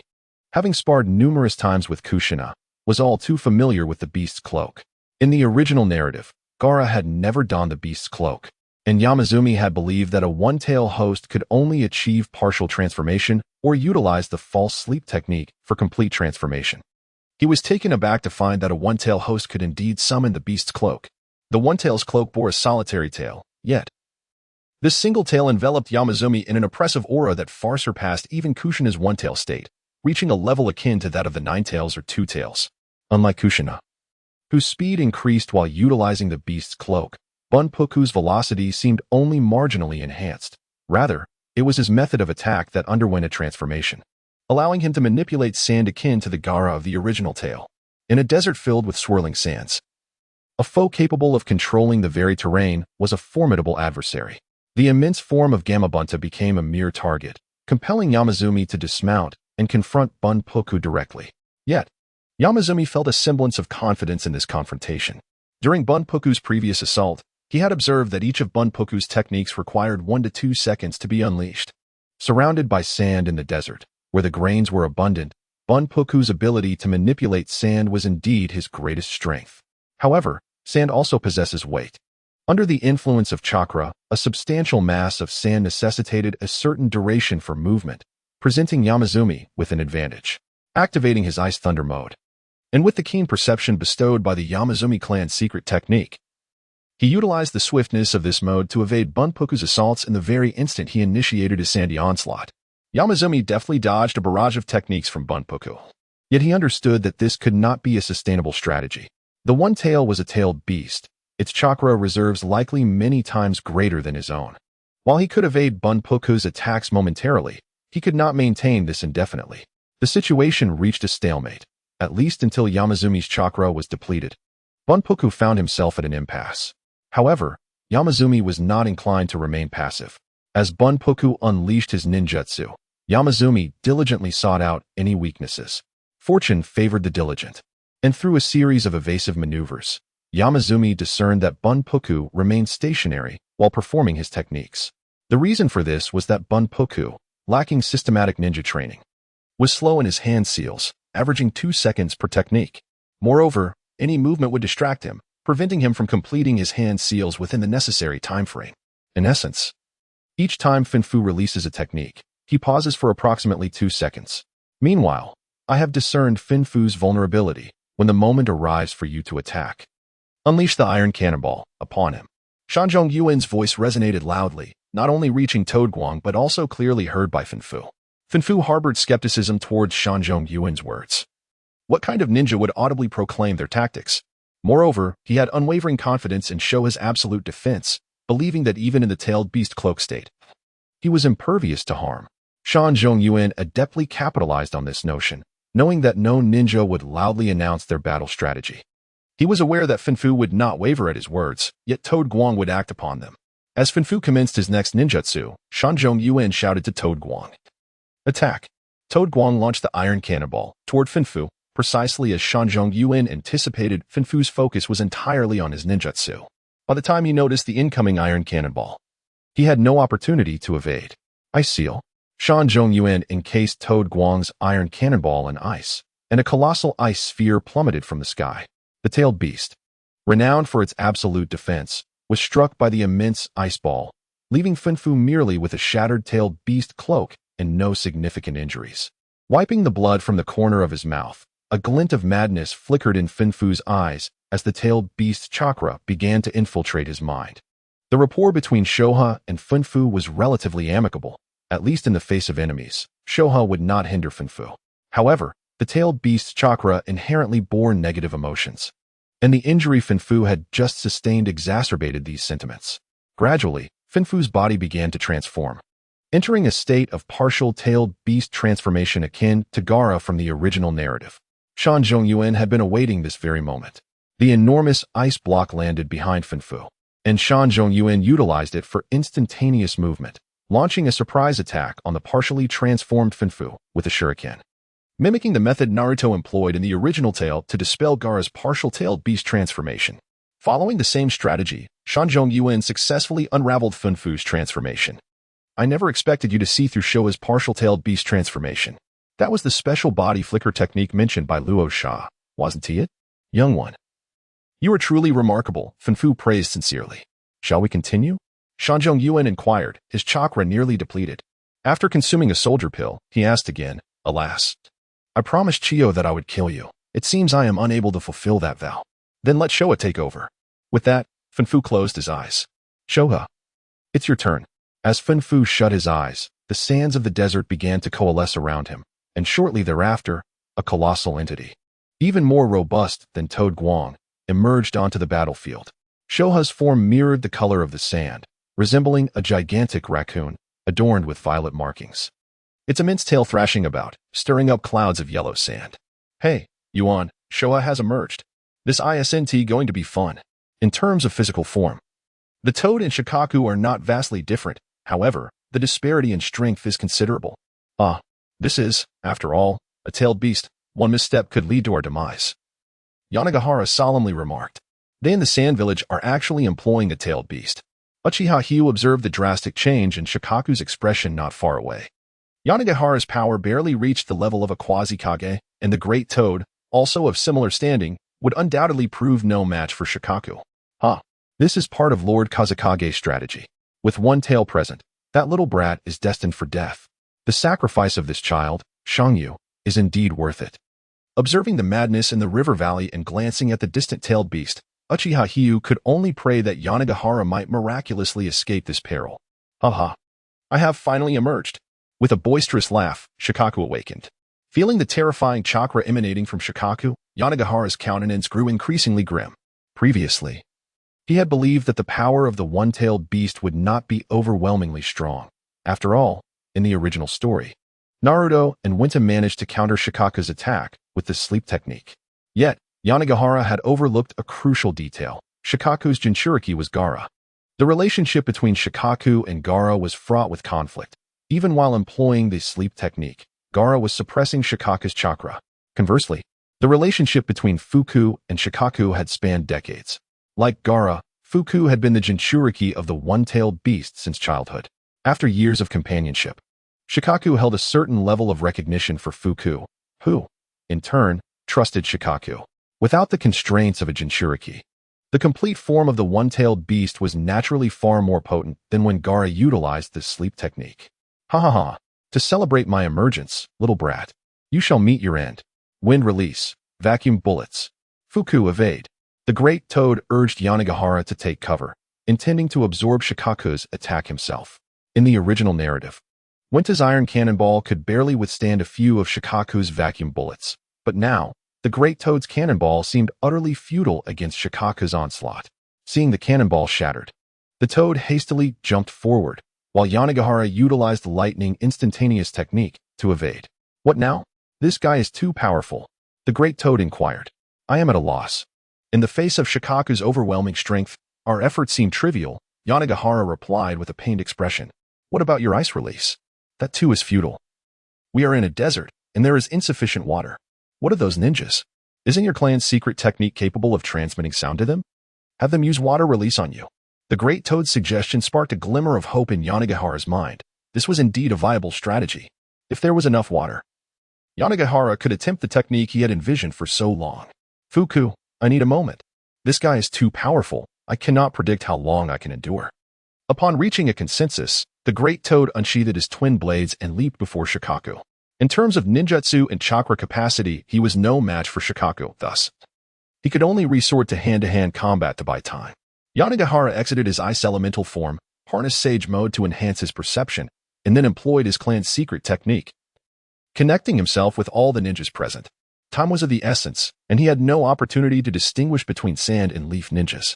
Ninjas of Konoha. The sudden voice resonating in their minds caused both the Konoha and sand ninjas to pause momentarily. I am Yamanaka, currently engaged in battle against the tailed beast Shikaku of the sand. I urgently require your assistance. In 10 seconds, I implore all those skilled in water release techniques to direct their attacks towards the center of the battlefield at Shikaku's position. Thank you. With that, Yamanaka severed the connection. Even with the aid of Sage Mode, communicating with so many individuals simultaneously was still quite taxing. Yamanaka entered an elemental transformation of ice, channeling the natural energy from the in-sealing technique. The 10 seconds provided a buffer for the Konoha ninjas and a retreat opportunity for Gamabunta. Although the intentions behind this action remained unclear, many believed that a mere water release technique could hardly pose a threat to Shikaku, let alone deplete its chakra. Most sand ninjas shared this sentiment, and as the Konoha ninjas initiated their water release, they encountered minimal disruption. Upon witnessing the colossal beast Shikaku at the center of the battlefield, the Konoha ninjas felt a chill of anxiety for Yamanaka. When the call to assist him was made, the ninjas advanced toward Shikaku. 10 seconds later, a torrential wave of water release techniques surged towards the beast. Gamabunta had already leaped aside before the ninjas unleashed their attacks, while Shikaku disdainfully observed the approaching water. Icebound. With the support of the natural energy from in-sealing, Yamanaka successfully encased all the water in ice. The icy shard struck Shikaku, leaving its body riddled with wounds. As Shikaku sustained damage, the Konoha ninjas rejoiced, while the sand ninjas wore expressions of disdain. Having long dealt with Shikaku, they were acutely aware of its capabilities. Indeed, amidst the desert, the surrounding sands began to coalesce towards Shikaku, swiftly mending its injuries. You insolent brat, how dare you injure me? Wind release, vacuum sphere. Shikaku, incensed by Yamanaka, unleashed a barrage of vacuum spheres. Unperturbed, Yamanaka commanded the ice to form a protective wall. His ice, fortified by natural energy, absorbed the impact of Shikaku's attacks, which yielded minimal effect. Yama, merely blocking won't suffice. This is a tailed beast, and it possesses an abundance of chakra. Your ice wall will eventually crumble, Gamabunta urged anxiously. I am preparing a new technique, though I have never employed it before. It exists only as a concept and requires some time to prepare. For now, I must rely on the ice wall to buy time, Yamanaka explained. What technique could possibly contend with Shikaku? Are you certain you can manage it? This is a tailed beast. I possess no guarantees of victory. However, if this technique succeeds, even if I cannot achieve victory, I certainly will not face defeat. Having spent considerable time together, Gamabunta understood that Yama Nakamura was not one to act recklessly. Since Yama displayed such confidence, Gamabunta chose to trust him. As the ice wall began to crack under Shikaku's relentless assaults, Yama Nakamura remained with his eyes shut tight, while Gamabunta watched him with growing concern. Crack, boom. The ice wall shattered under the assault of the guardian crane, and at that very moment, the eyes of Yamazangyuan opened wide. The surrounding ice fragments began to coalesce like grains of sand around the guardian crane. Frozum Frog sensed a tumultuous surge of natural energy flooding into the assembly of ice, culminating in an unprecedented force emanating from the icy mass. Ice Giant. When Yamazangyuan uttered the name of this technique, Frozum Frog felt as though the heap of ice had been endowed with life. The ice exuded a sense of oppressive vitality that weighed heavily on Frozum Frog. Although merely a conglomeration of ice, the immense pressure it radiated left him slightly breathless. This sensation differed from the suffocating aura of the tailed beasts, rather. It resembled the innate fear a child feels in the presence of a formidable elder. Unbeknownst to Frozum Frog, the technique employed by Yamazangyuan did not exist in the world of Naruto.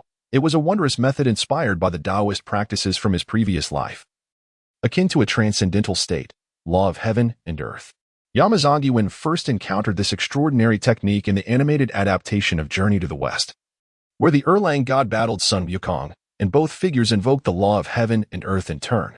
As a child, Yamazangyuan was captivated by this mystical art, marveling at how a monkey, equal in size to a person, could grow taller than a mountain. His fascination led him to explore several Taoist texts before his journey across worlds, granting him a modicum of understanding regarding this technique. Upon entering the Naruto universe, however, he became engrossed in enhancing his abilities, allowing the concept of the law of heaven and earth to slip entirely from his mind.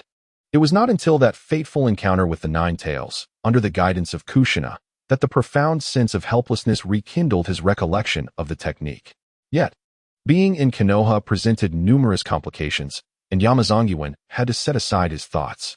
The relentless advance of the One-Tail and Frozum Frog's suggestion prompted him to take a daring leap of faith. In Taoist literature, the law of heaven and earth represents a realm of existence. Its essence is rooted in the Tao. Yamazangyuan, lacking the understanding of what the Tao truly embodies, instead focused on the fusion of natural energy. As the ice transformed, he became one with it, recognizing that ice is a manifestation of nature's elements. Centered upon himself, he merged the natural energy with the ice fragments.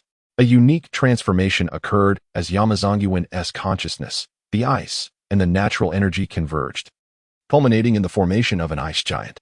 His awareness resided within the colossal structure, and his own body had seamlessly integrated with it.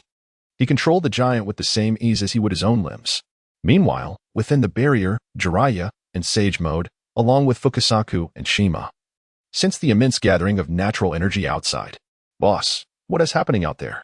Jiraiya, unable to perceive the external situation, inquired of the two sages endowed with superior sensory abilities. I don't know. I can merely sense the accumulation of natural energy outside, and it instills a vague sense of dread within me, Fukasaku replied gravely. What the boy's mother said is true. This power is indeed formidable. Uncertain of the fate of the young spirit, the leader urged for greater effort. Jiraiya, concerned for Yamashiro's safety, intensified his attack, leaving Rasha with little power to retaliate, forced to merely defend himself. On the other side, Chiyo found herself in a similarly dire predicament, cornered by Kakashi.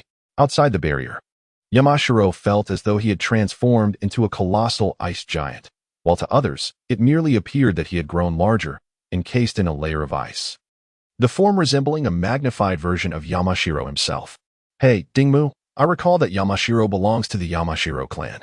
So why is he utilizing the multiplication technique of the Akimichi clan? Nara, the clan representative, inquired of his Akimichi comrade.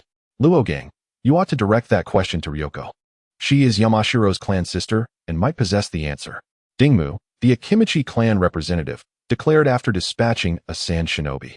How am I to know? However, this technique of Yamashiro's does not seem to be a multiplication technique. It resembles a grand ice sculpture. Ryoko, also a clan representative, remarked. Hey, you three. Is this a new technique from your trio of clans? I have never encountered it before. Uchiha Shu questioned. After exchanging glances, Nara Luogang nodded in agreement. Isn't the Akimichi clan's secret technique something that even the stout can utilize? Shu mumbled before departing. Without delving into the reactions of other ninjas on the battlefield, Yamashiro's confidence surged after successfully employing the rudimentary version of the technique, Ice Colossus. He sensed the immense power contained within this form. Shikaku did not comprehend why Yamashiro had grown so vast, yet he felt a profound threat emanating from this gigantic version of Yamashiro. Wind release, vacuum bullet. Shikaku unleashed a vacuum bullet towards the head of the ice giant, but Yamashiro skillfully commanded the giant to catch the attack with an open palm. What? Shikaku was taken aback by Yamashiro's action, having never anticipated that someone would so effortlessly absorb his assault.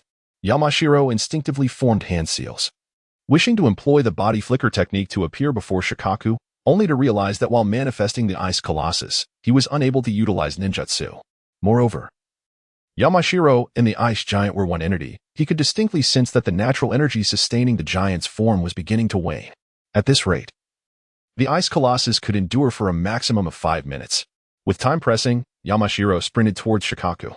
Upon reaching him, he delivered a powerful punch to Shikaku's abdomen, his fist piercing through the sandy body. Yamashiro was astonished by the strength of the Ice Colossus's punch, and Shikaku was equally stunned, left reeling from the blow. Seizing the opportunity, Yamashiro relentlessly pounded Shikaku, creating numerous gaping holes in his sandy form. Yamashiro, cease your play and awaken that old monk. Look at the losses the Leaf's ninjas have already suffered. Frozum's words jolted Yamashiro from the overwhelming might of the Ice Colossus. Prioritizing the well-being of the Inuzuka, Nara, and Akimichi clans, as well as the Leaf's ninjas, Yamashiro struck Shikaku's head, causing Frozum to be violently propelled away, the intense pain rousing him, and subsequently, Shikaku dissipated. Upon witnessing the vanishing of Shikaku, the Leaf ninjas erupted in jubilant cheers, while the Sand ninjas appeared ashen-faced, for the formidable Yamano Mori was charging toward them. However, Yamano Mori's intention was not to confront the Sand ninjas. Rather, he sought to shatter the barrier and rescue Jiraiya and the others. As he reached the barrier, he struck it with great force, and after a series of relentless punches, fissures began to mar its surface. Just then, Gamabunta leaped onto the scene and, upon witnessing the crack formed by Yamano Mori's blows, joined in the effort. Together, after nearly a minute of vigorous strikes, the barrier finally crumbled. With the barrier breached, the battle within came to an abrupt halt. Yamano Mori gazed at the disheveled fourth Kazekage and Chiyo, realizing he might have inadvertently committed a grave error. True to his instincts, upon seeing the barrier's destruction, Chiyo and the fourth Kazekage hastily retreated. Jiraiya and Kakashi, taken aback by Yamano Mori's appearance at that moment, refrained from pursuing them. Kid, this accumulation of natural energy is your doing? Jiraiya exclaimed, his expression one of astonishment. Yamano Mori, unable to articulate a response, could only muster a look of helplessness. Young one, have you lost your ability to speak in this form? Jiraiya, noting Yamano Mori's resigned demeanor, speculated. Yamano Mori nodded, prompting Jiraiya to wear a look of confirmation. Yamamoto, are you not of the Yamano clan? What of your family's secret techniques? Use your mental energy to communicate with us. Kakashi interjected. Yamano Mori's expression froze. He had completely forgotten about the clan's secret techniques. Embarrassed, he scratched his head and began to establish a mental link with the others. Uncle Kakashi, Uncle Jiraiya, are you both unharmed? Upon connecting, Yamano Mori inquired. We are fine. The Sand ninjas targeted you, sacrificing an elite jonin to mislead us into believing that their focus was on Jiraiya's sage mode, when in fact, they were intent on you, Kakashi explained, with Jiraiya displaying a look of fear at the realization. Had it not been for Yamano Mori's concealed trump card, he could have easily fallen to Shikaku's wrath. The repercussions of his demise would have been catastrophic. The medical team would have been thrown into chaos, Konoha would lose a future pillar, and Kushina would undoubtedly spiral into devastation. Jiraiya dared not ponder further. Hey, Uncle Jiraiya, do you really wish for my demise? In the shared mental space, Yamano Mori's thoughts were visible to all. Yamamoto, Jiraiya didn't mean it. Anyone would feel apprehensive in such a situation, so do not hold it against him. But what exactly is this form of yours? I have never witnessed such a colossal gathering of natural energy, Sage Fukasaku inquired. Yamano Mori reflected upon the principles behind the giant ice apparition, carefully omitting any references to his past life. Kakashi, while not overly familiar with natural energy, had heard of it. He was astonished that Yamano Mori had managed to seamlessly integrate his unique ice techniques with natural energy. Shan Zhongyuan and Jima Xianren gazed in astonishment at the unfolding scene. Initially, they had assumed that Shan Zhongyuan's transformation into ice was a result of harnessing natural energy, a unique bloodline limit that's synchronized with nature. However, it now appeared that upon his elemental transformation, he had become the very embodiment of natural energy itself. "How long can you maintain this form, little one?" Jiraiya inquired, casting a glance at the situation of the Konoha ninjas. "Not more than a minute," Shan Zhongyuan replied after assessing the natural energy within the ice colossus. "Now, eliminate that puppet master from the sand village," Jiraiya directed, pointing to the elite J-Nin puppet master nearby. Having briefly surveyed the battlefield, Jiraiya noted the heavy casualties among Konoha's lower-ranked ninjas. They needed to recover some losses. Nodding in acknowledgement, Shan Zhongyuan severed his mental connection and sprinted towards the puppet master indicated by Jiraiya. "Shikumo, if you were to face this young one's ice colossus, would you prevail?" Jiraiya asked after Shan Zhongyuan departed. "This technique is formidable. Even a single blow from him would be unbearable for me. Yet, its drawbacks are evident." "It is excessively cumbersome," Shikumo expressed, his thoughts aligning with Jiraiya's concerns. Shan Zhongyuan's ability might be well suited for combating tailed beasts, but it posed no significant threat to them. While Shikumo and Jiraiya conversed, Chiyo spotted the battered Finfu. "Finfu, how could you fail? What transpired?" Chiyo questioned, her voice tinged with frustration. Shan Zhongyuan suddenly grew in size and encased himself in ice. He single-handedly blocked Shikaku's air bullet. His strength is remarkable. Even Shikaku's absolute defense was ineffective. "A single punch could pierce through Shikaku's form," Finfu explained. "Chiyo Baba, is this the multiplication technique of the Akimichi clan?" Raza asked after hearing Finfu's account and glancing at Shan Zhongyuan. "It is likely. Although Shan Zhongyuan belongs to the Shanzhong clan, the Inuzuka, Nara, and Akimichi clans share a common lineage, so it is not surprising that he possesses the Akimichi clan's secret techniques. However, those techniques typically require substantial chakra reserves. Practitioners of Akimichi techniques often appear portly. Why then, is this boy not at all overweight?" Chiyo remarked, her curiosity piqued. "Lord Windshadow, Chiyo. Shan Zhongyuan's ice release is formidable as well." Finfu informed Raza and Chiyo about Shan Zhongyuan freezing the Konoha ninja's water release. "Alas, this time, we have ultimately failed. We lost SHU, believing we could eliminate Shan Zhongyuan, only to discover how deeply he had concealed his true power," Chiyo lamented. "However, we have gained from this. We lost one elite J-Nin, but exchanged it for at least 1,000 of Konoha's lower-ranked ninjas," Raza stated. "What shall we do next, Raza?" Chiyo, feeling flustered, was uncertain of their next steps. "Let us retreat for now. I fear that if Jiraiya and the others join the fray, our losses will escalate," Raza advised. Meanwhile, the battle between Shan Zhongyuan and the elite J-Nin puppet master from the Sand Village had already concluded. The puppeteer employs a myriad of attack methods, with poisons that are equally enigmatic. However, the protection offered by the ice giant of the mountain was formidable. Even the most skilled of the Konoha ninjas struggled to shatter its icy defenses. In no time, the puppeteer was swiftly subdued by the ice giant. At this moment, Lo Sha issued a retreat command to the sand ninjas. Unlike the previous encounter, this time, the ordinary ninjas of Konoha lacked the support of the mountain, suffering severe losses. At the onset of the war, Konoha had over 7,000 ninjas, but now they barely numbered above 6,000. Upon receiving the retreat order, the sand ninjas ceased their skirmishes with their Konoha counterparts and soon vanished without a trace. The ice giant, sustained by natural energy, dissipated into water once its energy was expended. With the dissolution of the ice giant, not only was chakra depleted, but the natural energy accumulated within the Yin seal also reached its limits. Emerging from the ice giant, the mountain found himself utterly drained and collapsed to the ground. "Are you all right?" Kimaki Sakumo, ever vigilant, appeared before the mountain the moment the ice giant dissipated, ready to thwart any potential ambush from the sand ninjas. "I'm fine. Just a bit fatigued. My chakra is running low," the mountain replied with a faint smile. Kimaki Sakumo hoisted him onto his back and, after entrusting the command of the Konoha ninjas to Jiraiya, carried the mountain back. Under Jiraiya's guidance, the Konoha ninjas were busy clearing the battlefield and retrieving the bodies of their fallen comrades. "Jiraiya, I'll return to Mayaboku Mountain with the children's mother," Summon us should the need arise, Sage Shinsaka stated. Very well, boss. Farewell, sister. Upon returning to his tent, the mountain collapsed into a deep slumber. After ensuring that the medical ninjas would attend to the mountain, Kimaki Tsukumo departed, as many matters required his attention following the battle. Meanwhile, Jiraiya took charge of organizing the patrols and vigilance of the Konoha camp to prevent any surprise attacks from the sand ninjas. After several days of recuperation, the mountain finally recovered from the effects of utilizing the ice giant technique. For him, the ice giant was a considerable burden. Controlling such a vast reservoir of natural energy was no trivial task. It demanded not only formidable mental fortitude, but also exceptional physical prowess.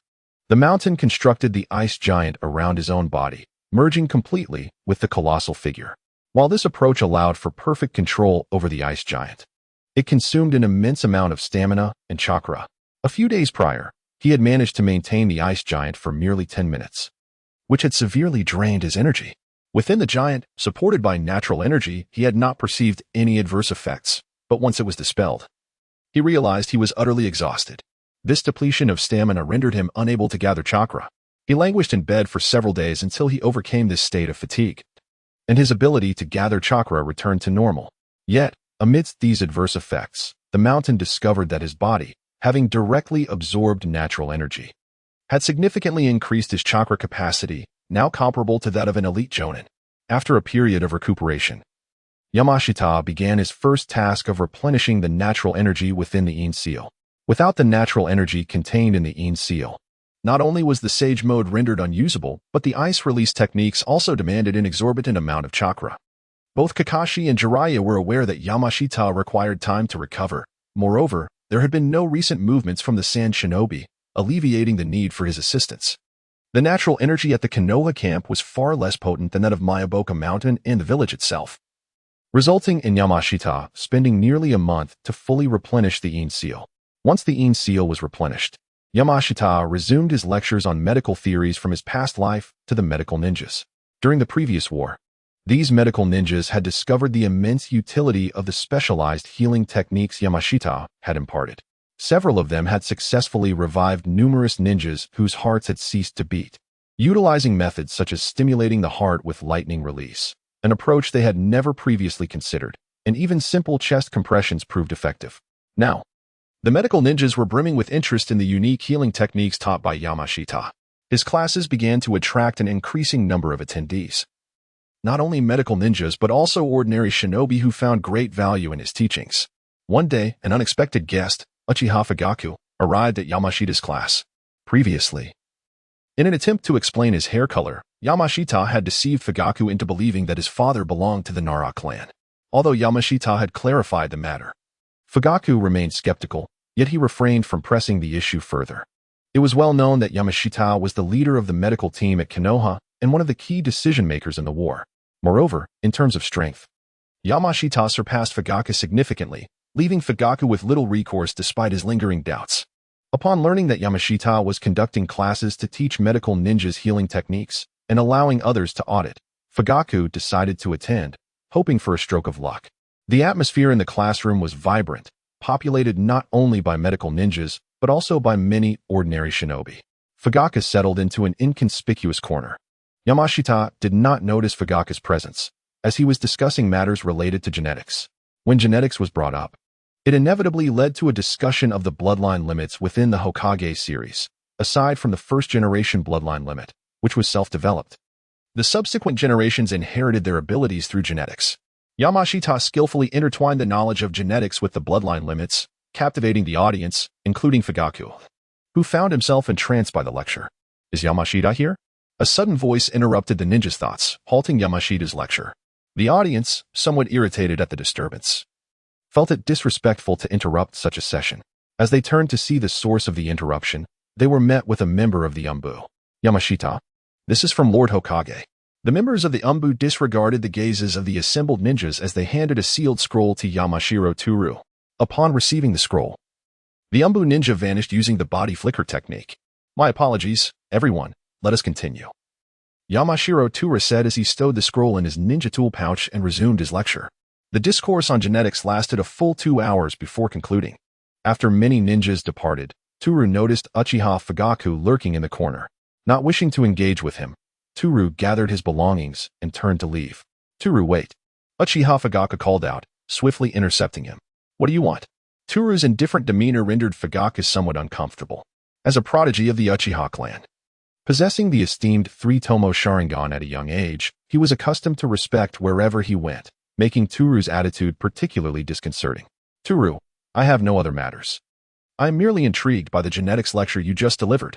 Uchiha Fugaku, displaying the cunning befitting a future clan leader, adeptly shifted the conversation despite Tohru's aloofness. If you have questions regarding genetics, feel free to return tomorrow. I have matters to attend to now. With that, Tohru departed without a backward glance. Upon returning to his tent, Tohru retrieved the scroll given to him by the third Hokage. Part of his earlier brusqueness was to evade Uchiha Fugaku, but more pressing was his eagerness to examine the scroll. When he accepted it, Tohru noticed that the sealing technique employed by the third Hokage was the four-symbol seal, indicating the significance of the scroll. As he unsealed and opened the scroll, he found a letter alongside two smaller scrolls.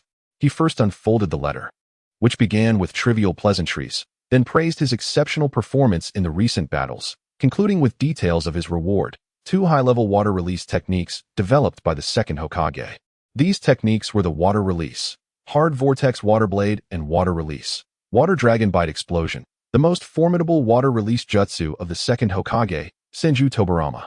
Throughout his life, Tobirama invented numerous jutsu, including Shadow Clone, Flying Thunder God, and Impure World Reincarnation.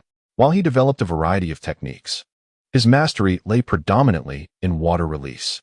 It was said that he forged a pact with the sea, allowing him to unleash powerful water release techniques even in the absence of water.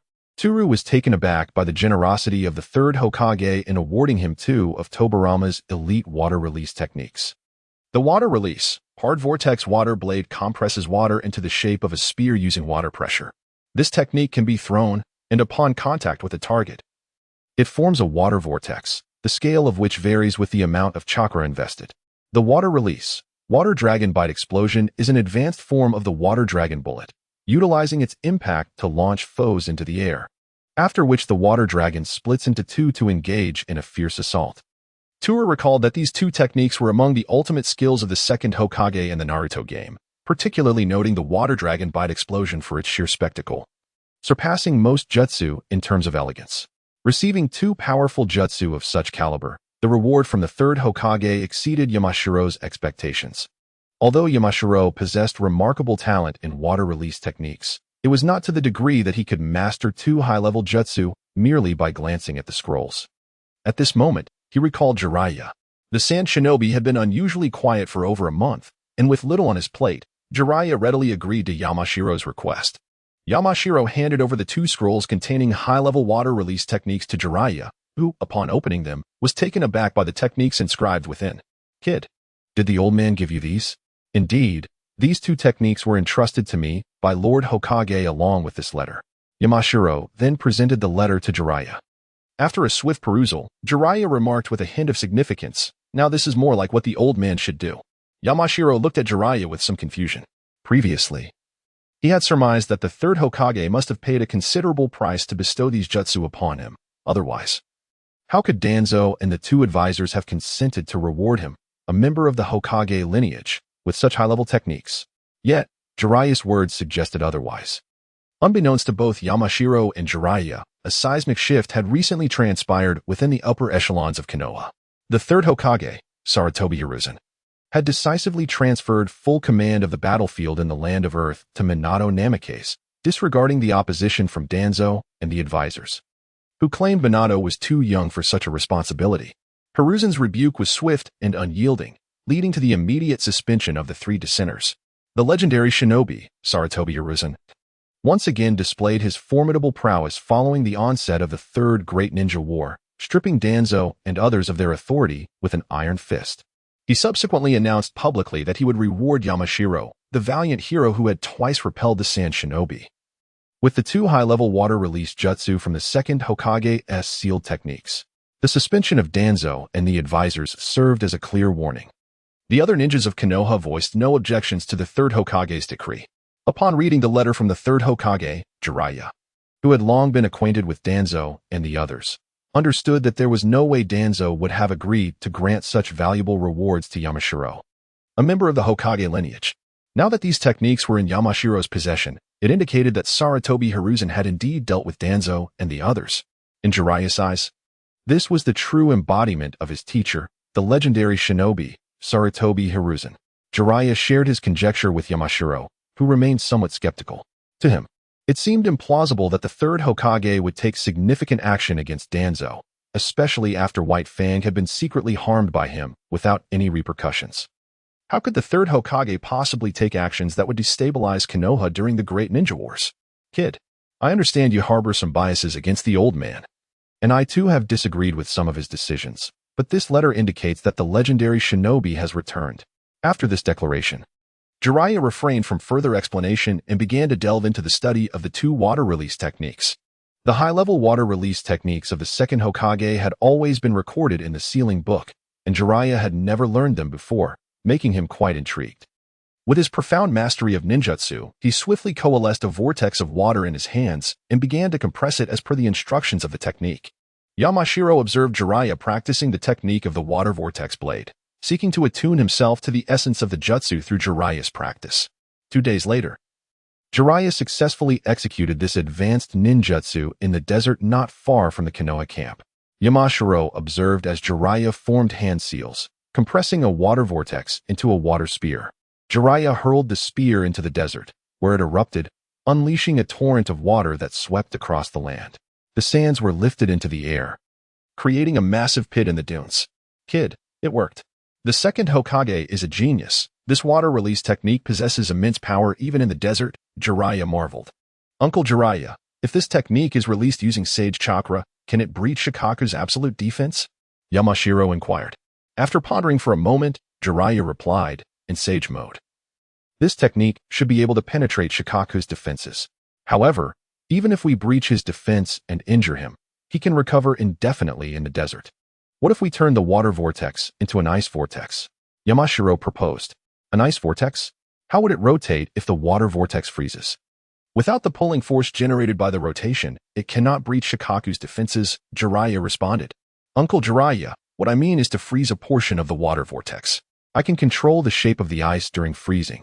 If the vortex contains ice blades, then as it rotates, Shikaku's injuries would not be able to heal, and his movements would be hindered, Yamashiro elaborated. Upon hearing this, Jiraiya found it a feasible idea, using the hard vortex water blade to breach Shikaku's defense, injuring him. And then having the rotating ice blades continually slice at his wounds could effectively limit Shikaku's movements. Kid, you must learn this technique quickly and test its efficacy. Theoretically, it seems plausible. The practical outcome remains to be seen. With that, Jiraiya began to explain the cultivation method for the hard vortex water blade. With Jiraiya's careful guidance and having observed 2 days of Jiraiya practicing the hard vortex water blade, Yamashiro mastered the technique in less than a day. In the desert, Yamashiro first unleashed the hard vortex water blade in Sage mode. Transitioning from Sage mode to Ice elemental form took him 2 seconds. Within those 2 seconds, as the spear transformed into a water vortex, Yamashiro froze a small portion of the water without affecting the vortex's rotational speed, thereby enhancing its destructive potential. Uncle Jiraiya, is this effect acceptable? Yamashiro asked.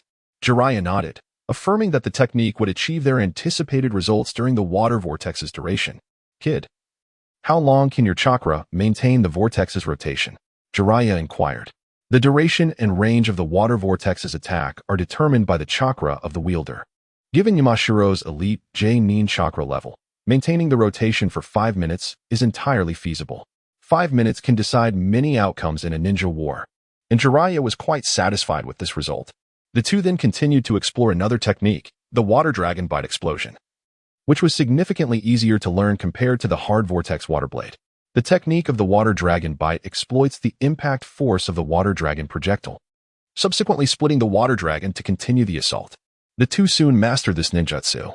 However, after experimentation, Yamashita Haruka realized that this technique was ultimately superficial, visually stunning, yet lacking in substantial damage, making it more suitable for showmanship than practical application. After mastering the 2-tiered water release bestowed upon him by the third Hokage, Yamashita Haruka continued to instruct the medical ninjas, while Uchiha Fugaku persistently attended his classes. Yamashita Haruka preferred to maintain a distance from the Uchiha clan. Although his father, Uchiha Kagami, was a member of that clan, it was Yamashita Akihito who raised him and provided him with a home. He wished to shield his mother's life from any disturbances. The relentless pursuit by Uchiha Fugaku had begun to wear on Yamashita Haruka's patience, to the point where he contemplated whether to discreetly eliminate Uchiha Fugaku. However, he refrained from acting on this thought due to Fugaku's claim of being the cousin of Uchiha Kagami. The deep-seated education from his previous life instilled in him a profound aversion to harming his own kin, unable to shake him off or resort to violence. And with Fugaku always wearing a cheerful demeanor, Yamashita Haruka found himself in a predicament. As weeks passed with Fugaku maintaining his persistent presence, Yamashita Haruka learned to ignore him. After a class concluded, he began to pack his belongings as usual when Uchiha Fugaku called out to him. "Haruka, wait a moment." With reluctance, Yamashita Haruka turned back and found Fugaku's three-tomo Sharingan fixed intently upon him. "Are you attempting to cast an illusion on me?" Haruka inquired, a note of apprehension in his voice. "Haruka, you misunderstand. I merely wish to ask if your Sharingan has awakened," Fugaku replied, his words resonating in Yamashita Haruka's ears like an explosion. Haruka was confident that he had not revealed any vulnerabilities over the past month. Yet, seeing Fugaku's childlike expression, as if to say "I am your uncle," left Haruka uncertain of whether Fugaku truly grasped his lineage. "Haruka, your disguise is quite effective. I am certain you are the son of my elder brother and have employed our Uchiha clan's unique techniques," Fugaku explained. While there was no mention of any method to ascertain clan members in the original narrative, this was a reality, a world far removed from mere fiction. More importantly, Yamashita Haruka had no desire to engage in a game of hide-and-seek with Uchiha Fugaku, so he conceded with a nod. "Indeed, my father is Uchiha Kagami." Upon hearing Haruka's admission, Uchiha Fugaku's expression of delight was unmistakable. In truth, the Uchiha clan possessed no actual means of identifying their kin. It was merely that Yamashita Haruka bore a striking resemblance to Uchiha Kagami, having spent considerable time in close proximity to Kagami. Uchiha Fugaku had quickly deduced that Yamashita Haruka was the son of his cousin. "Haruka, could you share a bit about your situation?" Fugaku inquired. Yamashita Haruka nodded. Having acknowledged his lineage, there was little else he felt compelled to conceal. He recounted the tale of how his parents met and fell in love, sharing nearly everything he had learned from Yamashita Akihito. The reason for not returning to the Uchiha clan was merely attributed to his mother's profound sorrow, as she wished to avoid the place where Uchiha High lived, fearing it would only amplify her grief, thereby concealing the existence of Yamashiro Aki and Hitaki Tsukumo. Uchiha Fugaku held deep feelings for Uchiha High, whose parents perished in the turmoil of war when he was but a child. Uchiha High was raised solely by his father. From a young age, Uchiha Fugaku admired his cousin immensely. Though he was not born with a natural affinity for fire, he never developed it. Yet he became a prodigy of the Uchiha clan through his mastery of lightning release. Upon receiving the news of Uchiha High's demise during the Second Great Ninja War, Uchiha Fugaku awakened his Sharingan in his despair. In his eyes, a portion of his own genius was attributed to Uchiha High. This explains Fugaku's unwavering dedication to Yamashiro Aki. After Yamashiro Aki recounted the circumstances of her and her son, she inquired, "How does the Yamashiro clan treat you both?"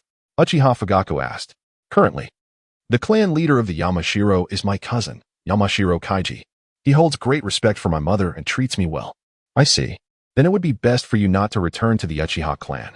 The Uchiha harbor no fondness for the Inuzuka and Nara clans. Your three clans stand united with the Hokage. If you were to return to the Uchiha, you would face ostracism from your kin. And your lineage is a secret to the entire Uchiha clan." "Why?" Yamashiro Aki looked at Uchiha Fugaku in surprise. "You are the son of my elder brother, and your mother was the most beloved woman of my brother. It is as simple as that." Uchiha Fugaku's words significantly altered Yamashiro Aki's impression of him. From Fugaku's tone and demeanor, Aki was convinced he spoke the truth. Initially, Aki had thought Fugaku sought to expose his identity for ulterior motives. However, it became clear he was merely a brotherly figure, inquiring about the potential son of his deceased sibling. "Aki, you have yet to answer my earlier question. Have you awakened your eyes?" Uchiha Fugaku asked. Yamashiro Aki nodded, and then the crimson tomo of the Sharingan manifested. "Two tomo?" Uchiha Fugaku expressed his astonishment. At less than 11 years old, Aki possessed a two-tomo Sharingan, a true prodigy among the Uchiha. Aki, take this. After a moment of contemplation, Uchiha Fugaku presented a small box. Upon opening it, Aki discovered a pair of contact lenses. These are commonly used by the Uchiha for disguise. When undertaking missions, it is crucial to conceal the identity of the Uchiha clan. Without the Sharingan, the clan's capabilities would be severely diminished, and these lenses can effectively mask your Sharingan. Thank you.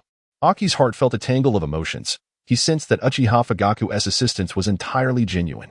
Haha, Aki, there is no need for such formality. If you and your mother were struggling within the Yamashiro clan, I would certainly bring you back to the Uchiha for care. But it appears you are thriving in the Yamashiro clan, and as long as your Sharingan is concealed, you can live peacefully there, which brings me great relief. Uchiha Fugaku said with a smile. The Uchiha clan is indeed renowned for its deep bonds of brotherly affection. Yamashita observed Uchiha Fugaku, who in the original narrative appeared cold and severe, now displaying a countenance of a benevolent elder, and he couldn't help but marvel at this transformation. Ah, I have something else to present to you, Uchiha Fugaku stated as he produced a scroll. What is this? Yamashita inquired. This is the Genjutsu of the Uchiha clan. Nothing particularly precious, as only those endowed with the Sharingan can wield it. Up to this point, Yamashita had only mastered a single Genjutsu, the Naraka Sight technique. And Uchiha Fugaku's scroll was precisely what he needed. Well, I must take my leave now. I shall not attend your classes anymore, Uchiha Fugaku declared, turning to depart. Thank you, Uncle Fugaku. Yamashita called after him, acknowledging Uchiha Fugaku's influence on him. In the following days, while conducting classes, Yamashita diligently studied the Uchiha clan's Genjutsu. With his formidable mental prowess, he swiftly grasped the techniques contained within the scroll. Concurrently, he noticed transformations occurring within his own Sharingan during its usage. Though he remained oblivious to these changes, continuing his lessons and training in Genjutsu, Uchiha Fugaku also visited him to guide his training, and their relationship blossomed considerably. With Uchiha Fugaku's assistance, Yamashita quickly mastered all the Genjutsu from the scroll. He then commenced his studies on the Sharingan, aware that less than 3 years remained before the mission at the Kanabi Bridge. To have any hope of rescuing Obito, he needed to attain the strength of a shadow within that time frame. Unlike Naruto from the original tale, Yamashita lacked an abundance of chakra and could not create hundreds of shadow clones. He produced 2 shadow clones, one to slice leaves and the other to sever a waterfall, while the original continued instructing medical ninjas. Drawing upon Naruto's experiences with the Sharingan and the fact that Minato had already perfected the technique, Yamashita found his progress to be remarkably swift. Within approximately 2 weeks, he successfully developed an incomplete version of the Sharingan. At this stage, the Sharingan was not throwable and would explode upon release, potentially injuring himself, akin to the version Naruto used against pain. Naruto had infused natural energy into his Sharingan, allowing it to stabilize and attain its true form. Yamashita followed suit. Upon entering Sage mode, he infused the Sharingan with Sage chakra imbued with natural energy. Activating his Sharingan, he observed the inner workings of the Sharingan gradually stabilizing with the addition of natural energy. However, he became so engrossed in observing the changes that he failed to notice a portion of the natural energy flowing within him being absorbed by his Sharingan. Soon after, the absorbed natural energy triggered a new transformation within his eyes, accompanied by a sudden sensation of heat. The abrupt alteration compelled Yamashita to cease his Sharingan training, at which point he realized that a fraction of the natural energy from the In seal had indeed been absorbed by his Sharingan. In the mountains, Yamaguchi Ryo removed his contact lenses and felt the transformation of his Sharingan, as natural energy continuously flowed into his eyes. Yamaguchi Ryo's two-tomo Sharingan finally evolved once again after nearly 3 years. Once the burning sensation in his eyes dissipated, he discovered that everything around him had become remarkably clearer. He could distinctly see the fluttering wings of birds soaring through the sky. Yamaguchi Ryo entered the state of ice elementalization, condensing the surrounding moisture to create a mirror of ice. Gazing into the mirror at the crimson three-tomo, he was filled with delight. After the initial excitement, he began to ponder his recent state. Why had the Sharingan absorbed natural energy, and why had it evolved under such circumstances? In the original work, Sasuke's three-tomo Sharingan evolved during his battle with Naruto at the Valley of the End, spurred by Naruto's influence. This had been Yamaguchi Ryo's previous understanding. But in light of his own Sharingan's evolution, he felt that the reasons behind Sasuke's awakening of the three-tomo were far more intricate. At that time, Sasuke had already been cursed by Orochimaru, and the curse mark itself was an application of natural energy. When Sasuke utilized the cursed form, the natural energy was absorbed by his Sharingan, and combined with Naruto's provocation, it completed the evolution of his eyes. Yamaguchi Ryo had awakened his Tsutomu Sharingan over 2 years ago, and this prolonged accumulation had saturated its power. Previously, while training in the Uchiha clan's genjutsu, there had already been signs of evolution, though Yamaguchi Ryo had not realized it. Just moments ago, while using Sage Mode, the natural energy was absorbed by his Sharingan. And with the already saturated power of the Tsutomu Sharingan receiving a new influx of energy, it began to evolve. Thus, Yamaguchi Ryo attained the 3-Tomo Sharingan. The 3-Tomo Sharingan represents the pinnacle of the ordinary Sharingan's evolution. Upon awakening the 3-Tomo, his dynamic vision would be significantly enhanced in the original narrative. It was only when Sasuke activated his 3-Tomo at the Valley of the End that he could perceive Naruto's movements, which had previously been obscured. Moreover, the 3-Tomo Sharingan possesses the ability to see through various ninjutsu and replicate them. Kakashi's reputation as the copy ninja of Konoha's foremost technician is partly due to his innate talent for techniques, but more importantly, it is attributed to his 3-Tomo Sharingan. In the original story, during the confrontation between Itachi and Sasuke, Sasuke's 3-Tomo even managed to dispel Itachi's Tsukuyomi. Although there was suspicion that Itachi had held back, this still attests to the formidable power of the 3-Tomo Sharingan, especially considering that Sasuke with his 2-Tomo had been utterly defenseless against Itachi's genjutsu. With the unexpected evolution of his Sharingan into the 3-Tomo, Yamaguchi Ryo added yet another training endeavor to master the intricacies of the 3-Tomo Sharingan. As for the Manjiki Sharingan, which lies beyond the 3-Tomo, he deemed it unnecessary for the time being. He possesses both Ice Release and Sage Mode, and particularly with Ice Release. Yamaguchi Ryo firmly believes that its ultimate development would rival even that of the Sage of Six Paths and Kagaya Tsutsuki. Furthermore, awakening the Manjiki would necessitate addressing the issue of potential blindness associated with it. In the original narrative, only Obito, Uchiha Madara, and Uchiha Sasuke could utilize the Manjiki without constraint. The latter two had transplanted their brother's eyes, while Obito's body was largely composed of the first Hokage's cells. In the mountains, Yamashiro had no siblings and had no desire to transplant the original cells, were it not for the future revival of Yamashiro Akira. He would prefer to retain his 3-Tomo Sharingan indefinitely. In the days that followed, Yamashiro immersed himself in familiarizing with his 3-Tomo Sharingan, discovering that its dynamic vision surpassed that of the 2-Tomo by more than double. Furthermore, his mental prowess significantly enhanced after the evolution of his Sharingan into the 3-Tomo form. Utilizing the secret techniques of the Yamashiro clan became increasingly effortless for him. In the 2 months following the conclusion of the Second Shinobi World War, Yamashiro experienced a remarkable elevation in his strength. His chakra reserves reached the level of an elite jonin, and he mastered 2 advanced water release techniques. The training of the Spiral Shuriken was nearly complete, and his Sharingan had evolved into the 3-Tomo form, with a substantial boost in mental capacity. Now, Yamashiro's strength surpassed that of 2 months prior.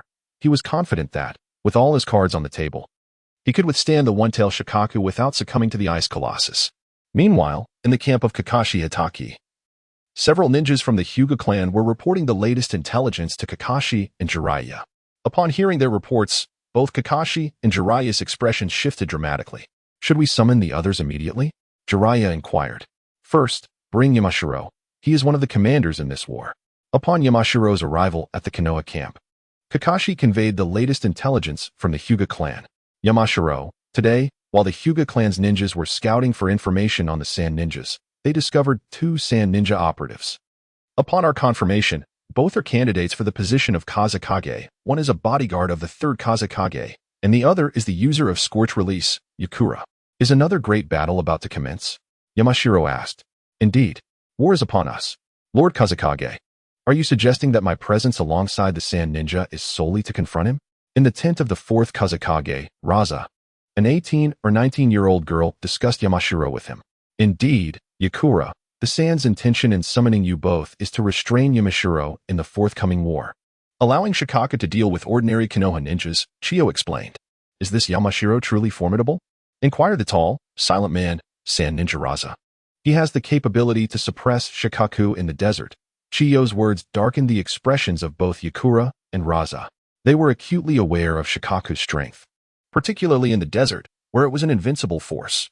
With their combined might, they would struggle against Shikaku, and if Yamashiro could indeed suppress it, his power must surpass Shikaku's. What difference would it make for them to attempt to restrain Yamashiro rather than march towards their demise? It is not so simple. That young lad employed the Akimichi clan's expansion technique and utilized over half of Konoha's ninja's water release, subsequently freezing the technique. He laid the frozen water release upon the giant as armor, which allowed him to withstand Shikaku's onslaught. Under ordinary circumstances, his strength is roughly equivalent to that of Raza. Chiyo elucidated the situation to the two, based on her understanding. Chiyo was not mistaken. Yamashiro Yodo excelled in the art of ice release, and Yakura. Your scorch release is his nemesis.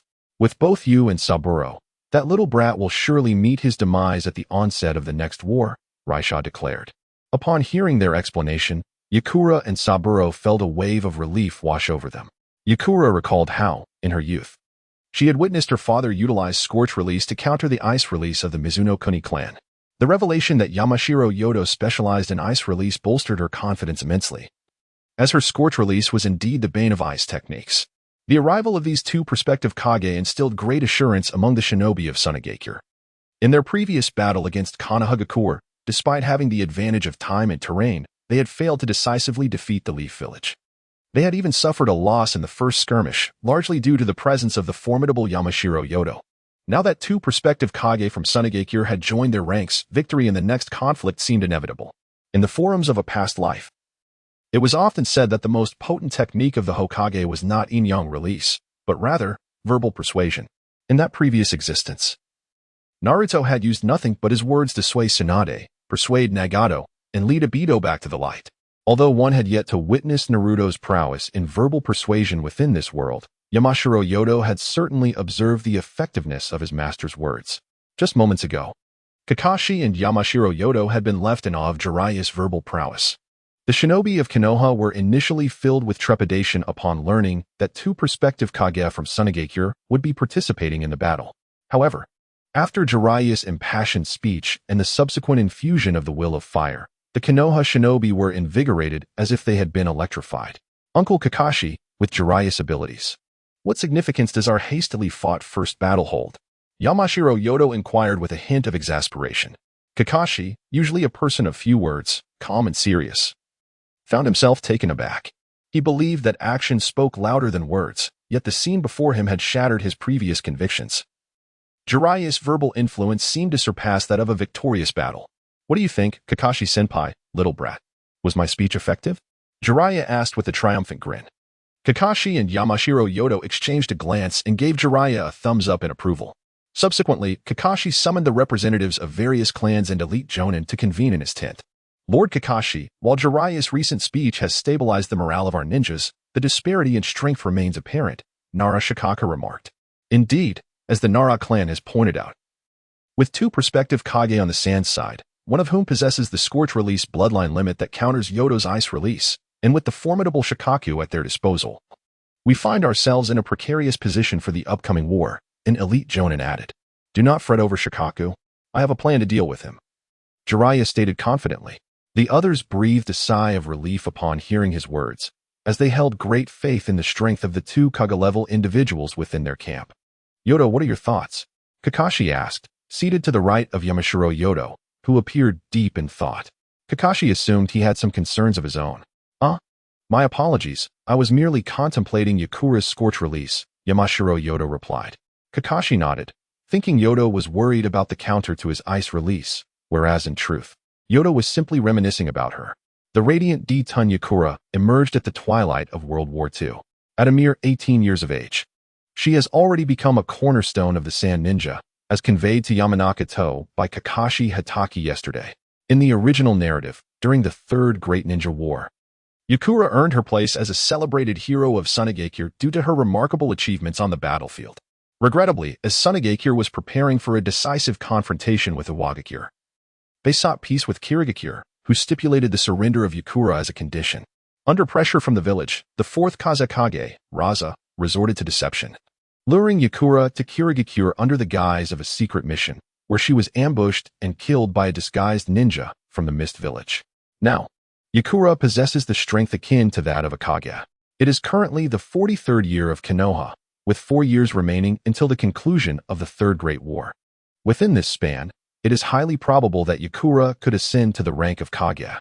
However, even such a formidable talent is not immune to the tragic fate of becoming a pawn in the political machinations of great nations.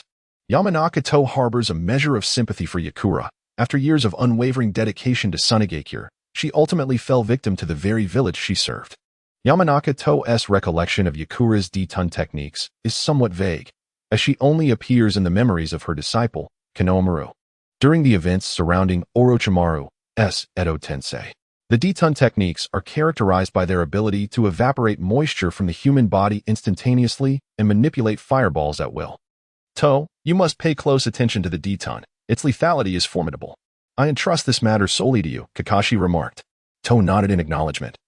Recognizing that while D-ton poses a threat to her ice release techniques through moisture evaporation, she is confident that already frozen ice would withstand Yakura's D-ton. In the ensuing days, both Konoha and Tsunegakure were rife with tension, each on high alert. Konoha, being in a disadvantaged position, could not afford to initiate an offensive, while Tsunegakure seemed hesitant to engage in battle for reasons unknown. One day, Yamanaka Tohru and Jiraiya were summoned to Kakashi's tent, where members of the Y Ninja and High-Ga clans were present. The ninjas from both clans shared their intelligence findings with Tohru and Jiraiya.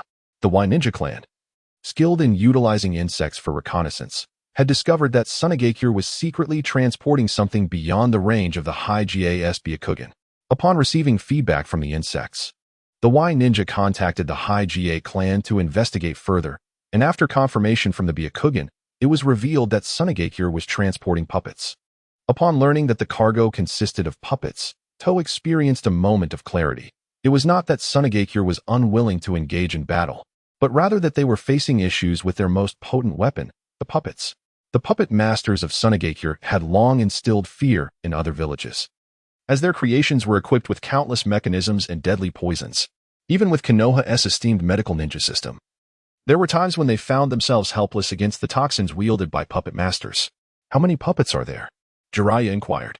I'm unsure of how many were transported earlier, but there are approximately 1,000 remaining, replied a member of the High-Ga clan after contemplation. 1,000, you say? Kakashi-sensei, allow me to handle this. This batch of puppets must be dealt with. If I go, Jiraiya will take the initiative.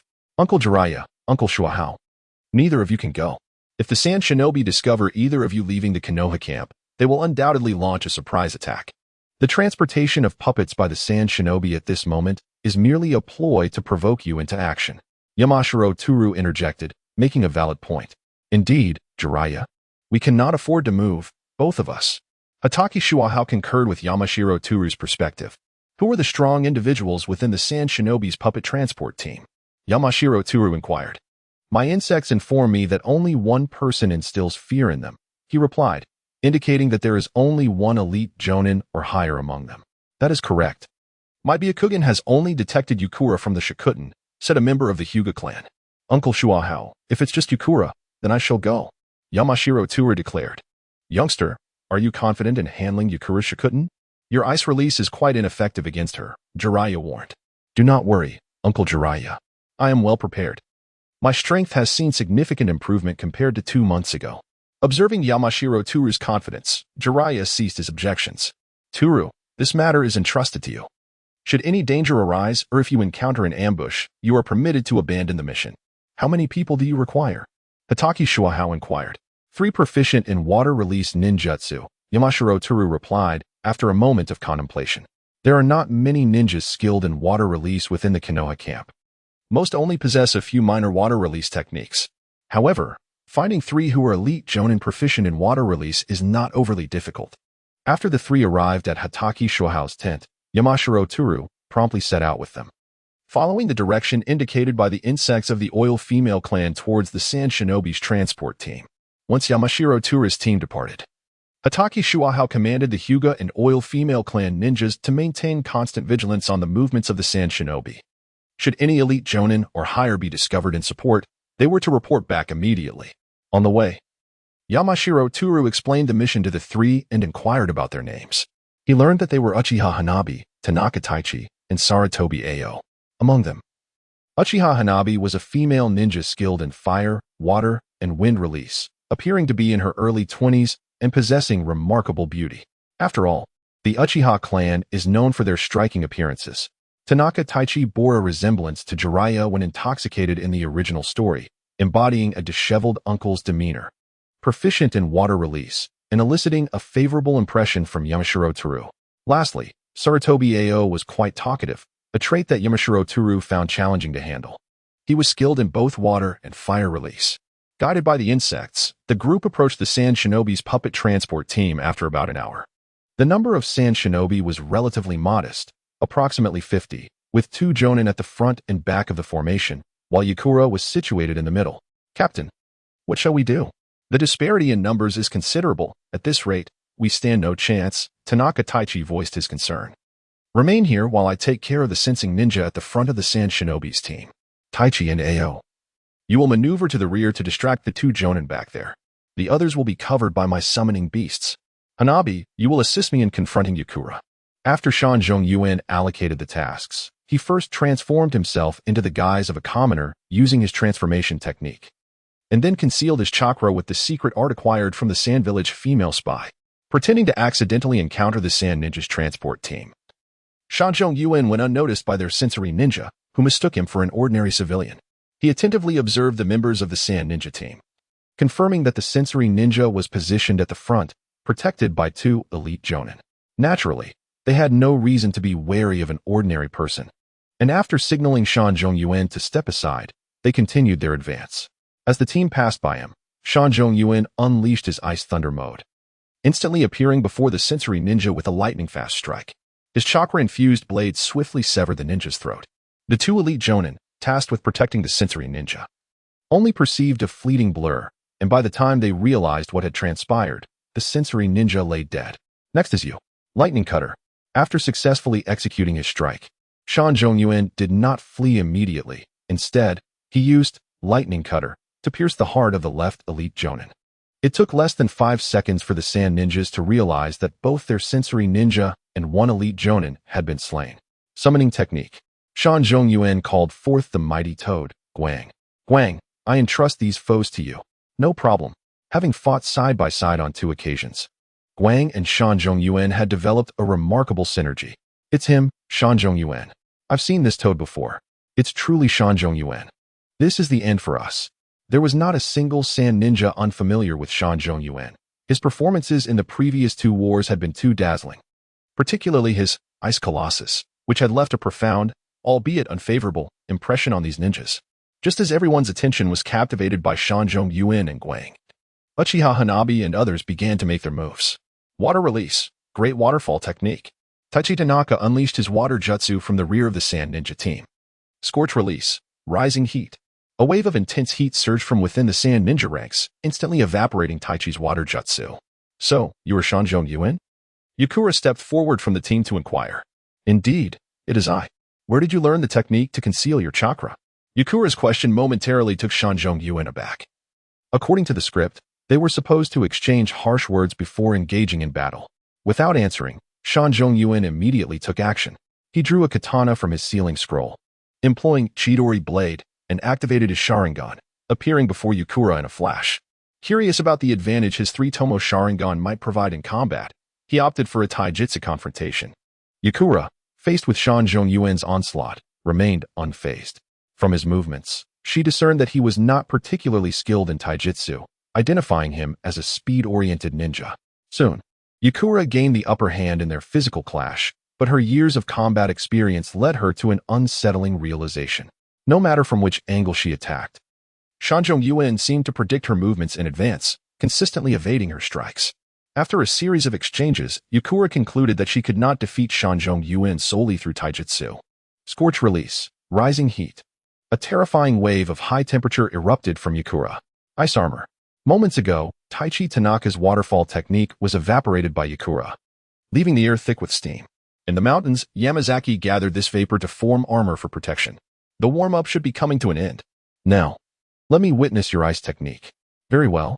The blazing technique, a bloodline limit born from the fusion of wind and fire, allows the wind to bolster the flames, causing a fire to burn with much greater intensity. Thus, the temperatures that the blazing technique can unleash far exceed those of typical fire techniques. Yamazaki, acutely aware of the terrifying heat of the blazing technique, understood that water techniques might not be able to freeze it in time and would likely be completely evaporated. This is why he had previously assigned Uchiha Hanabi to assist him. Suddenly, Yukura, who faced Yamazaki, erupted with waves of heat from within her body, summoning several fireballs of varying sizes around her. Controlling a fireball the size of a basketball, she hurled it toward Yamazaki. The temperature of the fireball was so high that even the surrounding air seemed on the verge of igniting. Yamazaki quickly reformed his icy armor into a wall of ice to block the fireball and then, from behind the ice wall, encased the water dragon bullet in ice. Yamazaki's ice, forged from natural energy, was inherently much sturdier than ordinary ice. Even the practice shots from the guardian beast Shikaku could not breach Yamazaki's ice wall, let alone Yukura's fireball. Yamazaki commanded the ice dragon to charge at Yukura, noticing that her fireball had been thwarted by Yamazaki's ice wall. Yukura opted not to melt the ice dragon with the blazing technique, but instead used a substitution technique to evade. Meanwhile, the sand ninjas had mostly been dealt with. Now the focus shifted to dismantling the puppets. Upon hearing the words of Toad Hiroshi, Yukura realized that the ninjas tasked with protecting the puppets had already been decimated by him. Toad Hiroshi's strength was at least that of a quasi-kage, and his enormous stature made it evident that the Sand Ninja Transport Team, with the exception of Yukura and 4 elite shinobi, consisted mostly of mid-ranking ninjas who were no match for Toad Hiroshi. Recognizing the threat Toad Hiroshi posed to the lower-ranked ninjas, Yukura resolved to confront him first. She launched a massive fireball towards Toad Hiroshi. Upon noticing that the fireball's target had shifted to Toad Hiroshi, Yamazaki instantly appeared above him. Hiroshi quickly used the iron cannonball. This fireball is no ordinary attack. Yamazaki's serious demeanor heightened Toad Hiroshi's vigilance. Initially, he believed it was merely a larger version of the great fireball technique and had drawn his twin blades, prepared to cleave through the fireball. However, upon hearing Yamazaki's warning, Toad Hiroshi abandoned that thought and unleashed an iron cannonball at the fireball. Upon contact, the iron cannonball began to evaporate, and in less than 2 seconds, it vanished, while the fireball remained largely unaffected. Hurry, continue. Toad Hiroshi spat out 5 more iron cannonballs. After 4 of them were evaporated in succession, the 5th finally extinguished the fireball. That was truly perilous. Thank you, Yamazaki. Toad Hiroshi expressed with a hint of relief. Had it not been for Yamazaki's warning, he would have attempted to cleave the fireball with his blades. Considering the fireball's temperature, such an action would have likely left him severely burnt. Hiroshi, may I call upon that leaf ninja? Yamazaki inquired, gesturing towards Uchiha Hanabi. If it would be of assistance to you, then certainly. Toad Hiroshi replied. Thank you, Frog Guang. Huawu, come here. After Shanjun Yuan expressed his gratitude to Frog Guang and the Toad, he called out to Uchiha Huawu. Uchiha Huawu hesitated for a moment before running to Frog Guang. Seeing that Frog Guang did not reject her, Huawu felt relieved and leaped onto Frog Guang's head. Guang Huawu, when I engage in battle with Yi Tsang, you too should employ water release techniques towards my direction, Shanjun Yuan instructed. Captain, should we maintain the water release continuously? Uchiha Huawu inquired. Not continuously, Huawu. Activate your Sharingan and monitor the battle with Yi Tsang. If you notice that there is a lack of water vapor surrounding me, immediately utilize water release, Shanjun Yuan replied. Uchiha Huawu nodded, and Frog Guang also indicated his willingness to cooperate. After devising their strategy, Shanjun Yuan jumped down from Frog Guang's head, landing not far from Yi Tsang. During their previous encounter, Shanjun Yuan had discerned that Yi Tsang's scorch release techniques were numerous. Fireballs were merely one form, and the intense heat radiating from her body was another. Even her every movement exuded a searing sensation. Therefore, Shanjun Yuan planned to rely on the water release from Frog Guang and Uchiha Huawu to first defeat Yi Tsang before destroying the puppet. Confronting Yi Tsang, Shanjun Yuan opted for his most proficient combat style, relying on speed for victory. Frog Guang and Uchiha Huawu unleashed their water release before Shanjun Yuan could act. But Yi Tsang's scorch release evaporated the water release instantaneously. In the ice thunder mode, while utilizing the lightning body flicker technique, Shanjun Yuan's 3-tomo Sharingan could only catch fleeting shadows. Moreover, with the water vapor obstructing his vision and lacking any ocular techniques, Yi Tsang, who was not a sensory ninja, was left with no choice but to adopt a passive defense. Suddenly, Shanjun Yuan materialized before Yi Tsang, using the water vapor to form an ice blade, which he swung down towards her. Yi Song had anticipated the strike, revealing that it was merely a clone. As Shanjun Yuan's attack missed, he felt a surge of anxiety and swiftly formed an ice armor from the water vapor. Just as the ice armor solidified, Yi Song's fireball struck him, causing him to break into a cold sweat. Had he been even a second slower, he would have been reduced to cinders by Yi Song's fireball. Shanjun Yuan sensed Yi Song's presence in the direction of the fireball's approach and conjured dozens of ice sunban, launching them at her.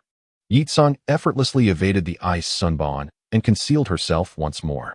However, in that fleeting moment when the water vapor began to dissipate, Fra Guang and Uchiha Huo unleashed more water release towards their location. Yi Song continued to employ her scorch release to evaporate the water release, leaving Shanjun Yuan somewhat bewildered. He had not expected Yi Song to possess a similar technique for concealing chakra. The water vapor obscured the Sharingan's line of sight, making it impossible to detect Yi Song's position.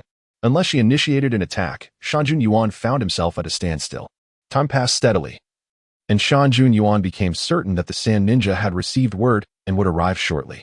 He mentally connected with Fra Guang and Uchiha Huo, instructing them to cease their water release and immediately focus on destroying the puppet while he maintained his vigilance on Yi Song. Hey, Shanjun Yuan, let us negotiate. The voice of Yi Song echoed from the distant left of the mountain. In an instant, Shanjun Yuan appeared at the location from which the sound emanated, only to discover it was merely a clone. Yi Song's cunning exceeded Shanjun Yuan's expectations. The imminent arrival of the Sand Ninja's large battalion left Shanjun Yuan with no choice but to compromise. Speak. What is the deal?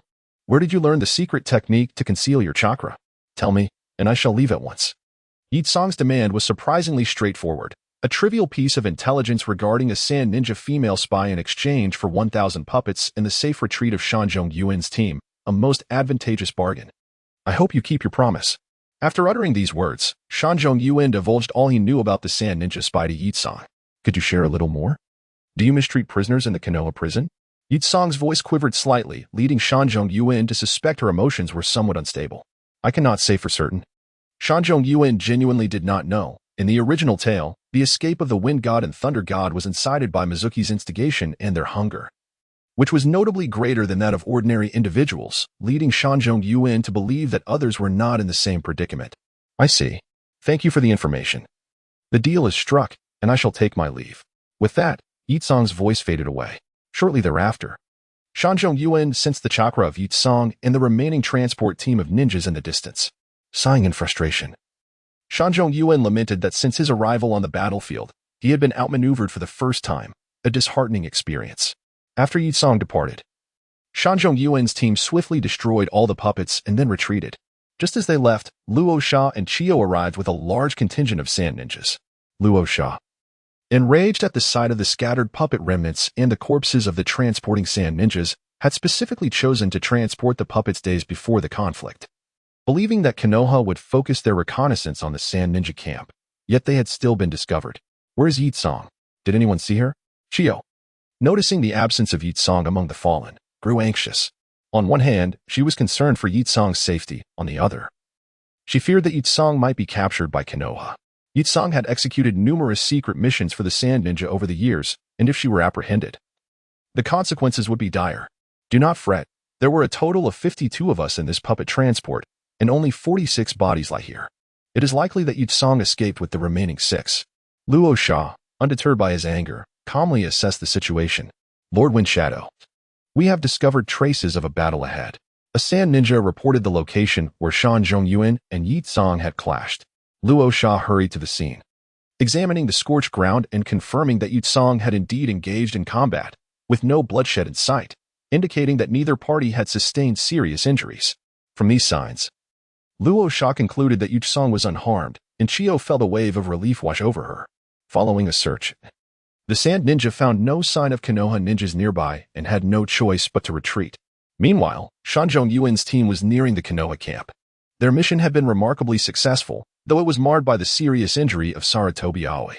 Fortunately, with Shanjun Yuan's assistance, Aoi was no longer in life-threatening danger after receiving treatment and would soon recover with some rest.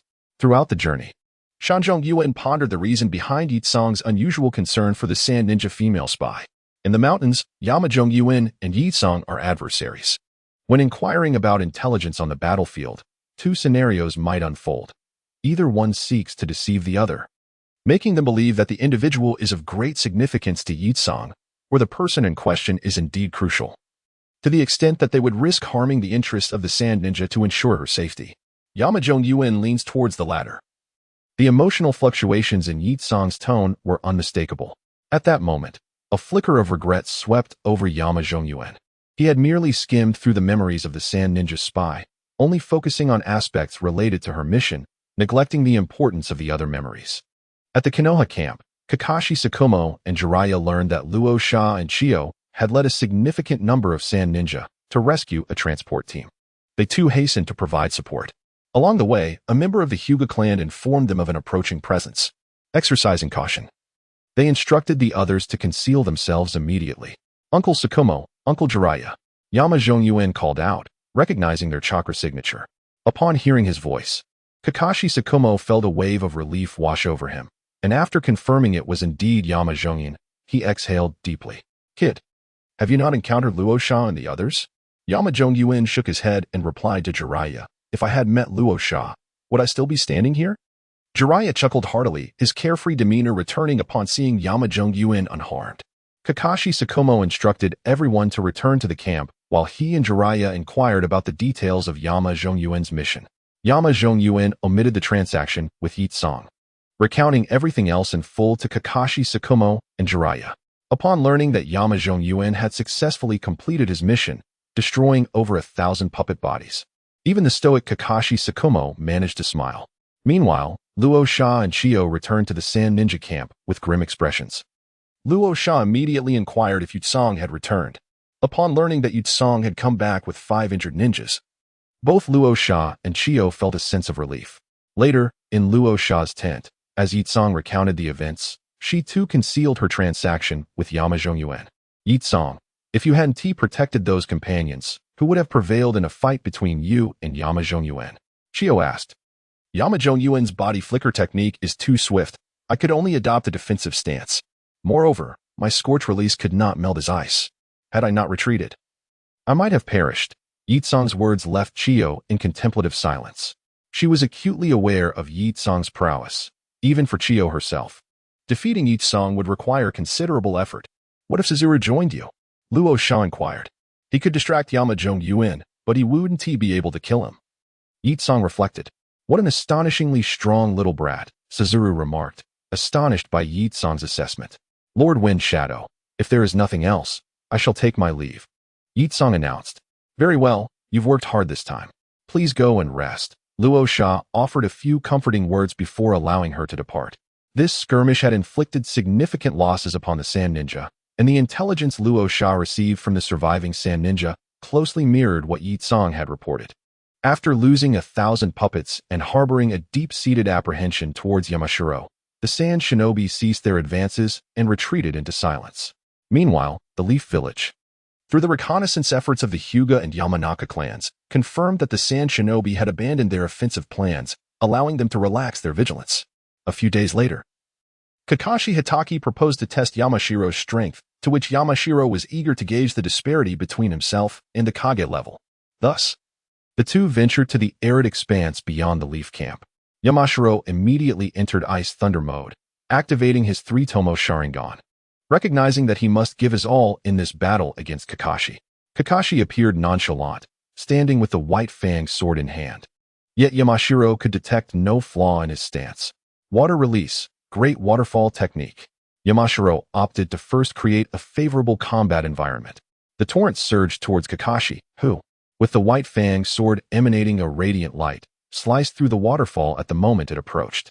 As Kakashi's blade cut through the waterfall, Yamashiro seized the opportunity to use Lightning Body Flicker, reappearing behind Kakashi. Lightning Cutter. He struck directly, piercing Kakashi. However, Kakashi transformed into a bolt of lightning and vanished. Sensing an overwhelming killing intent from behind, Yamashiro swiftly erected an ice wall. Kakashi did not relent. He struck down upon the ice wall, which proved impervious to the destructive forces of Yamashiro's techniques, yet was cleaved in two by Kakashi's blade. Yamashiro was taken aback by the ease with which his ice wall was shattered, and Kakashi's sword hovered ominously above his head. I have lost, Yamashiro lamented, a sense of dejection washing over him. He had believed his progress to be substantial, yet faced with Kakashi, he felt utterly powerless. Yamashiro, you were overly confident in your ice. When you erected the wall, you had a perfect opportunity to escape using lightning body flicker, yet you chose not to. Your ice is indeed formidable, but it is not invulnerable. The Hokage possesses numerous methods to dismantle your ice. Even the third Raikage's Hell Stab could achieve this. As could the third Tsuchikage's Dust Release. You have been too arrogant. Kakashi's words struck Yamashiro like a wake-up call. His recent rapid growth and strength had left him somewhat disoriented, and it was only through Kakashi's admonition that he regained his clarity. Yamashiro realized he was still far from the prowess of the true masters. This encounter with Kakashi illuminated the flaws in his mindset and abilities. His path as a speed-type ninja sought to deliver decisive blows, akin to the original Minato.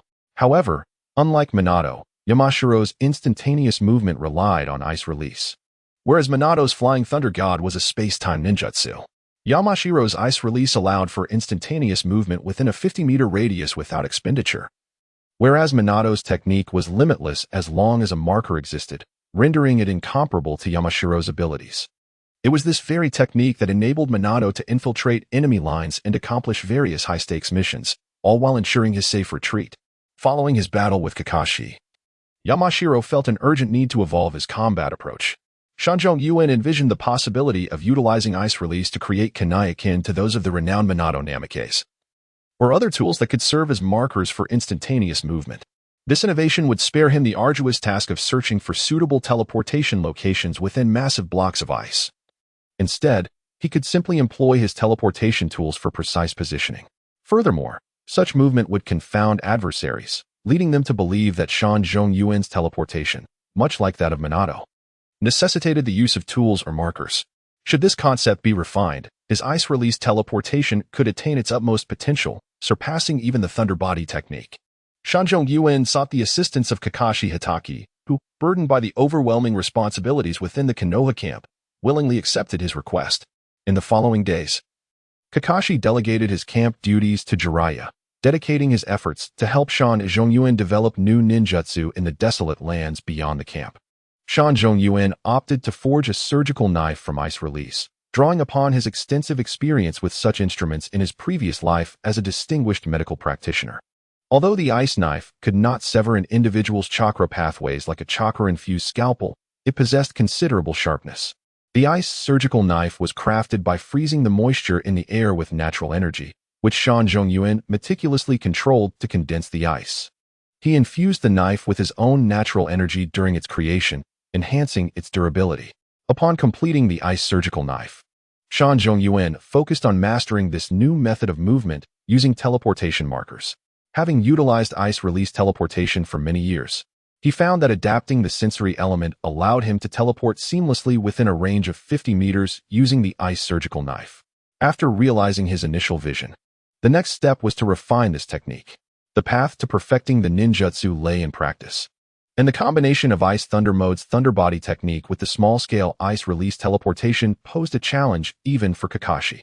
While Shanghai Yuan's strength was markedly inferior to Kakashi's, the speed granted by the Thunder Body and ice release teleportation enabled him to surpass Kakashi's reaction capabilities. For the first time in their years of sparring, Shanghai Yuan found himself at an advantage.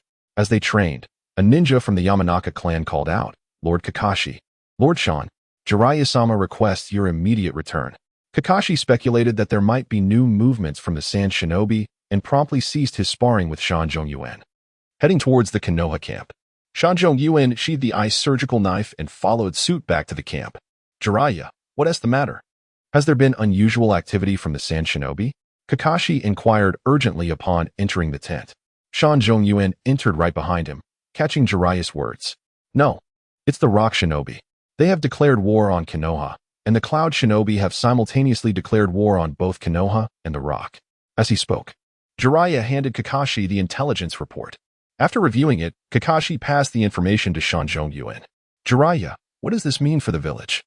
Kakashi Hitaki was unable to find the messenger ninja and thus sought counsel from Jiraiya. Currently, all affairs of the village were under the supervision of Lord Saratobi.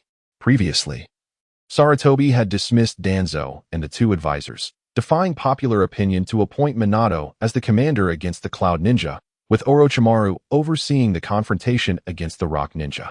The leaders of the Inuzuka, Nara, and Akimichi clans, along with the twin stars of the Hyuga clan, Hinata Hizashi and Hinata Hayashi, were stationed in the Land of Water. Sarutobi's people conveyed that managing the Sand Ninja was sufficient for them. Kakashi was taken aback to learn of the third Hokage's dismissal of Danzo and the advisors. Though he deemed such political matters unimportant, as his focus was primarily on the battle against the Sand Ninja. This sentiment was mirrored by Yamashiro. Upon hearing Jiraiya's words, Yamashiro comprehended that the current situation in Konoha was far from optimistic. The Third Great Ninja War had fully erupted, and Konoha was simultaneously facing the Sand, Cloud, and Rock Ninja, with the Mist Ninja lurking ominously nearby. The battlefield against the Sand Ninja had gathered 3/4 of Konoha's medical ninjas, alongside 2 powerful individuals of the Shadow rank. In the Land of Earth, the Cloud and Rock Ninja were at a stalemate, restraining one another. Strangely, the Rock Ninja had yet to declare war on the Sand Ninja, granting the latter a certain advantage in numbers during this conflict. Yamashiro understood that it was imperative to hold the line against the Sand Ninja until the Rock and Sand Ninja engaged in hostilities, allowing the 4 great nations to maintain a relative balance. While Kakashi was not as well versed in history as Yamashiro, he was acutely aware of the significance of the battlefield in the Land of Wind. Their immediate objective was to gain the upper hand in this crucial area. However, the Sand Ninja outnumbered Konoha, and with the arrival of 2 quasi-shadow-level warriors on the Sand side, their forces were merely equalized, contingent upon Jiraiya's control over the Shikaku. Kakashi contemplated the same strategies that Yamashiro had been considering in order to break the stalemate. Uncle Kakashi, would the elimination of all of the Sand Ninja's sensory ninjas turn the tide? Yamashiro inquired. His suggestion illuminated Kakashi's and Jiraiya's thoughts. If the Sand Ninja were to lose their sensory ninjas, the desert terrain would become a significant advantage for Konoha. Certainly, if the Sand Ninja lacked sensory ninjas, it would greatly aid us. But how can we achieve that? Kakashi questioned. I can locate the sensory ninjas within the Sand ranks, but eliminating them is another matter entirely. Yamashiro replied. Having trained in the spiritual techniques of the Yamashiro clan since childhood, coupled with his remarkable mental fortitude from 2 lifetimes, he could easily discern which members of the Sand possessed strong spiritual energy. Uncle Kakashi, what do you think our chances are if the 2 of us infiltrate the Sand Ninja camp to eliminate those sensory ninjas? Yamashiro's audacious proposal startled both Kakashi and Jiraiya. How could that possibly work? Your infiltration would surely be detected by the Sand Ninja's sensory ninjas, Jiraiya cautioned. I possess a secret technique that can conceal my chakra, rendering it undetectable by sensory ninjas. With that, Yamashiro activated the technique to shroud his chakra. Jiraiya summoned members of the Oil Woman clan, and astonishingly, the insects of the Chiyo clan failed to detect Yamashiro. Please grant me this secret technique. Once I master it, I shall confront the sensory ninja of the Sand. Jiraiya was taken aback by Kakashi's agreement to Yamashiro's audacious plan, as the 2 contemplated infiltrating the Sand Ninja camp to carry out their grim task. I cannot consent to this, Kakashi. You are the commander-in-chief on the battlefield of the Land of Wind. If anyone must go, it should be me, Jiraiya declared. Do you still doubt my capabilities?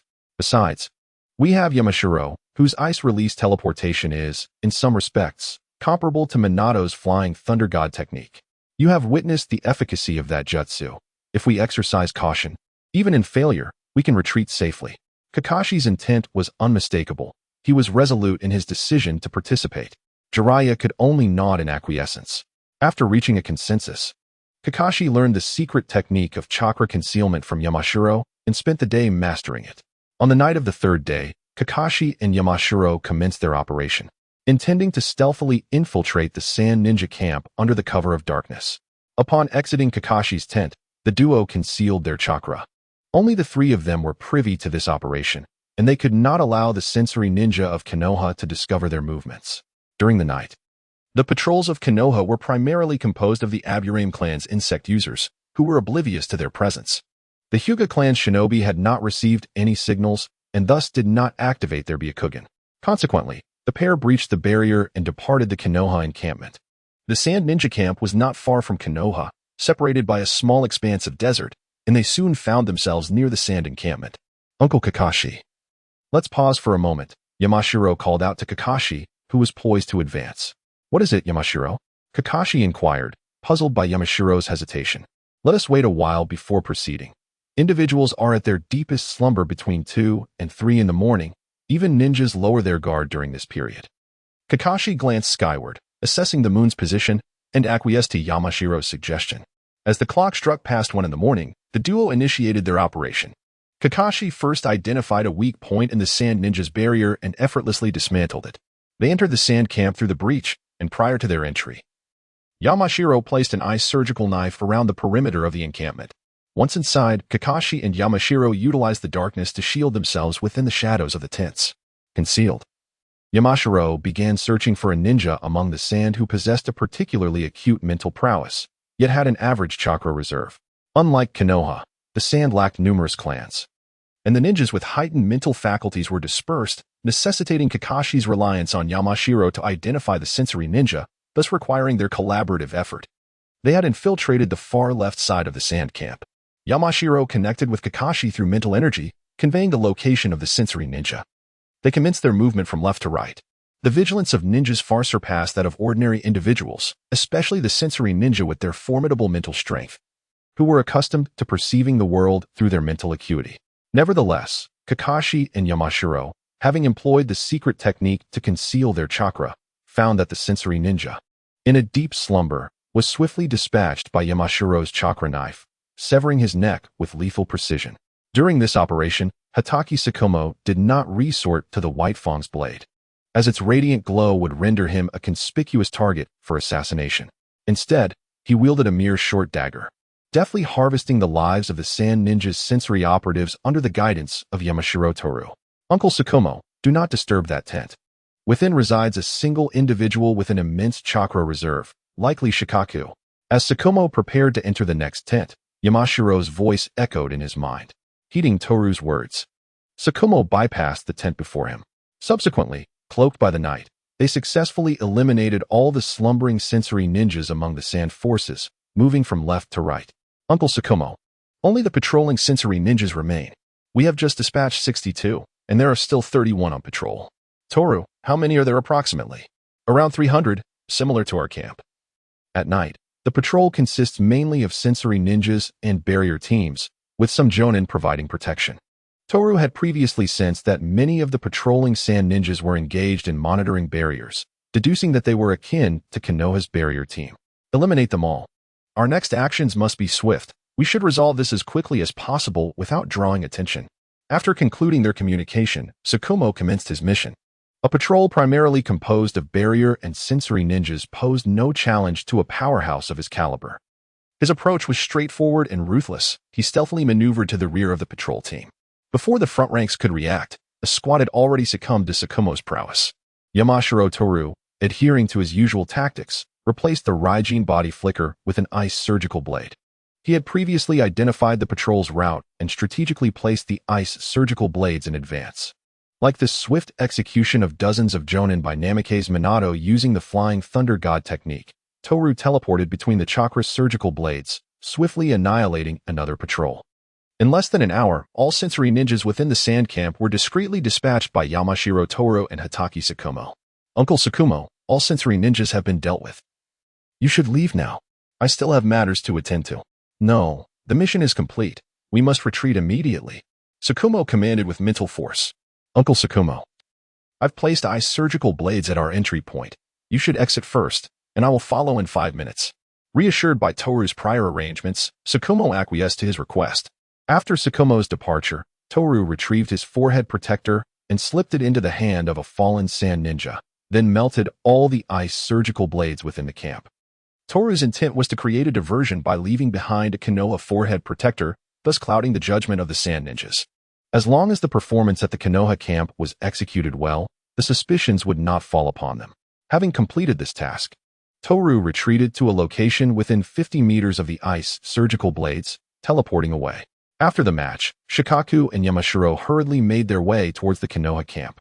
Along the way, Yamashiro explained to Shikaku the events that had just transpired, advising him to refrain from any unusual actions for the next 3 days and to maintain the status quo. At the Konoha camp, Jiraiya awaited their return in Shikaku's tent. As time passed, Jiraiya grew increasingly agitated. Surely, Shikaku and that young boy would not have encountered any trouble. given the distance between the Konoha and Sand Ninja camps. They should have returned by now.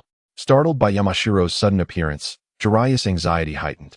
Moments later, Shikaku ambled in, and upon seeing that both were safe and sound, Jiraiya's tension finally eased. "Shikaku, did you succeed?" Jiraiya inquired. "Indeed. We have eliminated all of the Sand Ninja's sensory ninjas," Shikaku replied. Jiraiya was elated upon hearing Shikaku's response. In a ninja war, when strengths are closely matched, intelligence takes precedence. The most effective way to gather intelligence on the battlefield is through sensory ninjas, who serve as the eyes and ears of the ninja army. The absence of sensory ninjas signifies a loss of battlefield advantage and initiative. Jiraiya was astounded that Shikaku and Yamashiro had truly accomplished this feat, taking down all of the Sand Ninja's sensory ninjas with just the two of them. The tides of war were poised for a shift. "Should we arrange preparations for a grand battle against the Sand Ninja immediately?" Jiraiya asked, eager to seize the newfound advantage that Konoha now held. "Jiraiya, let us pause for a moment. It would be prudent to refrain from any actions in the coming days." Shikaku responded. "Yamashiro has a new plan. Refrain from action? With the Sand Ninja's sensory ninjas eliminated, why squander this opportunity?" Jiraiya questioned, perplexed. "Uncle Jiraiya, I deliberately left the Konoha headband at the Sand Ninja camp. Knowing Chiyo as you do, what do you think her reaction will be?" Yamashiro's words sparked a realization in Jiraiya. Yamashiro clearly intended to sow distrust among the Sand Ninja. "What do you propose, young one?" "We should maintain the Konoha camp as usual. We just need to have the Hyuga and Aburame clans ninjas pay extra attention to the Sand Ninja's movements." "Are you suggesting that the Sand Ninja will assume we are unaware of their sensory ninja's assassination and take the initiative to engage us in battle?" Jiraiya grasped Yamashiro's intentions. Allowing the Sand Ninja to strike first, then laying an ambush would indeed be more advantageous than provoking them and giving them time to prepare. With this understanding, Jiraiya concurred with Yamashiro's strategy. Once the three reached a consensus, Jiraiya promptly arranged patrols for the following days. At the Sand Ninja camp, early in the morning, 5 elite Jonin, 2 Quasi-Kage, and Chiyo were summoned to Raz's tent. "Everyone, we faced a calamity last night. Our camp was ambushed, and all of our sensory ninjas were assassinated. Even the barrier team and ordinary patrolling ninjas suffered heavy casualties last night. The only clue we have is that one ordinary ninja from the barrier team was found clutching a Konoha ninja headband tightly in his hand." Upon hearing Rasha's words, the expressions of those within the tent turned grim. They had not detected any unusual sounds the previous night, making this occurrence all the more perplexing. "Lord Kazekage, did you mention that the slain barrier squad ninja possessed headbands from Kanahagakure?" Haikawa inquired. "Indeed, that is the only item left at the scene besides the corpses," Rasha replied. "Then it must be the work of Kanahagakure. The headbands serve as irrefutable evidence against those damned ninjas," Haikawa asserted. "Calm yourself, Haikawa. I believe this is not the handiwork of Kanahagakure," Sandwheel interjected. "Lord Sandwheel, given the evidence at hand, why do you hold such a belief?" Haikawa questioned, somewhat unconvinced. "Lord Kazekage, I examined the fallen ninjas prior to your arrival. It is evident they were all slain with a swift cut to the throat. Some without visible wounds, yet they too succumbed in a similar fashion. The commonality among them is that they were all dispatched in an instant." Sandwheel's words solidified Chiyo's contemplations, prompting her to speak. "Sandwheel is correct. This incident likely does not involve Kanahagakure." Rasha held Chiyo's perspective in high regard. Despite her inferior combat prowess, her extensive experience in handling such matters earned her his respect. "What is your take on this matter, Elder Chiyo?" Rasha asked. "As I previously stated, it is unlikely that Kanahagakure is responsible." Sandwheel noted that all the ninjas were killed without a chance to resist. "So, where did the headbands from the barrier squad originate?" "It seems probable that someone deliberately left them behind to mislead us," Chiyo posited. Her reasoning garnered the agreement of everyone in the tent, save for Haikawa, who suspected the involvement of Yamamoto. Haikawa's rationale was straightforward. The sensory ninjas had perished in their sleep, indicating they had failed to detect the intruder. As far as Haikawa was aware, only she and Yamamoto possessed the secret art to conceal their chakra from sensory ninjas, making him her prime suspect. "Haikawa, you've been staring down since earlier. Have you made any discoveries?" Rasha remarked, noticing her unusual demeanor. "Nothing significant." Merely contemplating that it is also possible that someone from Kanahagakure intentionally left the headbands to confuse us, Haikawa responded, opting to express her thoughts subtly without revealing the secret art of chakra concealment. Indeed, Haikawa raises a valid point. Konohagakure could very well resort to such tactics. Sand concurred. In a moment, use the sand eye to observe any movements from Konohagakure. Keep watch for 2 more days, if their activities align with the norm. We can largely dismiss them as suspects, Chiyo instructed Sandwheel. He nodded in agreement, recognizing that, with the sensory ninjas assassinated, only he and Kazakage possessed the capability to scout for Konohagakure. If there are no unusual activities from Konohagakure, who do you believe could be responsible, Elder Chiyo? Rasha inquired. It should be the IWA ninjas, though I am uncertain how they evaded detection by the sensory ninjas, Chiyo replied with a hint of resignation. The discussions among Rasha and the others continued until midday, with everyone, except Taikawa, concluding that the assassins of the sensory ninjas were not from Konohagakure, but rather the IWA ninjas. In Chiyo's perspective, if Konoha had methods to evade the scrutiny of sensory ninjas, they would have employed them long ago, rather than waiting until the loss of over 1,000 shinobi to act. For the next 2 days, Tsunas will utilize the Eye of Sand to monitor the movements of the Konoha camp from a distance. Unaware that all of this had already been uncovered by the oil-wielding clan's ninja, arranged in advance by Jiraiya. Collaborating with Yamashiro, Jiraiya orchestrated a splendid performance, successfully deceiving Tsuna's wheel. Upon returning to the Suna camp, he recounted in detail to Raza and Chiyo what he had observed over the last 2 days. It was evident that Konoha was not to blame. The detestable IWA ninjas were the true culprits. At this moment, Raza found himself filled with profound hatred for the IWA ninjas. Alas, now is not the time for lamentation, Raza. We cannot delay our war with Konoha any longer. We must strike while they remain unaware that we have lost our sensory ninjas, Chiyo asserted. Lord Kazakage, I concur with Lady Chiyo's assessment. If Konoha learns of the assassination of our sensory ninjas, we will find ourselves at an even greater disadvantage in this conflict. Tsunas will also propose. With such unanimous sentiment, Raza resolved to initiate hostilities against Konoha. As Raza steeled himself for war, Konoha was already preparing for the impending battle. Every action of Tsuna's wheel was meticulously observed by the oil-wielding clan's insects. Upon his return to the Suna camp, Yamashiro quickly made his way to Shikaku's tent. Kid, you've finally arrived, Jiraiya exclaimed, having awaited Yamashiro's arrival. Time is of the essence. Let us commence the war council. Yamashiro nodded, discussing the forthcoming strategies with Shikaku and Jiraiya. That night, under Jiraiya's leadership, a small team from Konoha set explosive tags along the route that the Suna ninjas would traverse. Meanwhile, Yamashiro was busy setting up concealed traps on the battlefield, primarily consisting of explosive tags. With the assistance of the Hyuga and oil-wielding clans, they swiftly completed the trap arrangements and returned to the Konoha camp under the cover of night. The following day, the Suna ninjas did not rush into battle, but began to scout for traps along their path. Yamashiro was well aware that Chiyo's cautious nature would prompt the Suna ninjas to investigate for traps, which is why he had refrained from setting large traps. All he had laid were explosive tags, discreetly hidden in locations that would only be traversed during moments of significant troop movement. Given the desert terrain, the Suna ninjas felt exceedingly confident, which led to a lapse in vigilance, for Yamashiro had prepared a series of significant surprises for them in the sands. Without sensory ninjas, the ordinary Suna ninjas, after their reconnaissance, failed to uncover the explosive tags laid by Jiraiya and did not scout the battlefield, resulting in the success of Yamashiro's plan. Once Raza and Chiyo confirmed safety, they promptly mobilized, with Raza summoning all the Suna ninjas present in the camp.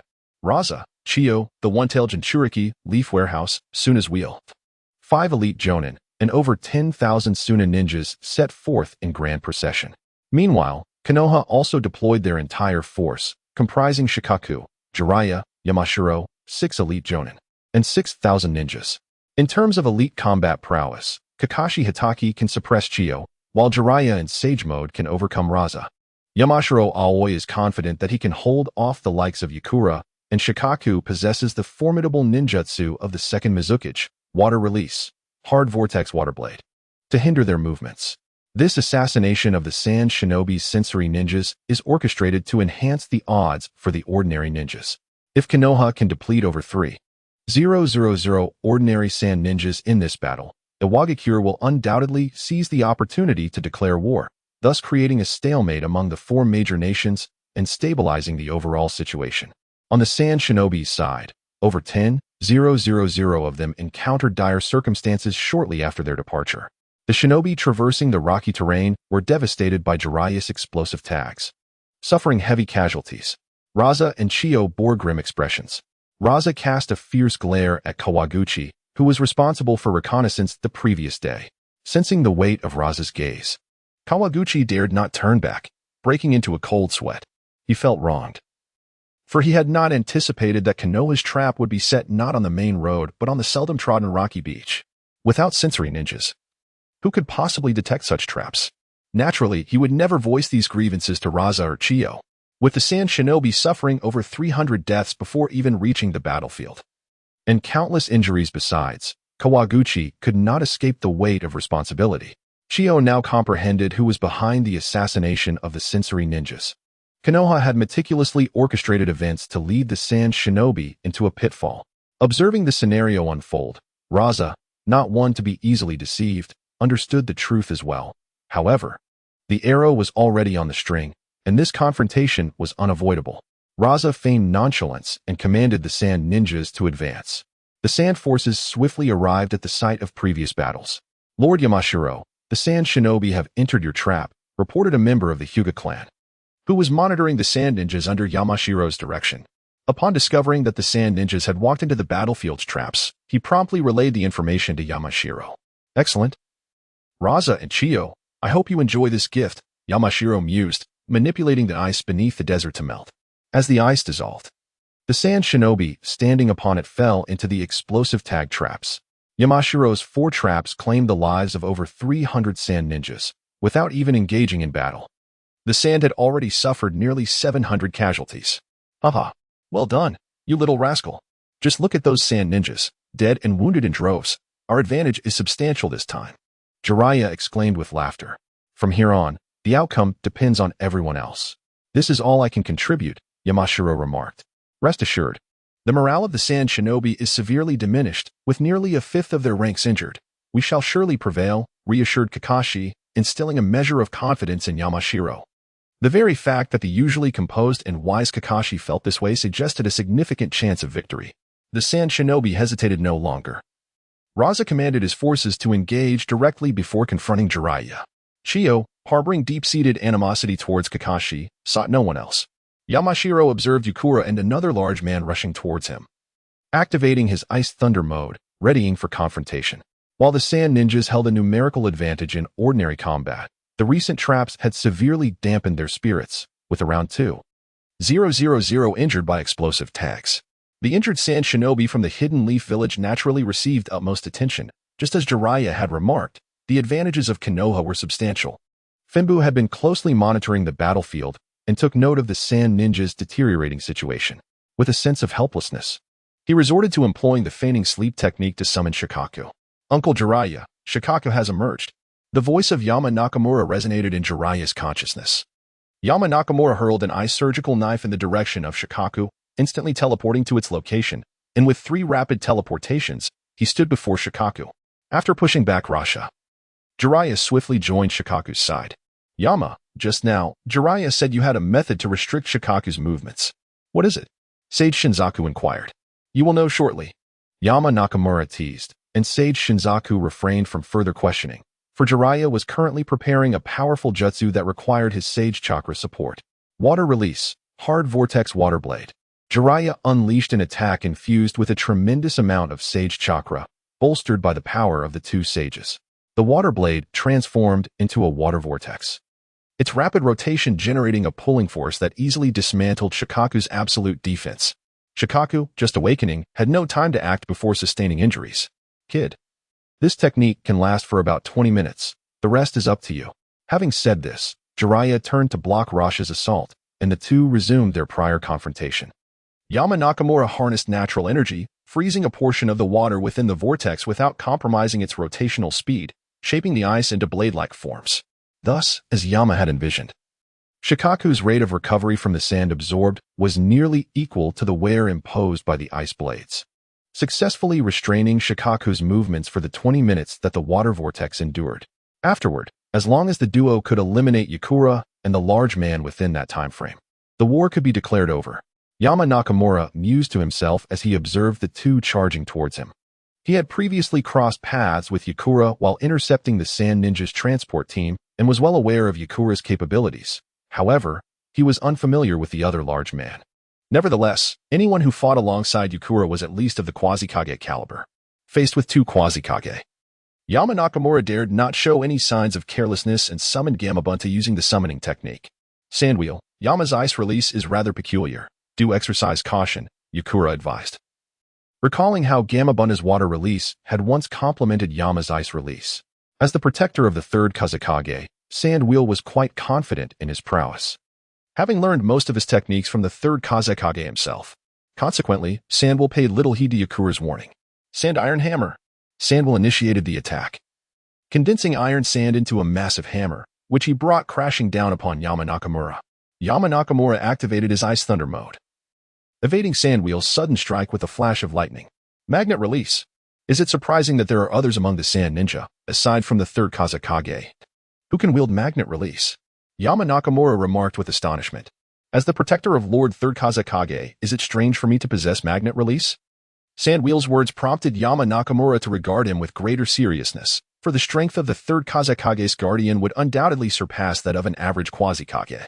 The third generation of Wind Shadows is believed to possess strength comparable to that of the third generation of Earth Shadows, Inoki, as he is recognized by all ninja villages as the most formidable Wind Shadow. Yet, it is puzzling how he fell to the hands of the Scorpion of the Red Sand. Based on the original work's description of the later appearance of the third-generation Wind Shadow's puppet and the techniques employed by the Sandwheel earlier, Yama Zhongyuan surmises that the Sandwheel has likely received guidance from the third-generation Wind Shadow. This thought excites Yama Zhongyuan, although he is not a warmonger. The prospect of battling a strong adversary stirs his blood. Water Release, Water Dragon Bullet, he declared, encasing his ice dragon in a frigid embrace as it surged towards Yukura and the Sandwheel. The Sandwheel swiftly conjured an iron wall from iron sand, which the ice dragon collided with ferociously, yet the iron wall remained unscathed. After blocking the ice dragon, the wall reconfigured into 5 conical iron sand spikes that shot towards Yama Zhongyuan. He attempted to evade using lightning body flicker, only to realize the spikes relentlessly pursued him. So it's a tracking type, he mused. Unperturbed, Yama Zhongyuan retrieved an ice scalpel and hurled it towards the duo's position before instantly moving to the scalpel's location. Flying Thunder God technique, Yukura exclaimed, astonished. This kid can also use the Flying Thunder God technique?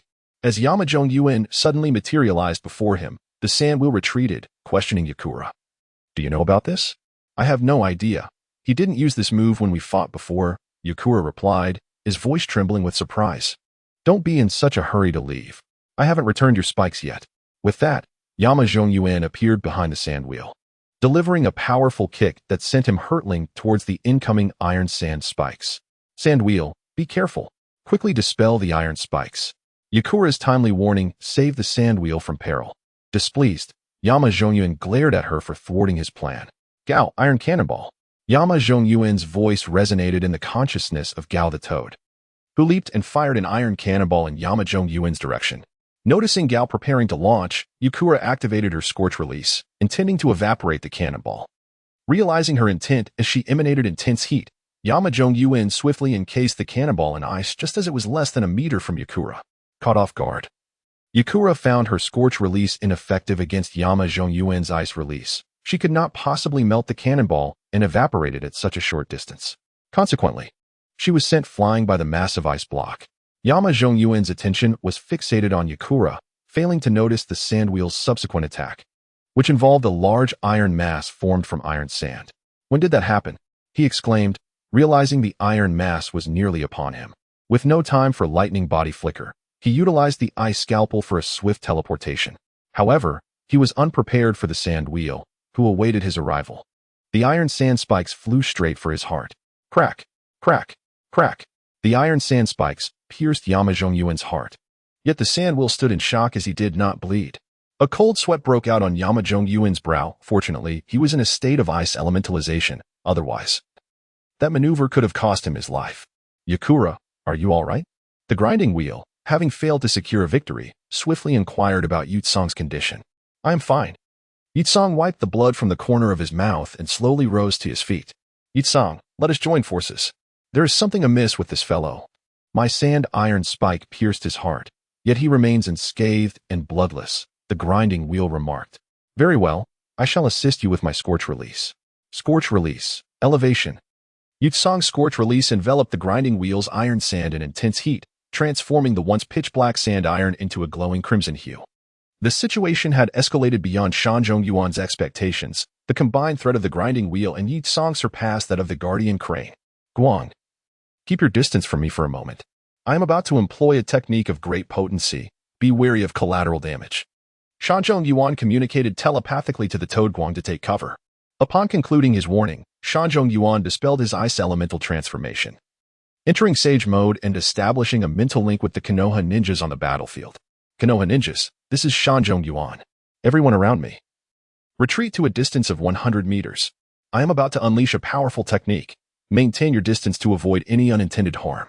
The voices of Shan Zhongyuan echoed within the minds of the Konoha ninjas, prompting immediate action, while Shan Zhongyuan began to prepare wind release, spiraling shuriken. He first condensed spiraling sphere in his hand, infusing it with the properties of wind and sage chakra. Surrounding this spiraling sphere, shuriken blades began to emerge, producing a piercing friction sound. As the noise intensified, the spiraling shuriken gradually took shape. On the grinding wheel's side, with Yutsong's scorch release bolstering him, a massive kunai, glowing red from the heat, materialized on the battlefield, suspended in midair. The scorching aura raised the temperature of the desert by several degrees. Shan Zhongyuan noticed the technique employed by the grinding wheel, yet he felt confident in the sand-iron kunai forged in collaboration with Yutsong. Without hesitation, the grinding wheel commanded the kunai to strike towards Shan Zhongyuan. As the kunai soared through the air, it ignited from the friction with the atmosphere, creating flames that distorted the very space around Shan Zhongyuan, enveloping him in a sense of oppressive heat. Taking a deep breath to steady himself, Shan Zhongyuan launched the spiraling shuriken, which collided midair with the scorch release kunai. The clash of wind blades, flames, and sand iron resulted in a tremendous explosion. Shan Zhongyuan activated his Sharingan, intently observing the explosion in the sky. The wind blades of the spiraling shuriken relentlessly sliced through the kunai composed of sand iron, while the flames, propelled by the wind, grew ever more ferocious. As the temperature soared, the sand iron began to melt, and the grinding wheel's magnetic release faltered under the intense heat, causing the kunai to disintegrate. The kunai fragmented into small, flaming iron shards that erupted in the sky. The fiery pieces rained down around Shan Zhongyuan, Yutsong, and the grinding wheel. The grinding wheel was taken aback that their combined assault could be thwarted by Shan Zhongyuan, while Yutsong gazed at him in disbelief.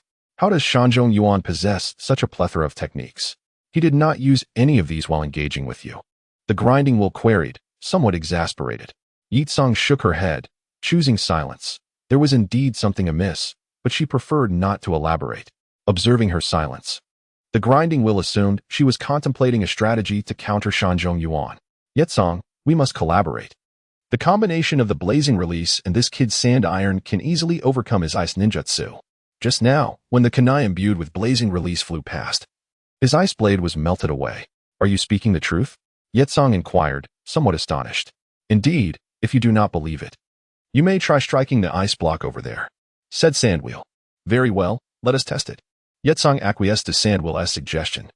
The duo joined forces to craft a small kunai, with Sandwheel guiding it towards the ice block, which indeed began to melt.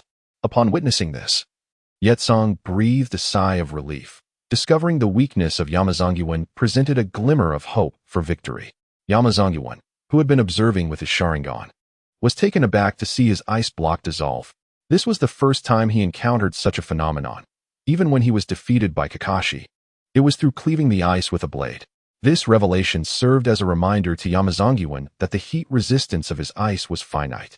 When confronted with temperatures exceeding that threshold, it would inevitably succumb to melting. Having realized that the combination of blazing release and sand iron could dissolve Yamazongyuan's ice, the pair launched another assault.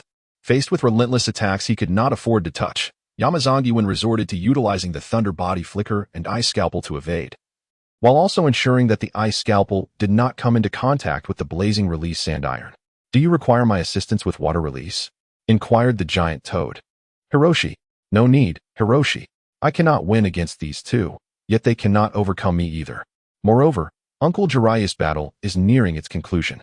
Just keep guard against the other sand shinobi, Yamazongyuan replied. Upon utilizing the spiral shuriken earlier, he had entered Sage mode and sensed the situation on Jiraiya's side. Rusha was on the brink of defeat. Once Jiraiya dealt with Rusha, he could entrust Shikaka to him. All Yamazaki needed was to stall until Jiraiya achieved victory. Unaware of Risha's predicament, Sandwheel and Yetsong continued their onslaught with blazing release sand iron. As the two incessantly employed their techniques, the heat waves in the air evaporated the water release used by the Leaf Ninja, generating a significant amount of rising airflow. Initially preoccupied with evasion, Yamazaki did not notice until the sky darkened, drawing his attention to the gathering storm clouds above. Recalling the ninjutsu used during the battle between Sasuke and Itachi in the original narrative, the Thunder Release, Kirin, Yamazaki was profoundly impressed upon first witnessing this technique. The advantage of Kirin lay in its broad range and swift descent. Within a thousandth of a second, it would strike, rendering it nearly impossible to evade. While evading the attacks from the two, Yamazaki employed his Sharingan to observe if any friction within the storm clouds was generating lightning. Upon confirming the presence of lightning, he summoned Hiroshi. Yetsong's blazing release had created the storm clouds for Yamazaki to invoke Kirin. He merely needed to guide the lightning while ensuring, with his Sharingan, that Kirin did not inadvertently harm him. In the original story, Sasuke had stood at a height to direct the technique, lacking any elevated terrain on this battlefield. Yamazaki could only call upon Hiroshi. With a disdainful glance at Hiroshi, Sandwheel perceived the giant toad's size as nothing short of a living target, and immediately directed the blazing release sand iron towards him. Hiroshi, leap to a safe distance. I need to prepare a technique. Upon hearing the distant words of Yamashita, the frog, Hamake leapt with great force, landing over 100 meters away from the two. Yamashita's Sharingan began to scrutinize the speed and direction of the lightning within the gathering storm clouds, subsequently employing the Chidori sharp spear to guide the lightning. As Yamashita infused his lightning release into the clouds, a divine beast emerged, its head resembling a lion, with antlers akin to a deer, eyes like a tiger, and a body reminiscent of a reindeer. Hamake was taken aback by the shift in the air, feeling the terrifying electricity. Even he, who feared neither heaven nor earth, felt his legs tremble. What is this? Run, Yukura, run. The Sandwheel sensed an overwhelming threat, urging Yukura to flee swiftly. Huh? Why is it so small? Yamashita pondered. Observing the Kirin, which was only half the size of what Sasuke had summoned in the original work. This is small. If it were any larger, would you intend to kill me as well? Hamake was startled by Yamashita's words, fearing he might amplify the technique. Ruck, Rikeo, look over there. A kid Dingmu shouted to his comrades. What the heck? Damn it. Ruck, look quickly. Yamashita Rikeo glanced over nonchalantly, only to be startled. Nara Ruck was also taken aback by Yamashita's technique. Not just them, but on the battlefield, both the sand and leaf ninjas were astounded by Yamashita's skill, including Jiraiya and his companions. Hey, kid's father, what is that? The sage Shima noticed Yamashita's Kirin. Sage Fukasaku turned his head, startled, quickly urging Jiraiya to halt. Jiraiya, stop. Look behind you. Jiraiya turned back, immediately dumbfounded. What is this little brat doing? What technique is this? I have no idea. Yamashita, unaware of the shock his technique had induced, waved his hand, and the Kirin descended upon the Sandwheel with unstoppable force in the blink of an eye. Yamashita was not one to show mercy. His intentions stemmed from a plan, and he had no desire for Yukura's life. The Kirin's target was solely the Sandwheel. In an instant, the Sandwheel was reduced to a pile of charred remains, leaving Yukura pale and shaken. She witnessed the might of the technique. Had Yamashita not intentionally held back, her fate would likely have mirrored that of the Sandwheel. Yamashita leaped down from Hamake's head and approached Yukura. Hey, are you all right? Yamashita inquired, noting Yukura's dazed expression. Why did you spare me? Yukura, regaining her composure, looked at Yamashita with a complex expression. Don't misunderstand. I have a transaction I wish to discuss with you. A transaction? Yukura, observing Yamashita's serious demeanor, realized he was not jesting. I will not betray the Sand Village. If that is your intent, you may as well kill me now. When did I ever ask you to betray the Sand Village? I merely wish for you to agree to one matter, which will not harm the interests of the Sand, nor put your life at risk. If you violate either condition, you may refuse. However, when I present this matter, you must agree. Yamashita stated. What matter? Yukura inquired. I will disclose the specifics later. If you agree, I will spare you and also retrieve that important person from the Leaf Prison. Are you serious? Yetsong, upon hearing the words of Yamazaki from afar, inquired with palpable excitement. Is it truly so? Indeed, it would be exceedingly simple for me to take your life. What purpose would there be in deceiving you? Replied Yamazongyuan. Very well, I consent. After a moment's contemplation, Yetsong recognized the validity of this statement, especially since Yamazongyuan had indicated that he could refuse the condition if it jeopardized the interests of the Sand Shinobi or his own.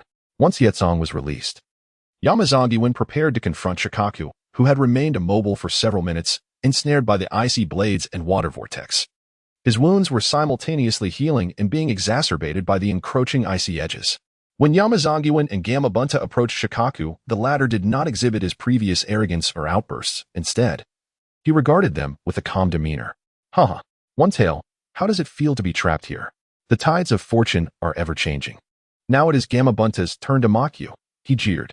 Ignoring the taunt, Shikaku addressed Yamazongyuan. You insolent brat, this is your second victory over me. This time does not count. Our sole objective was to confine you. Haha. In terms of humanity, you are quite candid. With a farewell. Yamazongyuan encased the entire water vortex in ice, trapping Shikaku in a massive block of ice. In an instant, he teleported above Shikaku and pierced Fubuki's shoulder with the Chidori sharp spear through the ice. Gaara was still alive. Thus, Fubuki was not destined to perish just yet. The sensation of pain and numbness in his shoulder roused Fubuki from the feigning sleep technique, causing Shikaku to vanish as well. After neutralizing Shikaku, Yamazongyuan ingested a soldier's food pill and rejoined the fray alongside the ordinary shinobi. With Gamabunta's assistance, Yamazongyuan descended upon the battlefield like an unstoppable tiger, rendering the ordinary shinobi of sand utterly defenseless against such a formidable force. Meanwhile, the battle involving Jiraiya and his comrades had also reached a decisive conclusion. The fourth Kazekage was gravely injured, as was Chiyo. Jiraiya, under the protection of Fukasaku and Shima, remained unscathed, while Kakashi skillfully dispatched Chiyo without a scratch. With two of the Sand's elite shinobi severely wounded, one near death and another in flight, and with Shikaku dealt with by Yamazongyuan, a few elite jonin were left to contend with Konoha's elite shinobi. Konoha had emerged victorious in this conflict. Yamazongyuan left Gamabunta to handle the ordinary Sand shinobi while he focused on protecting the members of the Inuzuka, Nara, and Akimichi clans.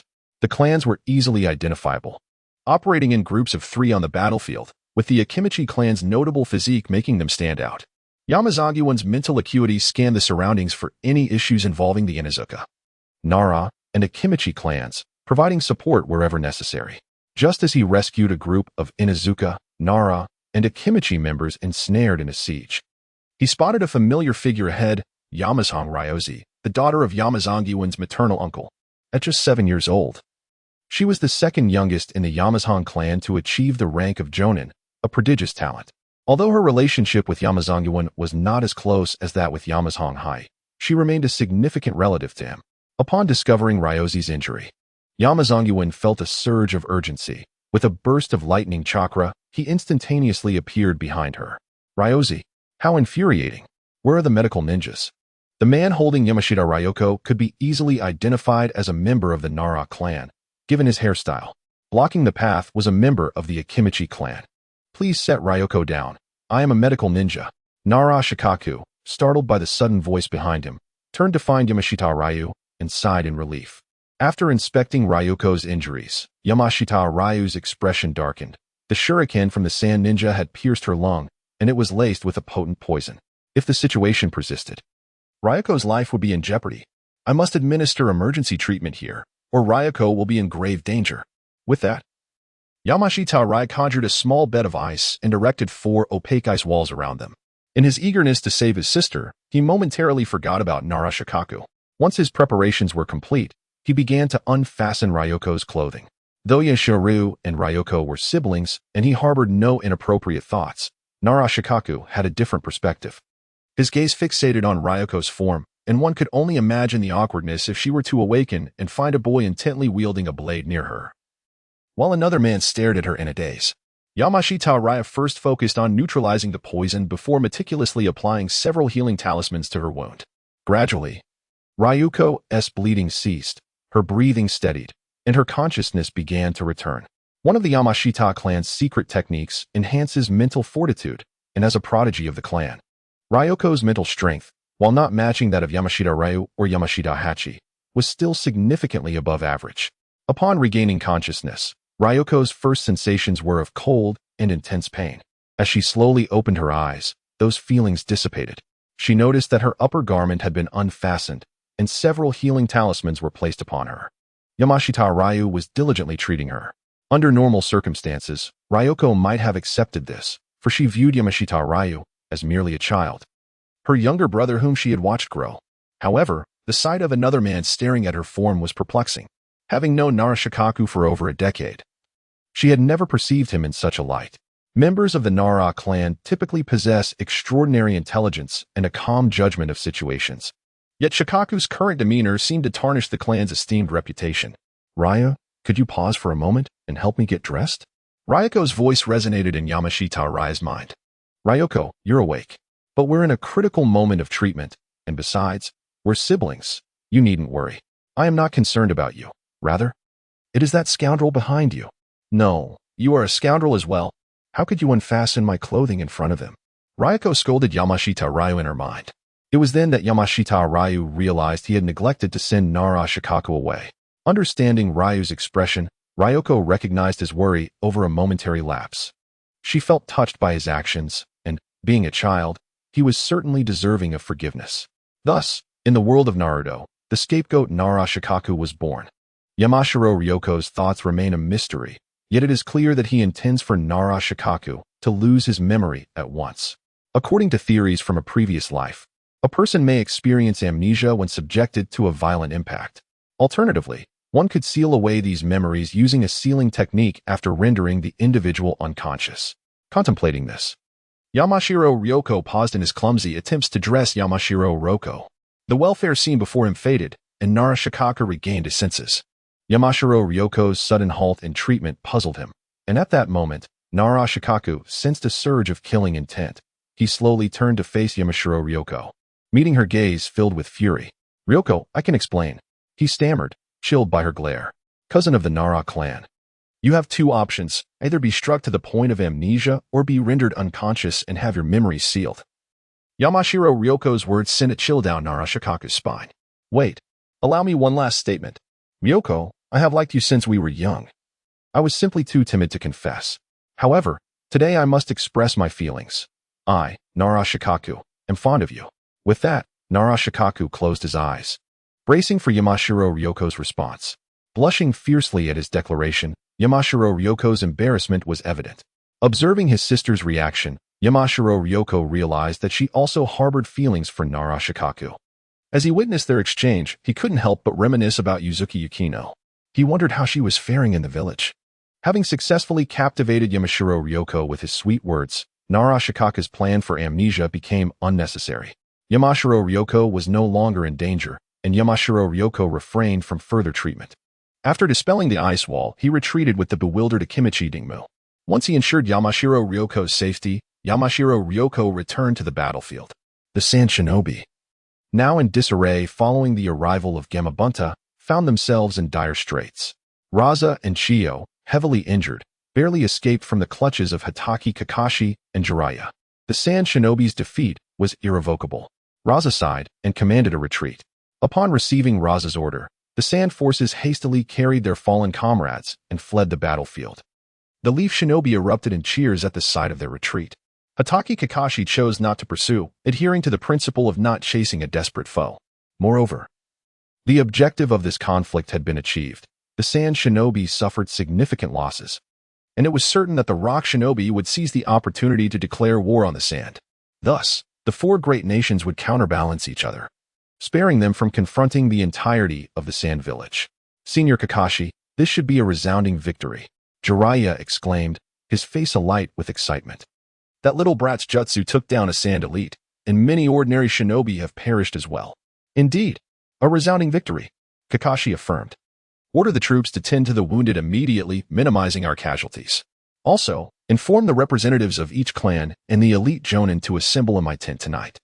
Jiraiya nodded and set about his tasks. Under Jiraiya's command, the Leaf Shinobi efficiently cleared the battlefield, transporting the injured to medical ninjas for treatment. "Ryoko, call me if you need anything," Gamabunta offered. "Understood." After parting ways with Yamashita Yodo and Gamabunta, Jiraiya released the spiritual communication technique and immersed himself in the task of rescuing the injured. Observing Yamashita Yodo's busyness, Jiraiya smiled and refrained from interrupting him. That evening, within the tent of Kakashi Tsukumo at the Konoha camp, all the high-ranking officials from the Konohasuna battlefield gathered. Kakashi Tsukumo, Jiraiya, and Yamashita Yodo emerged unscathed. While others bore various injuries, though thanks to the healing talismans crafted by Yamashita Yodo, none suffered grave harm. Only Yamashita Ryuko was unable to move temporarily. We have emerged victorious from this war, a fact that is undoubtedly known to all, so I need not elaborate. However, do any of you know who the greatest contributor to this victory was? Kakashi Tsukumo paused, scanning the crowd, who appeared bewildered, with the exception of Yamashita Yodo and Jiraiya. It was Yamashita Yodo. He was the one who proposed the assassination of the Suna ninja sensory ninjas, and together we infiltrated their camp under the cover of night, eliminating all their sensory ninjas. Without their sensory ninjas, Suna became as blind and deaf as the night. The traps we set inflicted considerable losses upon them. The crowd gasped in astonishment at Kakashi Tsukumo's words. The audacity of assassinating sensory ninjas was unfathomable, not to mention how they evaded detection. Infiltrating the Suna camp was no feat for ordinary individuals. Kakashi Tsukumo continued, undeterred by their reactions. In this battle, we have slain at least 3,000 Suna ninjas and caused the loss of one of their quasi-kage. Consequently, our subsequent battles will be significantly less arduous. Upon hearing such bountiful results, the individuals in the tent erupted in joyous laughter. Conversely, within Suna's tent, the atmosphere was grim. This war could only be described with one term: catastrophic losses. Raza and Chiyo were gravely injured, 5 elite jounin had 1 casualty, and the remaining 4 were also wounded. The quasi-kage Saburo was reduced to cinders by Yamashita Yodo's lightning technique. Although Bunpuku and Yakuro were relatively unharmed, both had lost the will to continue fighting. Preliminary statistics indicated that over 300 of Suna's ordinary ninjas had perished, with nearly 700 falling victim to the traps set by Jiraiya and Yamashita Yodo, while close to 2,000 injured on the battlefield succumbed to their wounds. The remainder consisted of casualties incurred during regular combat with Konoha ninjas, as well as those killed by Gamabunta upon his entry into the fray. Cough, cough. Everyone, we have suffered a severe defeat this time. It is unlikely we will be able to continue fighting in the near future. Raza spoke through his cough. Sigh. Raza is correct. We have indeed sustained substantial losses. Not only ordinary ninjas, but even the quasi-kage Saburo has fallen at the hands of Yamashita Yodo, Chiyo lamented. Yakura remained silent, offering no opinions, ever since her return. She had become this way. Raza and Chiyo assumed she was traumatized by Yamashita Yodo's technique, but there was little they could do about it. Lord Windshadow. With so many losses, I fear the rock ninjas may take advantage of our vulnerability, spoke Kawaguchi, who had been severely injured after unwittingly falling victim to Uchiha Shinjutsu during their skirmish. There is no need for concern. I have already dispatched someone to summon my brother. Lord Hylau will be arriving with Maki. Should Iwanin dare to strike, we shall ensure they bear the consequences, Chiyo proclaimed. Is Lord Hylau and Maki truly coming? Splendid. This alleviates my worries about a surprise assault from Iwanin. Upon hearing Chiyo's explanation, Kawa breathed a sigh of relief, feeling significantly reassured. Lord Kazakage, is it prudent to leave only a provisional shadow in the village? Yukura expressed his apprehension regarding the safety of Sunagakure. Amidst the eruption of war among the 4 great nations, we are in a state of mutual restraint and vigilance. I will exercise utmost caution to prevent any opportunity for others to launch an attack on Sunagakure, Rasha assured. While the higher echelons of Sunagakure deliberated on the recent losses, a scroll was delivered to Rasha's tent. After the guards confirmed its safety, the scroll was handed to Rasha. Upon swiftly scanning its contents, Rasha's expression turned grave as he declared, Iwanin has declared war upon us. What? How could it happen so swiftly? Chiyo seized the scroll, her countenance shifting dramatically after reading its contents. Damn you, Noki. Simultaneously, Konoha received the news of Iwanin's declaration against Sunagakure, with Hatake Tsukumo publicly announcing the intelligence. The declaration of war from Iwanin against Sunagakure signified a substantial reduction in the forces they would face. At that moment, everyone comprehended the meaning behind Hatake Tsukumo's earlier remark that the ensuing conflict would be considerably less arduous. After the meeting concluded, Yamanaka returned to the resting quarters for the wounded in Konoha to visit Yamanaka Ryoko, but regrettably, he arrived at an inopportune moment. When Yamanaka arrived, Naruto Tohru was administering medication to Yamanaka Ryoko. Breaking through this metaphorical glass ceiling, their relationship underwent a dramatic transformation within a single day. The sweetness of their interaction overwhelmed Yamanaka, leaving him momentarily adrift in a sea of emotional turmoil. In the following days, a fierce battle erupted between Sunagakure and Iwanin, with Konoha refraining from intervening. Although they had emerged victorious in the previous conflict, they had sustained nearly 1,000 casualties, rendering them unfit for further combat. Iwanin, anticipating an opportunity to capitalize on Sunagakure's recent defeat and depleted morale, was unprepared for the fierce resistance that ensued. After a series of engagements, Iwanin suffered substantial losses, with even the third Tsuchikage's son, Keidu, severely injured by the ambush set by Hylau. Over the past few days, Yamanaka had been tirelessly attending to the overwhelming number of injured ninjas, as the captain of the medical team could not afford to be idle. After days of relentless effort, he finally completed the treatment of the wounded, exhaling deeply as he lay down to prepare for a well-deserved rest. Jiraiya had been eager to converse with Yamanaka for several days, yet the sheer volume of casualties kept Yamanaka occupied, leaving no time for discussions. Just moments ago, upon noticing that Yamanaka had concluded his medical duties, Jiraiya strode into the tent and abruptly pulled Yamanaka from his resting place. "Hey, Uncle Jiraiya, what are you doing?" Yamanaka protested, displeased with the disruption of his rest. "Hee, I've been wanting to talk with you for ages. Come with me," Jiraiya insisted, dragging Yamanaka out onto the arid expanse outside the camp. What could possibly require such a lengthy trek? In the mountains, Yamaguchi looked at Jiraiya with a hint of confusion. "I have 2 questions for you, kid. First, what is that technique of guiding lightning? Second, why did you let Yazan go?" Jiraiya's tone was serious, after all. Allowing an enemy to escape was no trivial matter. As for that technique, there's not much to say. The conditions for its use are quite stringent. One must have cumulonimbus clouds, and there must be friction-generated lightning within them. Yamaguchi explained the usage and drawbacks of lightning release, Kirin, leaving Jiraiya somewhat disappointed, as he had hoped it could be employed on a larger scale. Then what was the purpose behind sparing Yazan? Don't think no one noticed. You are aware of the sensory abilities of Sage Mode, right? Jiraiya continued to press. "Uncle Jiraiya, I spared Yazan for my own reasons. I will need his assistance for a plan of mine in the future, but I want to disclose any details." Faced with Jiraiya's relentless inquiries, Yamaguchi decided to speak the truth. "What sort of mysterious plan could it be? You are just a brat," Jiraiya scoffed, casting a disdainful glance at Yamaguchi and choosing not to pursue the matter further. "You old pervert, what a hassle," Yamaguchi retorted without hesitation. At merely 34 years of age, Jiraiya felt irked to be called an old man by Yamaguchi and raised his hand to pat the boy's head. Sensing Jiraiya's movement, Yamaguchi deftly sidestepped. "Brat," Jiraiya exclaimed, invoking Wild Lion's main technique, his hair extending to ensnare Yamaguchi. Just as Jiraiya relished his success, Yamaguchi swiftly threw an ice surgical knife. In a heartbeat, he teleported next to the knife. "Flying Thunder God? No, kid, is this your ice release teleportation? So you and Shikaka-sensei have been refining this technique all along. Heh.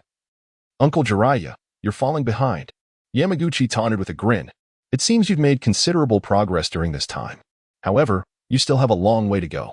With that, Jiraiya formed hand seals, using earth release to alter the terrain.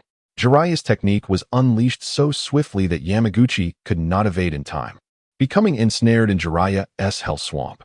"Uncle Jiraiya, you haven't forgotten my ice release, have you? The Hell Swamp is mud."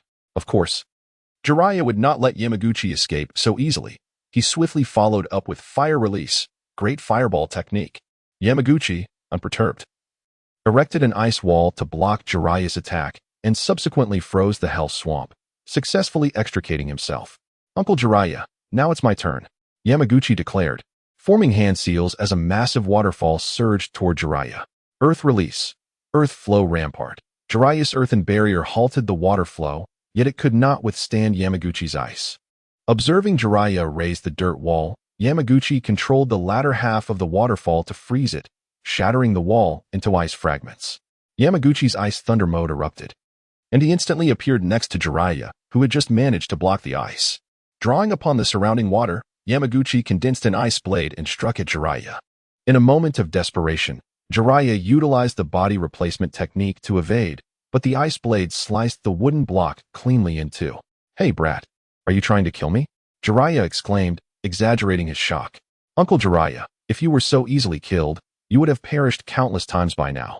With that, Jiraiya's vision blurred, and Yamato Yuki reappeared before him, wielding an ice blade. The two exchanged blows, their duel lasting several rounds without a clear victor. Haha. All right, that's enough. You are quite impressive, little brat. Jiraiya expressed genuine delight at Yuki's progress. His praise made Yuki somewhat bashful, considering that half of his techniques were learned from Jiraiya himself. Subsequently, Jiraiya and Yuki engaged in a seemingly casual conversation about the third Hokage. Jiraiya could discern that Yuki harbored some prejudice against the third. Uncle Jiraiya, have you ever thought about making money? Yuki deliberately diverted the topic, wishing to steer clear of the third Hokage. Making money? Of course, I've thought about it. With money, I could indulge in hot springs and fine wine. Now that's the greatest pleasure for a man. Seeing Jiraiya's lewd smile, Yuki could only shake his head in resignation. Uncle Jiraiya, I notice you often write things. Have you ever considered writing a book? If it becomes popular, that could mean a fortune. Jiraiya found great interest in Yuki's suggestion. Yes, writing a book, perhaps a biography, or even a recount of your amusing escapades of peeping into women's baths. As Yuki's suggestion sank in, Jiraiya's eyes sparkled with enthusiasm. Almost impatient. Well then, little brat, I shan't keep you any longer. I have matters to attend to. With that, Jiraiya departed without looking back. Yuki pondered when Jiraiya had begun writing in the original narrative. However, in the year 48 of the Hidden Leaf, when Kushina was pregnant with Naruto, Jiraiya's first book, Tales of the Gutsy Ninja, had already been published, with Naruto's name mirroring that of the protagonist. When Jiraiya gifted Kakashi a copy of Makeout Paradise at the age of 18, he unwittingly led Kakashi down a path of no return. Yuki found great amusement in the image of Kakashi clutching Makeout Paradise. Thus, for various reasons, Yuki began to encourage Jiraiya to write. He never anticipated Jiraiya's fervor for the endeavor would be so intense. Kakashi, I have made such a significant contribution to your future happiness. The next time we meet, you must treat me to barbecue. Yuki murmured to himself. Achoo. On the battlefield of the land of Earth, Kakashi, in the midst of training, sneezed. Kakashi, are you all right? Are you catching a cold? Lin Yahara asked with concern. Seeing Lin's concern for Kakashi, Obito felt a twinge of jealousy. That bastard Kakashi must have offended too many people to earn such ire. Kakashi ignored Obito, reassuring Lin with a shake of his head before returning to his training. The battle between the Rock and Sand Shinobi had proven disastrous. Following their recent defeat to the Leaf, the Sand Shinobi faced the Rock once more. Though victorious, they found themselves lacking the resources to continue fighting.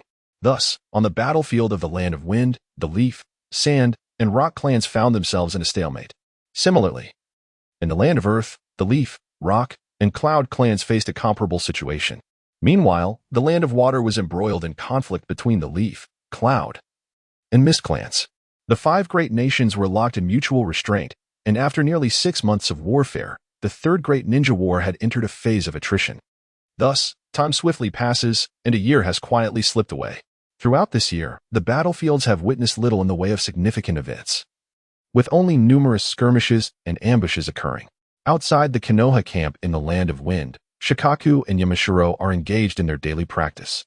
In the 44th year of Konoha, Yamashiro is nearly 12 years old, an age comparable to that at which Naruto and his peers graduated in the original work. Over the course of this year, Yamashiro has undergone significant transformations in various aspects.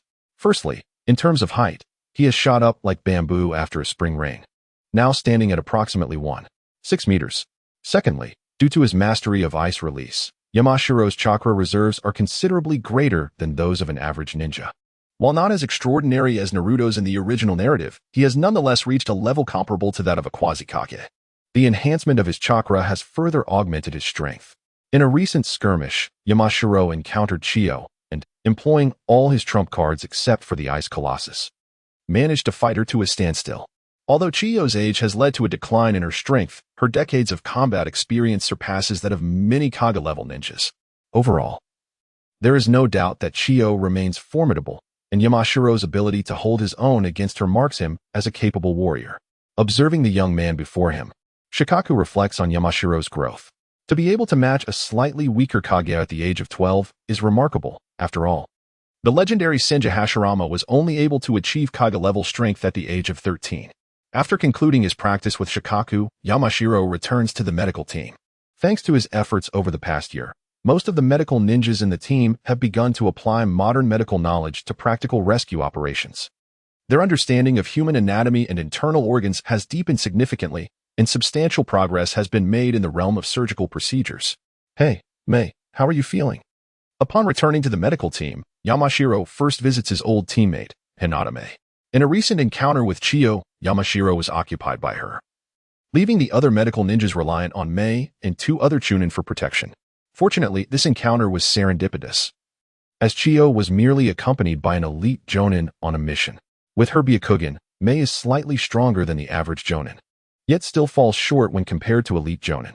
Thus, under the desperate cover provided by Mei and the 2 Chunin, the medical ninjas managed to escape, though at the cost of the 2 Chunin's lives and Mei sustaining severe injuries. After checking on Mei, Yamashiro proceeds to visit his sister, Yamashiro Ryoko.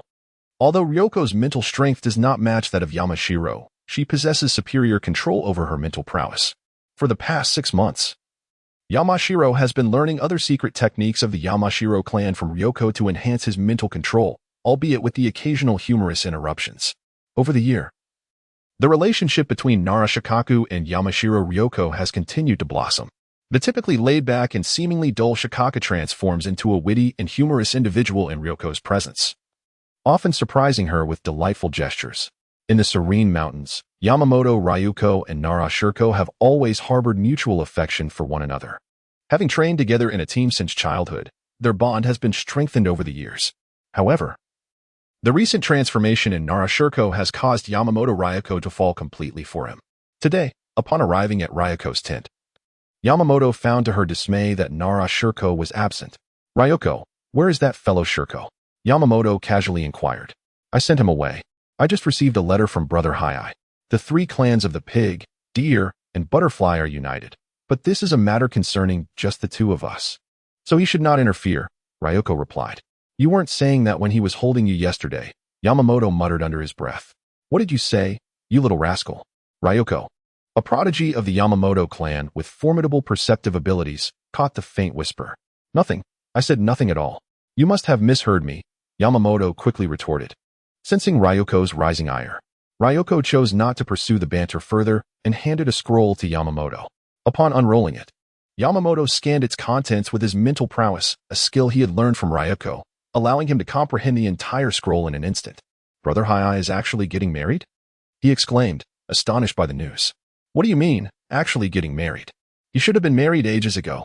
As the clan leader of the Yamamoto, waiting until 22 is far too late." Ryuko shot him an exasperated glance. "Ryuko, please don't be angry. You're absolutely right. Brother Hai is being utterly unreasonable," Yamamoto readily conceded, throwing Hai under the bus. "Humph. I dare say, if it weren't for my father and Aunt Kiko's insistence, Brother Hai might never have considered marriage," she remarked. "By the way, Ryuko, do you know who Brother Hai's bride is?" Yamamoto inquired, curious. The original text did not mention Hai's wife, but she must possess commendable qualities to have given birth to Ino. "I'm not certain, but the clansman who delivered the scroll mentioned that the bride is not a ninja," Ryuko informed him. "Not a ninja? Well, that doesn't matter much. I must seek out Uncle Tsukumo. The date on the letter is October 15th, which is just a month away. We need to prepare for our return to Konoha," she stated decisively. "Indeed, your status is significant. It would be wise to request leave from Lord Tsukumo in advance." Ryuko nodded in agreement. After leaving Ryuko's tent, Yamamoto hurried to the tent of Hitaki Tsukumo. Upon entering, he discovered an ANBU ninja reporting to Tsukumo. "Yamamoto, you arrived just in time. It saves him the trouble of seeking you out," Tsukumo remarked upon seeing him. "Looking for me? Is the ANBU here for me?" Yamamoto queried, perplexed. He had only encountered the ANBU once during his visit to the Land of Wind, when the 3rd Hokage bestowed upon him 2 high-level water techniques. "Lord Yamamoto, the Hokage has promoted you to a special Jonin of Konoha. He specifically sent me to inform you," the ANBU ninja explained. "The strong and the heroic are always held in high regard. Yamashita's prowess needs no elaboration, and under the deliberate promotion by the 3rd Hokage, he has become a celebrated hero among the inhabitants of Konoha." "Ah, I see. Thank you," Yamashita remarked to the Umbu ninja. "Yamashita-sama, no need for formalities. With the message delivered, I shall take my leave." With that, the Umbu ninja vanished using the body flicker technique. "Yamashita, what is it that you require of me?" Kakashi Hitaki, sensing the urgency behind Yamashita's summons, inquired directly. Uncle Kakashi, I wish to request a leave of absence to return to Konoha. A month's leave? Why is that? Kakashi was taken aback. It was uncommon to request such an extended leave during wartime.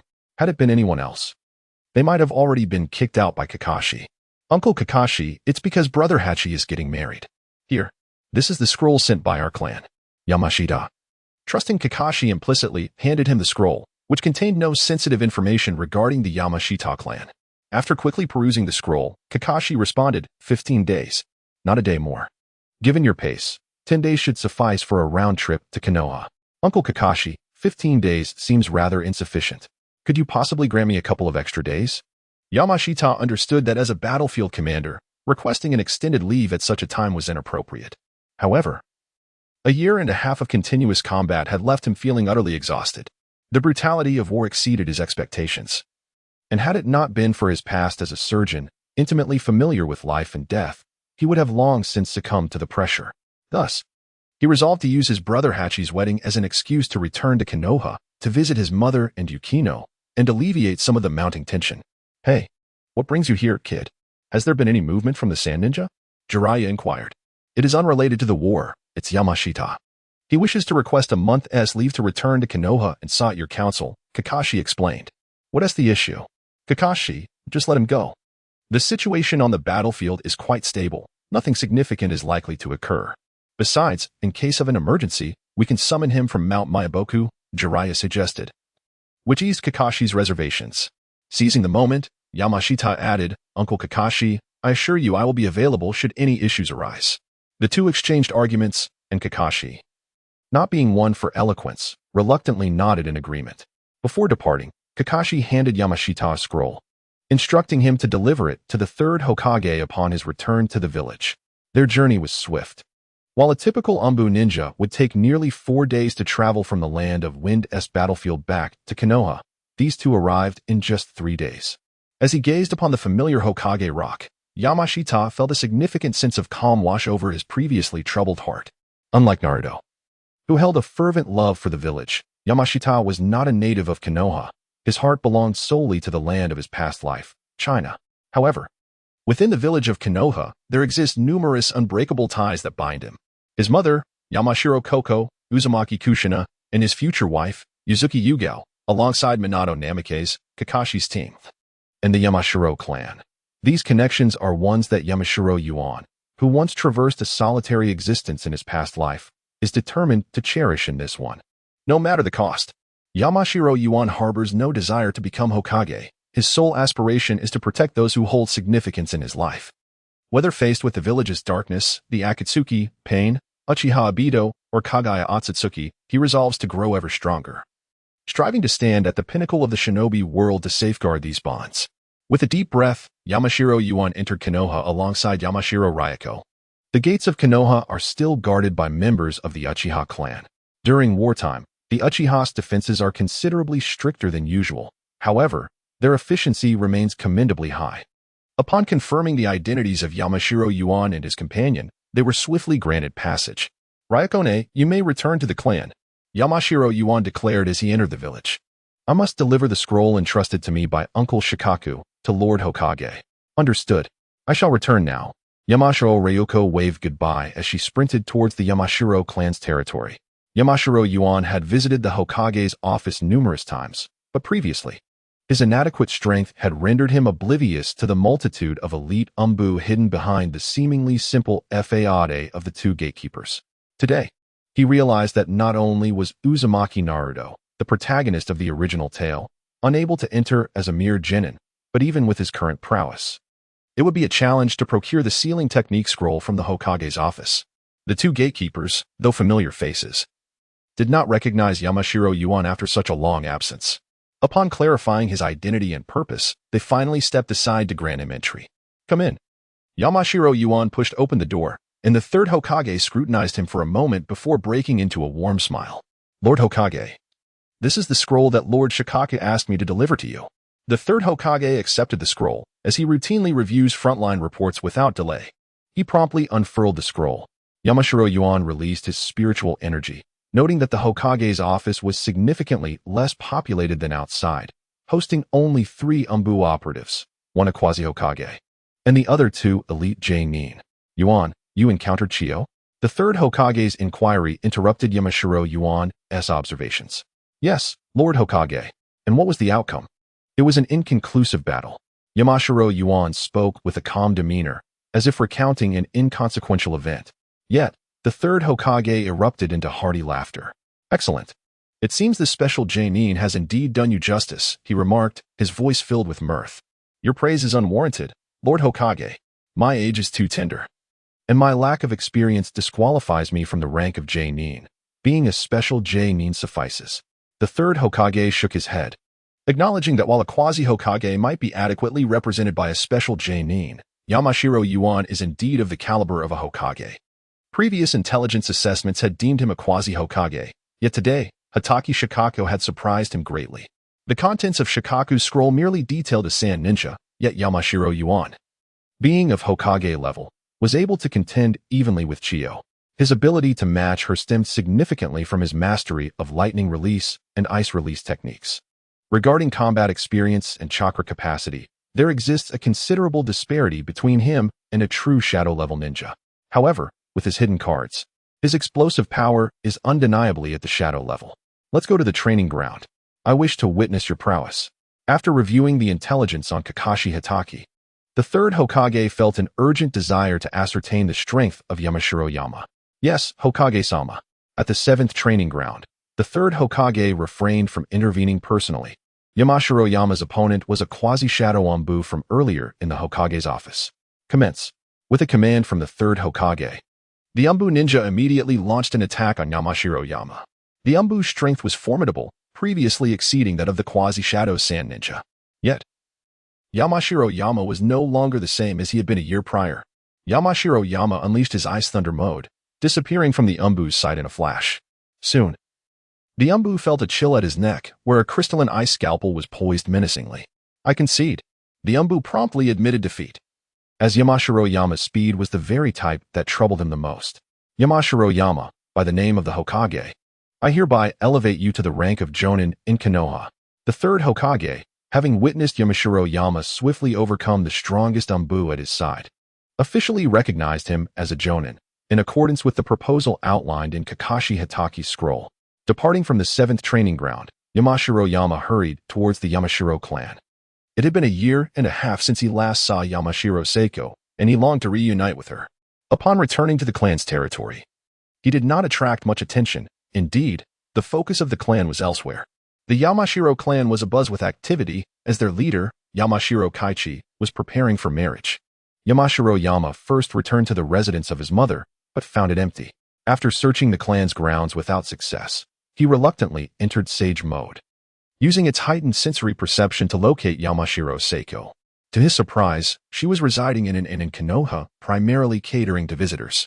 Yamashiro Yama could not recall his mother having any friends from outside the village, which caused him some concern. Upon exiting Sage mode, he swiftly entered Ice Thunder mode and dashed towards the inn. Before long, he arrived at the establishment, which exuded an air of luxury and sophistication. Preferring not to waste time with the staff, he ascended to the 2nd floor using his lightning body flicker technique.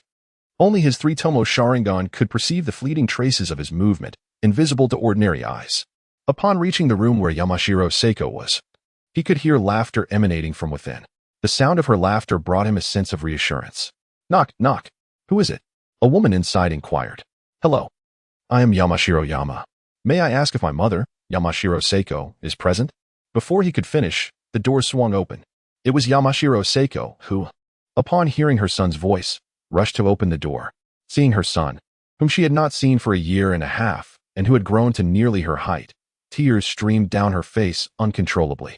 Seiko, perhaps you both should come inside, suggested the woman in the room. They entered, and it took Yamashiro Seiko some time to calm her emotions. In the tranquil abode, Yamashita Rei found herself in the company of Kage, the fiancé of her elder brother, Yamashita Hachi. Rather than inquiring about the battlefield conditions concerning Yamashita Rei, Kage first took the opportunity to introduce another woman present in the room. It was then that Yamashita Rei discerned that this woman was indeed the betrothed of Yamashita Hachi. a strikingly beautiful lady whose features bore a resemblance to Yamashita Ye. However, the woman's attire, reminiscent of a ninja, struck Yamashita Rei as peculiar, for, according to Yamashita Ryoko, this woman was supposed to be a commoner. "Greetings, I am Yamashita Rei. It is a pleasure to meet you," she said. "Likewise, I am Kaguya. I look forward to our acquaintance," she replied. After exchanging names, Kaguya regarded Yamashita Rei with a curious gaze. Having heard from Yamashita Hachi about a remarkable prodigy within the Yamashita clan that piqued her interest. "Aunt Keiko, there is no need to conceal anything from Reikuin. I have mentioned that Hachi and Rei are like brothers," Kaguya remarked. "Mother, is there anything I can assist you with, sister-in-law?" Yamashita Rei inquired, causing Kaguya to blush slightly. Lowering her gaze in modesty, Kaguya was a ninja from the Mist Village in the Land of Water and had been rescued by Hachi from the battlefield. Yamashita Keiko elaborated on this revelation, leaving Yamashita Rei astounded. He suddenly comprehended why Ye's mother had never appeared in the original narrative. Such unions only became commonplace after the Fourth Great Ninja War, which had mended the rifts among various ninja villages. However, given the escalating tensions of the Third Great Ninja War, it was only natural that Hachi's bride, a ninja from the Mist Village, would need to live under an assumed identity. "Pray tell, sister-in-law, how did you come to know each other?" Yamashita Rei inquired with genuine curiosity. Through Kaguya's account, Yamashita Rei learned the sequence of events.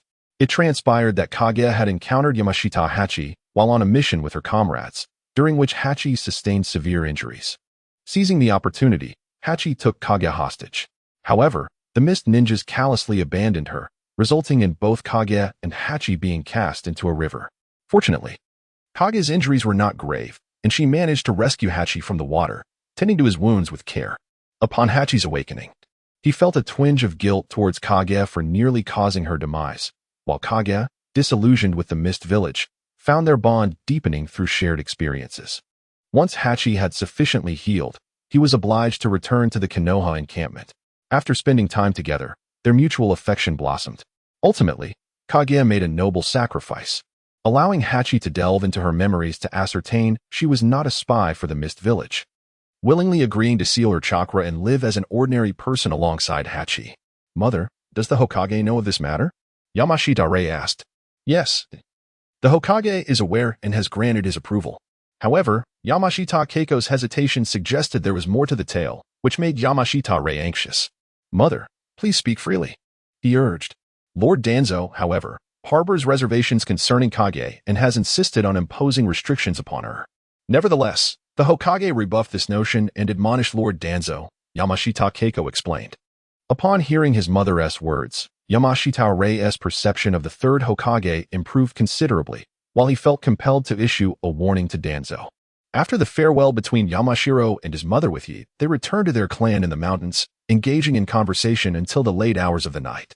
Upon exiting the chamber of the mountain's brilliant child, Yamashiro chose not to retire for the night. Instead, he entered sage mode to locate Danzo's whereabouts. Although Yamashiro had not intended to confront Danzo so soon, the latter's actions against his family had crossed a line.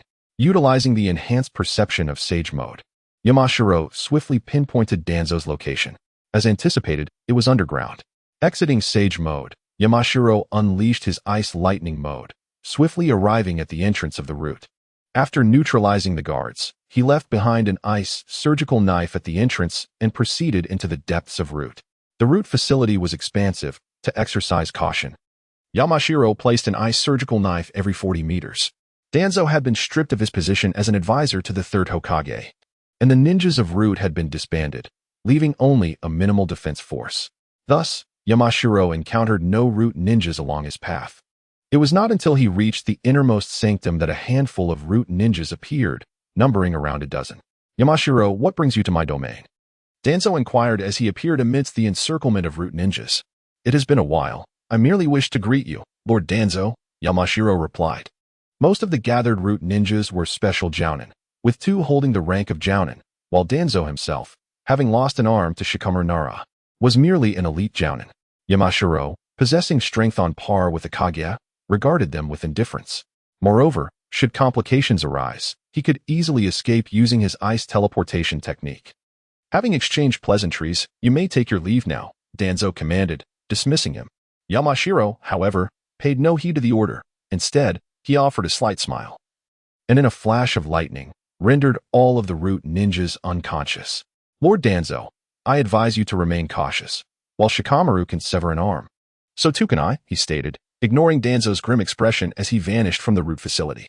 Following Yamashiro's upheaval at root, early the next morning, Mito Gate, T-Rin Komaki and Shimura Danzo convened in the office of the third Hokage.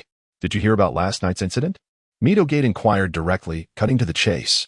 What incident? The third Hokage feigned ignorance.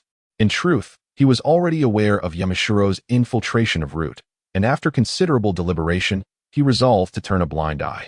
The third Hokage's previous rejection of Danzo's proposal had clearly indicated his stance. The Yamashiro clan had consistently been staunch supporters of the Hokage lineage. And with the emergence of a prodigy like Yamashiro, the third Hokage was determined to prevent Danzo from taking any action against them. Danzo, visibly agitated by the third Hokage's response, took a deep breath to steady his emotions before addressing him. I am referring to Yamashiro's unauthorized entry into root yesterday. Oh, that matter. I am aware. It's merely a child acting foolishly. As elders, you should exhibit some tolerance, the third Hokage remarked with a smile, deftly sidestepping the issue. Daybreak. Can we really dismiss Yamashiro's intrusion into root as mere childish folly? Such an affront to Danzo. T-Rin Komaki interjected, clearly irked by the third Hokage's attitude. Now, Komaki, let us not get upset, the third Hokage replied soothingly. This is but a trivial matter, and the root has already been disbanded. What intrusion could there possibly be? However, the information regarding the root remains intact. Yamato's incursion into the root may well be motivated by the pursuit of classified mission data. Danzo has accused Yamato of stealing Konoha's secrets. You are overthinking it, Danzo. Yamato is the heir to the will of fire and would never act in such a manner. The third Hokage dismissed Danzo's claims. The three individuals discerned the Hokage's favoritism towards Yamato in his words. They were already dissatisfied with the Hokage's decision to revoke their positions. And now, with his defense of Yamato, even Mito Yen, who typically exuded patience, found himself incensed. Rijan, could you provide me with a rationale? Mito Yen's tone was markedly harsh. The third Hokage, having known him for years, recognized his anger. Alas, Yamato is not merely a candidate for Hokage. At the age of 12, he embodies the essence of a true leader. Upon concluding his statement, the third Hokage produced a scroll bestowed upon him by Kakashi Hatake and handed it to the trio.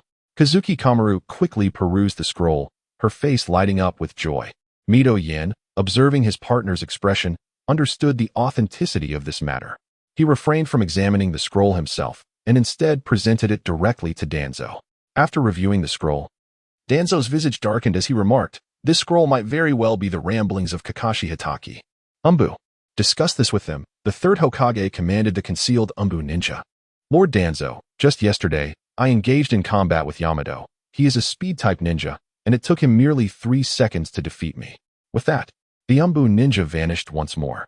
You are all aware of the Umbu's capabilities, while speed-type ninja may somewhat counter the prowess of ninjutsu users like Umbu. It is inconceivable that a mere candidate for Hokage could be so effortlessly subdued if not for a staggering disparity in strength. Even so, can someone so disrespectful towards the village's elders truly be the heir to the will of fire? Danzo continued to struggle against the inevitable. Very well, Danzo. I permit you to reassemble a small team from the root, charged with the duty of safeguarding the root's data. Would that suffice? The third Hokage stated. Danzo recognized the futility of punishing Yamato and, finding the condition of restoring a portion of the root acceptable, nodded in agreement. Unbeknownst to Yamato, all that transpired in the Hokage's office, he was currently preoccupied with reminiscing with Yuzuki Yugao.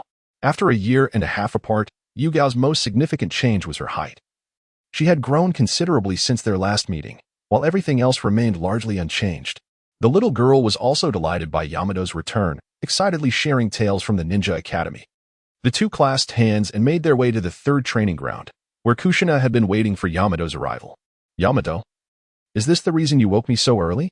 Kushina inquired, gesturing towards Yuzuki Yugao. Of course not. I merely brought Yugao along as an afterthought. Sister Kushina, I summoned you to present a gift. A gift? What sort of gift? This one. Yamato revealed a short blade forged of ice from within the scroll.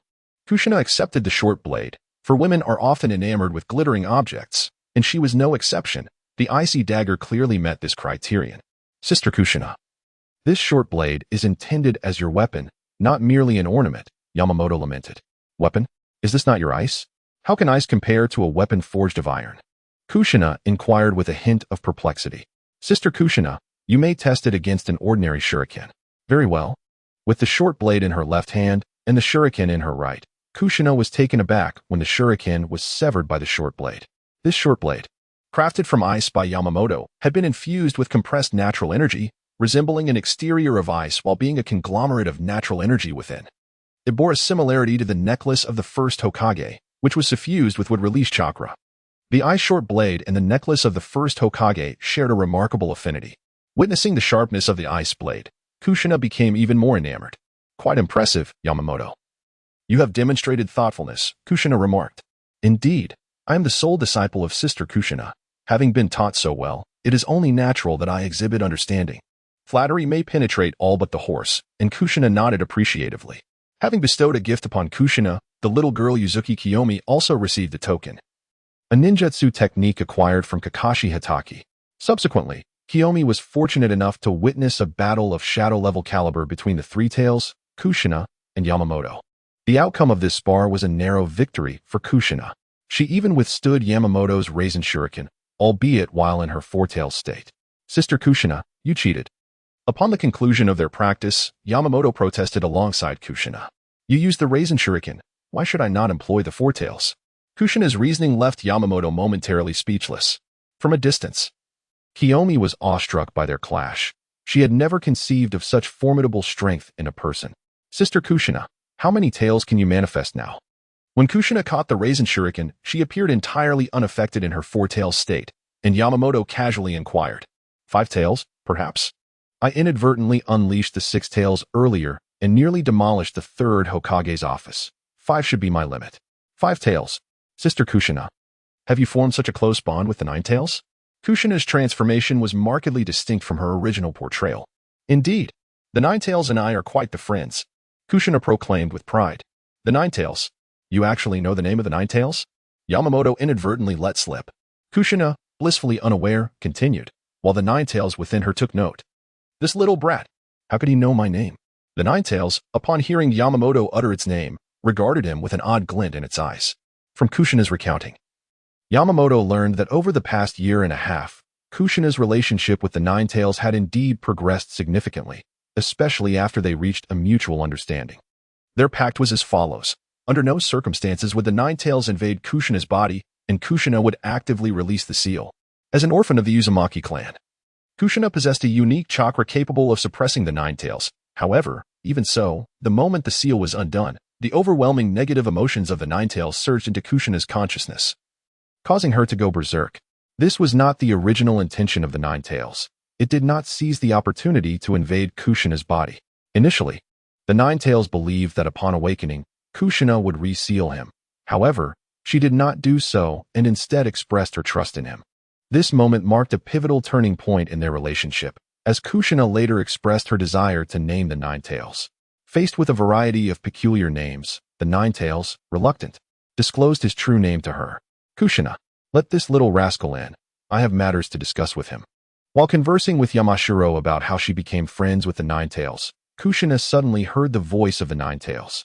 Meanwhile, Yamashiro was in disarray. The words from this small butterfly had altered Kushina's perception of the 9 tails, leading her to genuinely accept him as a friend. Remarkably, the 9 tails had become friends with Naruto's mother. Yamashiro felt a surge of excitement, with such a close bond between Kushina and the 9 tails. Perhaps the night of the 9 tails would not come to pass. Yamato, Kurama wishes to see you. See me? Kushina's words startled Yamashiro. This time, the 9 tails was not sealed. Yamashiro wondered if he would be devoured upon entering. However, trusting Kushina, he nodded in agreement. As before, with Kushina leading the way, Yamashiro encountered the 9 tails for the second time. Hey, little rascal, we meet again. Confronting the 9 tails, Yamashiro felt overwhelmed. The immense chakra, unimpeded by any seal, left him breathless. TCH, still so useless. Hey, how do you know my name? The 9 tails inquired after retracting its chakra. The oppressive chakra pressure dissipated, granting Yamashiro some relief. In response to the 9 tails question, Yamashiro, aiming to prepare for the night of the 9 tails, decided to take a gamble. I don't know. Just a few names popped into my head. Shikaku, Juwaiki, and Kurama. For some reason, when I first met you, I just knew you were called Kurama. He feigned ignorance. Upon hearing Yamashiro's words, the Nine-Tails fell silent. Kushina's ability to sense good and evil was derived from him, and naturally, the Nine-Tails was more adept at wielding this power. From Yamashiro's previous statement, the Nine-Tails could ascertain its truth. Yamashiro's words were indeed not fabricated. He had gleaned this knowledge from an anime in his past life. He mentioned it to foster a connection with the Nine-Tails and to pose a question regarding the Sharingan. Little rascal, you carry the aura of natural energy. Can you utilize natural energy? The Nine-Tails queried. I studied Sage Mode at Miyaboka Mountain, Yamashiro replied. Knowing the names of tailed beasts and possessing the ability to use Sage Mode piqued the Nine-Tails' curiosity even further. Kurama, may I ask you a question? Yamashiro ventured cautiously. Go ahead. The Nine-Tails did not refuse. Kurama, I wish to know if you can be controlled by the Sharingan? As soon as Yamashiro finished his question, the Nine-Tails' previously restrained chakra erupted. Had anyone else asked such a question, the Nine-Tails would have surely swallowed them whole. The memories of being controlled by Uchiha Madara were the most painful for him to recall. The reason the Nine-Tails refrained from attacking was twofold: his curiosity about Yamashiro and an unexpected sense of goodwill emanating from him, leading him to believe that perhaps this question was merely a casual inquiry. Upon reflection, the Nine-Tails retracted its chakra and inquired, Little one, what prompts your question? Yamazaki, seated upon the ground, responded that this matter held great significance for you, me, and Lady Kushina. The Nine-Tails discerned the gravity in Yamazaki's words, and its own abilities confirmed the importance of the issue at hand. Without hesitation, the Nine-Tails declared that while the general Mangeki Sharingan might limit its consciousness, controlling it was an impossibility. Thank you, Kurama. Yamazaki expressed his gratitude. The Nine-Tails ceased conversing with Yamazaki, allowing Kushina to take Yamazaki away. Although Kushina overheard the exchange between the human and beast, she refrained from further inquiries, placing her trust in both the Nine-Tails and Yamazaki, convinced that they would not bring her harm. During Kushina's childbirth, the possibility of control over the Nine-Tails loomed, potentially forcing it into Konoha. In the original narrative, Obito possessed cells of Senja Hashirama, successfully establishing control over the Nine-Tails with his Mangeki Sharingan. Ultimately, it was Minato who defeated Obito and lifted the control through a contract seal. Should the Nine-Tails' control not be lifted in due time, the outcome would remain unchanged. Given the stakes concerning Kushina's life, Yamazaki had to tread carefully. Following his encounter with the Nine-Tails, Yamazaki appeared somewhat despondent. After bidding farewell to Kushina, he escorted Yuzuki Yuga back home and returned to the Yamazaki clan. For the subsequent 2 weeks, Yamazaki was retained at home by Yamazaki Keiko to assist in preparations for Yamazaki Hachi's wedding. Unbeknownst to him, the date of October 15th arrived, bringing a joyful atmosphere to the Yamazaki clan's territory from the break of dawn. Initially, members of the Nara and the Kimichi clans arrived to lend their support, with the Kimichi Choza returning and Nara Shikaku, as commander on the battlefield of the Land of Water, presenting a gift to convey his sentiments. Soon after, various clans came to offer their congratulations, including the Uchiha, Hyuga, Sarutobi, and even the Shimura clan sent representatives. The ceremony was presided over by the third Hokage, with the elders, Yamazaki Keiko and Yamazaki Aki, occupying the seats of honor. Yamazaki Aki, the father of Yamazaki Ryoko, was also Yamazaki's uncle. The wedding featured a predominantly Western style, reminiscent of the marriage between Naruto and Hinata depicted in the theatrical film. Since the outbreak of the Third Great Ninja War, Konoha had been enveloped in a tense atmosphere, with both civilians and ninjas on edge. The wedding of Yamazaki Hachi brought a touch of warmth to the village, allowing the beleaguered inhabitants to momentarily relax. During the ceremony, Yamazaki Hachi appeared somewhat reserved, while his bride exuded grace and poise, embodying the essence of a future matriarch of the Yamazaki clan. Observing the blissful couple, Yamazaki found himself yearning for a similar future with Yugao once she matured. Unbeknownst to him, Yugao was oblivious to his thoughts, contentedly seated beside him, indulging in an array of confections, for sweets always held an irresistible allure for children. Upon the conclusion of the ceremony, a Kimichi Choza accompanied Yamazaki Hachi in hosting the guests. At that moment, Yamazaki contemplated the merits of having a friend from the Akimichi clan, especially during a wedding where one could indulge in as much sake as desired. Thus, amidst the joyous revelry, the wedding festivities came to an end. Later that evening, after the guests had departed, Yamazaki discreetly infiltrated the Konoha prison alone. In the depths of the mountain, Yamashiro's objective was to rescue the Sand Village female spy previously captured by Jiraiya. To further his plans, he resolved to seize the opportunity presented by the night to liberate her. This urgency compelled Yamashiro to act, as the Umbu operatives of Konoha were omnipresent. Upon infiltrating the route, he sensed no fewer than 10 Umbu ninjas. This evening marked the wedding of Yamashiro Kaichi, and half of the village's ninjas had attended, leaving many areas in need of protection vulnerable due to insufficient manpower among the Umbu. Additionally, following the wedding, Yamashiro would return to the battlefield, necessitating prompt action. He intended to entrust the care of the Sand Village spy to his mother, Yamashiro Keiko. That night, his entrance into the route was forthright. He aimed to warn Danzo and convey to others with malicious intentions that the Yamashiro clan was not to be trifled with. However, rescuing someone from Konoha prison was of an entirely different nature and significance. Yamashiro had to tread cautiously to avoid detection. He harbored no thoughts of defection, rather. He was compelled to act for the sake of future plans. As anticipated, the Umbu ninjas in the village were scattered. Yamashiro concealed his chakra with a secret technique, carefully evading the Umbu as he approached Konoha prison. The defenses of the prison were relatively lax. He sensed merely 20 genin, 6 ch-nin, and 1 special j-nin inside, while the rest were civilians assisting in various tasks.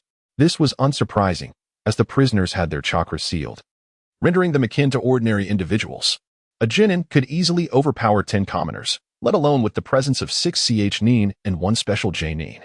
The guards consisted of only 2 genin, and with Yamashiro's current speed, even without utilizing the lightning release chakra mode, he could evade their notice with the body flicker technique. Leaving behind an ice kunai, Yamashiro waited patiently for an opportunity to open the main gate when someone exited the prison. After approximately half an hour, the gate swung open, and a civilian emerged. Seizing this moment, Yamashiro executed the body flicker technique and successfully infiltrated Konoha prison, unnoticed by the 2 genin guards, who merely felt a gust of wind pass by. The structure of Konoha prison was not overly complex, consisting of only 4 levels in the basement. As Yamashiro cautiously avoided the patrolling ninjas, he focused on sensing the location of the Sand Village spy. After a fruitless search, he suddenly recalled that the chakra of the prisoners was sealed, and he only remembered the chakra fluctuations of the Sand Village spy, having long forgotten other distinguishing features, making the search exceedingly difficult. Reluctantly, he seized a patrolling ch-nin from Konoha prison, activated his Sharingan, and employed a Jinjutsu to extract information from the ch-nin. Yamashiro learned that all captured spies had been confined on the west side of the 2nd floor for the past 40 years. Upon arriving at the location indicated by the ch-nin, he immediately spotted the Sand Village spy, as her hair color was strikingly similar to that of Yakura. "Who are you?" The female spy had merely been sealed of her chakra, and Yamashiro could clearly see the destruction of the seal upon the prison door. "Do not utter a word. It is Yakura who has sent me to rescue you." Fearing that she might jeopardize the mission, Yamashiro directly mentioned Yakura's name. Upon hearing it, the Sand Shinobi spy fell silent. After breaking the seal, she stepped out of the prison cell. Konoha prison had not mistreated her, but her mental state appeared rather unwell. "I shall take you outside. Rest assured, I will not harm you." With that, Yamashiro formed hand seals and utilized the water prison technique to confine the spy, subsequently encasing her in ice. Although Yamashiro's ice release teleportation could not transport individuals, it could carry ice. Thus, encasing the spy in ice and then using ice release teleportation to leave Konoha prison proved to be the most prudent course of action. Yamashiro approached the 2nd floor, aligning himself with the main entrance of Konoha prison. Sensing the icy surgical blade, he successfully departed with the spy in tow. Afterward, he melted the ice and, carrying the spy, evaded the Umbu ninjas as he returned to the Yamashiro clan's territory. "Knock knock. Mother, mother." The already slumbering Yamashiro Keiko was roused by her son's voice. Sleepily, she opened the door and, upon seeing Yamashiro carrying a woman, she instantly became alert. "Come in." Quickly, Keiko urged, allowing him entry. Once Yamashiro had set the spy down, Keiko inquired, "Yamashiro, who is she?" "Mother. She is an important person to a friend of mine from the Sand, previously in Konoha prison." "Yamashiro, you are a Konoha ninja." Keiko gasped, startled by her son's words. "Do not worry, mother. I harbor no ulterior motives. This friend will greatly assist me in the future, and I merely wish to repay her kindness," Yamashiro explained. As the mother and son conversed, the sand spy stirred awake, having overheard their discussion, confirming that Yamashiro bore no malice towards her and indeed knew Yakura. She opened her eyes and sat up. "Thank you for rescuing me, Yamashiro.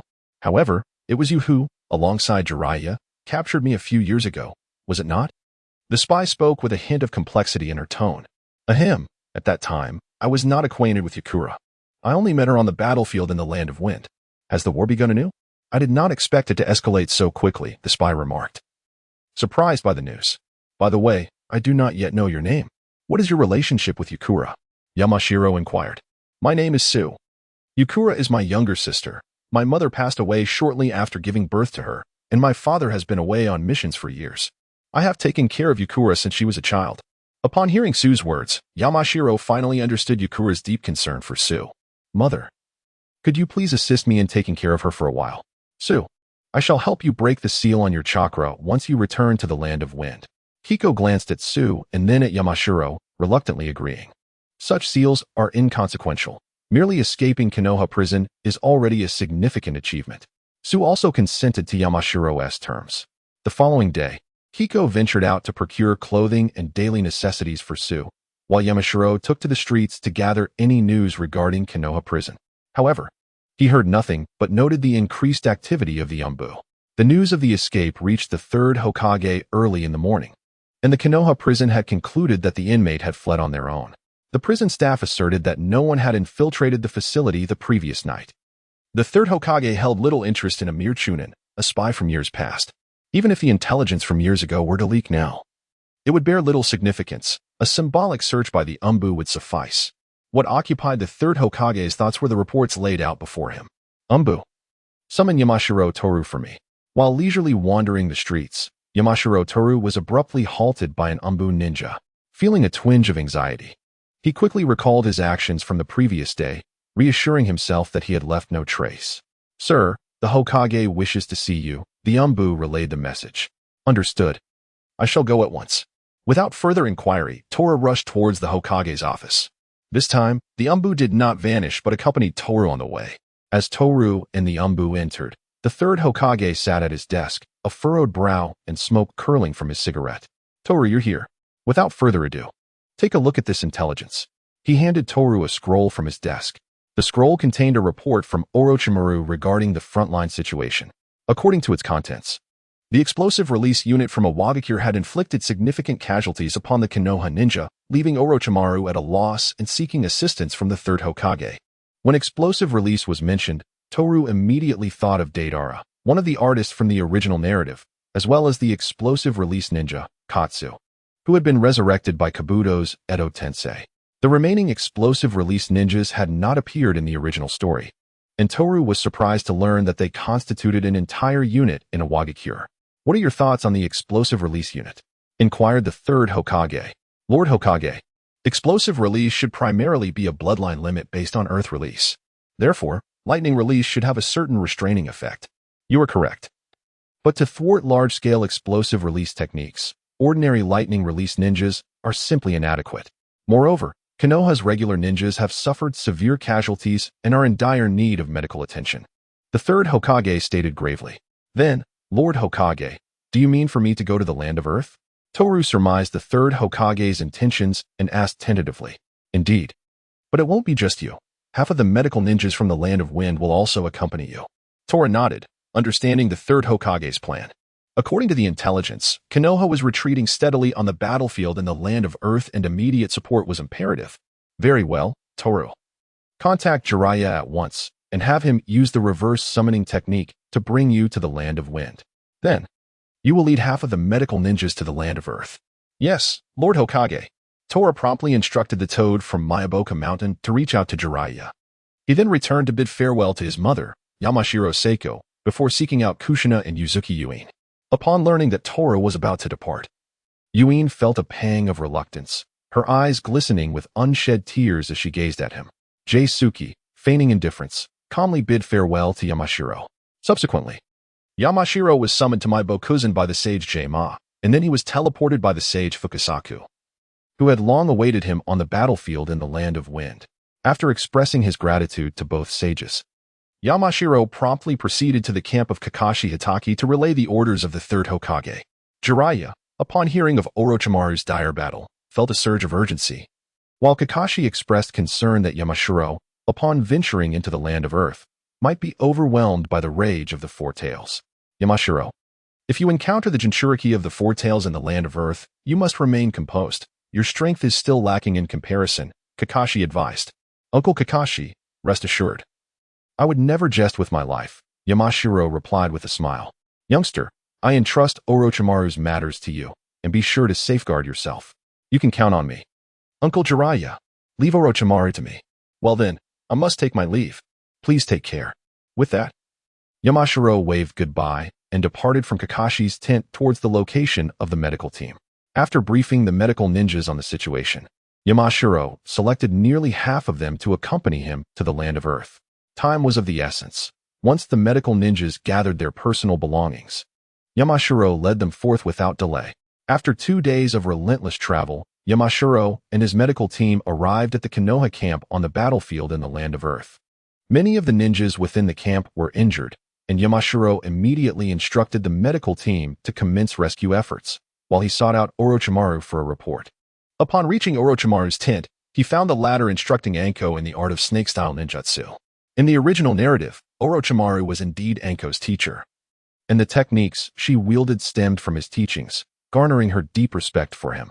Later, when Orochimaru defected, he marked Anko with a cursed seal. As Orochimaru's experimental subject and his sole disciple at the time, he sought to take Anko with him, but she resolutely declined. Anko had always harbored the desire to perish alongside Orochimaru, reflecting that her feelings towards him were not rooted in animosity. She simply chose Konoha over her teacher. Yamashiro, I did not expect it to be you, Orochimaru exclaimed, pleasantly surprised as he regarded Yamashiro as a kindred spirit. Hello, Uncle Snake. With the elevation of his power, Yamashiro felt less trepidation and more admiration towards Orochimaru, growing increasingly fond of this mad scientist of the ninja world. You are Yamashiro? What brings you here? Anko remarked. Having been quite impressed by the two prodigies of their generation, Yamashiro and Kakashi. It's Anko. I heard that Uncle Snake took you on as a pupil. That is splendid. Yamashiro greeted his former classmate. Yamashiro, did Sarutobi-sensei send you here? Do you have a method to counter the explosive release forces? Or is it for the treatment of the injured ninjas? Both. At these words, Orochimaru's eyes lit up. The explosive release forces posed a significant threat to Konoha, and he had long dreamt of eliminating them. Little did he know that Yamashiro had a solution. Yamashiro, could you share your method with me? Orochimaru inquired. Of course. After speaking, Yamashita Haruka unleashed the lightning release chakra mode, swiftly forming a Rasengan in his hand. He infused the Rasengan with the nature transformation of lightning, transforming it into a sphere radiating with electric energy. Orochimaru, sensing the electric sphere in Haruka's hand, felt a surge of excitement. Such a level of lightning release ninjutsu was ample to counter the explosive release. You have truly surprised me, Haruka. You're too kind, Uncle Snake. For now, let's not rush to deal with the rock ninja. Grant me 2 days to attend to the injured in the Konoha camp. Orochimaru readily agreed, even without Haruka's request. He would have insisted that Haruka first tend to the wounded ninjas in the camp. Then, I shall join you in treating the injured. After bidding farewell to Orochimaru, Yamashita Haruka immersed himself in the urgent rescue efforts. Thanks to Haruka's arrival, Orochimaru found these 2 days considerably less burdensome. With Haruka handling the injured and the explosive release issue, he only needed to focus on confronting the third Tsuchikage. 2 days later, Orochimaru gathered the ninjas of Konoha, preparing for a major counteroffensive.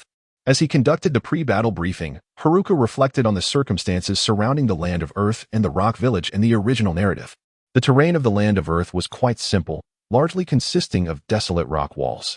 The Rock Village was constructed as a bastion, relying on these natural rock formations for defense. Thus, the Rock Village was renowned for its formidable defenses, surrounded by nature's barriers, making it easy to defend yet challenging to attack. Unlike other nations, the relationship between the Land of Earth and the Rock Village was harmonious, characterized by unity. The daimyo and the Tsuchikage held mutual respect, advancing and retreating together. This cooperation contributed to the minimal losses suffered by the Rock Village at the end of the Third Great Ninja War in the original story. The Rock Ninjas' combat strategy involved bombardment by explosive release troops, followed by the earth release techniques of ordinary ninjas, creating favorable conditions before concluding battles with physical prowess.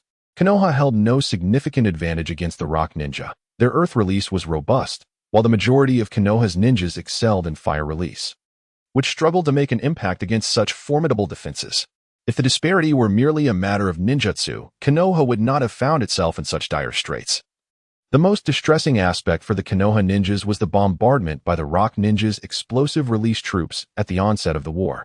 Orochimaru's pre-battle address lacked the fervent passion of Jiraiya, but possessed a penetrating power that resonated with the hearts of the listeners. Observing the fervent expressions of over 5,000 Konoha ninjas below, Haruka marveled at Uncle Snake's charismatic presence. After the conclusion of the motivational speech, the Konoha ninjas set forth, and the rock ninjas soon detected their movements. Led by the third Tsuchikage, Inoki, the rock forces prepared to repel Konoha's assault. The two sides met on a hill, with Konoha occupying the higher ground. Haruka utilized his sensing abilities to locate the rock ninjas' explosive release troops. Orochimaru, do you dare approach?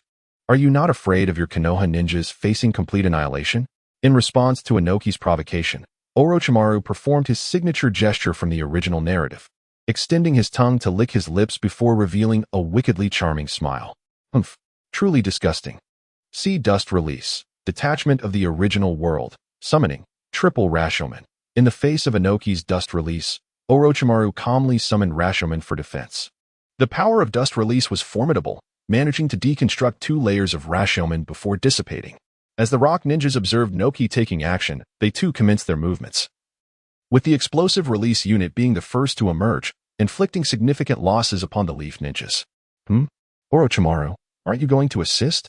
In previous skirmishes, Orochimaru invariably rushed to protect the leaf ninjas the moment the explosive unit appeared, yet this time, he showed no inclination to help.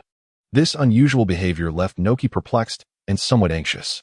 Meanwhile, Yamanaka Enju had long been anticipating the explosive unit's deployment, relying on their long-range assault capabilities. The explosive unit launched various clay bombs from a distance. Yamanaka Enju first unleashed the lightning beast, Reiju, to disrupt the explosive clay. Subsequently, taking advantage of the elevated position of the leaf ninjas, he employed the Great Waterfall technique to amplify the area affected by lightning release, Earthwalk, rendering the first wave of bombs from the explosive unit ineffective. Captain, something seems amiss on the leaf side, remarked a member of the explosive unit to their leader. They're positioned high. It's normal for the first wave of bombardment to have no effect. Continue. The members of the explosive unit held a strong belief in their captain, promptly organizing a second round of bombardment. As they prepared for this second onslaught, Yamanaka Enju was also readying his technique, incorporating lightning release into his Rasengan. As demonstrated in Orochimaru's tent, with the addition of the lightning attribute, the Rasengan gradually transformed into a ball of electricity flickering with energy. Entering Sage mode, Yamanaka Enju infused the lightning ball with Sage chakra while continuously altering its internal structure. Through his persistent infusion of lightning attribute changes into the Rasengan, a qualitative transformation was finally triggered. The electric sparks began to coalesce, and the Rasengan developed peculiar dark spots that emitted an unusual allure. Everyone stepped back. He commanded the leaf ninjas as the technique reached completion. The ninjas quickly retreated just as the explosive unit's second wave of bombardment arrived. Yamanaka Enju hurled the Rasengan towards the direction of the explosive unit, controlling its detonation mid-flight. As the wind release, Rasen Shuriken erupted, countless wind blades were unleashed. And the moment Yamanaka Enju's lightning-infused Rasengan detonated, it resonated like a clap of thunder, silencing the entire battlefield. With the explosion of the Rasengan, electric sparks flickered continuously, transforming the area into a vast electromagnetic field. The explosive unit's clay bombs, disrupted by the electromagnetic interference, became entirely ineffective. What technique is this? Who possesses such formidable lightning release? The captain of the explosive unit inquired, flustered. The team members shook their heads. In recent days, only a batch of medical ninjas had arrived from the Leaf, and they had no knowledge of such a powerful lightning ninja emerging. Captain, we should retreat. Let the other ninjas in the village handle the rest. As long as the effects of this technique persist, our explosive unit will struggle to make an impact. One team member suggested. After a moment of contemplation, the captain agreed to the proposal but felt reluctant to withdraw without further inquiry, deciding instead to scout the Leaf side alone. Captain, please be careful. We will take our leave now. On the other side, the tremendous rumble of thunder on the battlefield reached Naka's ears. He was astonished that the Leaf Village possessed a ninja with such formidable lightning release techniques. Orochimaru, is this your trump card? Who is the ninja that unleashed this jutsu? He inquired. He is a friend of mine, Orochimaru replied slowly, no longer dismissing Noki. During his initial encounter with Yamashiro, Orochimaru had merely regarded him as a person capable of understanding him, but this time, he noticed a newfound closeness from Yamashiro. This shift in attitude led Orochimaru to believe they might even be considered friends.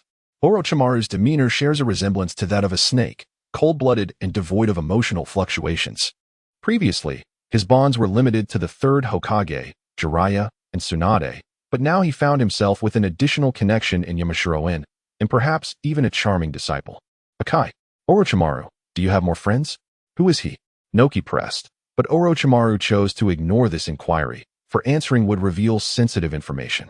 Although the rock ninjas would eventually uncover Yamashiro's identity, the immediate concern lay elsewhere. Meanwhile, after halting the explosive release unit, the ordinary forces of the rock ninja surged forward, igniting a chaotic skirmish between the leaf and rock ninjas. Yamashiro refrained from participating in this melee, as the earlier jutsu had consumed a significant portion of his chakra, and there were no formidable opponents among the rock ninja present. Instead, he engaged in light conversation with Uchiha Man. What was the name of that jutsu you used earlier? Uchiha Man inquired. Let us call it lightning release, electromagnetic Sharingan. Yamashiro chuckled. What? You just completed it, didn't you? It doesn't even have a proper name yet? Uchiha Man laughed. Correct. Yamashiro replied with a smile. As the two chatted, the captain of the explosive release unit had stealthily infiltrated the rear of the Leaf forces. This captain, known as Sure, was one of the elite ninjas among the rock ninja. Having extensively studied lightning release techniques, Sure was well acquainted with their intricacies. To him, the recent display of massive lightning release indicated that even an elite ninja would deplete their chakra reserves after using such an extensive technique, let alone other ninjas. Based on the intelligence gathered by the rock ninja, only Orochimaru was present at the elite level within the Leaf encampment, leading Sure to conclude that the user of this jutsu was not an elite ninja. Realizing that a non-elite had managed such a large-scale lightning release, Sure deduced that the user must have lost their capacity for action. Thus, he decided to circumvent the battlefield and infiltrate the rear of the Leaf camp to eliminate the jutsu's user, preventing future interference with the explosive release unit's assault. However, Yamashiro sensed Sure's presence as soon as he entered the Leaf force's rear and surmised the purpose of his infiltration. Man, it seems someone is coming to deliver themselves. Yamashiro remarked with a smile. Who is it? Has someone infiltrated? Uchiha Man did not share Yamashiro's optimism and immediately heightened his guard upon hearing of the enemy's incursion. It's nothing to worry about. Don't be so tense. I'll take care of him and return shortly. How much has your chakra recovered? Do you need my assistance? Uchiha Man asked. I've regained a portion of my chakra, but I should be fine against one elite ninja. With that, Yamashiro set off towards Sure's location. Juaning, in his mouth, felt as though he were a mere plaything, truly a perverse individual. Uchiha Man murmured to himself as he observed the silhouette of Yamashita Yado. Unbeknownst to Yamashita, who had long grown accustomed to the incessant jabs from Uchiha and Hinata, he proceeded to locate the whereabouts of Sure without hesitation. Entering the Ice Thunder mode, he appeared behind Sure in a flash, his right hand gripping an icy scalpel poised against Sure's throat. Yamashita harbored no intention of killing him. The living Juaning held far greater value than the deceased. A living Juaning could serve as leverage at the negotiating table, while a dead one would yield only scraps of information. Who are you? Sure exclaimed, startled by Yamashita's sudden appearance. Had it not been for the chilling sensation at his neck, he might have thought he was dreaming. Who I am is inconsequential. What matters is who you are and your purpose here, Yamashita retorted. Sure refrained from answering and instead turned to hurl a clay bomb at Yamashita. Enveloped in lightning, Yamashita effortlessly bisected the bomb with his left hand, employing the lightning blade technique. Spare yourself the futile struggle. Behave yourself. Oh hey, what are you doing? Yamashita's words were interrupted as Sure, in a shocking turn of events, used the icy scalpel to take his own life. Such audacity? Yamashita had never encountered anyone so resolute. Shaking his head in resignation as he collected Sure's lifeless body and departed. Upon returning to the spot where Uchiha had been chatting, Yamashita was met with surprise. So soon? You've already resolved it? He committed suicide. I had intended to capture him alive, but his decisiveness caught me off guard, Yamashita replied, tinged with regret. That's impossible.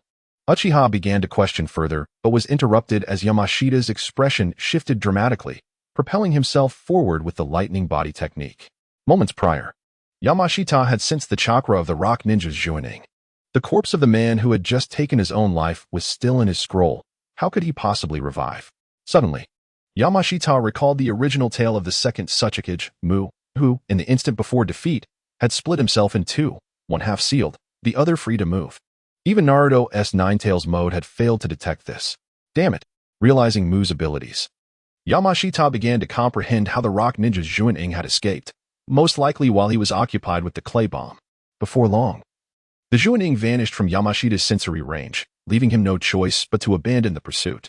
For the second time, Yamashita found himself outmaneuvered. Seething with rage as he muttered, "How dare you toy with me? The next time we meet, I shall end you." The more he pondered, the angrier he grew. He decided to return to the battlefield, drawing forth a long-neglected dagger and plunging into the fray to unleash his fury upon the rock ninja. Targeting the Jonin, Yamashita sought a means to vent his ire, and the rock ninja's elite soon met with misfortune as he dispatched 3 of them in quick succession. Summoning technique. No longer satisfied with a solitary kill, Yamashita summoned Gamabunta. With the Toad's presence, the rock ninja began to falter, while the morale of the Konoha shinobi soared. Since arriving at the battlefield of the Land of Earth, they had been relentlessly pressed upon, but today they could finally hold their heads high. On Orochimaru's side, the formidable strength of Inoki forced Orochimaru to merely contain him, ensuring that Inoki posed no threat to the ordinary ninjas of Konoha. However, upon spotting the distant figure of Gamagoro, Inoki's impatience grew, significantly increasing the pressure on Orochimaru. "Inoki, this time, you have lost. Humph. Even in defeat, I shall still kill you." Enraged, Inoki summoned a colossal stone giant, the stone golem. In response, Orochimaru hastily called forth Manda to assist him through summoning jutsu. "Orochimaru, not this stone creature again. Let me help, but remember to offer me 200 sacrifices afterward," Manda remarked after swatting the stone giant away with its tail. Agreed. Orochimaru, well acquainted with Manda's temperament, promptly nodded in agreement. The emergence of the stone giant and Manda caught the attention of Yamashiro Aoi, who held a keen interest in the third Tsuchikage. In the original narrative, Inoki was the absolute core of the 5 Kages, commanding their battles with authority. "Gamagoro, let's go take a look over there," Yamashiro Aoi suggested, leaping onto Gamagoro's head and pointing toward Manda. Right. Gamagoro leapt vigorously in that direction, landing before Manda. Unlike Gamabunta, Gamagoro bore no significant grievances against Manda, and likewise, Manda showed little interest in Gamagoro. It was a rare occurrence for a frog and a snake to appear without conflict. Upon noticing the arrival of Gamagoro and Yamashiro Aoi, Inoki became vigilant, understanding that the power of summoned beasts often correlates with their size. Being able to stand atop a frog nearly the size of Manda heightened Inoki's wariness. After forcing Orochimaru back, Inoki unleashed his dust release, detachment of the primitive world, at the location of Yamashiro Aoi. This old man is attempting a sneak attack. Gamagoro, cannonball. Gamagoro expelled a cannonball, instantly encasing Aoi in ice, which he then transformed into 2 shields to block the incoming dust technique. The might of Inoki's dust release was indeed formidable. The first ice shield was swiftly disintegrated, and the second was largely dismantled, yet it ultimately managed to withstand the assault from Inoki's technique. Inoki was taken aback that his dust release was so easily thwarted, his expression darkening. "Humph, Konoha, this time, you have prevailed." With that, he issued a retreat order and departed with a grim countenance. Following the retreat of the rock ninja, the ninjas of Konoha erupted in cheers. After a year of defeats on the battlefield of the Land of Earth, this victory brought some Konoha ninjas to tears of joy. "Aoi, I shall take my leave now. Call upon me whenever needed." After bidding farewell to Yamashiro Aoi, Gamagoro returned to Mount Myaboku. "Orochimaru, remember my 200 sacrifices," Manda added before vanishing. "Your summoned beast is truly unique," Aoi remarked, recalling his disdain for Manda's personality from the original narrative. "Do not mind him. He has always been this way." With that, Orochimaru turned and headed back to the battlefield to oversee the retreat of the Konoha ninjas. That evening, the Konoha camp celebrated their victory. This time, Konoha had incurred 700 injuries and 400 fatalities among its ninjas, yet they had slain nearly 1 000 from the rock village, with countless more injured. The joy stemming from this victory is not limited to the ordinary ninjas. Within Orochimaru's tent, even the representatives of various clans are filled with excitement. Conversely, the atmosphere among the rock ninjas is somber, as Noki and the elite ninjas convene for a meeting. Lord Tsuchikage, I can confirm that there is another shadow-level ninja in the Konoha camp besides Orochimaru, spoke the survivor. Sure. Indeed, I encountered him today. His strength is formidable enough to withstand my dust release. Noki nodded in acknowledgement. Is that giant toad summoned by him? Inquired an elite Jainin. It should be. When I arrived, that young lad was perched upon the toad's head. Another elite Jainin asked, is that toad one of Jiraiya's summoning beasts, one of the legendary Sannin? It is of the same kind, but not the same creature. Moreover, this young lad's prowess does not match that of Jiraiya, Noki clarified. Given the current situation, should we seek out the old man, the Four-Tails Jinchuriki? Sure hesitated before suggesting. I second that. With the consensus of the assembly, Noki reluctantly agreed to dispatch someone to locate the old man. Unbeknownst to Konoha, the rock ninjas have their own plans. And Yamashiro Tiya is unaware that he is soon to confront his nemesis. The day following the conclusion of the war, Yamashiro Tiya's medical team began attending to the lightly injured ninjas. However, he was conscripted by Orochimaru to instruct Anko in her training. With the war freshly concluded and numerous trivial matters demanding attention, he could hardly devote time to teaching Anko, and thus asked Tiya to step in. Yesterday, Anko was taken to the battlefield by Orochimaru, who has never been known for his merciful nature. Orochimaru hopes to see Anko mature swiftly, and the battlefield serves as the ideal crucible. Anko observed Tiya's performance yesterday, and his strength profoundly impacted her. Having graduated a year and a half ago, she now has the legendary Orochimaru as her teacher, yet her current abilities only classify her as a Nin. In contrast, based on her prolonged exposure to Orochimaru, Tiya is at least of a quasi-shadow caliber. The fact that a classmate from the same ninja academy is so far ahead leaves Anko feeling both envious and discontented. Hey, Tiya, may I ask what your current strength is? She queried. About the same as Uncle Snake, though not quite as formidable. Tiya disclosed openly to his old classmate, as this was not a matter of secrecy. You are at the shadow level. I recall you are only a year older than me. That is just absurd. Anko exclaimed, her expression reflecting disbelief, which made Tiya feel a tad embarrassed. Hey, we're old classmates. That is a bit harsh, don't you think? Upon hearing Tiya's words, Anko realized her mistake, but, akin to Naruto in the original narrative, she promptly apologized with her characteristic straightforwardness. Tiya shook his head in exasperation, contemplating what he could possibly teach Anko. Ninjutsu was out of the question. Orochimaru's expertise in that domain far surpasses Tiya's capabilities. As for taijutsu, Tiya would not be able to impart any knowledge, as it has always been a weakness of his. He is not a taijutsu-oriented ninja. After much contemplation, Yamashita decided to teach Hondo the body flicker technique. His version of this technique primarily relies on lightning, utilizing lightning-based chakra to stimulate cellular activity, thereby achieving rapid movement. With extensive practice, Yamashita's comprehension of this technique diverged from that of ordinary ninjas, allowing him to execute it with an unparalleled speed that far exceeds that of typical practitioners. He first inquired whether Hondo possessed lightning chakra. Upon confirming that she did not, he resorted to teaching her the basic body flicker technique. Yamashita elucidated the intricacies of his technique and demonstrated the necessary hand seals along with its effects. Subsequently, Hondo practiced the body flicker technique a short distance away, while Yamashita supplemented his training with ice techniques to create ice surgical blades. Yamashita, the energy within your ice blades is quite extraordinary, Hondo remarked.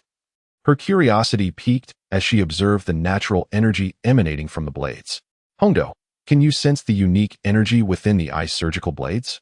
Yamashita queried, intrigued by her ability to perceive natural energy without prior instruction. Indeed, it feels similar to the energy on Manda and Q. She replied, have you attempted to control this energy? Yes, but I cannot absorb it, so I gave up, Hondo expressed with a hint of disappointment. Yamashita nodded, opting not to press further, while Hondo continued to gaze at the ice surgical blades with fascination. Hondo, return to your training of the body flicker technique. If you can impress me with your progress today, I shall reward you with an ice surgical blade. Seeing her captivated by the blades, Yamashita proposed this incentive to motivate her practice. Without hesitation, Hondo agreed and resumed her training. As evening approached, Yamashita assessed Hondo's mastery of the body flicker technique. For a novice, her grasp of it was commendable. True to his word, he gifted her an ice surgical blade. Upon their return to the Konoha camp, the two visited Orochimaru's tent. "Yamashita, what did you teach her today?" Orochimaru inquired with curiosity. "I taught her the body flicker technique, and she grasped it quite well." "The body flicker technique?" Hondo is fortunate to have such a generous classmate. After exchanging a few pleasantries, Orochimaru noticed Yamashita had something more to discuss and excused Hondo to pose a question. "Yamashita, is there something on your mind?" Surprised by Orochimaru's perceptiveness, Yamashita chuckled wryly before replying. "Uncle Snake, are you aware that Hondo can access natural energy directly?" "I am, but I have not practiced sage mode myself, so I am unable to guide her effectively." Yamashita nodded, refraining from further inquiries. He had contemplated assisting Hondo in absorbing natural energy, but hesitated, uncertain of the outcome, and thus chose not to voice it.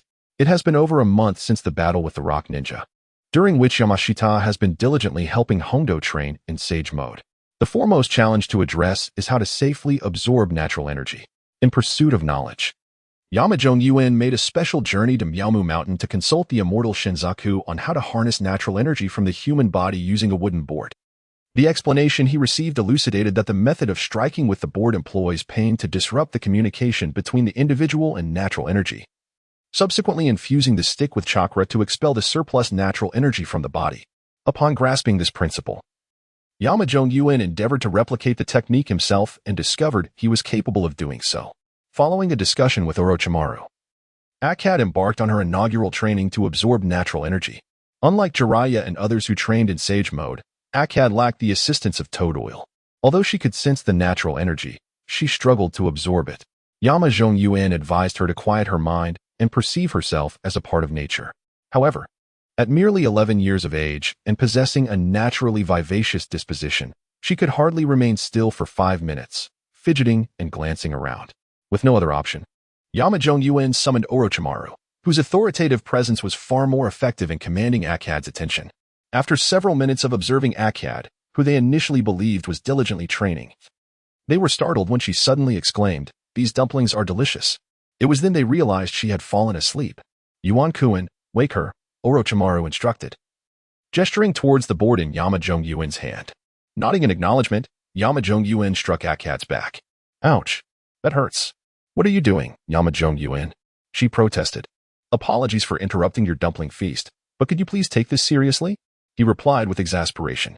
Akihito offered an awkward smile, meeting her teacher's stern gaze, and promptly closed her eyes, sitting upright with renewed focus. This time, Akihito did not succumb to slumber. Through persistent efforts to sense natural energy, she began to mimic its fluctuations, gradually integrating herself with nature. Thus, she completed the first step of merging with the natural world.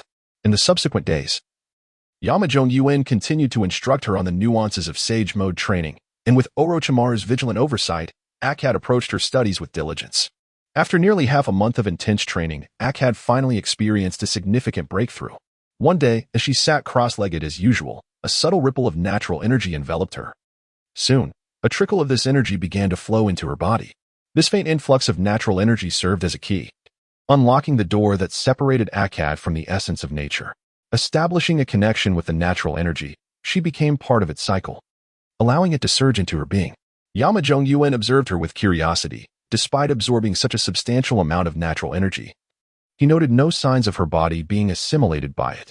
Suddenly, Akihito's eyes flew open, her expression contorted with ferocity as she charged towards Yuan. Though she had not been assimilated by the natural energy, she exhibited the frenzied state akin to that of the original character, Go, after absorbing natural energy. In the mountains, Yuan activated his Sharingan and discovered that the natural energy within Akihito was darting about like a frantic mouse. Unable to control this surge of energy, Akihito experienced a rampage reminiscent of the original character, Go. Upon identifying the cause, Yuan sought the assistance of Orochimaru to help stabilize Akihito, while he himself infused Senjutsu chakra into a board, expelling the erratic natural energy from her body.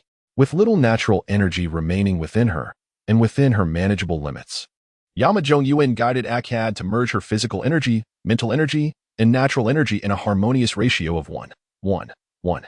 As a ninja, The distinction between physical and mental energy was abundantly clear, and Akkad's innate sensitivity to natural energy aided her in achieving a crucial step in entering sage mode, the fusion of Senjutsu chakra. From her forehead sprouted a horn. Purple shadows adorned her eyes, her skin paled further, and subtle scales emerged upon her body. Yamanaka Yuan sensed a powerful life force suddenly manifesting within Akkad. Her sage mode was evidently distinct from Yamanaka Yuan's. As a contract holder of the Dragon Cave, her transformation bore a resemblance to Kabuto's state in the original story, albeit with a horn atop her head. Slowly, Akkad opened her eyes, initially bewildered, then astonished by the world around her. Seeing that Akkad had regained her senses, Yamanaka Yuan approached and inquired, "Akkad, how do you feel?" "It feels amazing. Everything around me has become so clear, and I feel an inexhaustible power within me." Akkad replied with excitement. "Come, let us spar," Yamanaka Yuan proposed, eager to gauge how much Akkad's strength had amplified under the influence of sage mode. In the original narrative, Kabuto's sage mode had caused considerable trouble for the brothers Itachi and Sasuke. Had Itachi not employed the Uchiha clan's forbidden ocular technique, Izanami, the outcome would have been uncertain. "Absolutely not. You are at the level of a Kage, while I am merely a Ch-nin. Fighting you would be sheer folly." Akkad firmly rejected Yamanaka Yuan's suggestion. With no other option, Yamanaka Yuan resorted to summoning his trump card, Orochimaru, who was equally intrigued by Akkad's sage mode and readily accepted the challenge on her behalf. Reluctantly, Akkad prepared for battle. Realizing she could not evade the confrontation, she resolved to give her all, at the very least avoiding an embarrassing defeat. Without any hesitation, she unleashed a fire release technique, the Dragon Fire technique, directly at Yamanaka Yuan. However, it was only after launching her ninjutsu that Akkad realized something was amiss. Her technique possessed an extraordinary potency, as if imbued with life, transforming into a living fire dragon. Yamanaka Yuan, conjuring an ice wall from the moisture in the air, found that Akkad's Dragon Fire technique curiously circumvented it. Startled, he swiftly countered with Raikiri to slice through the dragon flames. Yamanaka Yuan was aware of the enhancement sage mode conferred upon ninjutsu, yet witnessing a common technique animated with such vitality in Orochimaru's sage mode left him astonished. Meanwhile, Akkad beamed with excitement as she observed Yamanaka Yuan. She realized that absorbing natural energy had not only enhanced her ninjutsu, but also augmented her perception and physical capabilities. As Hondo prepared to launch another assault, the characteristics of the sage mode abruptly vanished. Could it truly be sustained for less than 2 minutes? Yama, upon observing that Hondo had exited sage mode, decided against continuing the confrontation. "Yama, it seems that the natural energy is departing from my body on its own. What could be the reason for this?" Hondo inquired. "Natural energy is a unique force that perpetually cycles throughout the world. When it leaves your body, it simply returns to the world's cycle," Yama elucidated. Hondo had additional questions, but Yama interrupted. "We shall discuss your sage mode concerns later. For now, let us attend to our guests." "Guests? Yama-kun, are you implying that someone is attempting to infiltrate the Konoha camp?" Orochimaru had not sensed any approaching intruders. "Uncle Snake, it is not an infiltration but rather a bold entrance, and the chakra emanating from this individual is utterly formidable." Upon saying this, Yama's expression grew serious as he gazed towards the hills to the east of the camp. "Yama, the Konoha camp is home to nearly 5,000 ninjas, including 4 elite jonin and 2 Kage-level shinobi. Even Hanzo, renowned as a demigod, would not dare to enter so brazenly alone. Are you certain you are not mistaken?" Hondo remarked to Yama. Just as Hondo finished speaking, a ninja from the Hyuga clan rushed over. "Lord Orochimaru, we have detected the Jinchuriki of the Four Tails on the hill to the east. He is charging towards our camp. Has the rock ninja been plotting this for over a month?" Hondo pondered. "There is no time for speculation about the rock ninja's intentions. We must prepare our forces for battle immediately." Orochimaru nodded, commanding the Hyuga clan ninja to gather everyone in the camp. When facing a tailed beast, strategy becomes irrelevant. The only option is to confront it head-on. "Uncle Snake, how formidable is the power of the Four Tails? Could you and Uncle Jiraiya handle him together?" Yama inquired. "If I teamed up with that fool Jiraiya, even in his fully transformed state, the Four Tails would not be our match," Orochimaru replied, a response that aligned with Yama's expectations. Previously, during the battle in the Land of Earth, Kakashi had advised Yama that his strength was slightly inferior to that of the Four Tails. This suggested that disregarding the Four Tails' immense chakra, Yama and the Four Tails were not too far apart in capability, combined with Orochimaru and the numerous ninjas of Konoha. They possessed sufficient strength to subdue the Four Tails. With this thought, Yama began to feel exhilarated. Four Tails Jinchuriki, I have long desired to eliminate you. The Four Tails drew ever closer to the Konoha camp, and the Konoha ninjas were prepared for battle. Uncle Snake, it's here. It must be the tailed beast bomb. Yama sensed a sphere hurtling towards the Konoha camp and promptly reported it to Orochimaru. Summoning, triple Rashomon. Upon realizing it was a tailed beast bomb, Orochimaru summoned the Rashomon gates without hesitation, maintaining utmost vigilance. In the original narrative, the first Hokage's five-fold Rashomon could withstand the tailed beast bomb of the Nine Tails. Although the defensive capability of the triple Rashomon was not as robust, it would suffice to block the Four Tails' tailed beast bomb. Listen well. I shall engage the Four Tails alongside Yama. You all coordinate your attacks with us. Understood, Lord Orochimaru. A crimson figure emerged from the eastern hills, revealing the Four Tails in its tailed beast form. As soon as the silhouette appeared, it unleashed a vast scale of lava release ninjutsu, the lava release, flowing rock technique, towards the camp of Konohagakure. Here I come. Water release, hard vortex water blade. Yamashiro Tosaka swiftly employed the water ninjutsu of the second Mizukage to obstruct the torrent of lava. Are you the young Kage that old Inoki spoke of? Your strength is quite commendable. Yamashiro Tosaka, however, had no time to engage in idle chatter with his adversary. He immediately activated Ice Thunder mode, vaporizing the prior water technique and shrouding the surroundings in steam, an environment most advantageous for him. Without a moment's hesitation, he left behind an ice surgical knife and, employing lightning body flicker, materialized before Oanoki. He condensed the water vapor in the air into an ice blade and aimed it at Oanoki's neck. Relying on the protective cloak of the tailed beast, Oanoki disregarded the ice blade, instead launching a powerful punch enveloped in lava towards Yamashiro Tosaka's head. With no other recourse, Yamashiro Tosaka utilized ice release to teleport back to the location of the ice surgical knife, while Oanoki's fist struck the ground, creating a massive crater. Humph. The kid possesses some skill, but that ends here. I leave it to you, Four Tails. Upon uttering these words, Oanoki was enveloped by a colossal surge of chakra, coalescing into a massive red gorilla that materialized before the onlookers. The Four Tails has emerged. The appearance of the Four Tails sent ripples of unease through the ninjas of Konohagakure, as the tailed beasts were undeniably formidable entities for most. Do not call me Four Tails. I am the king of Sannin monkeys, Son Goku. In alignment with the original narrative's portrayal, this tailed beast exhibited an intense aversion to its name, insisting on its true identity. As the Four Tails revealed its true form, Yamashiro Tosaka and Orochimaru simultaneously invoked the summoning technique, summoning Gamabunta and Manda to the battlefield. The presence of these two colossal creatures instilled a sense of reassurance among the ninjas of Konohagakure. First it was the One Tail, now the Four Tails. Should we brace ourselves for the Nine Tails next?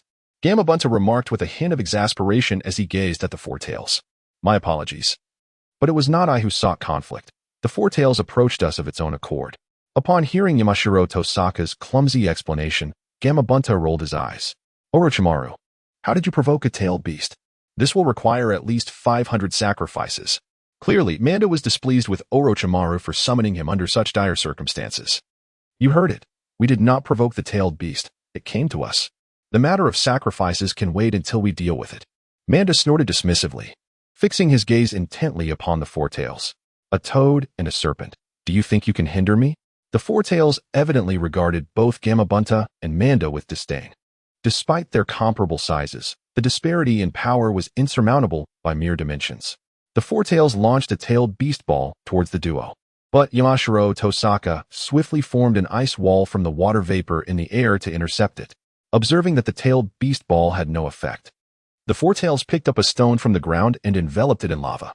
Faced with this molten rock, Yamashiro Tosaka found no effective countermeasure and could only command Gamabunta to relentlessly bombard the stone with water bullets to extinguish the lava.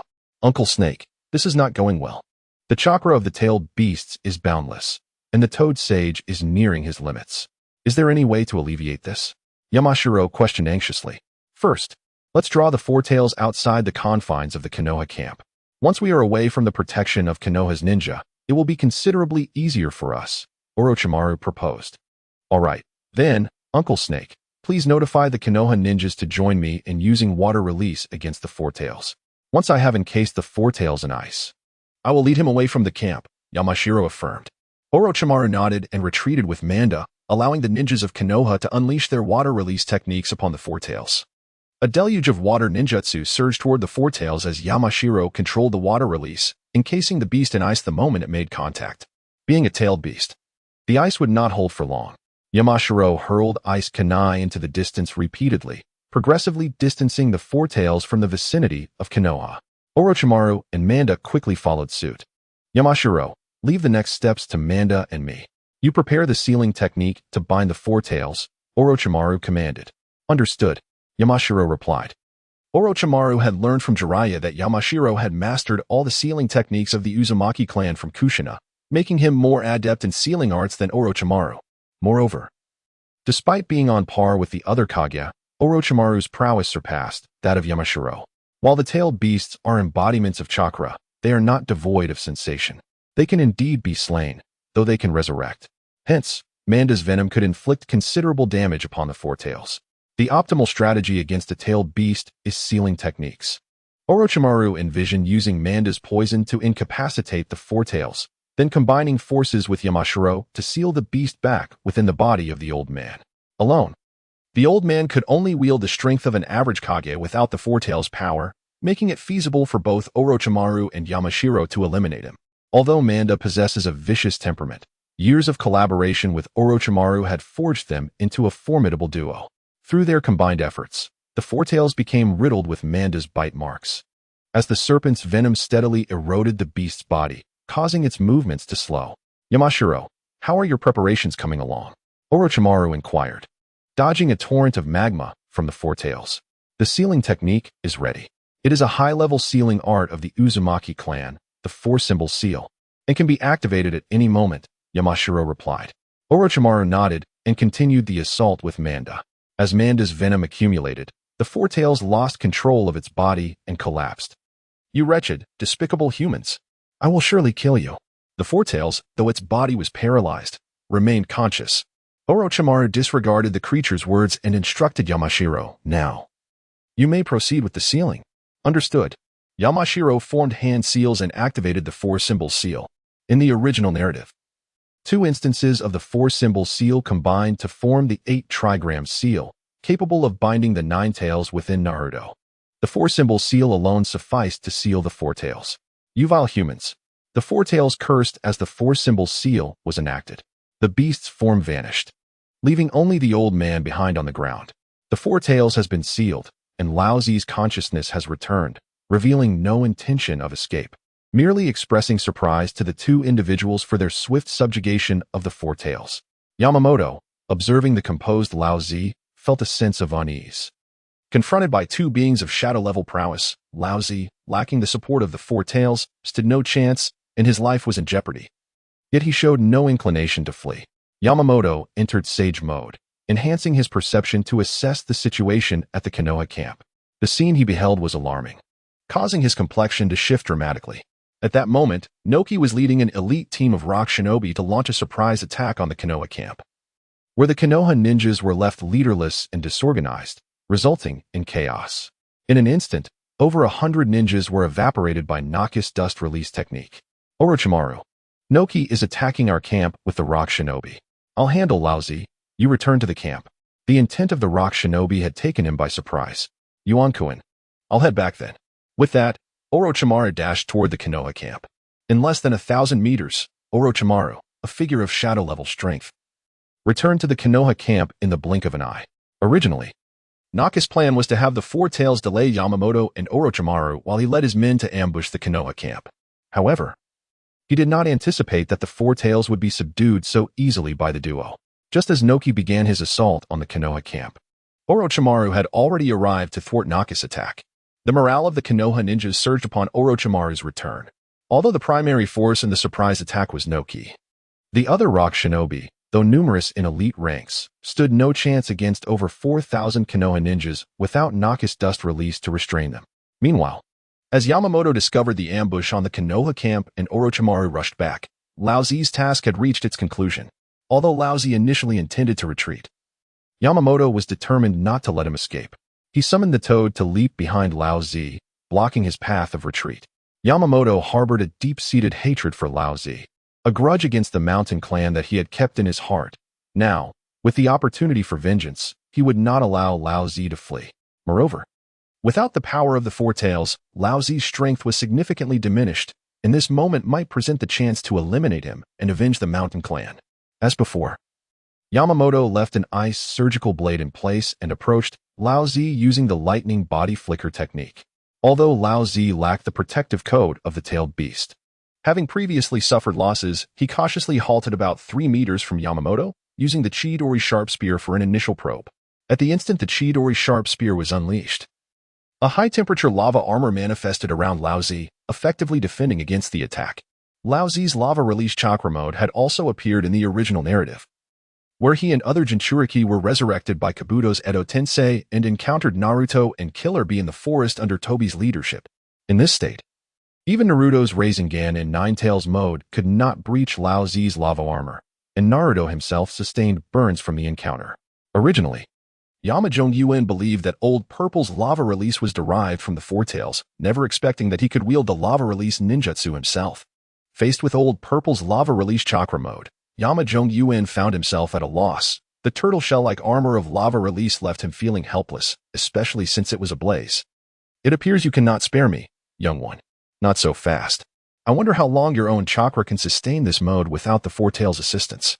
Moreover, when you sealed the Four Tails, a significant portion of your chakra was sealed as well, Yamajong Yuan remarked, keenly observing Old Purple's expression.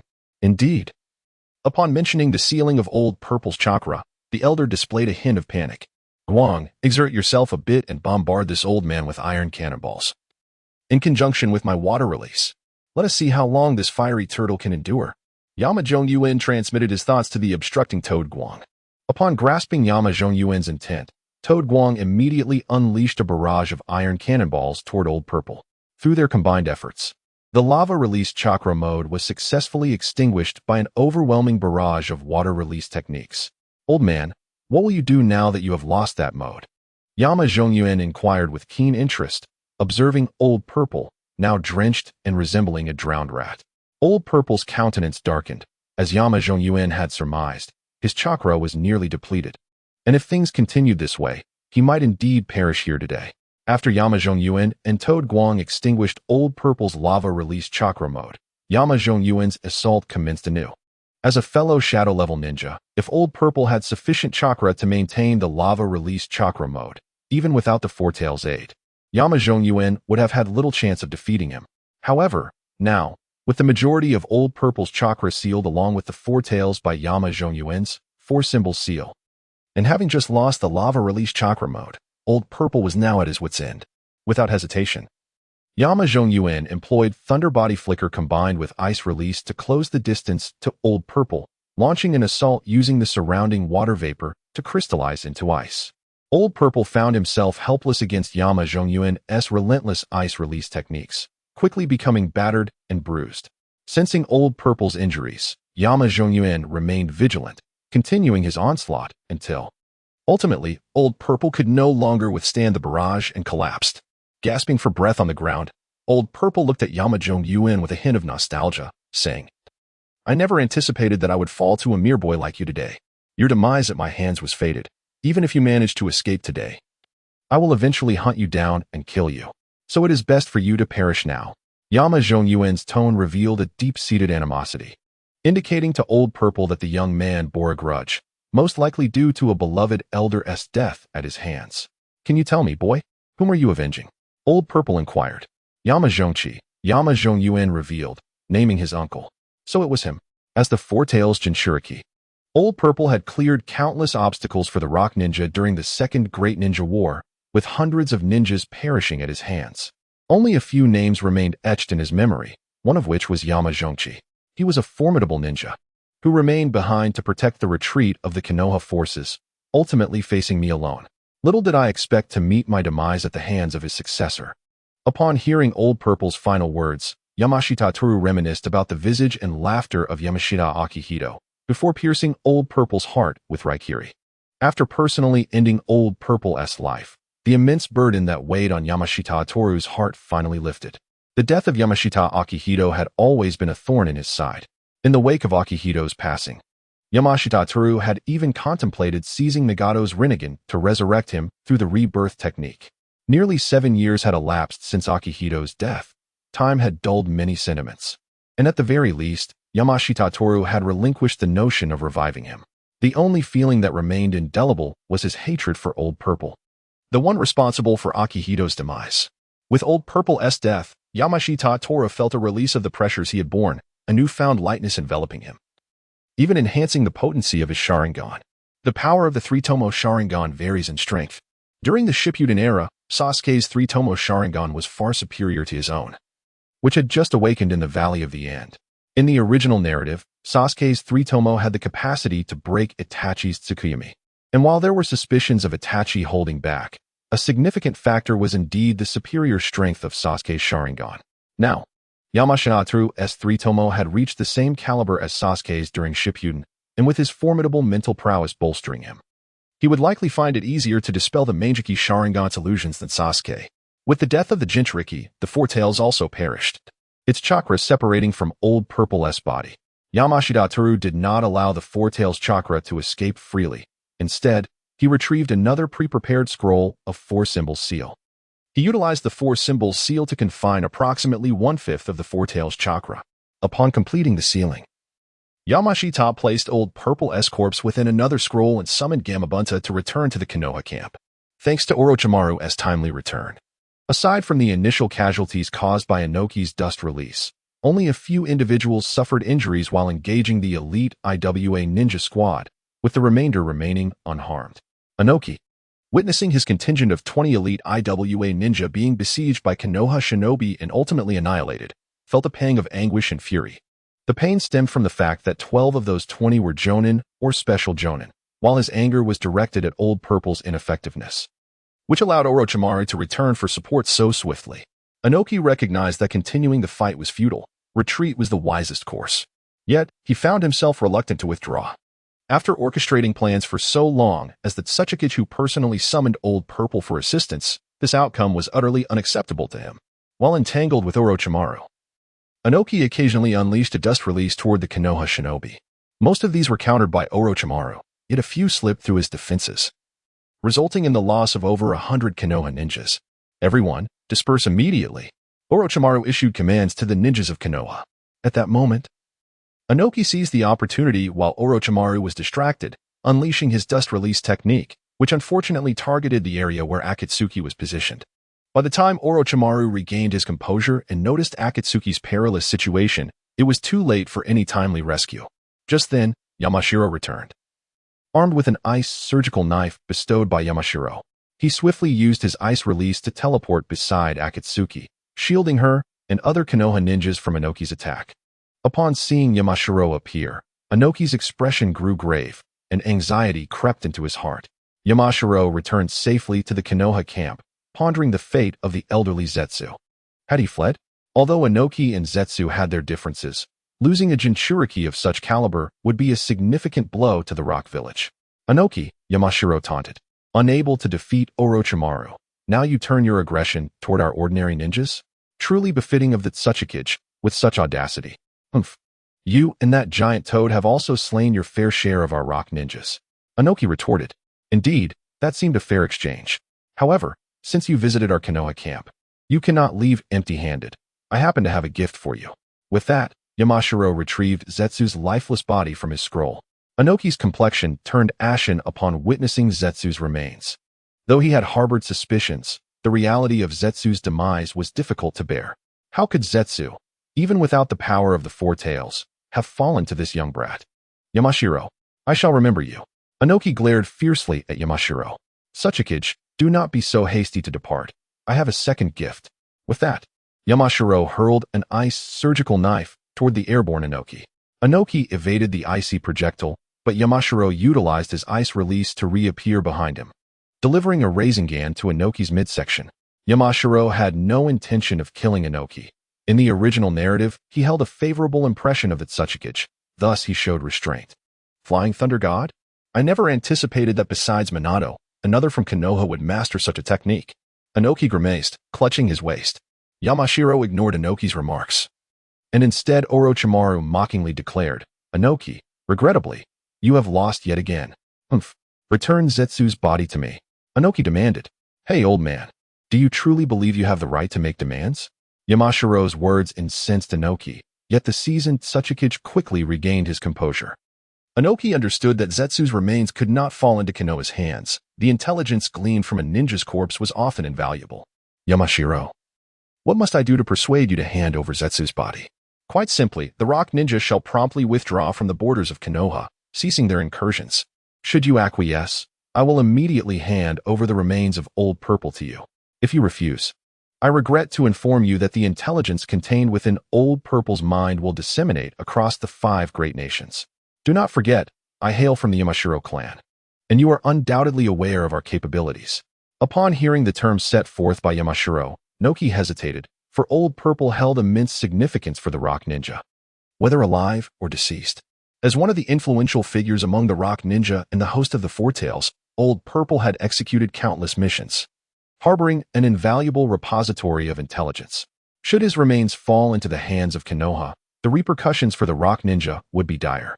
The rock ninja had already found themselves at a disadvantage in this conflict, and while a retreat at this juncture was conceivable, it would undoubtedly dampen the morale of the village's shinobi. Yamashiro did not rush Inoki into making a decision, patiently awaiting his response. After considerable contemplation, Inoki, supporting his waist, acquiesced to Yamashiro's demands. Surprised by the immediate compliance, Inoki gazed at Yamashiro in astonishment as the latter returned Old Purple's remains to the scroll and handed it directly to him.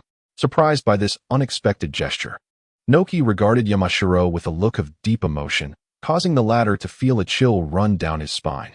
Hey, Lord Tsuchikage, I am not fond of men, so please do not regard me in such a manner. You are handing over Old Purple's remains to me. Are you not concerned I might renege on our agreement? Inoki inquired, ignoring Yamashiro's banter. I trust you. As the leader of a village, you would never go back on your word. Furthermore, even if the rock ninja do not withdraw, I possess the confidence to defeat you, Yamashiro declared with conviction. Konoha truly lives up to its reputation as the cradle of geniuses. With the likes of Minato Namikaze before you, and now you, Yamashiro, rest assured, I shall return and order a retreat. We shall meet again on other battlefields. With that, Inoki, supporting his waist, leisurely departed from the Konoha encampment. Did the Tsuchikage just say he would retreat? Indeed, I heard it too. Have we triumphed? Perhaps. Such dialogues echoed throughout the Konoha encampment, as the shinobi found it hard to believe that victory had come so effortlessly. Meanwhile, Yamashiro was equally bewildered. It was astonishing that the mere presence of Old Purple had compelled Inoki to agree to a withdrawal. Yamashiro-kun, are you wondering why Inoki consented to your demands? Orochimaru, you are aware? This scenario seems to favor you, leveraging Old Purple's remains to pressure the rock ninja into retreat. However, you have overlooked a crucial point. We had already defeated the rock ninja in our previous skirmishes. Orochimaru's words struck Yamashiro like a revelation. The seasoned strategist had indeed been outmaneuvered by Inoki. Just as Orochimaru had noted, Yamashiro had failed to recognize that the dynamics between Konoha and the rock ninja had shifted since his arrival. Konoha had previously been at an absolute disadvantage, subjected to relentless assaults by the rock ninja. Yet, with Yamashiro's arrival, the threat posed by the rock ninja's explosive forces had been neutralized, allowing Konoha to seize the initiative in the war. In that earlier conflict, the rock ninja had suffered defeat at the hands of Konoha, and even after discussions, they found themselves at a loss against the strategies of Konoha. Otherwise, there would be no collaboration with the Four Tails to launch an assault on the Leaf Village. What Inoki did not anticipate was that the Four Tails would be swiftly dealt with by Orochimaru and Yamashiro Tru. Even the Jinchuriki of the Four Tails, Old Purple, fell at the hands of Yamashiro Tru. With Old Purple's demise, Inoki understood that the rock ninja's prospects in the war had significantly diminished.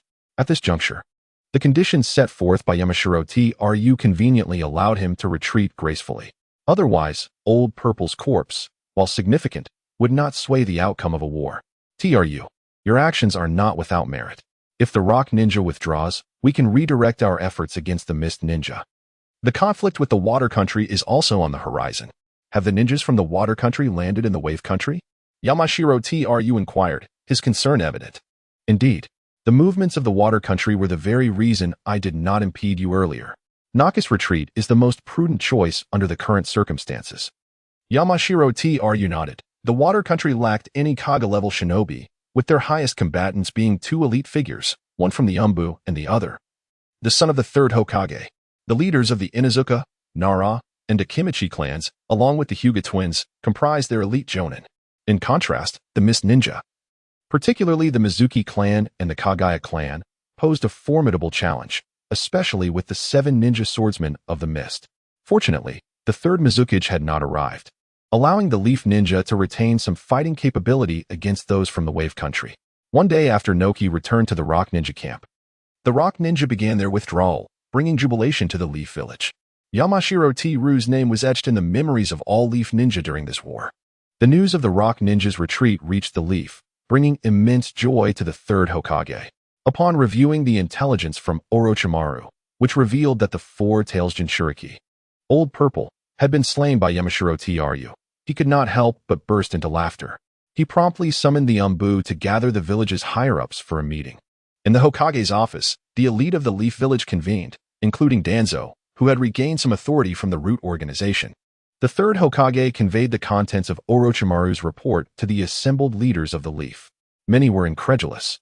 Yamashiro Tru had been in the Land of Earth battlefield for less than 2 months and had already achieved such a monumental feat. Moreover, he had slain the Jinchuriki of the 4 Tails. This indicated that Yamashiro Tru's prowess was at least at the Kage level, and he was among the more formidable of that echelon. Lord Hokage, this report states that Yamashiro Tru killed the 4 Tails Jinchuriki. Does that imply that his strength rivals that of the Hyuga clan leader? One of them inquired. The third Hokage shared the report with them, openly acknowledging Yamashiro Tru's strength. Indeed, Yamashiro Tru is of Kage caliber. His declaration sparked a lively discussion in the conference room, which the third Hokage did not interrupt. His intent was to craft a hero for the Leaf. Despite the absence of significant defeats in the ongoing Third Great Ninja War, the Leaf had also not enjoyed many resounding victories. The third Hokage deemed it essential to present a figure who could instill confidence in both the villagers and the shinobi. With Yamashiro Tru's achievement of slaying the 4 Tails and prompting the Rock Ninja's retreat, he possessed sufficient merit to become the new hero of the Leaf. At the barbecue restaurant in the Leaf Village, 4 ninjas stationed in the village gathered to share a meal. During wartime, the responsibilities of those remaining in the village had increased considerably, and these 4 had stolen a moment of respite to enjoy each other's company. 4 individuals exchanged tales of their recent experiences, discussing some rather bizarre tasks, and though such trivial topics seemed devoid of substance, they captivated the common folk. Speaking of which, have you heard of Yamashiro-in? Inquired Sarutobi Shin, the strongest of the 4 jonin. Yamashiro-in? Of course, the prodigious medical ninja, reputed to possess healing techniques rivaling those of Lady Tsunade, replied the only female ninja among them, Kojima-ran.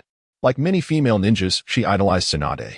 And upon learning of another medical ninja of Tsunade's caliber emerging in Konoha, she had taken the initiative to inquire about Yamashiro-in.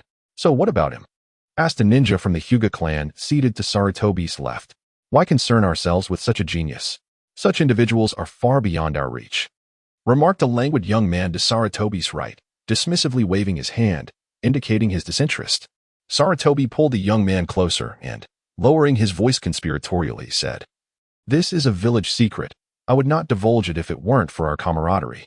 "All right, we understand. Please, do continue," urged Kojima-ran. Sarutobi, no longer withholding, delved straight into the matter. Yesterday, the Hokage summoned the village's upper echelon for a meeting at the Hokage Tower, where Yamashiro-un was mentioned. And what of it? He has merely been referenced once or twice by the Hokage. Is that truly classified information? The languid young man muttered. "Kawamura, cease your interruptions and allow Shin to finish." Kojima-ran interjected. Kawamura shrugged in resignation, remaining silent. Sarutobi continued to recount what he had heard. During the meeting, the third Hokage stated that the IWA ninja had withdrawn their forces, attributing it to Yamashiro-in. Furthermore, it was claimed that Yamashiro-in had slain the 4 Tails Jinchuriki. Impossible. How could someone as young as Yamashiro-in possibly kill a Jinchuriki? Kawamura instantly questioned as soon as Sarutobi finished speaking. "I learned this information inadvertently while passing by the clan leader's room, overhearing discussions among the clan heads and elders. It cannot be false," Sarutobi defended. In truth, not only Kawamura, but Kojima-ran and Hyuga-koku also expressed skepticism. While they were well aware of Sarutobi's credibility, this news was simply too astonishing. The end of the war in the land of Earth and the death of the Four-Tails Jinchuriki. Could such feats truly be accomplished by a mere teenager? Sarutobi opted not to elaborate. Whether they believed or not was of little consequence. What mattered was that the eavesdropping commoners accepted it, thus fulfilling his objective. Such dialogues proliferated in various public venues across Konoha, including restaurants, hot springs, and bookstores. Thus, a rumor began to circulate among the Konoha populace. The victory in the war against the land of Earth was achieved by Konoha's prodigious medical ninja, Yamashiroen, who had also slain the Four-Tails Jinchuriki. Hokage-sama, the task has been accomplished. The village's commoners are now abuzz with discussions about Yamashiroen. Reported an Umbu ninja to the third Hokage regarding the public sentiment. I understand. Continue to monitor this matter, replied the Hokage. Yes, Hokage-sama. This is the strategy of the third Hokage, who, leveraging the populace's curiosity about ninjas, disseminated information about Yamano-yoko throughout the Hidden Leaf at remarkable speed.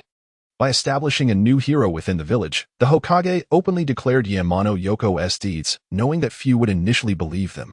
However, secrets articulated by ninjas often held greater sway over public belief. Subsequently, the third Hokage merely awaited the fermentation of public opinion before convening a meeting where villagers would voluntarily inquire about Yamano-yoko's exploits. In the following days, the luminous tales of Yamano-yoko spread throughout the Hidden Leaf, reaching everyone from the elderly to young children just entering the ninja academy. Seizing this opportunity, the third Hokage organized a gathering that welcomed all villagers. The citizens of the Hidden Leaf assembled beneath the Hokage Tower. While the third Hokage and the village's higher-ups stood above, he began with a lengthy discourse, denouncing the shameless acts of the other four countries that had waged war against the Hidden Leaf, followed by recounting the valiant struggles of the Leaf ninjas on the battlefield, and ultimately mentioning the victory on the land of Earth and the retreat of the Rock ninjas. The third Hokage's speech proved highly successful, with both villagers and ninjas celebrating the hard-won triumph. After the cheers subsided, some civilians noted that the Hokage had not mentioned Yamano-yoko, and a few audacious villagers took the lead in questioning. Lord Hokage, was our victory in the land of Earth due to Yamano-yoko? Did he slay the Four-Tails Jinchuriki? As one led, others joined in the uproar, prompting the third Hokage to feign difficulty, which only fueled the villagers' excitement about the unfolding situation. Ultimately, the third Hokage appeared resigned and recounted Yamano-yoko's feats on the battlefield in the land of Earth. This revelation ignited fervor among both ninjas and civilians alike. As the Hokage's acknowledgement could not be doubted, Yamano-yoko was hailed as a hero. This sentiment resonated throughout the village. With such a hero to look up to, the villagers of the Hidden Leaf felt reassured about their safety. The shadows cast by war were effortlessly dispelled by the third Hokage. Even the village's higher-ups expressed satisfaction with the Hokage's approach, as it not only calmed the citizens' anxieties but also fostered greater unity within the village. However, not everyone was pleased with the third Hokage's actions. For instance, Danzo viewed the Hokage's elevation of a hero as the establishment of a future rival. Danzo believed that Yamano-yoko would someday become an obstacle in his own path to becoming Hokage, much like Kakashi Hatake. Yamano-yoko, like Kakashi, had no interest in the position of Hokage. His sole ambition was to become the strongest in the ninja world, focusing solely on power. Unbeknownst to Danzo, he was contemplating ways to tarnish Yamano-yoko's reputation, ensuring he would never have the opportunity to attain the title of Hokage. Meanwhile, Yamano-yoko, unaware of the third Hokage's machinations, had been preoccupied with training Akane, helping her familiarize herself with Sage Mode. Thanks to her exceptional sensitivity to natural energy, Akane made significant progress, though regrettably, Yamano-yoko lacked knowledge of the combat techniques associated with the Dragon Cave Sage art and was unable to instruct her in battle. Recently, Orochimaru has encountered a groundbreaking concept known as genetics. Over the past few days, he has been fervently immersed in the study of genetic sequences. In a world where science is seldom acknowledged, the fervor exhibited by Orochimaru, upon grasping contemporary medical theories, has left Yamashiro Yama, who once prided himself on being a diligent student, feeling utterly ashamed.